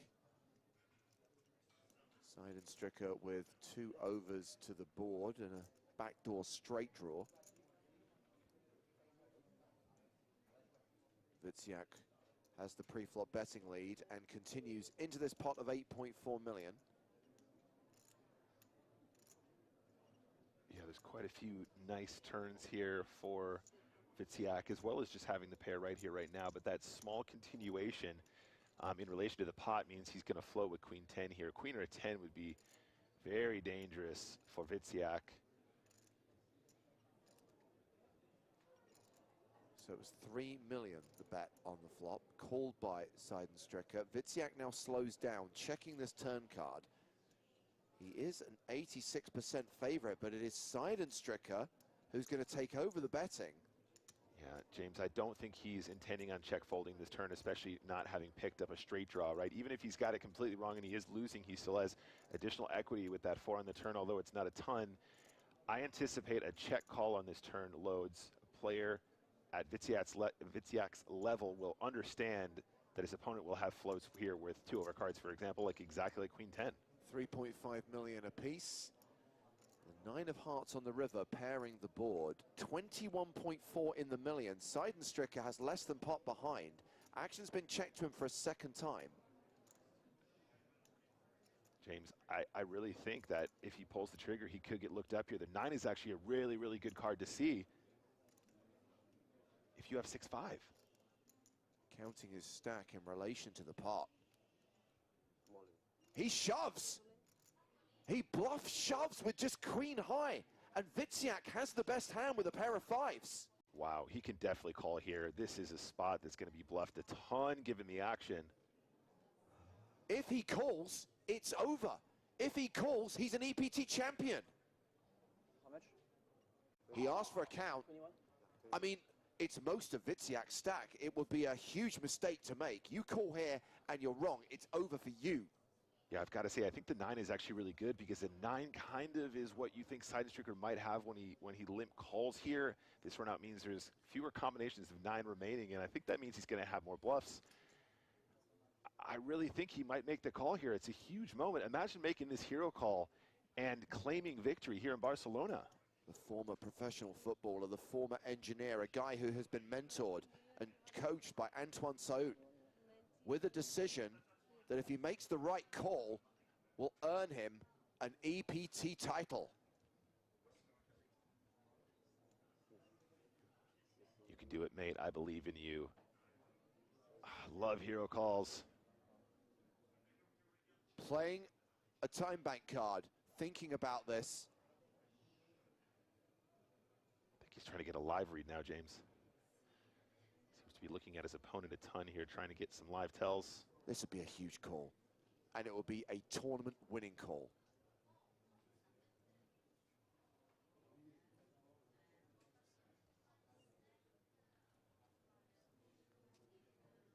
Look at this from the rail.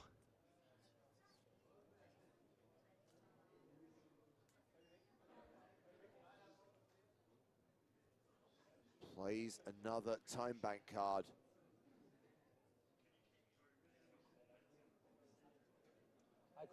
He's made the call! Oh, wow. We have a result here in Barcelona. It is Simon Witziak from France who takes the title and trophy. The additional 100,000 euros in prize money and crushes the hopes and dreams of the Brazilians. Wow, what a call. Absolutely fantastic poker. He's dominated this tournament, and what a dominant call to take the trophy. He has been chip leader for so much of the late stages of this 5K main event. He closes it out. He takes it down. He'll lift the trophy. He'll claim the single biggest slice of the 10 million euro prize pool. While João Seidenstricker is the runner-up.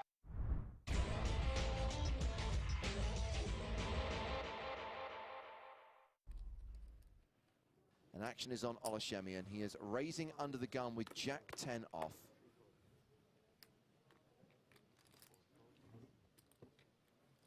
Round to Patrick Antonius on the button. He folds. Sadri Sella is in the small blind. He's got King 9. And I think yesterday, towards the end of the day, we saw Shemian getting a bit liberal with his opens from early position, and not everybody would open from under the gun with Jack 10 off suit. And Lanini, he's got a good spot for aces. It's fun to get aces in the big blind. It's fun to get aces in the... Any seat you're in, any position. Let's see your chips. You have a stack behind there? Nee, Andre. More.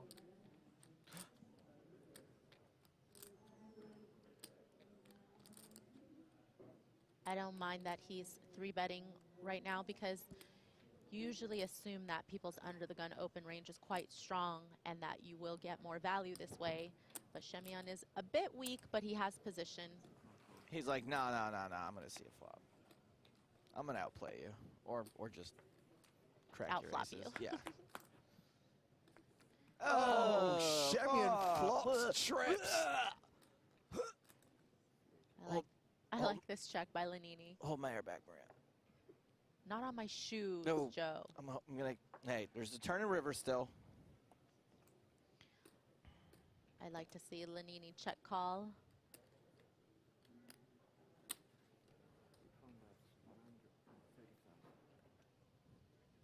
Shemian, that's 130,000.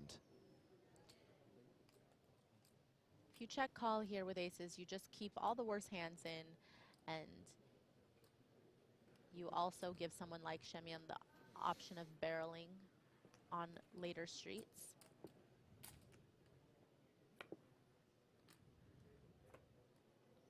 Is that an ace?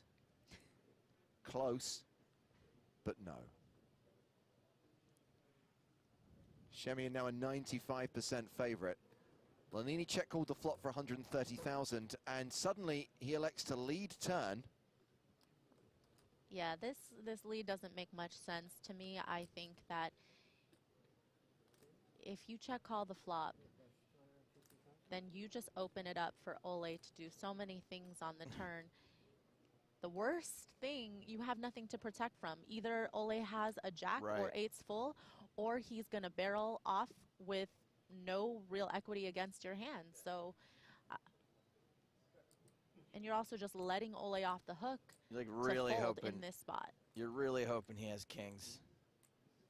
It's very wishful thinking. And based on the pre-flop action, that's highly unlikely. Right. So this is roughly half pot, 250,000. And realize that Shemian has more jacks in his range than Lanini does, because Lanini's not likely to be 3-betting ace-jack from the big blind against Shemian's under the gun open. He's not going to 3-bet, you know, queen-jack suited, king-jack suited. He's probably just going to call those. When Ole stares at, Lanini there. He's not actually trying to figure out if Lanini has him beat, right? No, he's just trying to figure out if he moves all in, if Lanini will call him. Indeed. Well, Lanini had 500k behind, so when Shemian shoves on him, it's a snap call from Lanini, and he's now drawing to 2 outs. He will need Barry Greenstein. He will need ace on the river, or Ola Shemian will claim his scalp.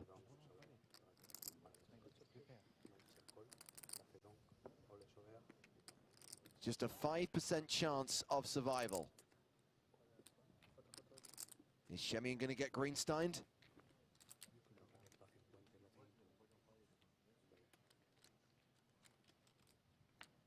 The river is a 9. And Ola Shemian eliminates Davor Lanini in 14th place, taking us down to 13 players. And Shemian is now closing in on the chip lead. He has got 3.7 million, close to a 150 big blind stack, while Lanini walks away with 35,500 euros.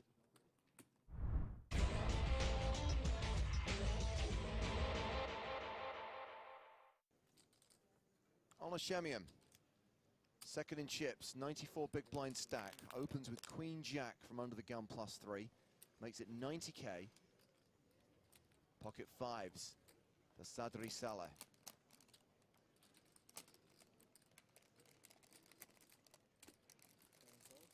That's a call. And the crinkling is getting really tilting. Oh, my bad. I was going to say, did you pass your bag of potato chips along to somebody at the feature? I gave one to everyone.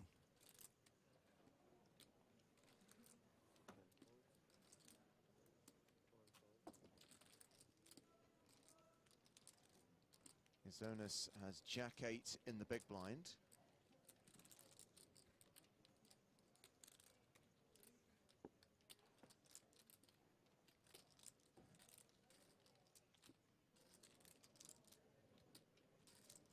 It's a combination of the crinkling and the shuffling, actually, that bothers me. It's approaching nails on a chalkboard status. Zonas calls as well, 3 ways to the flop.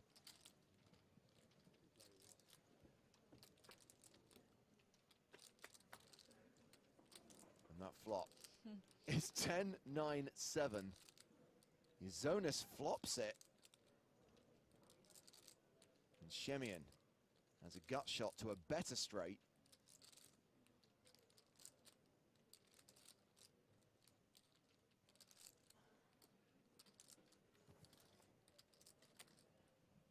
What do you do here, Maria? Play and flow? Yeah, I mean, I think the reason why it looks like your Zonas is going to lead into the pre-flop raiser is because he feels like this is the kind of board that's going to get checked around a lot, and leading can actually look a little bit weaker than obviously what he has. It looks more like, you know, protecting top pairs or a pair and a straight draw. Doesn't really look like you flopped a joint. 150k from Zonas, called by Shemian. Salah gets out of the way, and it's heads up to the turn.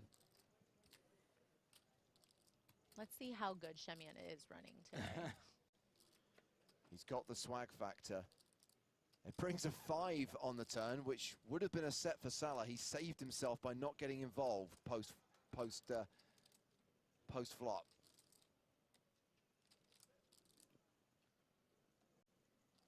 Unfortunately, he doesn't know that just yet. He's probably a little tilted at the moment.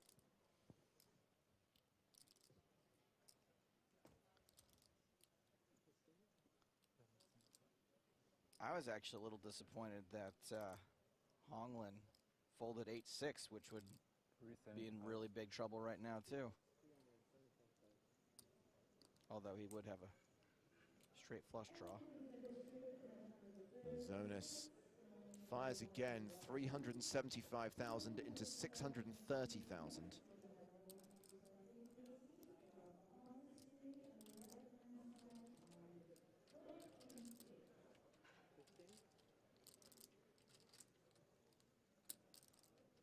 And this is the part where, you know, Shemian's also thinking maybe my overcards could be good, based on the way the hand was played, I don't think he would often call with just a straight draw if that's all he thought his outs were. But it's the 8 that comes on the river. There's our answer to how good Shemian's running today. Shemian swag factor, 8 out of 10.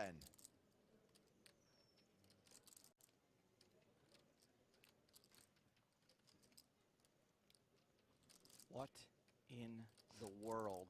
Well, this is going to result in a change at the top of the leaderboard. This is just so unlucky. Twitch chat's kicking off. As Yazonis bet 725,000. And Shemian's sitting there with the nuts, right? Yes, and he has, 3.18 million in chips total, and he's just thinking about a sizing that is going to get paid off. I don't think all in is that sizing, and Yazonis' hand looks pretty strong here. To think that Yazonis is betting 3 streets after this kind of run out, Shemian has to believe he has a straight.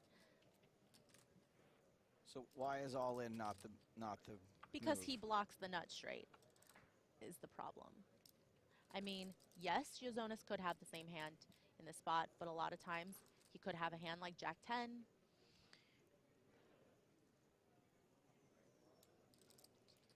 Well, how much is that? 2 million? 2.5 million.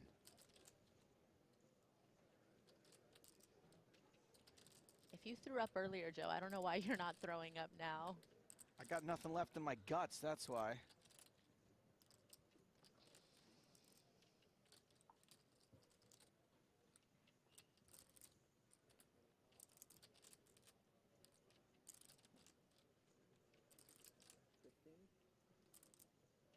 And of course, every decision has that 30-second timer running.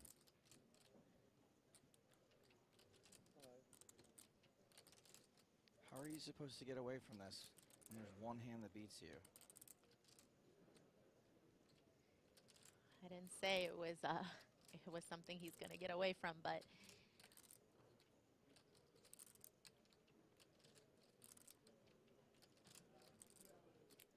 it's a very tough spot for Shemian to bluff, given what I said about how strong Yazonis' hand looks with the action having been what it was, but I mean, can Shemian do this with just a jack? Just to be clear, he doesn't have to play those time bank cards. They will be deducted from him at the end of the hand. Every 30 seconds that passes, the dealer resets the clock and starts it again.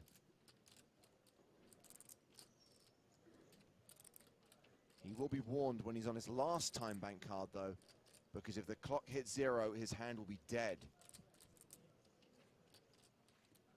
whew, looked like he was going to, oh. It's a fold. Wow. Well, Shemian takes the chip lead.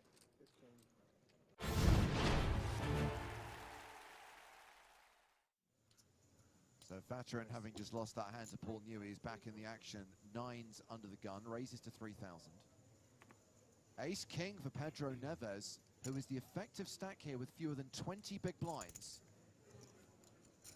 Something tells me, based on the sample size of 1, that Terran is going to be tough to get rid of with these 2 9s. Yeah, Neves, not the kind of stack you really have much room to 3-bet and deuce. And facing a shove, I think Federer will probably at least strongly consider calling. It is early position. It is 20 big blinds. You're not getting a lot of pocket 8s and pocket 7s shoving here, so that doesn't make it a snap call, but it's triangle time. Neves all in for 29,500. Queen Jack for Song in the big. That's a fold. Snap called by Vatrin, and we are off to the races. You should check in all your players at the table. not only the new entries. So please checking Like all Riz the versus live Drip. players. One of these two things has a slight mathematical advantage. Neves is the at-risk player and the player who is slightly behind right now. But there is a king on the flop and a 9! Top pair versus a set. And Neves down to just 3%. I could have gone to the party. The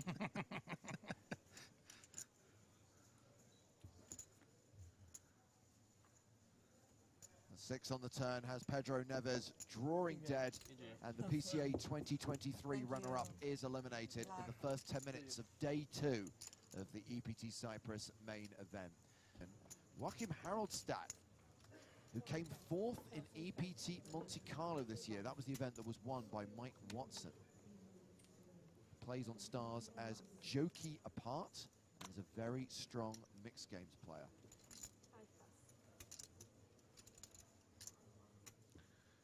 But is he a very strong ace-jack player? Let's find out. Again, a relatively light open for Newey under the gun. 9-8 of hearts. I like this side of him. 6 raised 10,500. This is what Waldo does in his free time. We finally found him.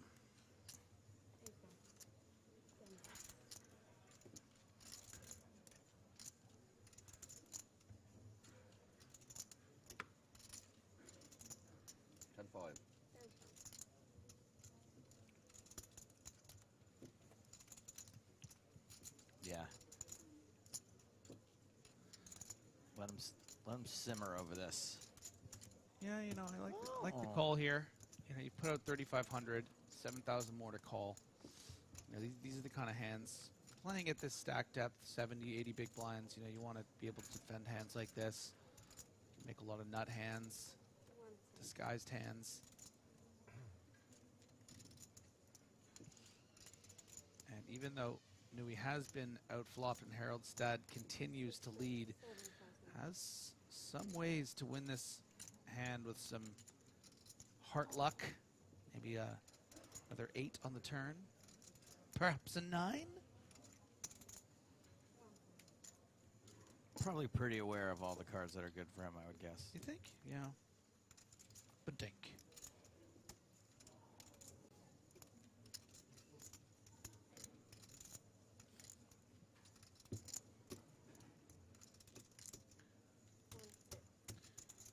Could get a free card here.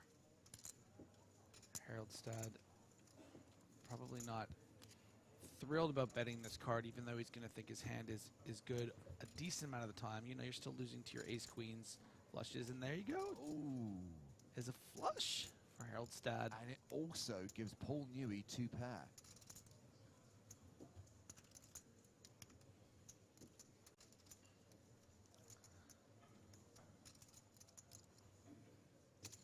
And a very curious bluff.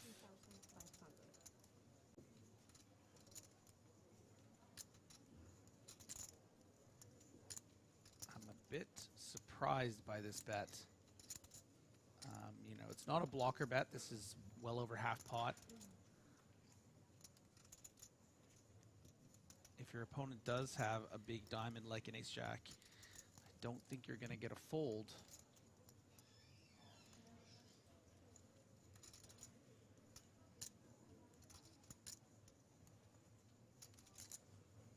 I'll tell you what, it does look strong. I mean, Haraldstad's really considering this.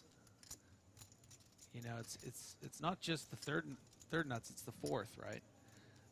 You know, Newey can just have that ace of diamonds as well. Are you counting straight flushes too?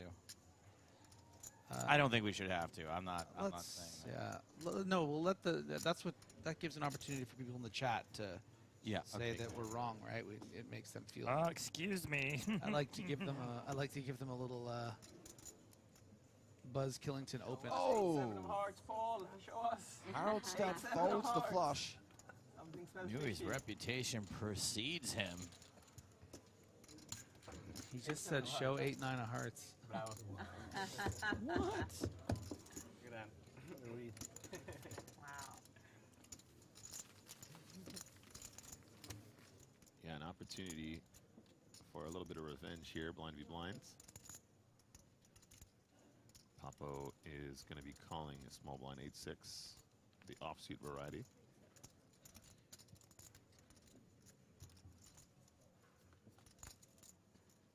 Middle pair for Lehner, 67% favorite now, gut shot for Le Coco.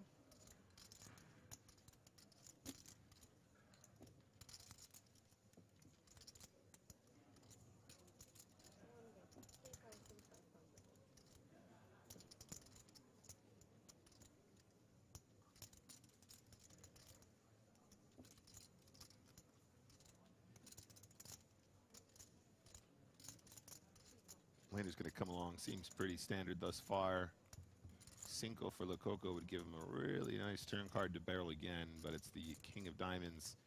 Honestly, not the most ridiculous continue card for Le Coco here either, though. Obviously, can still get some sevens to fold, some fours to fold, maybe some flush draws to fold. If he wants to barrel turn here at this stack depth, though, it probably needs to be quite chunky. And James, if I know Mr. Le Coco here, if I know Papo, he just finds the barrel a lot of the time here. Very aggressive player, and I'd like to see close to full pot, maybe even slightly over. Aggressive to the point where sometimes you wonder if he's got an appointment. Okay, I called it. 13 in the middle. That's a full pot turn continuation, and I'm here for it all day long. Really like this style.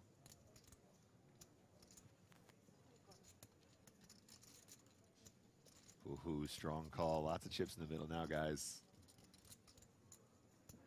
Barry Greenstein, ace on the river, does not change the outcome of this hand. All right, Papo, over bet shove river, easy game. Send him home.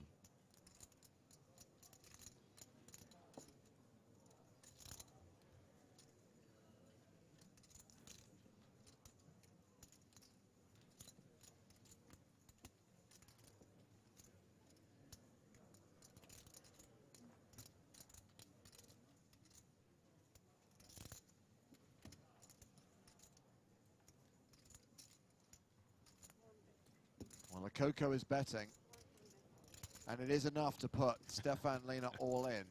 And now we await an awesome hero call with just a pair of sevens. Now, guys, I don't want to say I called it, but I feel like at this point we've seen enough from Papo, and I know the way he is, and I absolutely love it. I mean, he knows his opponent probably doesn't have ace-jack, probably doesn't have ace-king, probably doesn't have king-jack, probably doesn't have pocket fours or sevens, probably doesn't have pocket jacks, probably doesn't have pocket kings. There's just lots and lots of hands that they would have represented differently here pre-flop, blind v blind, and therefore a very cool opportunity to just blast off.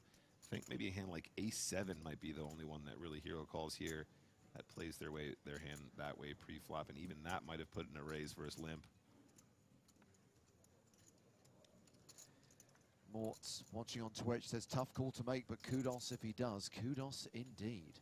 And a full double up.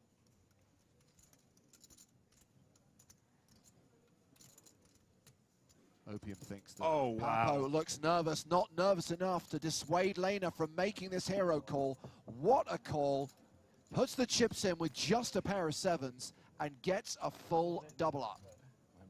I mean, guys, hats off in chat. This is unbelievable stuff. What an epic hero call. So Stefan Lehner, who was in the danger zone a short while ago, is now playing close to 70 big blinds. Button raise from El Yakubi with ace-7 of hearts.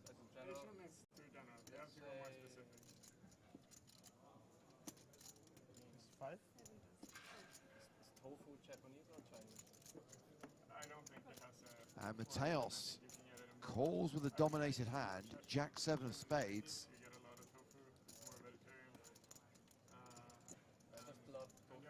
10-8-5 on the flop. Yep, you'll notice 13K already in the middle, Mateos with 15 behind. Is this an opportunity for a check raise, James? Let's say Japanese. I don't think El Yakubi's going to have any issues getting the nut flush in on the flop anyway with the 1-over card and nut flush draw. Yeah, little stop and go, snap called. Mateos in big trouble. Absolutely. El Yakubi ahead right now with ace high, has the heart draw as well. Mateos with 4 outs.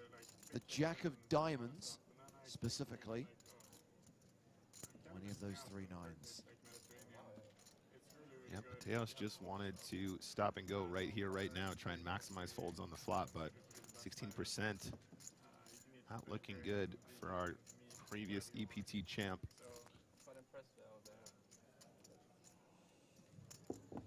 Well, that is the nut flush for El Yakubi, and that is the elimination of Adrian Mateos.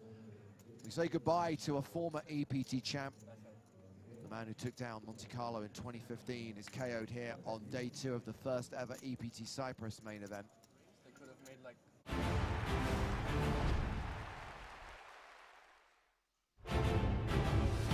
That was then, this is now. Live coverage of day 2 of the PokerStars European Poker Tour from Cyprus continues. The Merit Royal Diamond Hotel, Casino and Spa is hosting this event. It is a $5,000 main event, and right now we are on the pure bubble. That's right, world famous bubble coverage continues with 200 players remaining, including the top 5 stacks in the tournament right now. Only 199 will cash. That means the next player out leaves with nothing. We had an extended period of hand-to-hand play before the dinner break.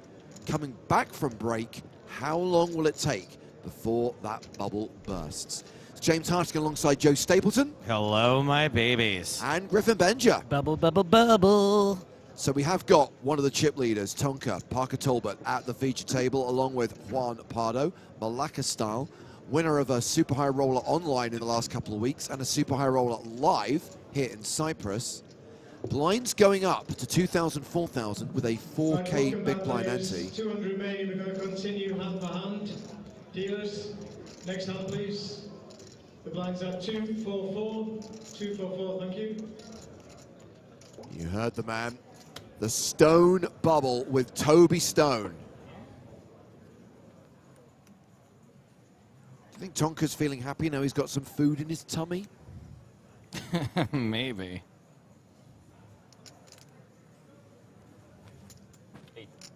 So the bubble is red. And when we lose a player, that bubble will burst. And 199 players will share in the prize pool of $6.4 million. We have introduced a 25,000 chip. So once again, we have introduced a 25,000 chip into the tournaments. You didn't let them take your chips, eh? You said no, don't take my chips. For now, no? For now. So cute. Ninja? First one. First hand winning. Raise and take it for Kazan. Memorial on Twitch asks, is the guy who survived with one 5K chip left? If you have an all-in call, please keep the Yes, he is. Dania Abarkarov left with just 5,000 chips, a single 5K chip, after shoving 8s into aces just before the break.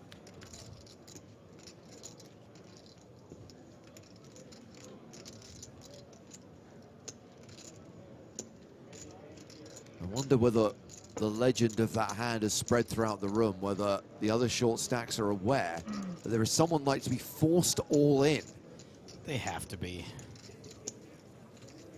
These players are so well informed. They know more than we do.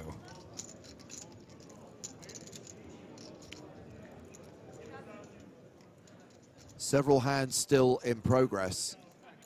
We are going to go over to table 13. When we checked on the tournament top 5, we saw that Andrei Vavilvonsky was the chip leader. He is in a hand against Toby Joyce. Oh, Toby. My buddy Toby.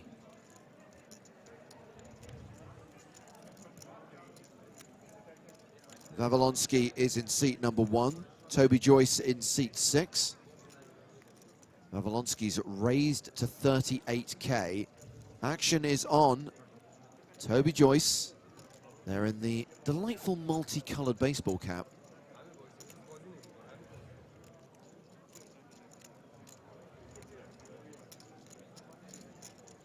So it looks like Joyce opened Griffin and has been 3-bet by Babylonsky out the small blind. Yeah, and it looks like Toby Joyce is covered in this hand, so a lot of stone bubble pressure being put on Toby right here. You know, what do you do with a hand like ace-queen suited? And Toby reaching for chips, doesn't look like he's in a folding mood. Wonder if he's... Oh. Oh. The chips go back, looks back at his hand, and folds to the re-raise. So play is concluded at table 13. We're going over to table 5. The player in seat 8 is all in. That is Daniel Kolazar. Decision is on Nathan Tetat. And that doesn't look like a lot of chips. Looks to be about 31,000 if I'm reading it correctly. At the 2-4, it's just under 8 bigs. Looks like a call. Yep, confirmation. Nathan Tetat in seat 7 has called the all-in of Daniel Kolazar in seat 8.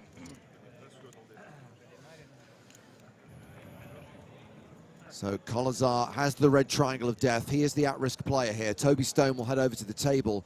When all other hands in the room have completed, we will see the whole cards of both players, and we will run out the board, and we will see whether Daniel Kolazar doubles up and survives, or is eliminated on the stone bubble. The stone bubble. Smooth and controlled.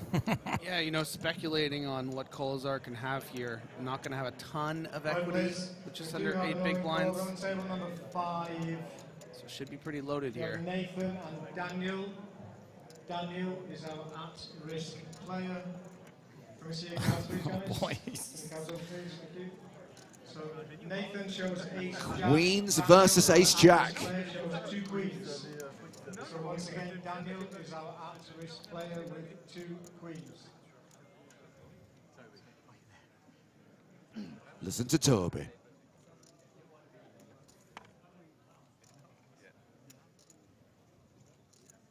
Can we see the floor, please? Flop is 8, 5, 7. So far, so good for the at-risk player.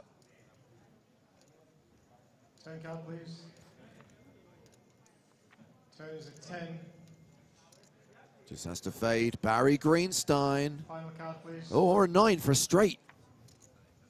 Final card is king. King is a safe card. Queens hold, and that is going to be a double up for Daniel Kolazar. We're just so buried in our phones. Poker News, Hendon Mob. I know these websites better than I know my own grandmother. Instagram, X. And I'm losing for sure. If he's facing, I will call it for sure. 8,000. Jack 7 of hearts for Tonka, opening under the gun. Now, if I was opening under the gun with a big old burly red beard.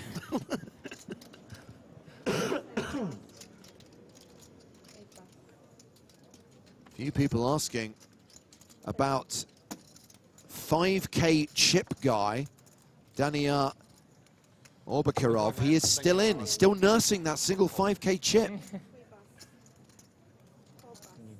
Thank you, sir. Thank you very much. I appreciate it. This one or that one? That one. This one. You want this one as well? Yes, please. Very nice. There is, boss. There is. No need to hide. It's public anyway. Please feed me the information. Yes. No, the other one as well. Yes, yes, yes. Slowly. They would have called me on a 10-9 or something. I'll sue. Don't worry, we have 90 minutes. So reminder, we are hand for hand right now on the bubble, which means we will not deal another hand at the feature table till all hands are played out at every other remaining table. You know, once you get through down there, I thought I was winning the hand. On the bubble. Suffice to say, we have several hands still in progress.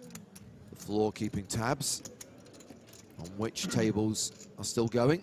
Dre on YouTube asking, how have the blinds not taken him out? Because we're playing hand for hand, and if I believe it was a blind-on-blind confrontation that left him like that, Yes. which means that it's going to be a long time till the blinds are back on him. He's got a whole orbit before he will be forced all in the big blind / big blind ante. And I'd say we're probably only 4 or 5 hands since that hand, so he's got a couple left still.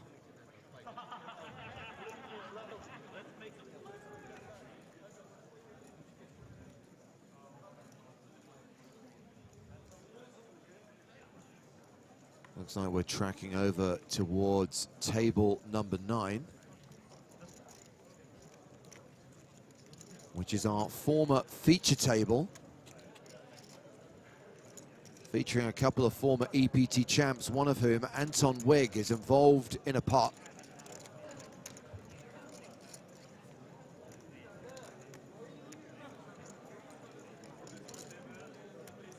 His hand has gone to the river, goes check, check, showdown. Anton with queen 5, pair of queens is good. And there's the other EPT champ sat next to him, Uri Rocky Gilboa.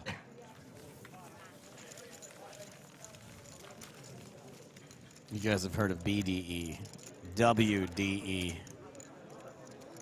in the 8th seat over there. Wig energy.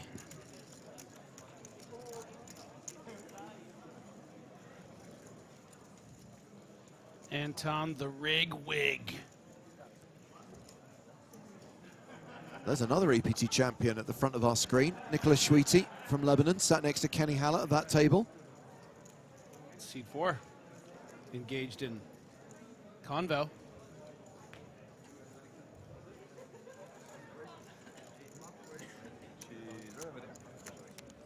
And there is Eureka main event champion, Ankit Ahuja. Eureka. Still think it's an incredible accomplishment for Ankit to make the final table of that record-breaking Estrellas main event, that 1K in Barcelona, and then make the final table of the 1K here in Cyprus and win it. Well, who's your daddy? Guys found his Q zone. And I think there might just be one more table left to play.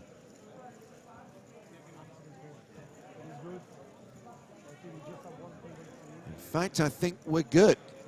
Looks like all hands are finished. Looks like we're ready to go with the next hand.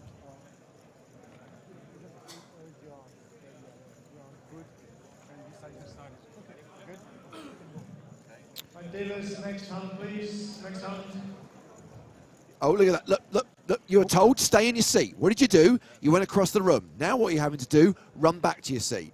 Should have listened to Toby. Listen to Toby. Listen to Toby. I'm a kind of a no harm, no foul kind of person, but if you smash into some waiter or trip over a massage therapist while you're doing that and hurt somebody, In actuality, you think you're banned. Not cool. Not cool. Yeah. Because it's safe as well. Correct. That is what I meant. Do you think if we asked Toby, or more specifically, if I asked Toby to, when the bubble bursts, say, ladies and gentlemen, I hate to burst your bubble, but you're in the money. Think you'd do it? No. No? He wouldn't do it, would he? Malaga is my city. You'd do it for me. So Malacca is for my city. His name is Malacca Style. And style is for the song of Opaganga style. Yeah. So it's... Do you know what Malacca is in Greek? How much back? It's stupid. I or think he something knows. like that. Yeah. Yeah. Huh? Gay. Gay. Gay. No, it's wanker. Malacca style actually came up in a conversation I had yesterday. Pajero. Sam Graffin said, It's coming up in this conversation, Griffin.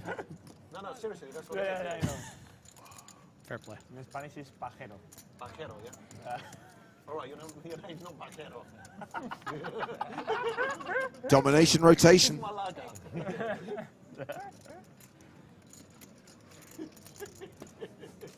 Guys, my mother is watching. What's your language?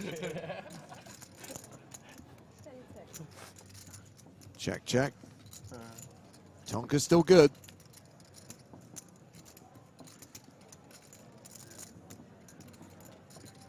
Okay, Griff, now what? No, it's just Sam just said, you know, you play all these super high rollers in Malacca style. It's check raising you on every street. Very specifically called him out. It's tough out there in the streets. Yeah, the silly name does not match the playing style.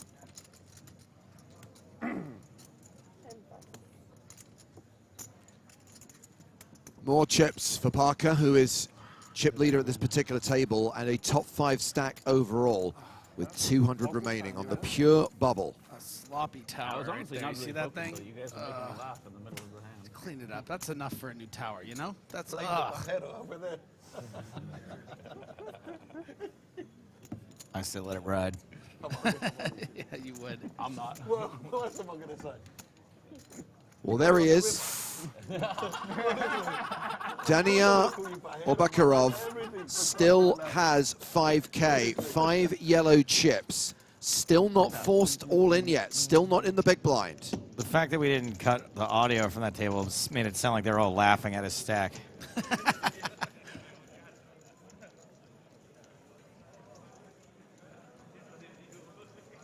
Just checking where there are still hands in progress in the room.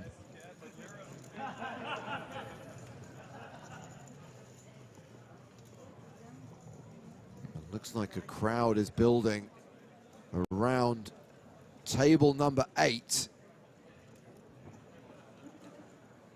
Do I see a triangle? Yes, I do. We have an all-in and a call at table number 8.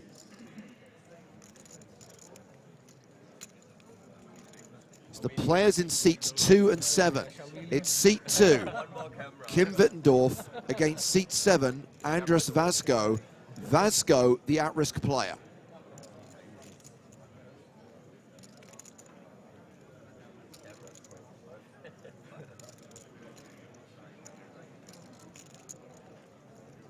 Come on, don't get in the shot. For one time you can come and just say, okay, I can sit, please. Yes, yes, I'm here, yeah. You want to be on the camera? No, I just want to get your patch in. Toby Stone will make his way to the table as soon as players concluded everywhere else, and then the cards will be flipped over. All in pre-flop.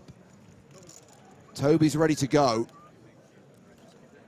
Andres Vasco, the at-risk player, the one with the triangle in front of him. That look like James Corden. Right corner. Players run table number 8. We have an all-in Okay. call. Yeah. We have Kim Not and now. Andras. Sorry, Andras geez. is our all-in player. Can we see your cards, please? Kim? All in with ace-king. Shows 2 kings. Against Andras, kings. Our at-risk player shows ace, king of diamonds. So once again, 2 kings and ace, king of diamonds for our at-risk player.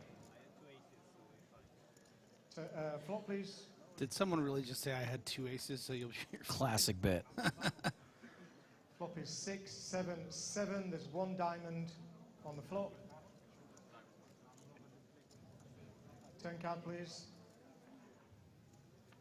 Turn Diamond. Queen, there's 1 more diamond.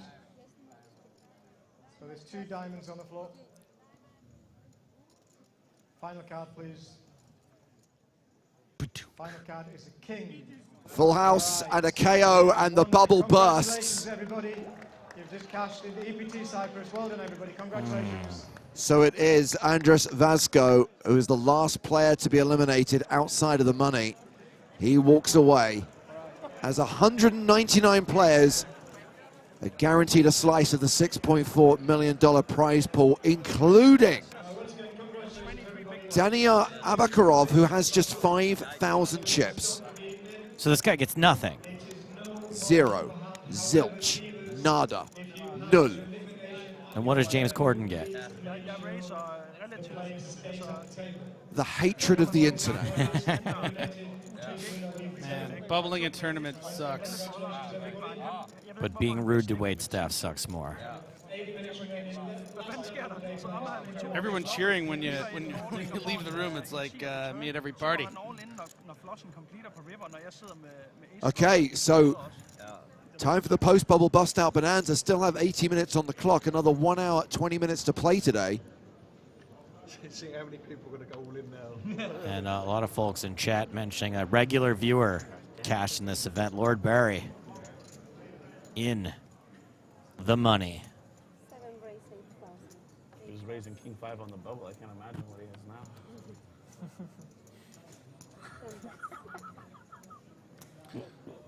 A lot of chat pros talking about Ace King being a drawing hand. Yeah. Need to fold it on the bubble. Oh, the bonanza Yeah. is beginning. We have the opening raise from Oleg Ustinovich, and now the shove from Mario Tratu. Count, please. 84,000. 84. 84.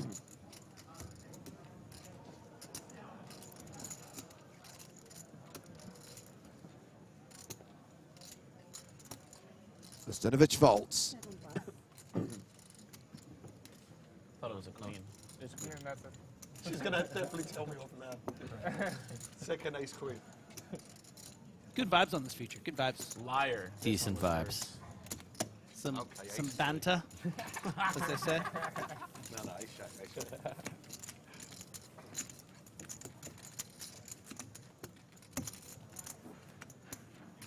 I gotta get a pair of these glasses.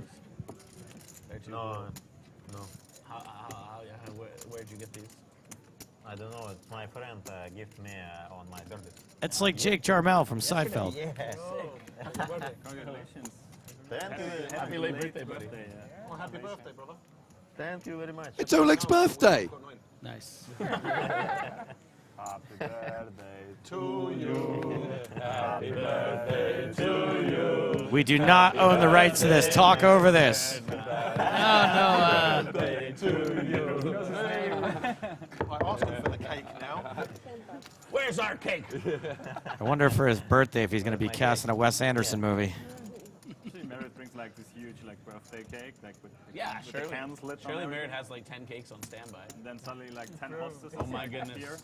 You don't have to go all in every hand. I Just know, we got in the money. I know. It's not mandatory. I know. Very large shove here from Tratow. Maybe not appreciating how many more chips he has after getting those shoves through. Over 25 big blinds in the middle with 2 nines. 8 does to you. That is a monster. The shove gets through. Given a lot of information, too. I know it seems like all fun and games, but he's really establishing to the table what his range is with some of these shoves. Showed the ace-queen, said he had ace-king that hand before, which he did, and then showed the nines just there, so.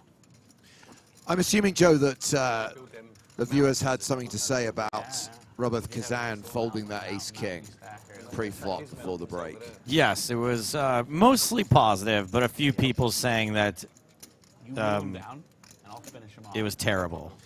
Well, let me just tell you Kazan's story. He is in for just $27. He is an online qualifier who is an amateur player. He describes himself as an IT guy. That's a shock. He just loves watching and playing poker from time to time, and his best ever cash was 7,500 euros in a Romanian event. Has just 20K in live earnings, waiting for his first child to be born, and would love a deep run so he could buy a bigger house for his family. So how do you feel now, all you people who said nasty things about Kazan? I mean, they knew that. I did read that before. I don't know if it's going to make a difference to some of them. Some of them are just jerks. As long as he doesn't fold ace-king this time. This time, yeah.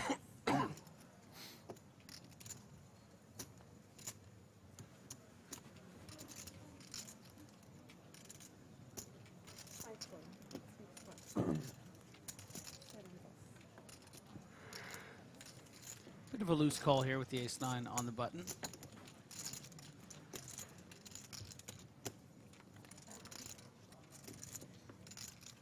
Ooh. Oh, is it? What do I know? You knew the 9 was coming. It's a given. It's a given.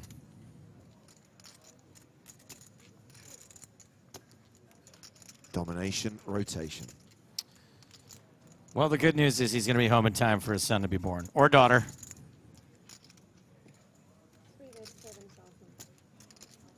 How about a call and the jack of hearts on the turn, and then Kazan doesn't bust? Sign off? I like that. I mean, you could just call for a king. Yeah, that feels greedy, though.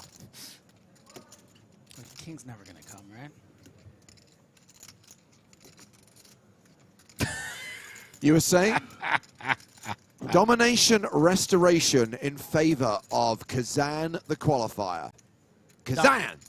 Domination, rotation, revocation. You guys are all welcome, by the way.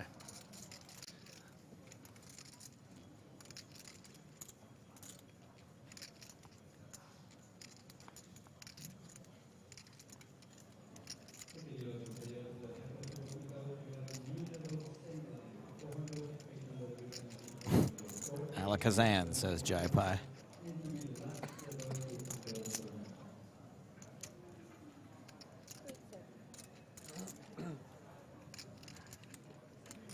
That's right, it is the year of Romania.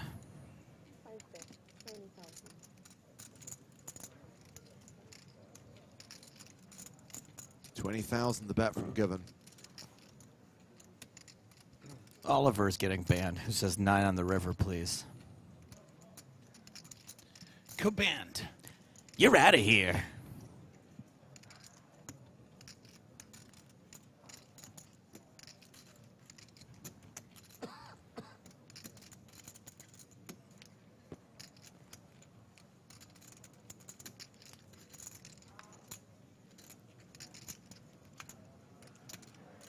I guess he could still fold. Could be up against a set. I think he's trying to work out how to get it in, right? Do I move all in now, or do I wait till the river? It just makes it difficult being out of position. In position, it can be a pretty clear call, but The Jack of Hearts. You called both cards, Griff. I know everyone's gonna think that I had spoilers, but I really didn't. I didn't think you had spoilers, so you just brought it up. I believed you. So you drew extra attention to it. Now I wondered. The Jack of Hearts is a little suspicious after the way I set up the king. I mean, come on, it could have been Jack of Diamonds. Like, You were just too dumb to change the first card you said. I actually just forgot the order they came in. 12. You could have got it all. Wow. Man. Missed opportunity for a full double up there, but Kazan still wins the pot. Seems like Govan isn't too Thor about it. No, I think he's pretty thrilled to have not given the other 50,000. 200K, huh?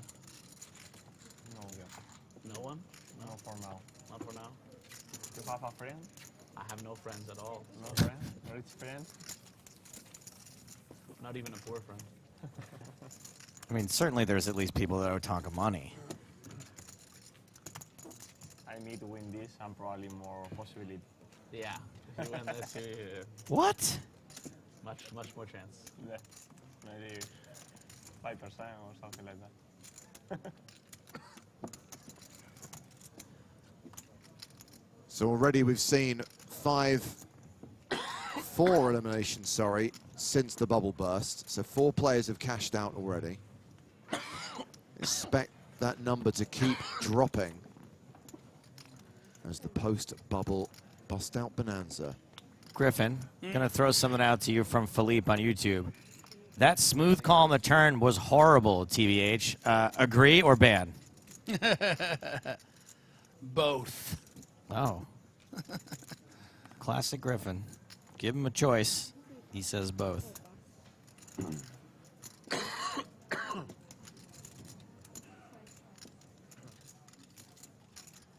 After the hand, yeah?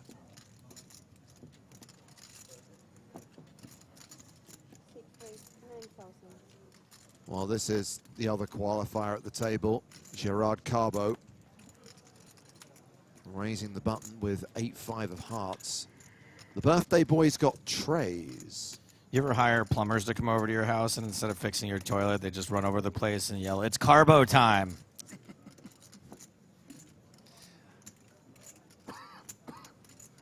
Ooh, I kind of like these 3 hands, you know? It's kind of an interesting little you know, standoff. It's a matchup. Pardo might get weird with it, though. No, don't get weird. Yeah, let's go. So three-way to the flop. Nice complete there from Neil Brennan. Jack deuce deuce. Boring.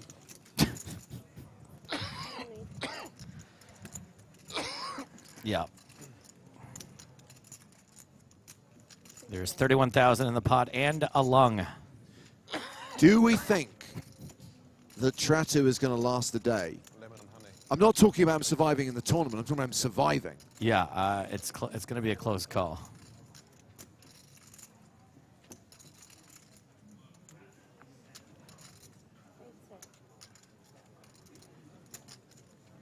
By the way, we can confirm that Daniar Obakarov is still in, still nursing his last 5K. How far to the ladder?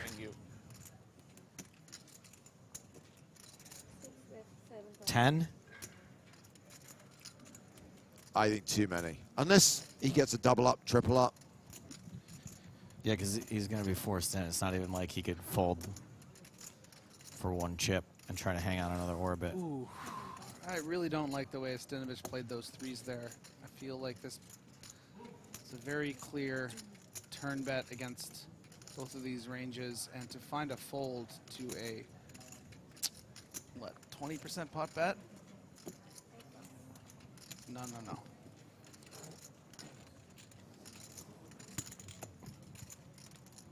That is going to be a pot for Carbo. So we're at 195. The ladder is at 183, Joe.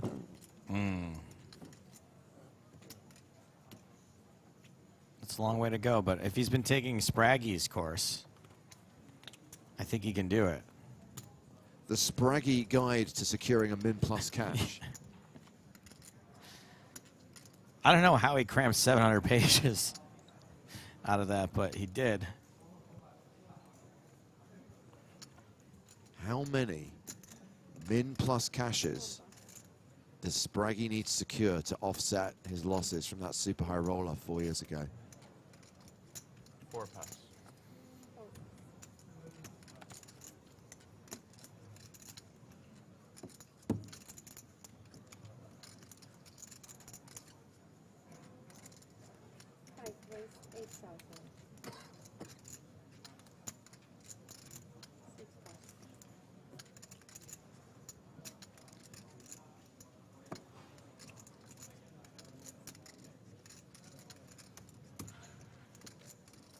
Now's your chance to redeem yourself in the eyes of Griffin Benger.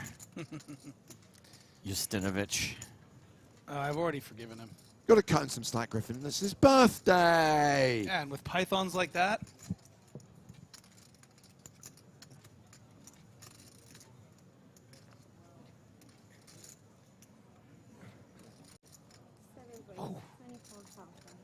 It's the spectacles of destiny. How do we like this? A 3-bet from the button with 7-6 suited, 24,000. Well, we like it better than a call, right? Yeah. Hey, look at this. Insta pass. Oof.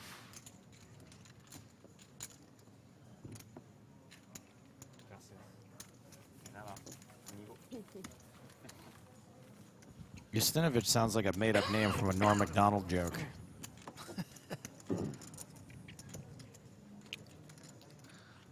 After the bubble hand, you're not my friend anymore. Like the moth joke. Yeah, the moth joke, yeah. His name was Gregor Justinovich. Why? I gave you credit. But you even know. You had a king? Somebody call you earlier. No. Water. It's fine. Yeah. Thank you. King deuce or something like that. King King 5, King deuce. King 5. King deuce. Around 50, right? Okay. It's okay. That's always king. Yeah. I'm not going to lie, I'm pretty invested in this house for my family narrative. That's some good lore you guys gave me. It's hard not to be. Yeah, that was some good lore. Good motivation. He can build his new house right next to Rezvan Balea. Yeah. I just love the idea that all Romanian poker players live in the same street. Got the same cul-de-sac, yeah. Hi, Florian Duta. Can you hear? I'm picking up Livia Ignew's mail. He's on vacation. Ooh, sorry. This one's addressed to Liviu Ignat. We're gonna have to send it back. There's a certain point, like some things are a no-go. Qualifier v qualifier. Carbo's 3-bet, flattered by Kazan. It's Carbo time. Oh, no, Kazan is not called yet. Sorry. He squeezed banana. ICM is for poor people, we know that, right? You are rich. You can invite me for the Triton 200K.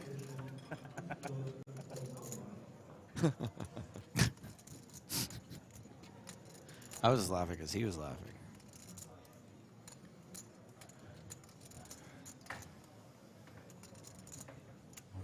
What was that? I was sitting next to a friend from Noche, and he was like having a shirt on. ICM is for poor people. It was like with him on printed on the shirt like as well. Like that was Oh, hilarious, like. a 4-bet with ace-jack off. What? So we know what we're all thinking, right? What do you do now when queen shove? You fold. So we went over the lore of Kazan, but one thing that I don't think that you and Griffin are privy to, James, is that when he came to the table, the floor person who walked him over announced it as his first ever EPT. So I was like, ooh. But then a few minutes later himself, he was like, hey, everyone, it's my first EPT, and I'm expecting a child very soon, and I really want to cash in this tournament. And I was like, no, stop, don't do it. And then what do you know? He opens, he gets 3-bet. He opens, he gets 3-bet. He gets 3-bet by King Deuce offsuit. Yeah, I mean, I don't even think this is necessarily a bad 4-bet. It just happens to be, again, into the, top of Carbo's range here. That guy's got queens, Griffin. Now, I know, but listen, because of the information he gave as well, I think if Carbo was looking down at ace-8 of spades, might have done the same thing and folded to this 4-bet. The Dankage says, lol, he's folding. I mean, listen, he's almost certainly not folding, but it is also not out of the realm of possibility because of everything you just said. If you don't think that this particular person has a 4-bet fold range and they only have aces and kings here, because even ace-king would probably just shove over the 3-bet, not induce. Your things do spin. I mean, he kind of looks scared, I'm not going to lie. He does not. I mean, his money'd be in already if he wasn't. Oh, my God. He's actually going to... There's the all-in. Thank you. Finally. Whew. And Kazan folds. And let me punctuate this with a little classic. Whoops.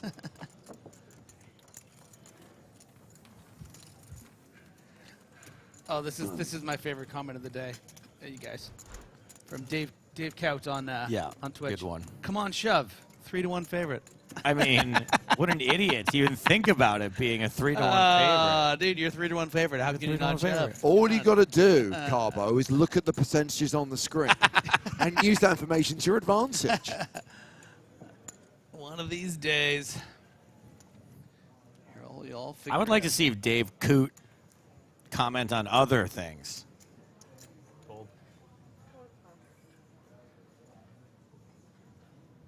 I'm not going to lie, the patch that's kind of peeling off, but it kind of adds to his aesthetic of the Parker Talbot, Well, you had it turned upside down, which a lot of times turning your stuff upside down is like an act of protest. So I don't know, maybe he's mad about the length of dinner break or something. I think he's protesting the party being before day 2. Yeah, right. Number 1, you don't have to go. Number 2, you don't have to stay that late. Number 3, you don't have to drink that much. Number 1, that party was absolutely banging. Number 2, you would only go if you literally had no clothes. And I forget what the third thing was. So I skipped it, but I did tweet making it look like I went. I did see that, yeah. Yeah. Still a company man. Because I did have a tiny bit of FOMO when I saw what a rave it was, but then also I was like, I probably would have ruined my life. Yeah.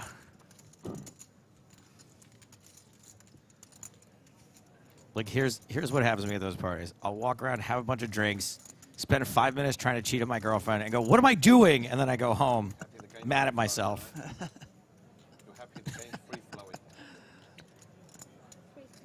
Kazan. The damage has been done. I'm too tired now. I don't feel like no more. Sorry? I said the damage has been done. I'm too tired now. That bubble got me. Yeah, I could see you were falling asleep.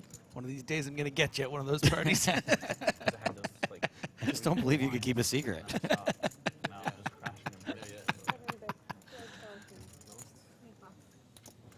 I know them ones. That's why I said to you, I don't know how you could do it. Usually I just keep going. Yeah. And then it's all right. You have a sweet tooth as well? Nah, no sweet tooth. Just the wine. Have we got him his water yet? I mean, I won't say no to some sweets or dessert from time to time, but I don't have a sweet tooth. Yes, please. Oh, cappuccino? Sure. Yeah, sorry. Pretty sure I can see some raspberry crumble in that beer. To be fair, it's from 3 weeks ago. Thinks it blends in. Some water, please. Some water.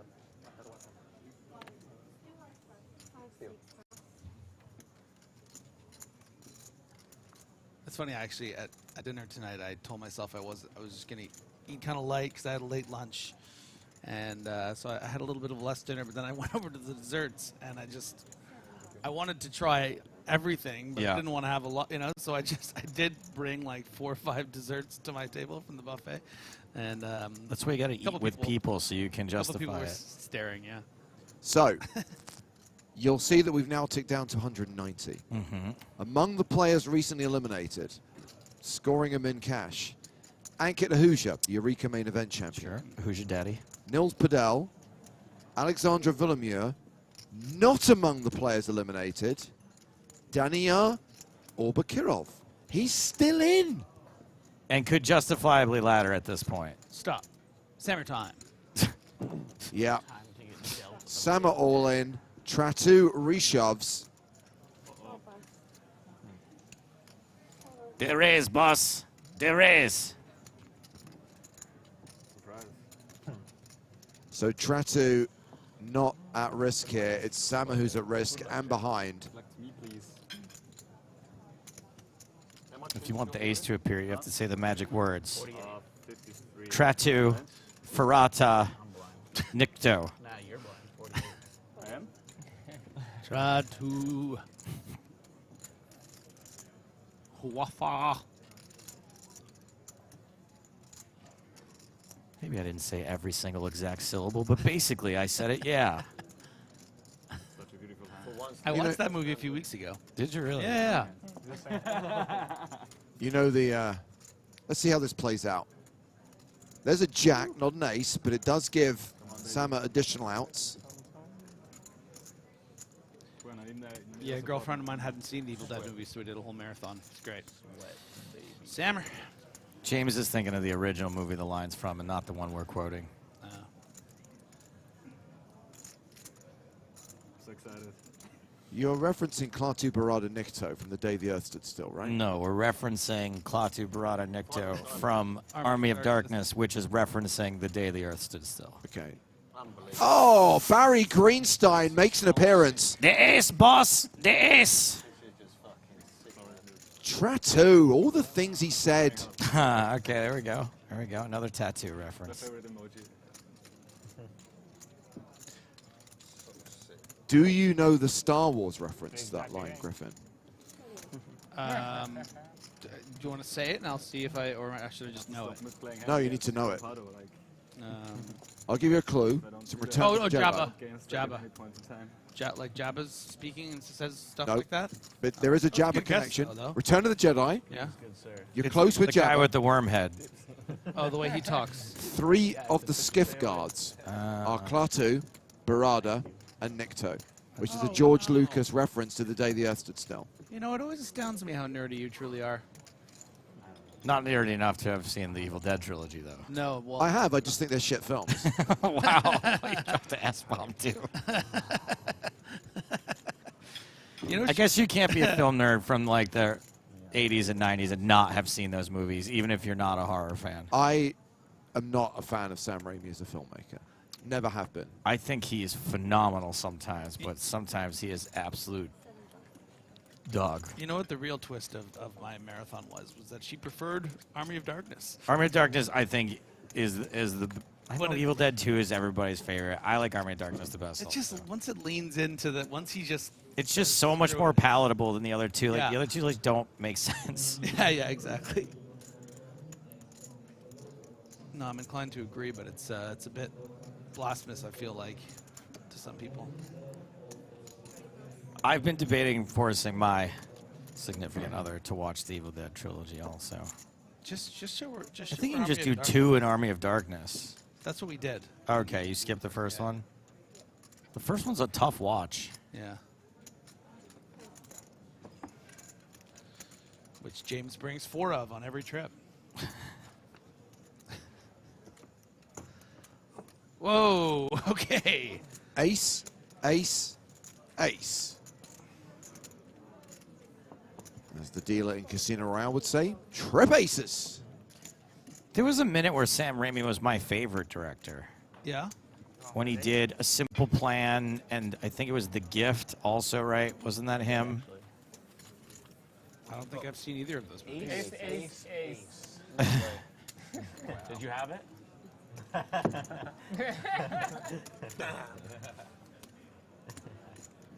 And I really like the first 2 Spider-Mans. Yep. Meh.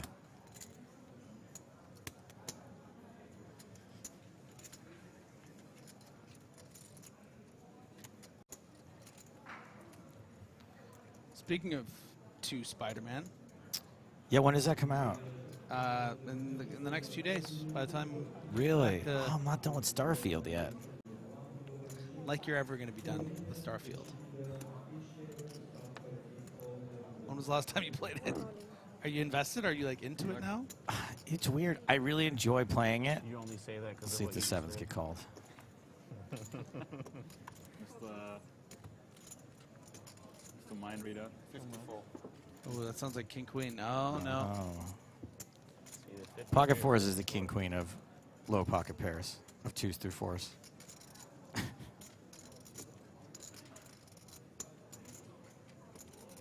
The new Iron Man was so underwhelming, but all my friends liked it. Did we miss a new Iron Man movie? I don't know what that dude's talking about.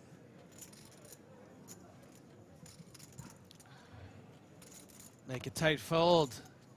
Nah, he's coming in. Good luck, guys. Oh, Aw. I'm leading again. Hopefully I'll hold up this time. Fair. You deserve one, buddy. I thought there were 2 7s on the flop. What? Try to, guys. So likable. Everyone's rooting for Right in him. the middle of the Did you say you folded the 7? No. Oh, come on, man. Honestly, man. I thought you folded the 7. because the, Not only you done me on an ace jack, you're telling me you folded no, the she 7. put the as well. 7s right in the middle of the table. You That's thought the your flop, it was hand the was flop. part of the flop. Yeah, exactly. I felt like, wow, 2 7s already in the flop.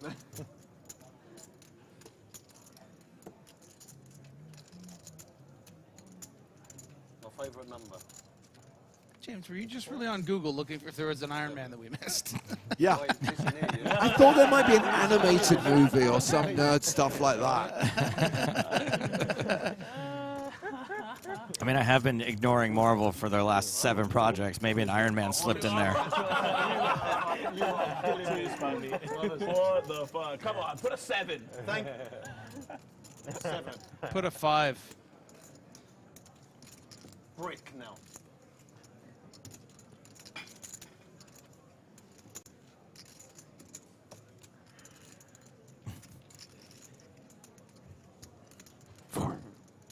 Joe.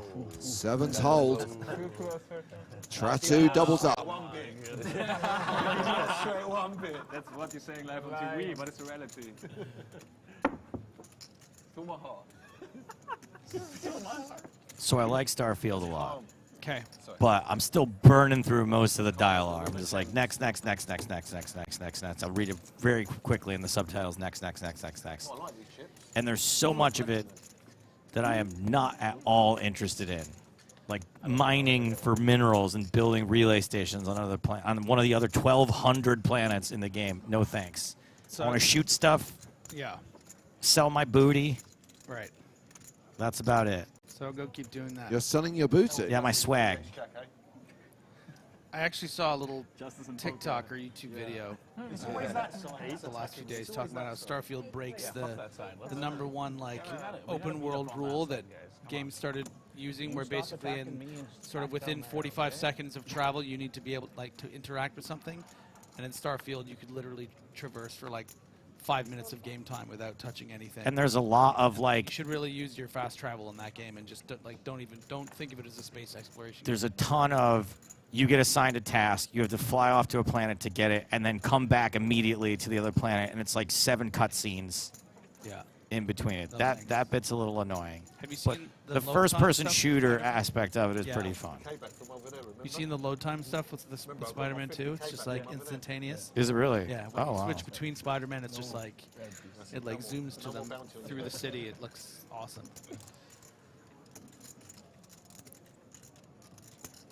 Down to 180 players now, so we have had the first money jump. $9,275 is now the min cash. So, did he sprag it or what? He did, right? We would have heard about it. Oh, you bet 8, right? Yeah. Oh. The boss ahead, I forgot that.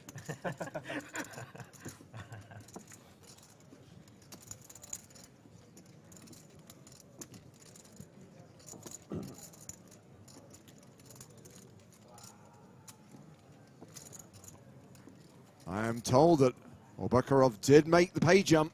Hell yeah. Spraggy just sat bolt upright in bed.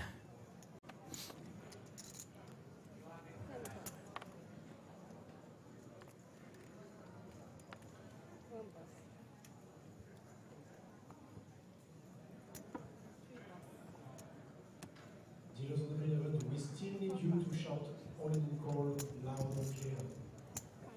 We need to keep track of the action. So, love to write, mentioning being excited to see Killers of the Flower Moon, Flowers of the Killing Moon, which is it? Anyway, you know what I'm talking about. The Scorsese movie. I read something that Scorsese's original draft was over 200 pages long, and it took 4 hours to read it. Wow.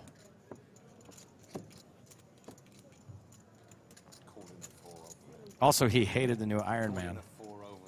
You said that's my favorite. That's my favorite number, and you said, "Oh, 4s, is it?" Is it? And he said 4s. Is 4 your favorite number? No, that's yeah. That's what I said. I wasn't calling 4. 7. So it's coming I feel like 180 is a good number to stop for the night. We've still got 45 minutes on the clock. Still got half this level to play. Shit, I'm still thinking about the sand. Holy shit, how long was it ago? Oh god, probably can't sleep because of that. What did you do to the poor boy? I won't tell. What did you do to the poor boy? That sounds really funny.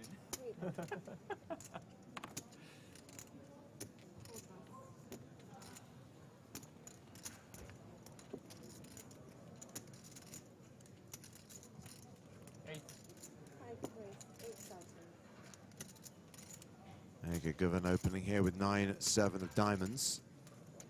Raises to 8,000.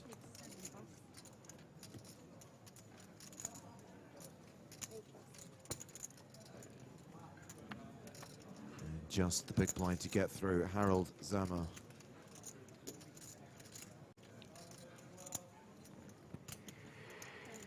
Defending his big blind with Queen Deuce of Hearts.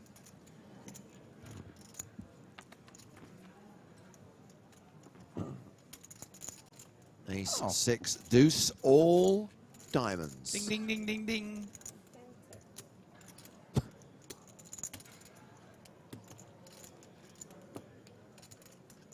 You do a Cockney accent, don't you, Griffin? I'm going to give you a line. Okay. Flop the flush, governor. Flop the flush, governor. There you go. That was pretty good, Griff. Thanks.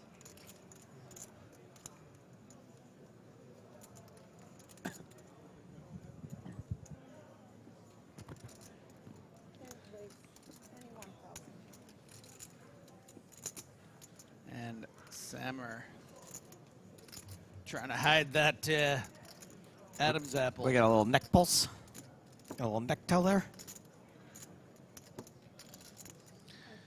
And yeah, if you're going to call a hand like this from the big blind, sometimes you want to be able to maneuver and mix in some weird stuff like a check raise here. Of course, guys, we see that Govin has a flush, but when he has, you know, the queen jack of hearts and c bets here, or the, you know, the king 10 of clubs, it's nice to play this as a check raise instead of a check call or a fold.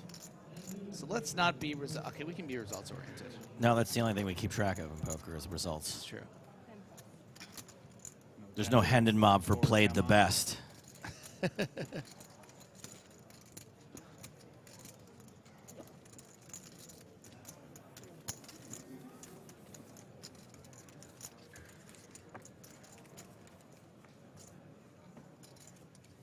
So there's 43 minutes left on the level, but because we're on an hour delay, what does that add up to? Is it a whole hour that we have to wait? An hour 43.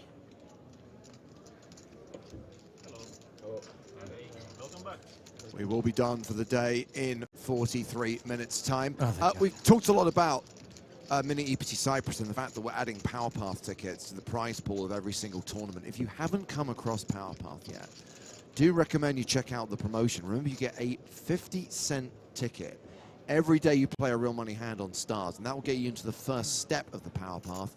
Work your way through the steps to win one of those coveted Power Passes, bronze, silver, and gold. And remember, you have the power on how to spend those passes. That's so sick. Really? You get on the first step?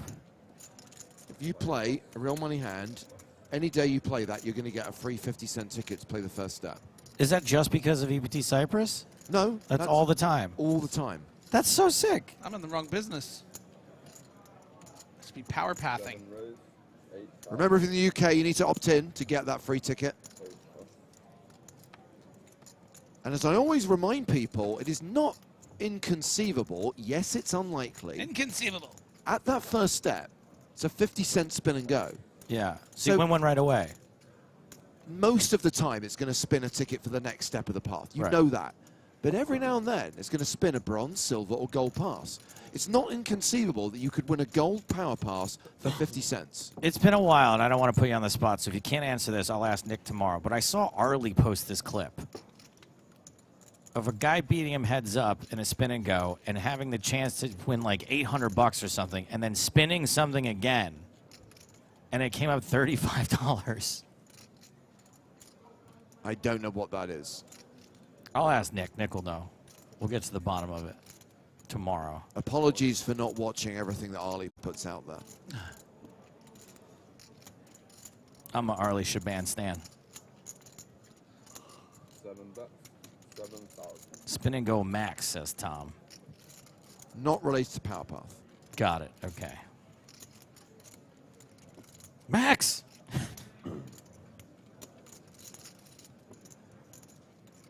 Try to. You put that down. You put that down right now.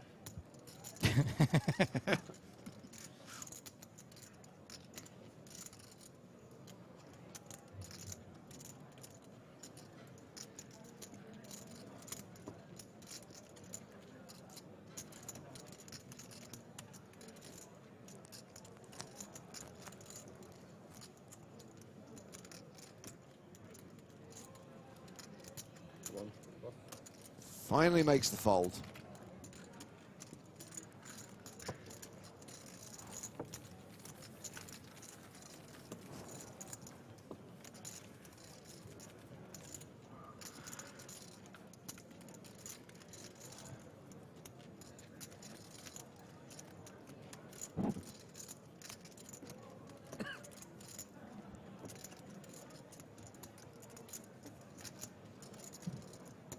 James, I know you're an Xbox guy, but the Spider-Man games are worth a PS5 alone. IMO. I'm not buying another games console. I don't have time to play the games I have on the Xbox without buying a second games console to play more games. Well, it's not your fault that you bought the wrong one. You know why they call it an Xbox 360? Why? Because when you walk in, you see it, you turn around, you do a 360 and walk back out of the room. That's a 180. That's a 180, though, I think. Shit. And that's the meme. My joke stands. That's the meme. That's the meme, is getting someone to say that's a 180.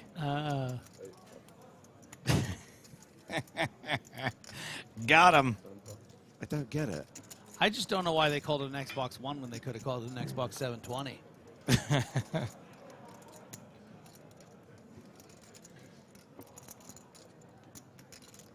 Come on, someone post the meme in the chat. Show it to him. But I don't get it. Mercedile 15 with the new comment of the day. Everyone laughs so you don't get banned. What about you? That's why I'm laughing too. No, I just water. Isn't there a famous actor named Kazan? We're not going to talk about Elia Kazan. We're going to... That's a director. Yeah, but that's what he's talking about. I think I was talking about the guy from the Godfather movies. What was his name? John Cazale.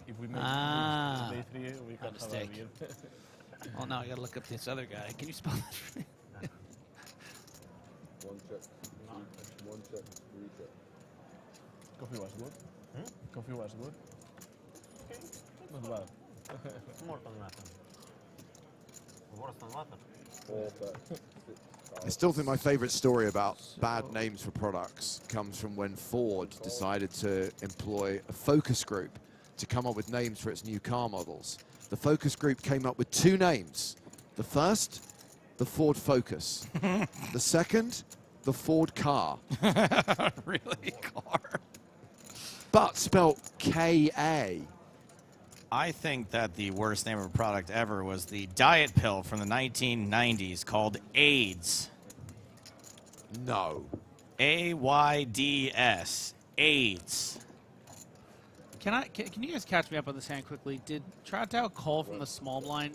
I don't think Talbot limped under the gun, right? No, Talbot raised to 8,000. It was called by Trato and Kazan in the blind. So Troutdow was tilted after losing that He's been 1-6-73. No. He has been on tilt ever since that hand against Juan Pardo. This guy's been on tilt for the better part of 5 hours. Okay. I also don't think he's on tilt. I think he's just a fun player. Everyone knows what you mean when you say that, Joe.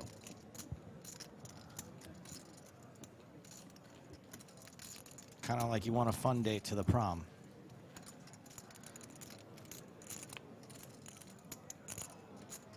Yes, fun, active, same. Spewy? Sure, I'll take Spewy.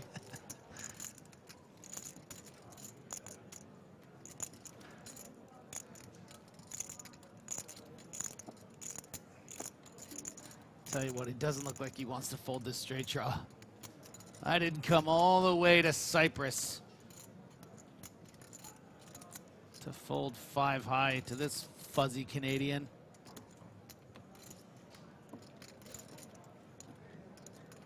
He's fuzzy and he's cuddly.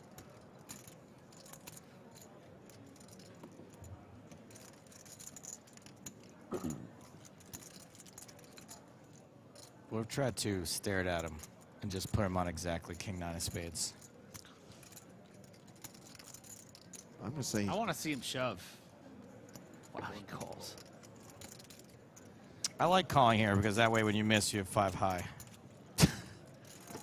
Just 6 DK back. Needs to hit a deuce, 4, 5. He does hit the 5. Sorry, pair of 5s high. I don't think Tonka's going to be happy when this goes to showdown. No.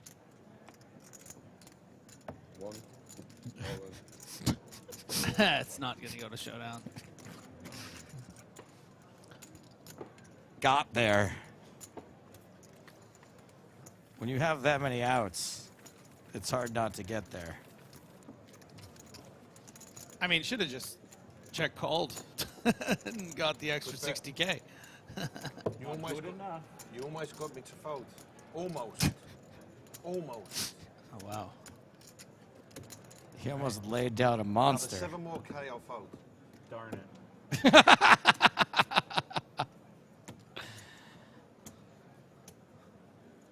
was actually going to bet 5K more, so I might have got it done. You know Tonka's Oh, I watching said this 7. right now on the Oh, delay. I said the 7K. Five. What is he for? Yeah. There's some trash sizing there from Tonka. Got what he deserved. Tonka's going to punish You know what himself happens with when charts for the next 4 hours now. You know what happens when you size 7K not enough? You get what you deserve. He's crunching all the numbers on that, and it turns out the solver does say 7K more. Yeah.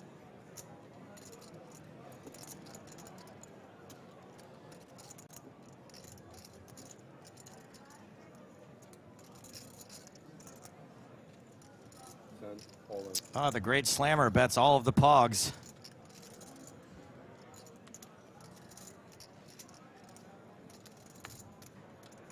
Never count this. Why do you want to count? You've got ace-4. Maybe he thinks he's got a suited ace.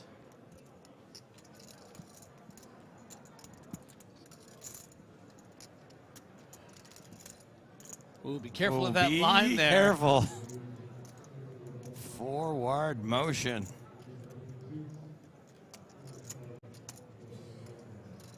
It's really, you're really putting it out there, buddy. I gotta say,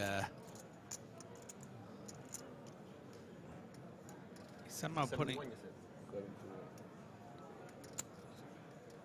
This is a little dicey. I'm not gonna lie. Where's the line to you, James? I find this count out to be capricious and arbitrary. Yes. I think intent is clear, Griffin. The intent is he's counting his chips. I'm glad you said that. That was in my head, too. But you still have to be careful. Agreed. Excuse me for wanting to build a little drama. Very difficult for it to be dramatic when someone's tanking with ace-4. Damn, I should have jammed. Holy shit, my heart say, come on, maybe See? we start stacking chips. Damn, I should have jammed. See, I told You do realize if you jam there, he can't fold nines because he's all in. No, he doesn't. He doesn't pair, care. Huh? What? Low pair, yeah? To bring it back to earlier today, let him cook. I want to see anyway. You can see it later on in the stream. You'll see it on TV. Good answer. I won't tell you until PokerStars.tv. Watch it for yourself. Good answer, good answer. Thank you very much. I think it's a shit answer. I was being polite.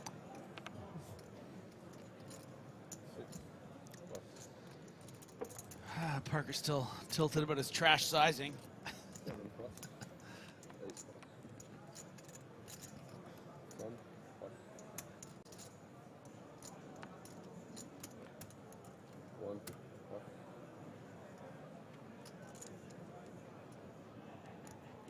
Folded to Kazan on the button. It's got the snowmans. Nom nom. You're Romania.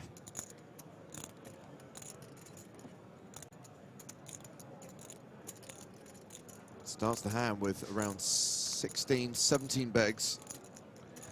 This is a happily get it in spot, no? This is you can even induce here. Gets a fold Maybe from you get Tonka in the small. Ace-5 suit. Ooh. He's a Romaniac. How much? 71, I guess. 71. It's actually going to be too much, I think. If you were up against a reg here, you know, if this was Sam Grafton shoving the button, I think I would be inclined to call with King-Queen, but against this particular opponent, you don't think he's just blasting in with the King-Jack off and the, you know, Queen-10 suited. So anyway, I start blasting.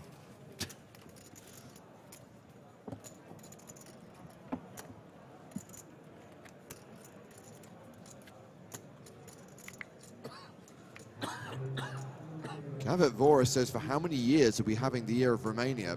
Just the 1 year. It's the year this- of Romania. This year. Yeah, it's always this year. Weird. Yeah, very strange. Can't Romania have 1 year? This year, whatever the year it is? Doesn't seem like too much sense. My wife is here. I'm going to kiss her. Oh. You lost. Wow, okay. That's confidence. 7th raise, 8,000. What was that? He said he was going to kiss what? His wife. He said, bad news, my wife is here. I'm going to kiss her. You lost. Interesting. Doesn't he know it's big-time loser behavior to love your wife? Yeah. So lame. No, show the wife. Come on. Yeah, she needs to say hello. Seriously. Under the gun open from Ustinovic, gets a fold from Tonka on the button. I heard a kiss. Oh, he's got the glasses up and everything. Am 20 blinduri. I-am făcut un forbet lui unul cu alți valet și mi-a dat și șrab, nu știu ce avea. Mă duc să închid asta. We have gone to the flop with Carbo defending his big blind and flopping a flush draw.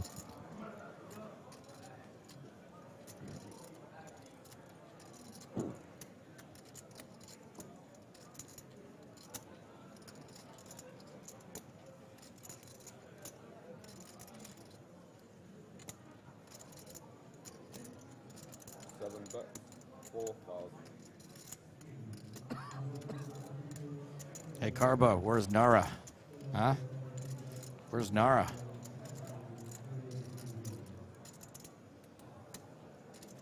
Yeah, you like that? You like a little bacon in your pasta? Hey, buddy? You like that one?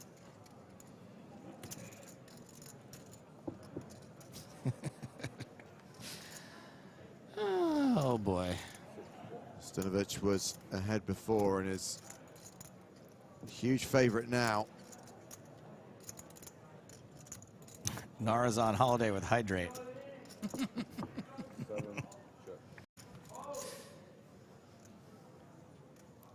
Oh, heartenized.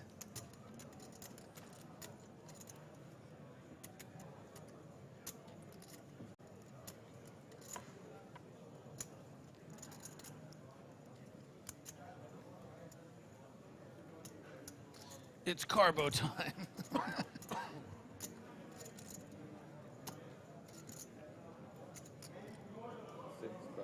They replaced the hole card camera with a joke hole.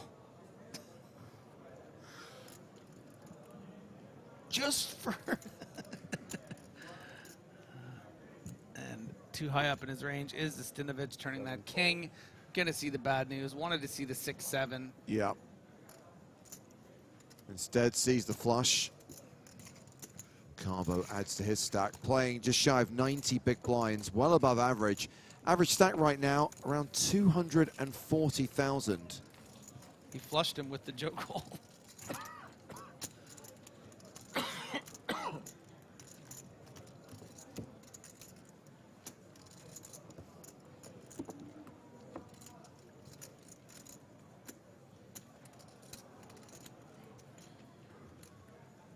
Jason's loving the references. He says he's Yeah. not part of the Carbo team. I like that James doesn't even bother asking what we're referencing anymore. No, because he knows now. Oh, does he? Yeah. He watched all 3 seasons on a plane. He had to get shushed by the flight attendant. Oh, that's so sweet. James, that means so much to me.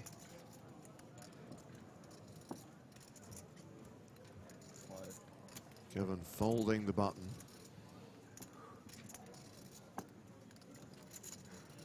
James is handyman. He built the deck at Haunted House. You know, as much as I want to go to Haunted House, I actually want to go to Aqua more. I want to see me at Haunted House more than Aqua. Yeah. This is blind v blind in an unraised pot. Oh, nice. Top 2 for Carbo. Where's our empty seat? I have no idea. We have no seat.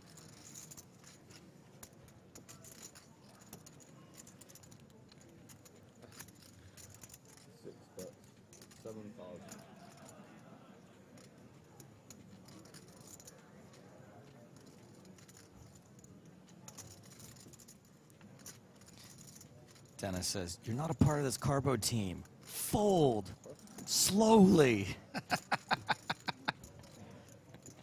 Another pot for qualifier Gerard Carbo. Playing 90 bigs. No, give him a walk. Slowly. Still at the 2K, 4K blind level. 25 minutes left on the day. Look at Tonka. He looks forlorn. Yeah. Nearly made it, Parker. Not long to go now. So proud of you. Just keep going.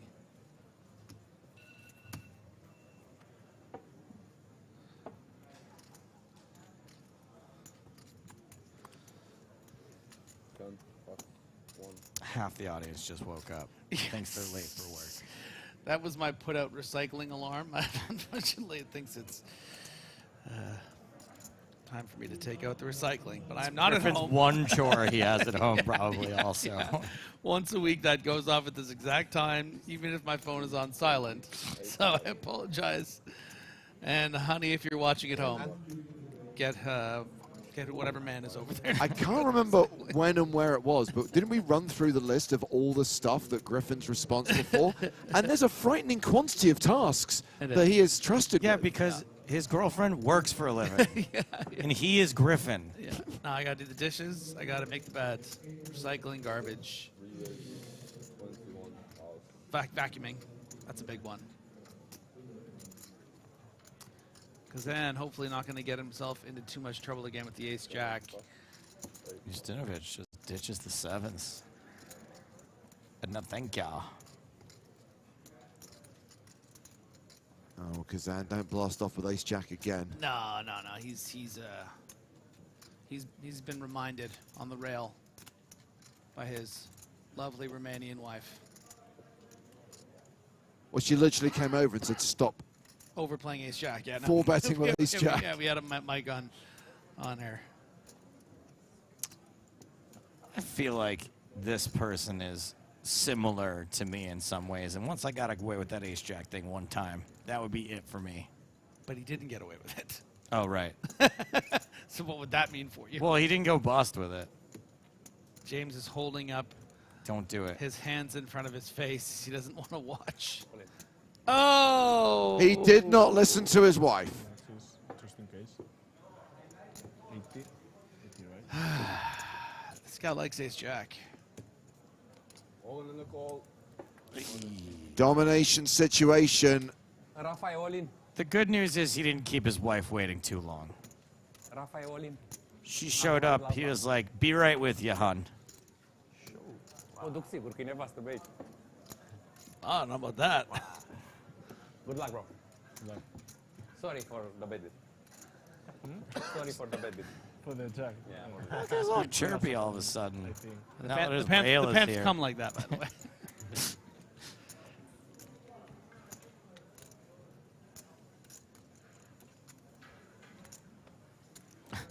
I shouldn't have said that. I love my wife. That's from Jason. She helped me when I was freaked out about ace-jack. Well, the ace doesn't change anything. Kazan needs to see a jack. A king and an 8?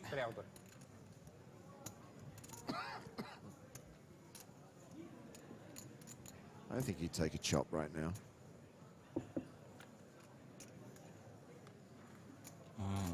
Well, no chop possible. No chop possible.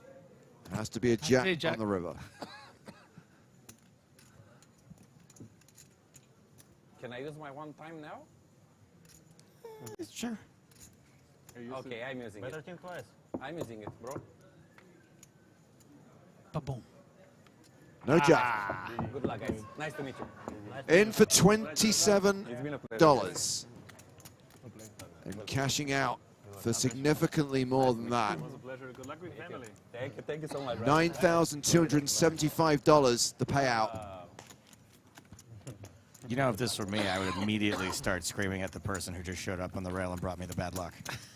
Robert Kazan. Classic race, ace-jack, ace-queen. Ace-jack, ace-queen. Still smiling. Dreams. Made, lived, and crushed. here at the EPT. Meanwhile, Gerard Carbo's had a phenomenal couple of orbits. Yeah. Second in chips at this table, more than 450K, more than 110 big blinds. Not too long now till the clock is paused and they draw for the last number of hands to play tonight.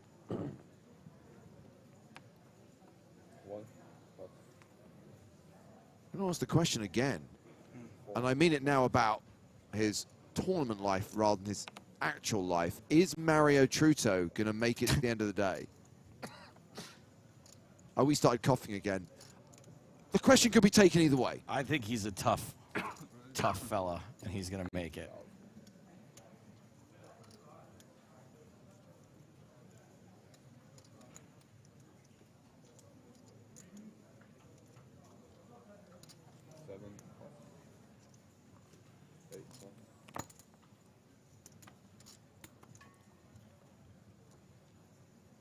Zama with ace deuce in the big blind.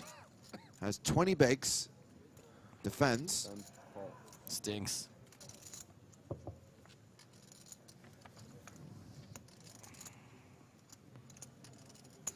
Ace Something king, about it seven. stinks. Really stinks.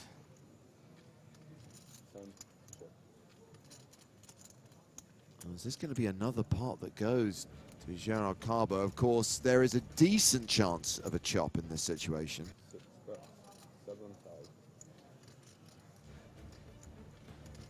Okay, I thought I was going crazy. And then it stopped, and then it came back again. I legit thought I was going crazy. I thought I was going crazy. Thank God it wasn't me. Plenty of chop opportunities now. In fact, more than half the time, this hand will end But is in a Stammer chop. going to be a chopportunist? I think so. I think with ace deuce here, all of us are chopportunists. Even a 9's a chop, right? We haven't sang. Did you guys get any chops in? Mm-mm. It's been a no chop, full day. That's coverage. weird, actually. James, do you remember chopping today? No chops today. Chop anything today? Nope. I feel like we average about 3 a day usually, so the fact that we have none. I think you're confusing live and online. I would say 2 live, 3 online. Per day? Yeah. Crazy talk. You know who would know? You know his opinion I would like to hear on it. Stat Trick. Yeah. I think chops live are not as common as you think they are. John Delano watches every stream. I'd be interested to hear his opinion on how many live chops a day. Probably has a spreadsheet to tell us. But we're not even going to see a river. Can we get a rabbit cam? How does that work? We have people for that, right? We do not.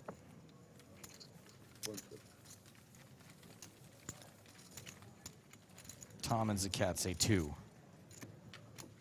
I'll take 2. That's fine.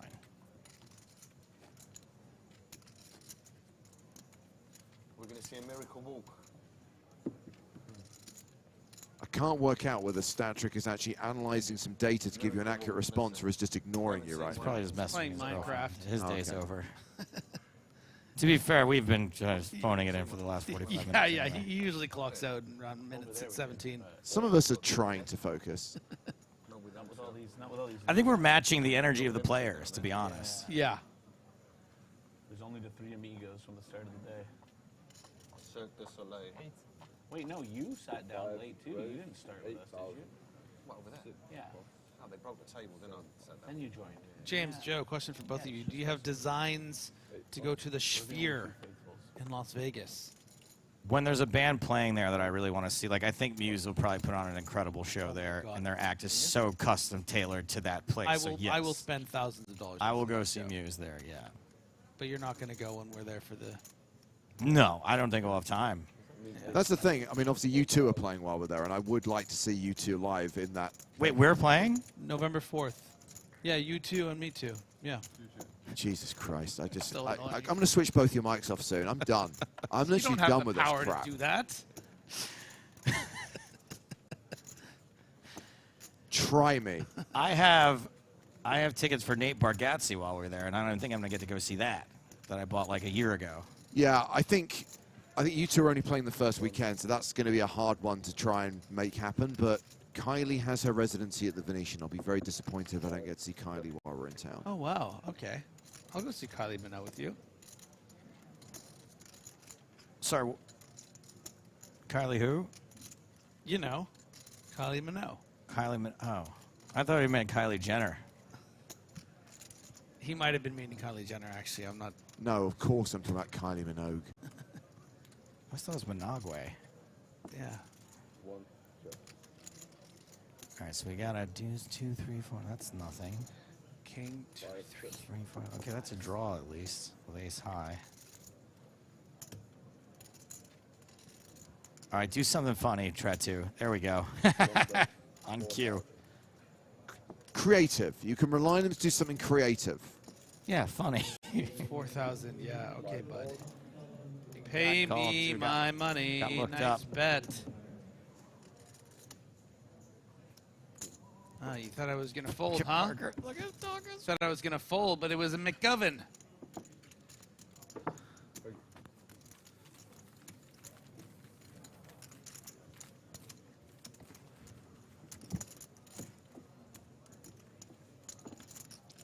So we are down to 159 players. Potentially a few more eliminations tonight.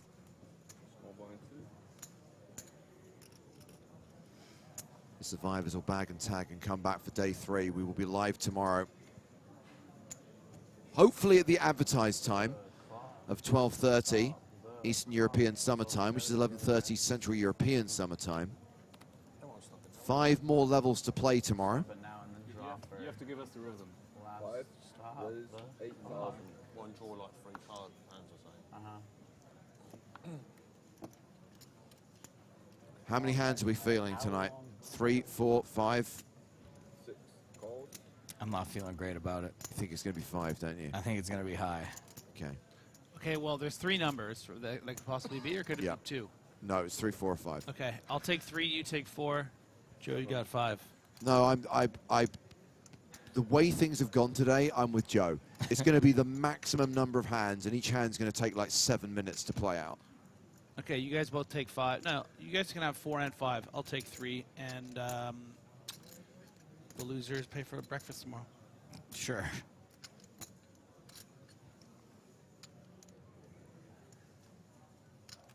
Adam Gray says it's always coming 5. 8 calls. Ooh, we're going to get... don't want to jinx it, but we could get a 5-way pot with the way that Troutell just played just about anything from the small blind, and then Parker's going to be so committed. Yeah, some multi-way action will be fun at the end of the day here. See me call that? He wants to play the 4-3. You sick man. I love it. Squeeze, squeeze, squeeze. No, He it's just calling. wants to call. And Parker must be real bad. Yeah, did not play out of the big blind, so it's 4-way to the flop.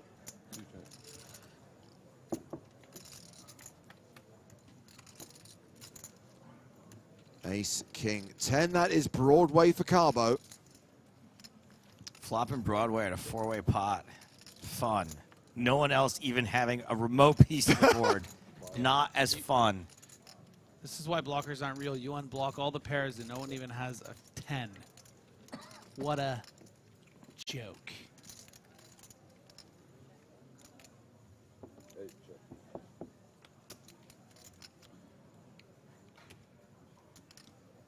One check.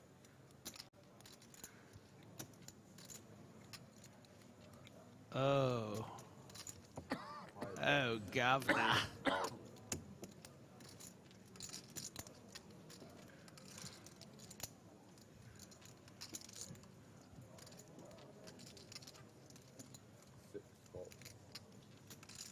And staying under repped is Carbo, not getting all panicky about wanting to get more money in. Doesn't think that his opponents are very strong here. Coming out with a raise here would just look so strong. And Govin, I think a lot of the time is going to think Carbo has something like a king-queen or a, you know, a 10-jack suited, your queen-10s and the like. And those hands might fold to a big bet on the river, so Carbo is giving Govin a chance. Pardo's really considering it now. thinking maybe, I don't believe that just everything. Oh my gosh, this is great. So because of everything I just said, Yeah. Pardo has now thought, okay, well, if I don't think Govan has it, and I think Carbo is capped, I can come out of the bushes here and put out 30,000. I've been real quiet. It's one of the last chances of the day, and makes it 36,000. A 4x squeeze into the stone cold nuts. All right, main event dealers, finish your round and stop. And the number of pens we have to look pay at Carbo. for today.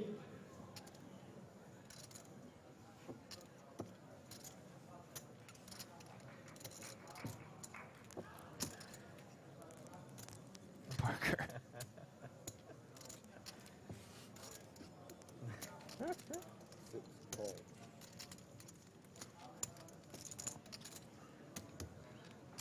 Such awareness from Carbo here, just finding the call. Just a call and a king on the river pairing the board. This is where I convinced myself that Pardo was raising with a set, and now it's set of sevens. Yeah, filled well, up. Yeah, that's what Pardo's really repping, but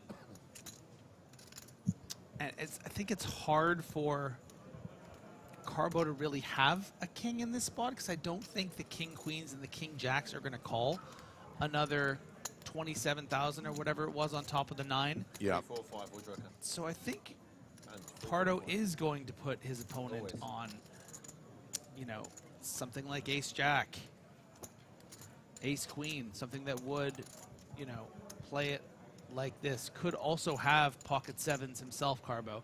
So that's why Pardo is going for it and is going to rep that sevens full boat.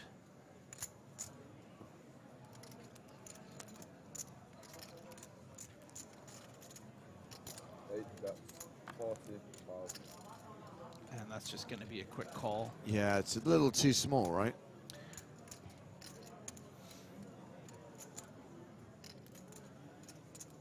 Yeah, I think maybe at this point, Pardo might be thinking, okay, when my opponent does have the 10 jack of diamonds or the queen 10 of diamonds, I don't want him to win with that at showdown, and he probably won't call even a third pot. But when he's loaded like this, I don't lose, you know, 80,000. Bad boy. That's right. Brilliantly played hand there by Carbo. Could have bet the flop, could have raised either one of those bets, but stayed in the cut and got max value. Really nice work. Hello, sir. Welcome to the table. New player coming in.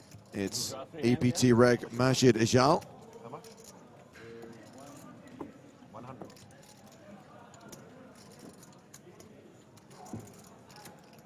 They announced so many hands? Not yet, right? Well, they said to finish the deal and then they would draw and announce. So we're waiting to find out from the tournament staff how many more hands will play tonight. The clock has been paused. Randomly selected, it will be 3, 4, or 5. We know what's coming. Here we go. Yep, it's 5. Told you. 5 alive.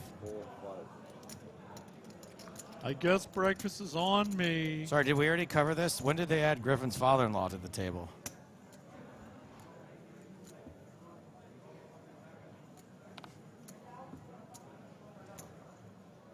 Have you met Griffin's father-in-law? No, he's just giving that vibe. Looks like a father-in-law. Yeah. I mean, without the mustache. 8,000.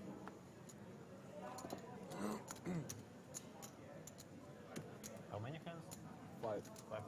Your button, last button. 7, plus 8. Carbo keeping the heater up, but he's going to have to contend with a 17 big blind ace king, the kind of stack size, especially under the gun, to cut off. You're not going to be able to call. 10, all in. 1, plus.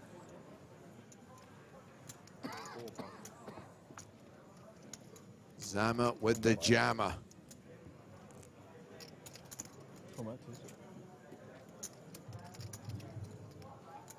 We saw this one from Carbo before, didn't we, with 2 4s? He called against 2 sevens. Yeah. For fewer chips. Just too much because also the range is so much tighter. Before it was just an open shove for a bit less chips, 54,000 at 4K. Hijack to big blind. But the range is going to be quite a bit stronger there. I want to quickly address a question from Sten on YouTube about that hand between Juan Pardo and Gerard Carbo. We didn't see it, but when Carbo made the single chip call, Juan Pardo mucked his cards. Didn't even contest the pot. So at that point, as the last player with cards in front of him, Carbo automatically wins the pot and doesn't have to show the winning hand.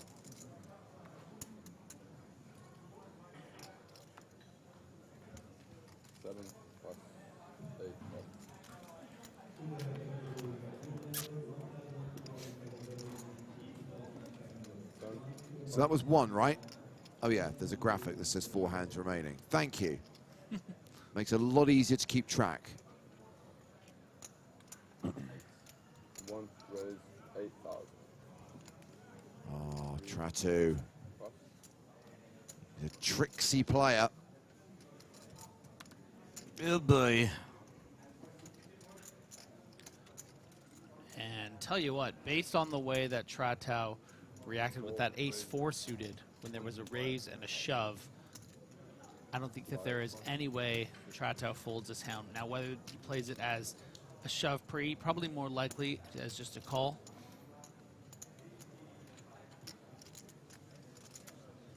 But I will eat this can of soda if he folds pre.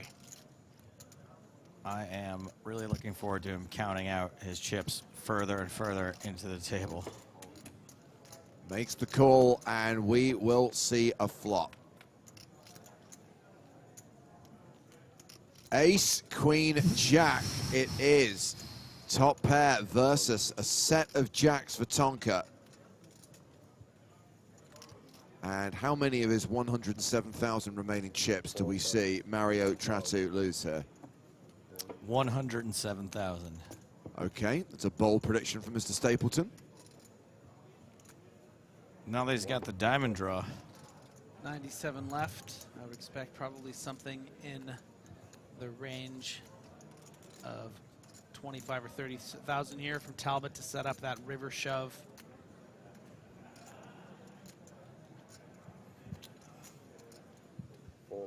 The double-fisted bet from Tonka, 28,000.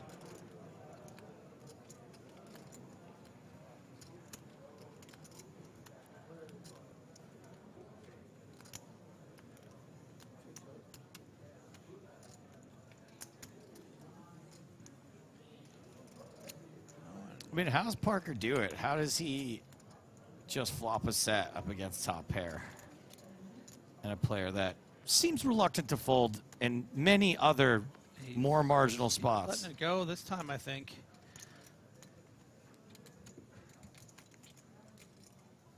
Hope you like the taste of aluminum minimum.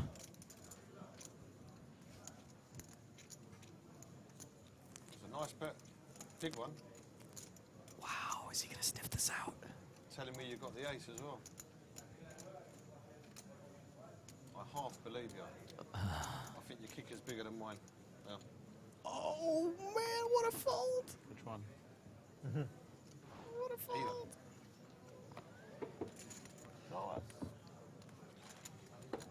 Does Who shows the jacks? treat the audience and the table to the jacks. Nice. Wrong read, actually. What a needle. What a needle. Bad read.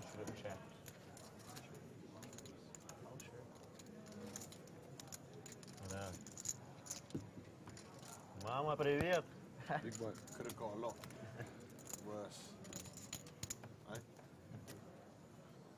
Maybe I should have folded your free bet, eh? Yes. Still got chips off me. 8 raises 8,000. Oh.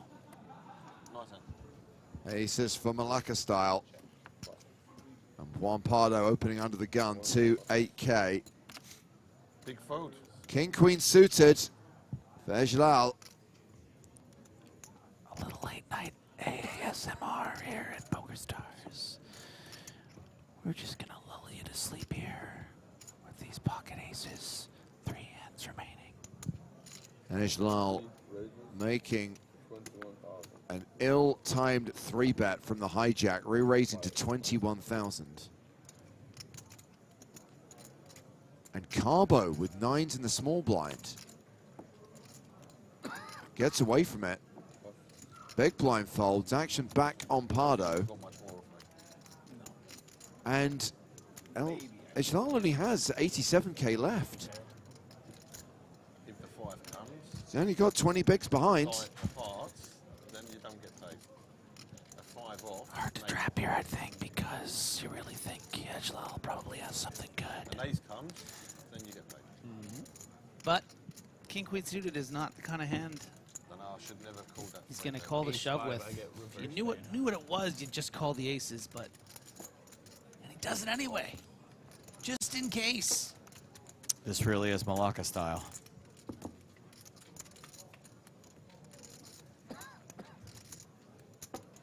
Well, I doubt Ijlal will put another chip in this pot. You ever heard of a continuation Yeah, bet? might continue, James. You know, Okay. If you're gonna 3-bet, you gotta continue the story. You'd hate Ace Jack to just get a free turn card, right? But of course, Pardo doesn't have the Ace Jack. If Griffin's father-in-law loses this pot, he's extending his time at the lake this year by an additional week. Did I tell you my girlfriend caught the bouquet at the wedding on Sunday? Oh, jeez. Everyone made a scene.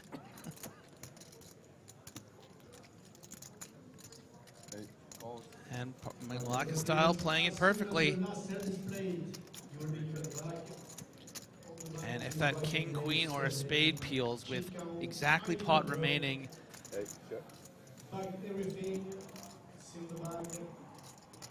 oh God, he looks so beautifully bored, doesn't he? I'm loving the fact he's still wearing his VIP bracelet from last night's party. Is he really? Yeah. Jeez. He wants everyone to know he's a VIP. Maybe he came straight from the party. No, that was Tonka. No king or queen. Instead, the ace of spades. Now picks up the flush draw. You know what, though? That's a pretty bad card for our aggressor here because it might convince him to make a move on the river. You know, if Pardo has something like 2 9s or 10s, would, I think, very often fold to a bet here on the river. Pardo setting the trap. Just do it. 3 bets, 24,000. Got him to do it, too.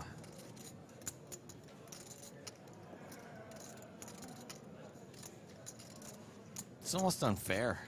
Almost. You should only get to decide the actions you make, not you and your opponent. I kind of like this size. You know, it looks strong. 8 all in. Damn, the VIP bracelet's black. It's so badass. Is that a matte black?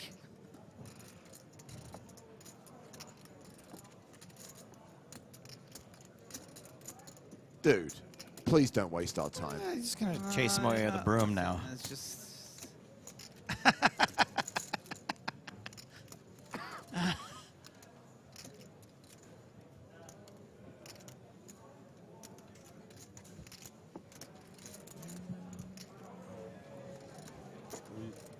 There we go.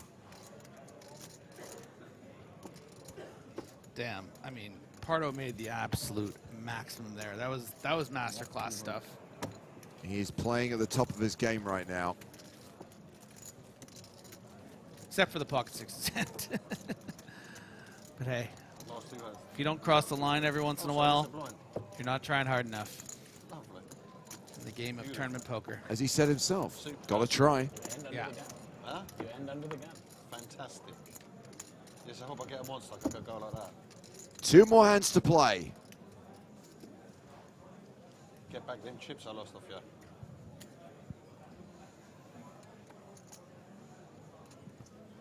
Sun, what?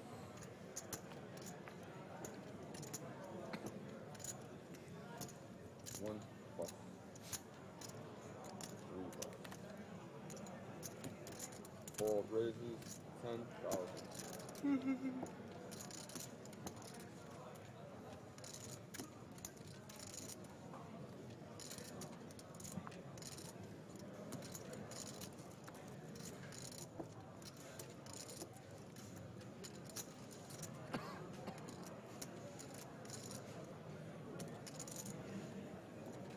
That is a re-raise. 30,000. 6 plus. Ace queen for Ustinovic. Push your blues up.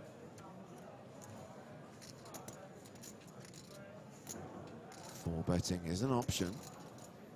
Yeah, Ustinovic does have the room here to make it something like 75 or 80K and still be able to fold to an all-in if his opponents do actually have better / are willing to shove. So I think this is a great spot for Ustinovic to pick up some chips. Does suck when you do just run into 2 kings and the like, but as we can see in these positions, especially the way that players fight for those last few hands before the end of the day, and there is Raise. When the crowd say bow, selector. 65,000.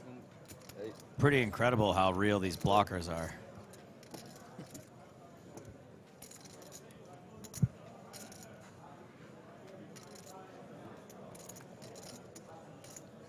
I was about to say thank you for your quick fold, Given, but I see you're going to make us wait. I mean, the sizing is pretty small. Govan does have 30,000 out there. It's just 35,000 more to call. You are in position. The price is there. You know, you don't want to put in a 4th bet and 65,000 of your 300,000 in the middle with ace-jack offsuit, but I mean, it's a pretty good price. If your opponent does have kings, you can kind of justify peeling here. Oh, there's that too. There's that Okay, I take it back. Govan makes a move and gets a fold from a better hand. Now, if they had drawn 3 final hands, we wouldn't even got to see that. Huh? That was hot stuff. That's poker, baby, says Cool Runnings Poker. Well, we got to see that hand, and guess what? We get to see one more hand. Trust your instincts. Look at this beautiful moment there with the camera on. Uno más mano. That was really impressive stuff, and you can just see the stress. You know, that wasn't some reckless move from someone that didn't know what he was doing. That was brilliant. It's a very disrespectful thing to do to someone on their birthday, though. Yes, touche. Tratu, in, made it. Day 3, bag it. Ejlal, made it. Day 3, bag it. Talbo. 4 raisins, 8,000. Jury's out. Does have everyone covered. He made it. Oh, no, wait. Carbo's got him covered. Carbo's folded. Tonka's safe. Tonka, bag it. Day 3.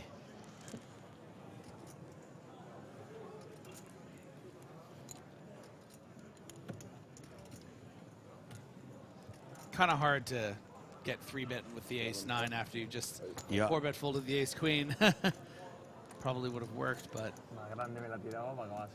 And Sammer, the last line of defense. You kind of have to, right? Yeah, kind of have to on that stack size.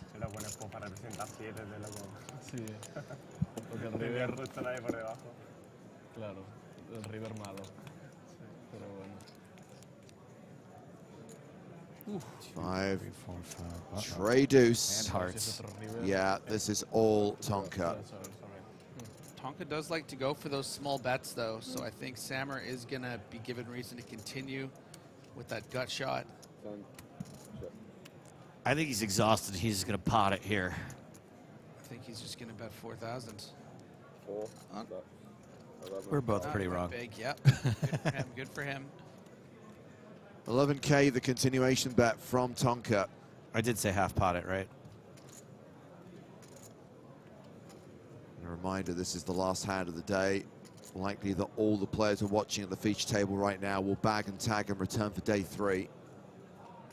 Looks like plays finished in the rest of the room. 155 players remaining.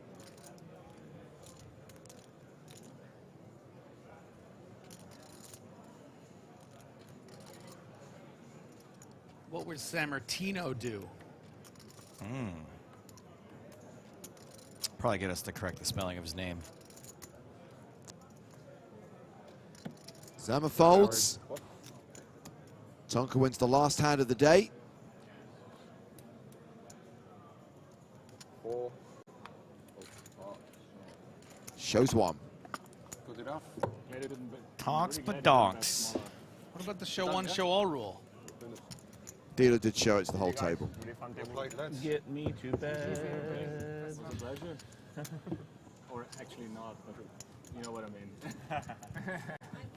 Bring in the bags.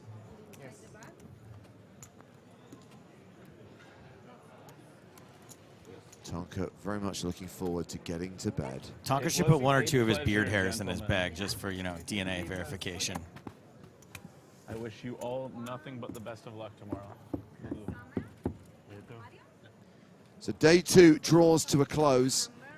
We have burst the bubble. We have played through the post-bubble bust-out bonanza, and it looks like 155 players will be returning for day 3 when we play another 5 levels of Hold'em. We could wrap this up tomorrow. 155 players? Keep telling yourself that. 55 hot dogs, 55. And this is how things ended for the players at the feature table. Tomorrow the blinds will be 2K, 5K. Big stacks for players like Carbo and Tonka. Not so many chips for players like Harold Zama and Majid Ejlal.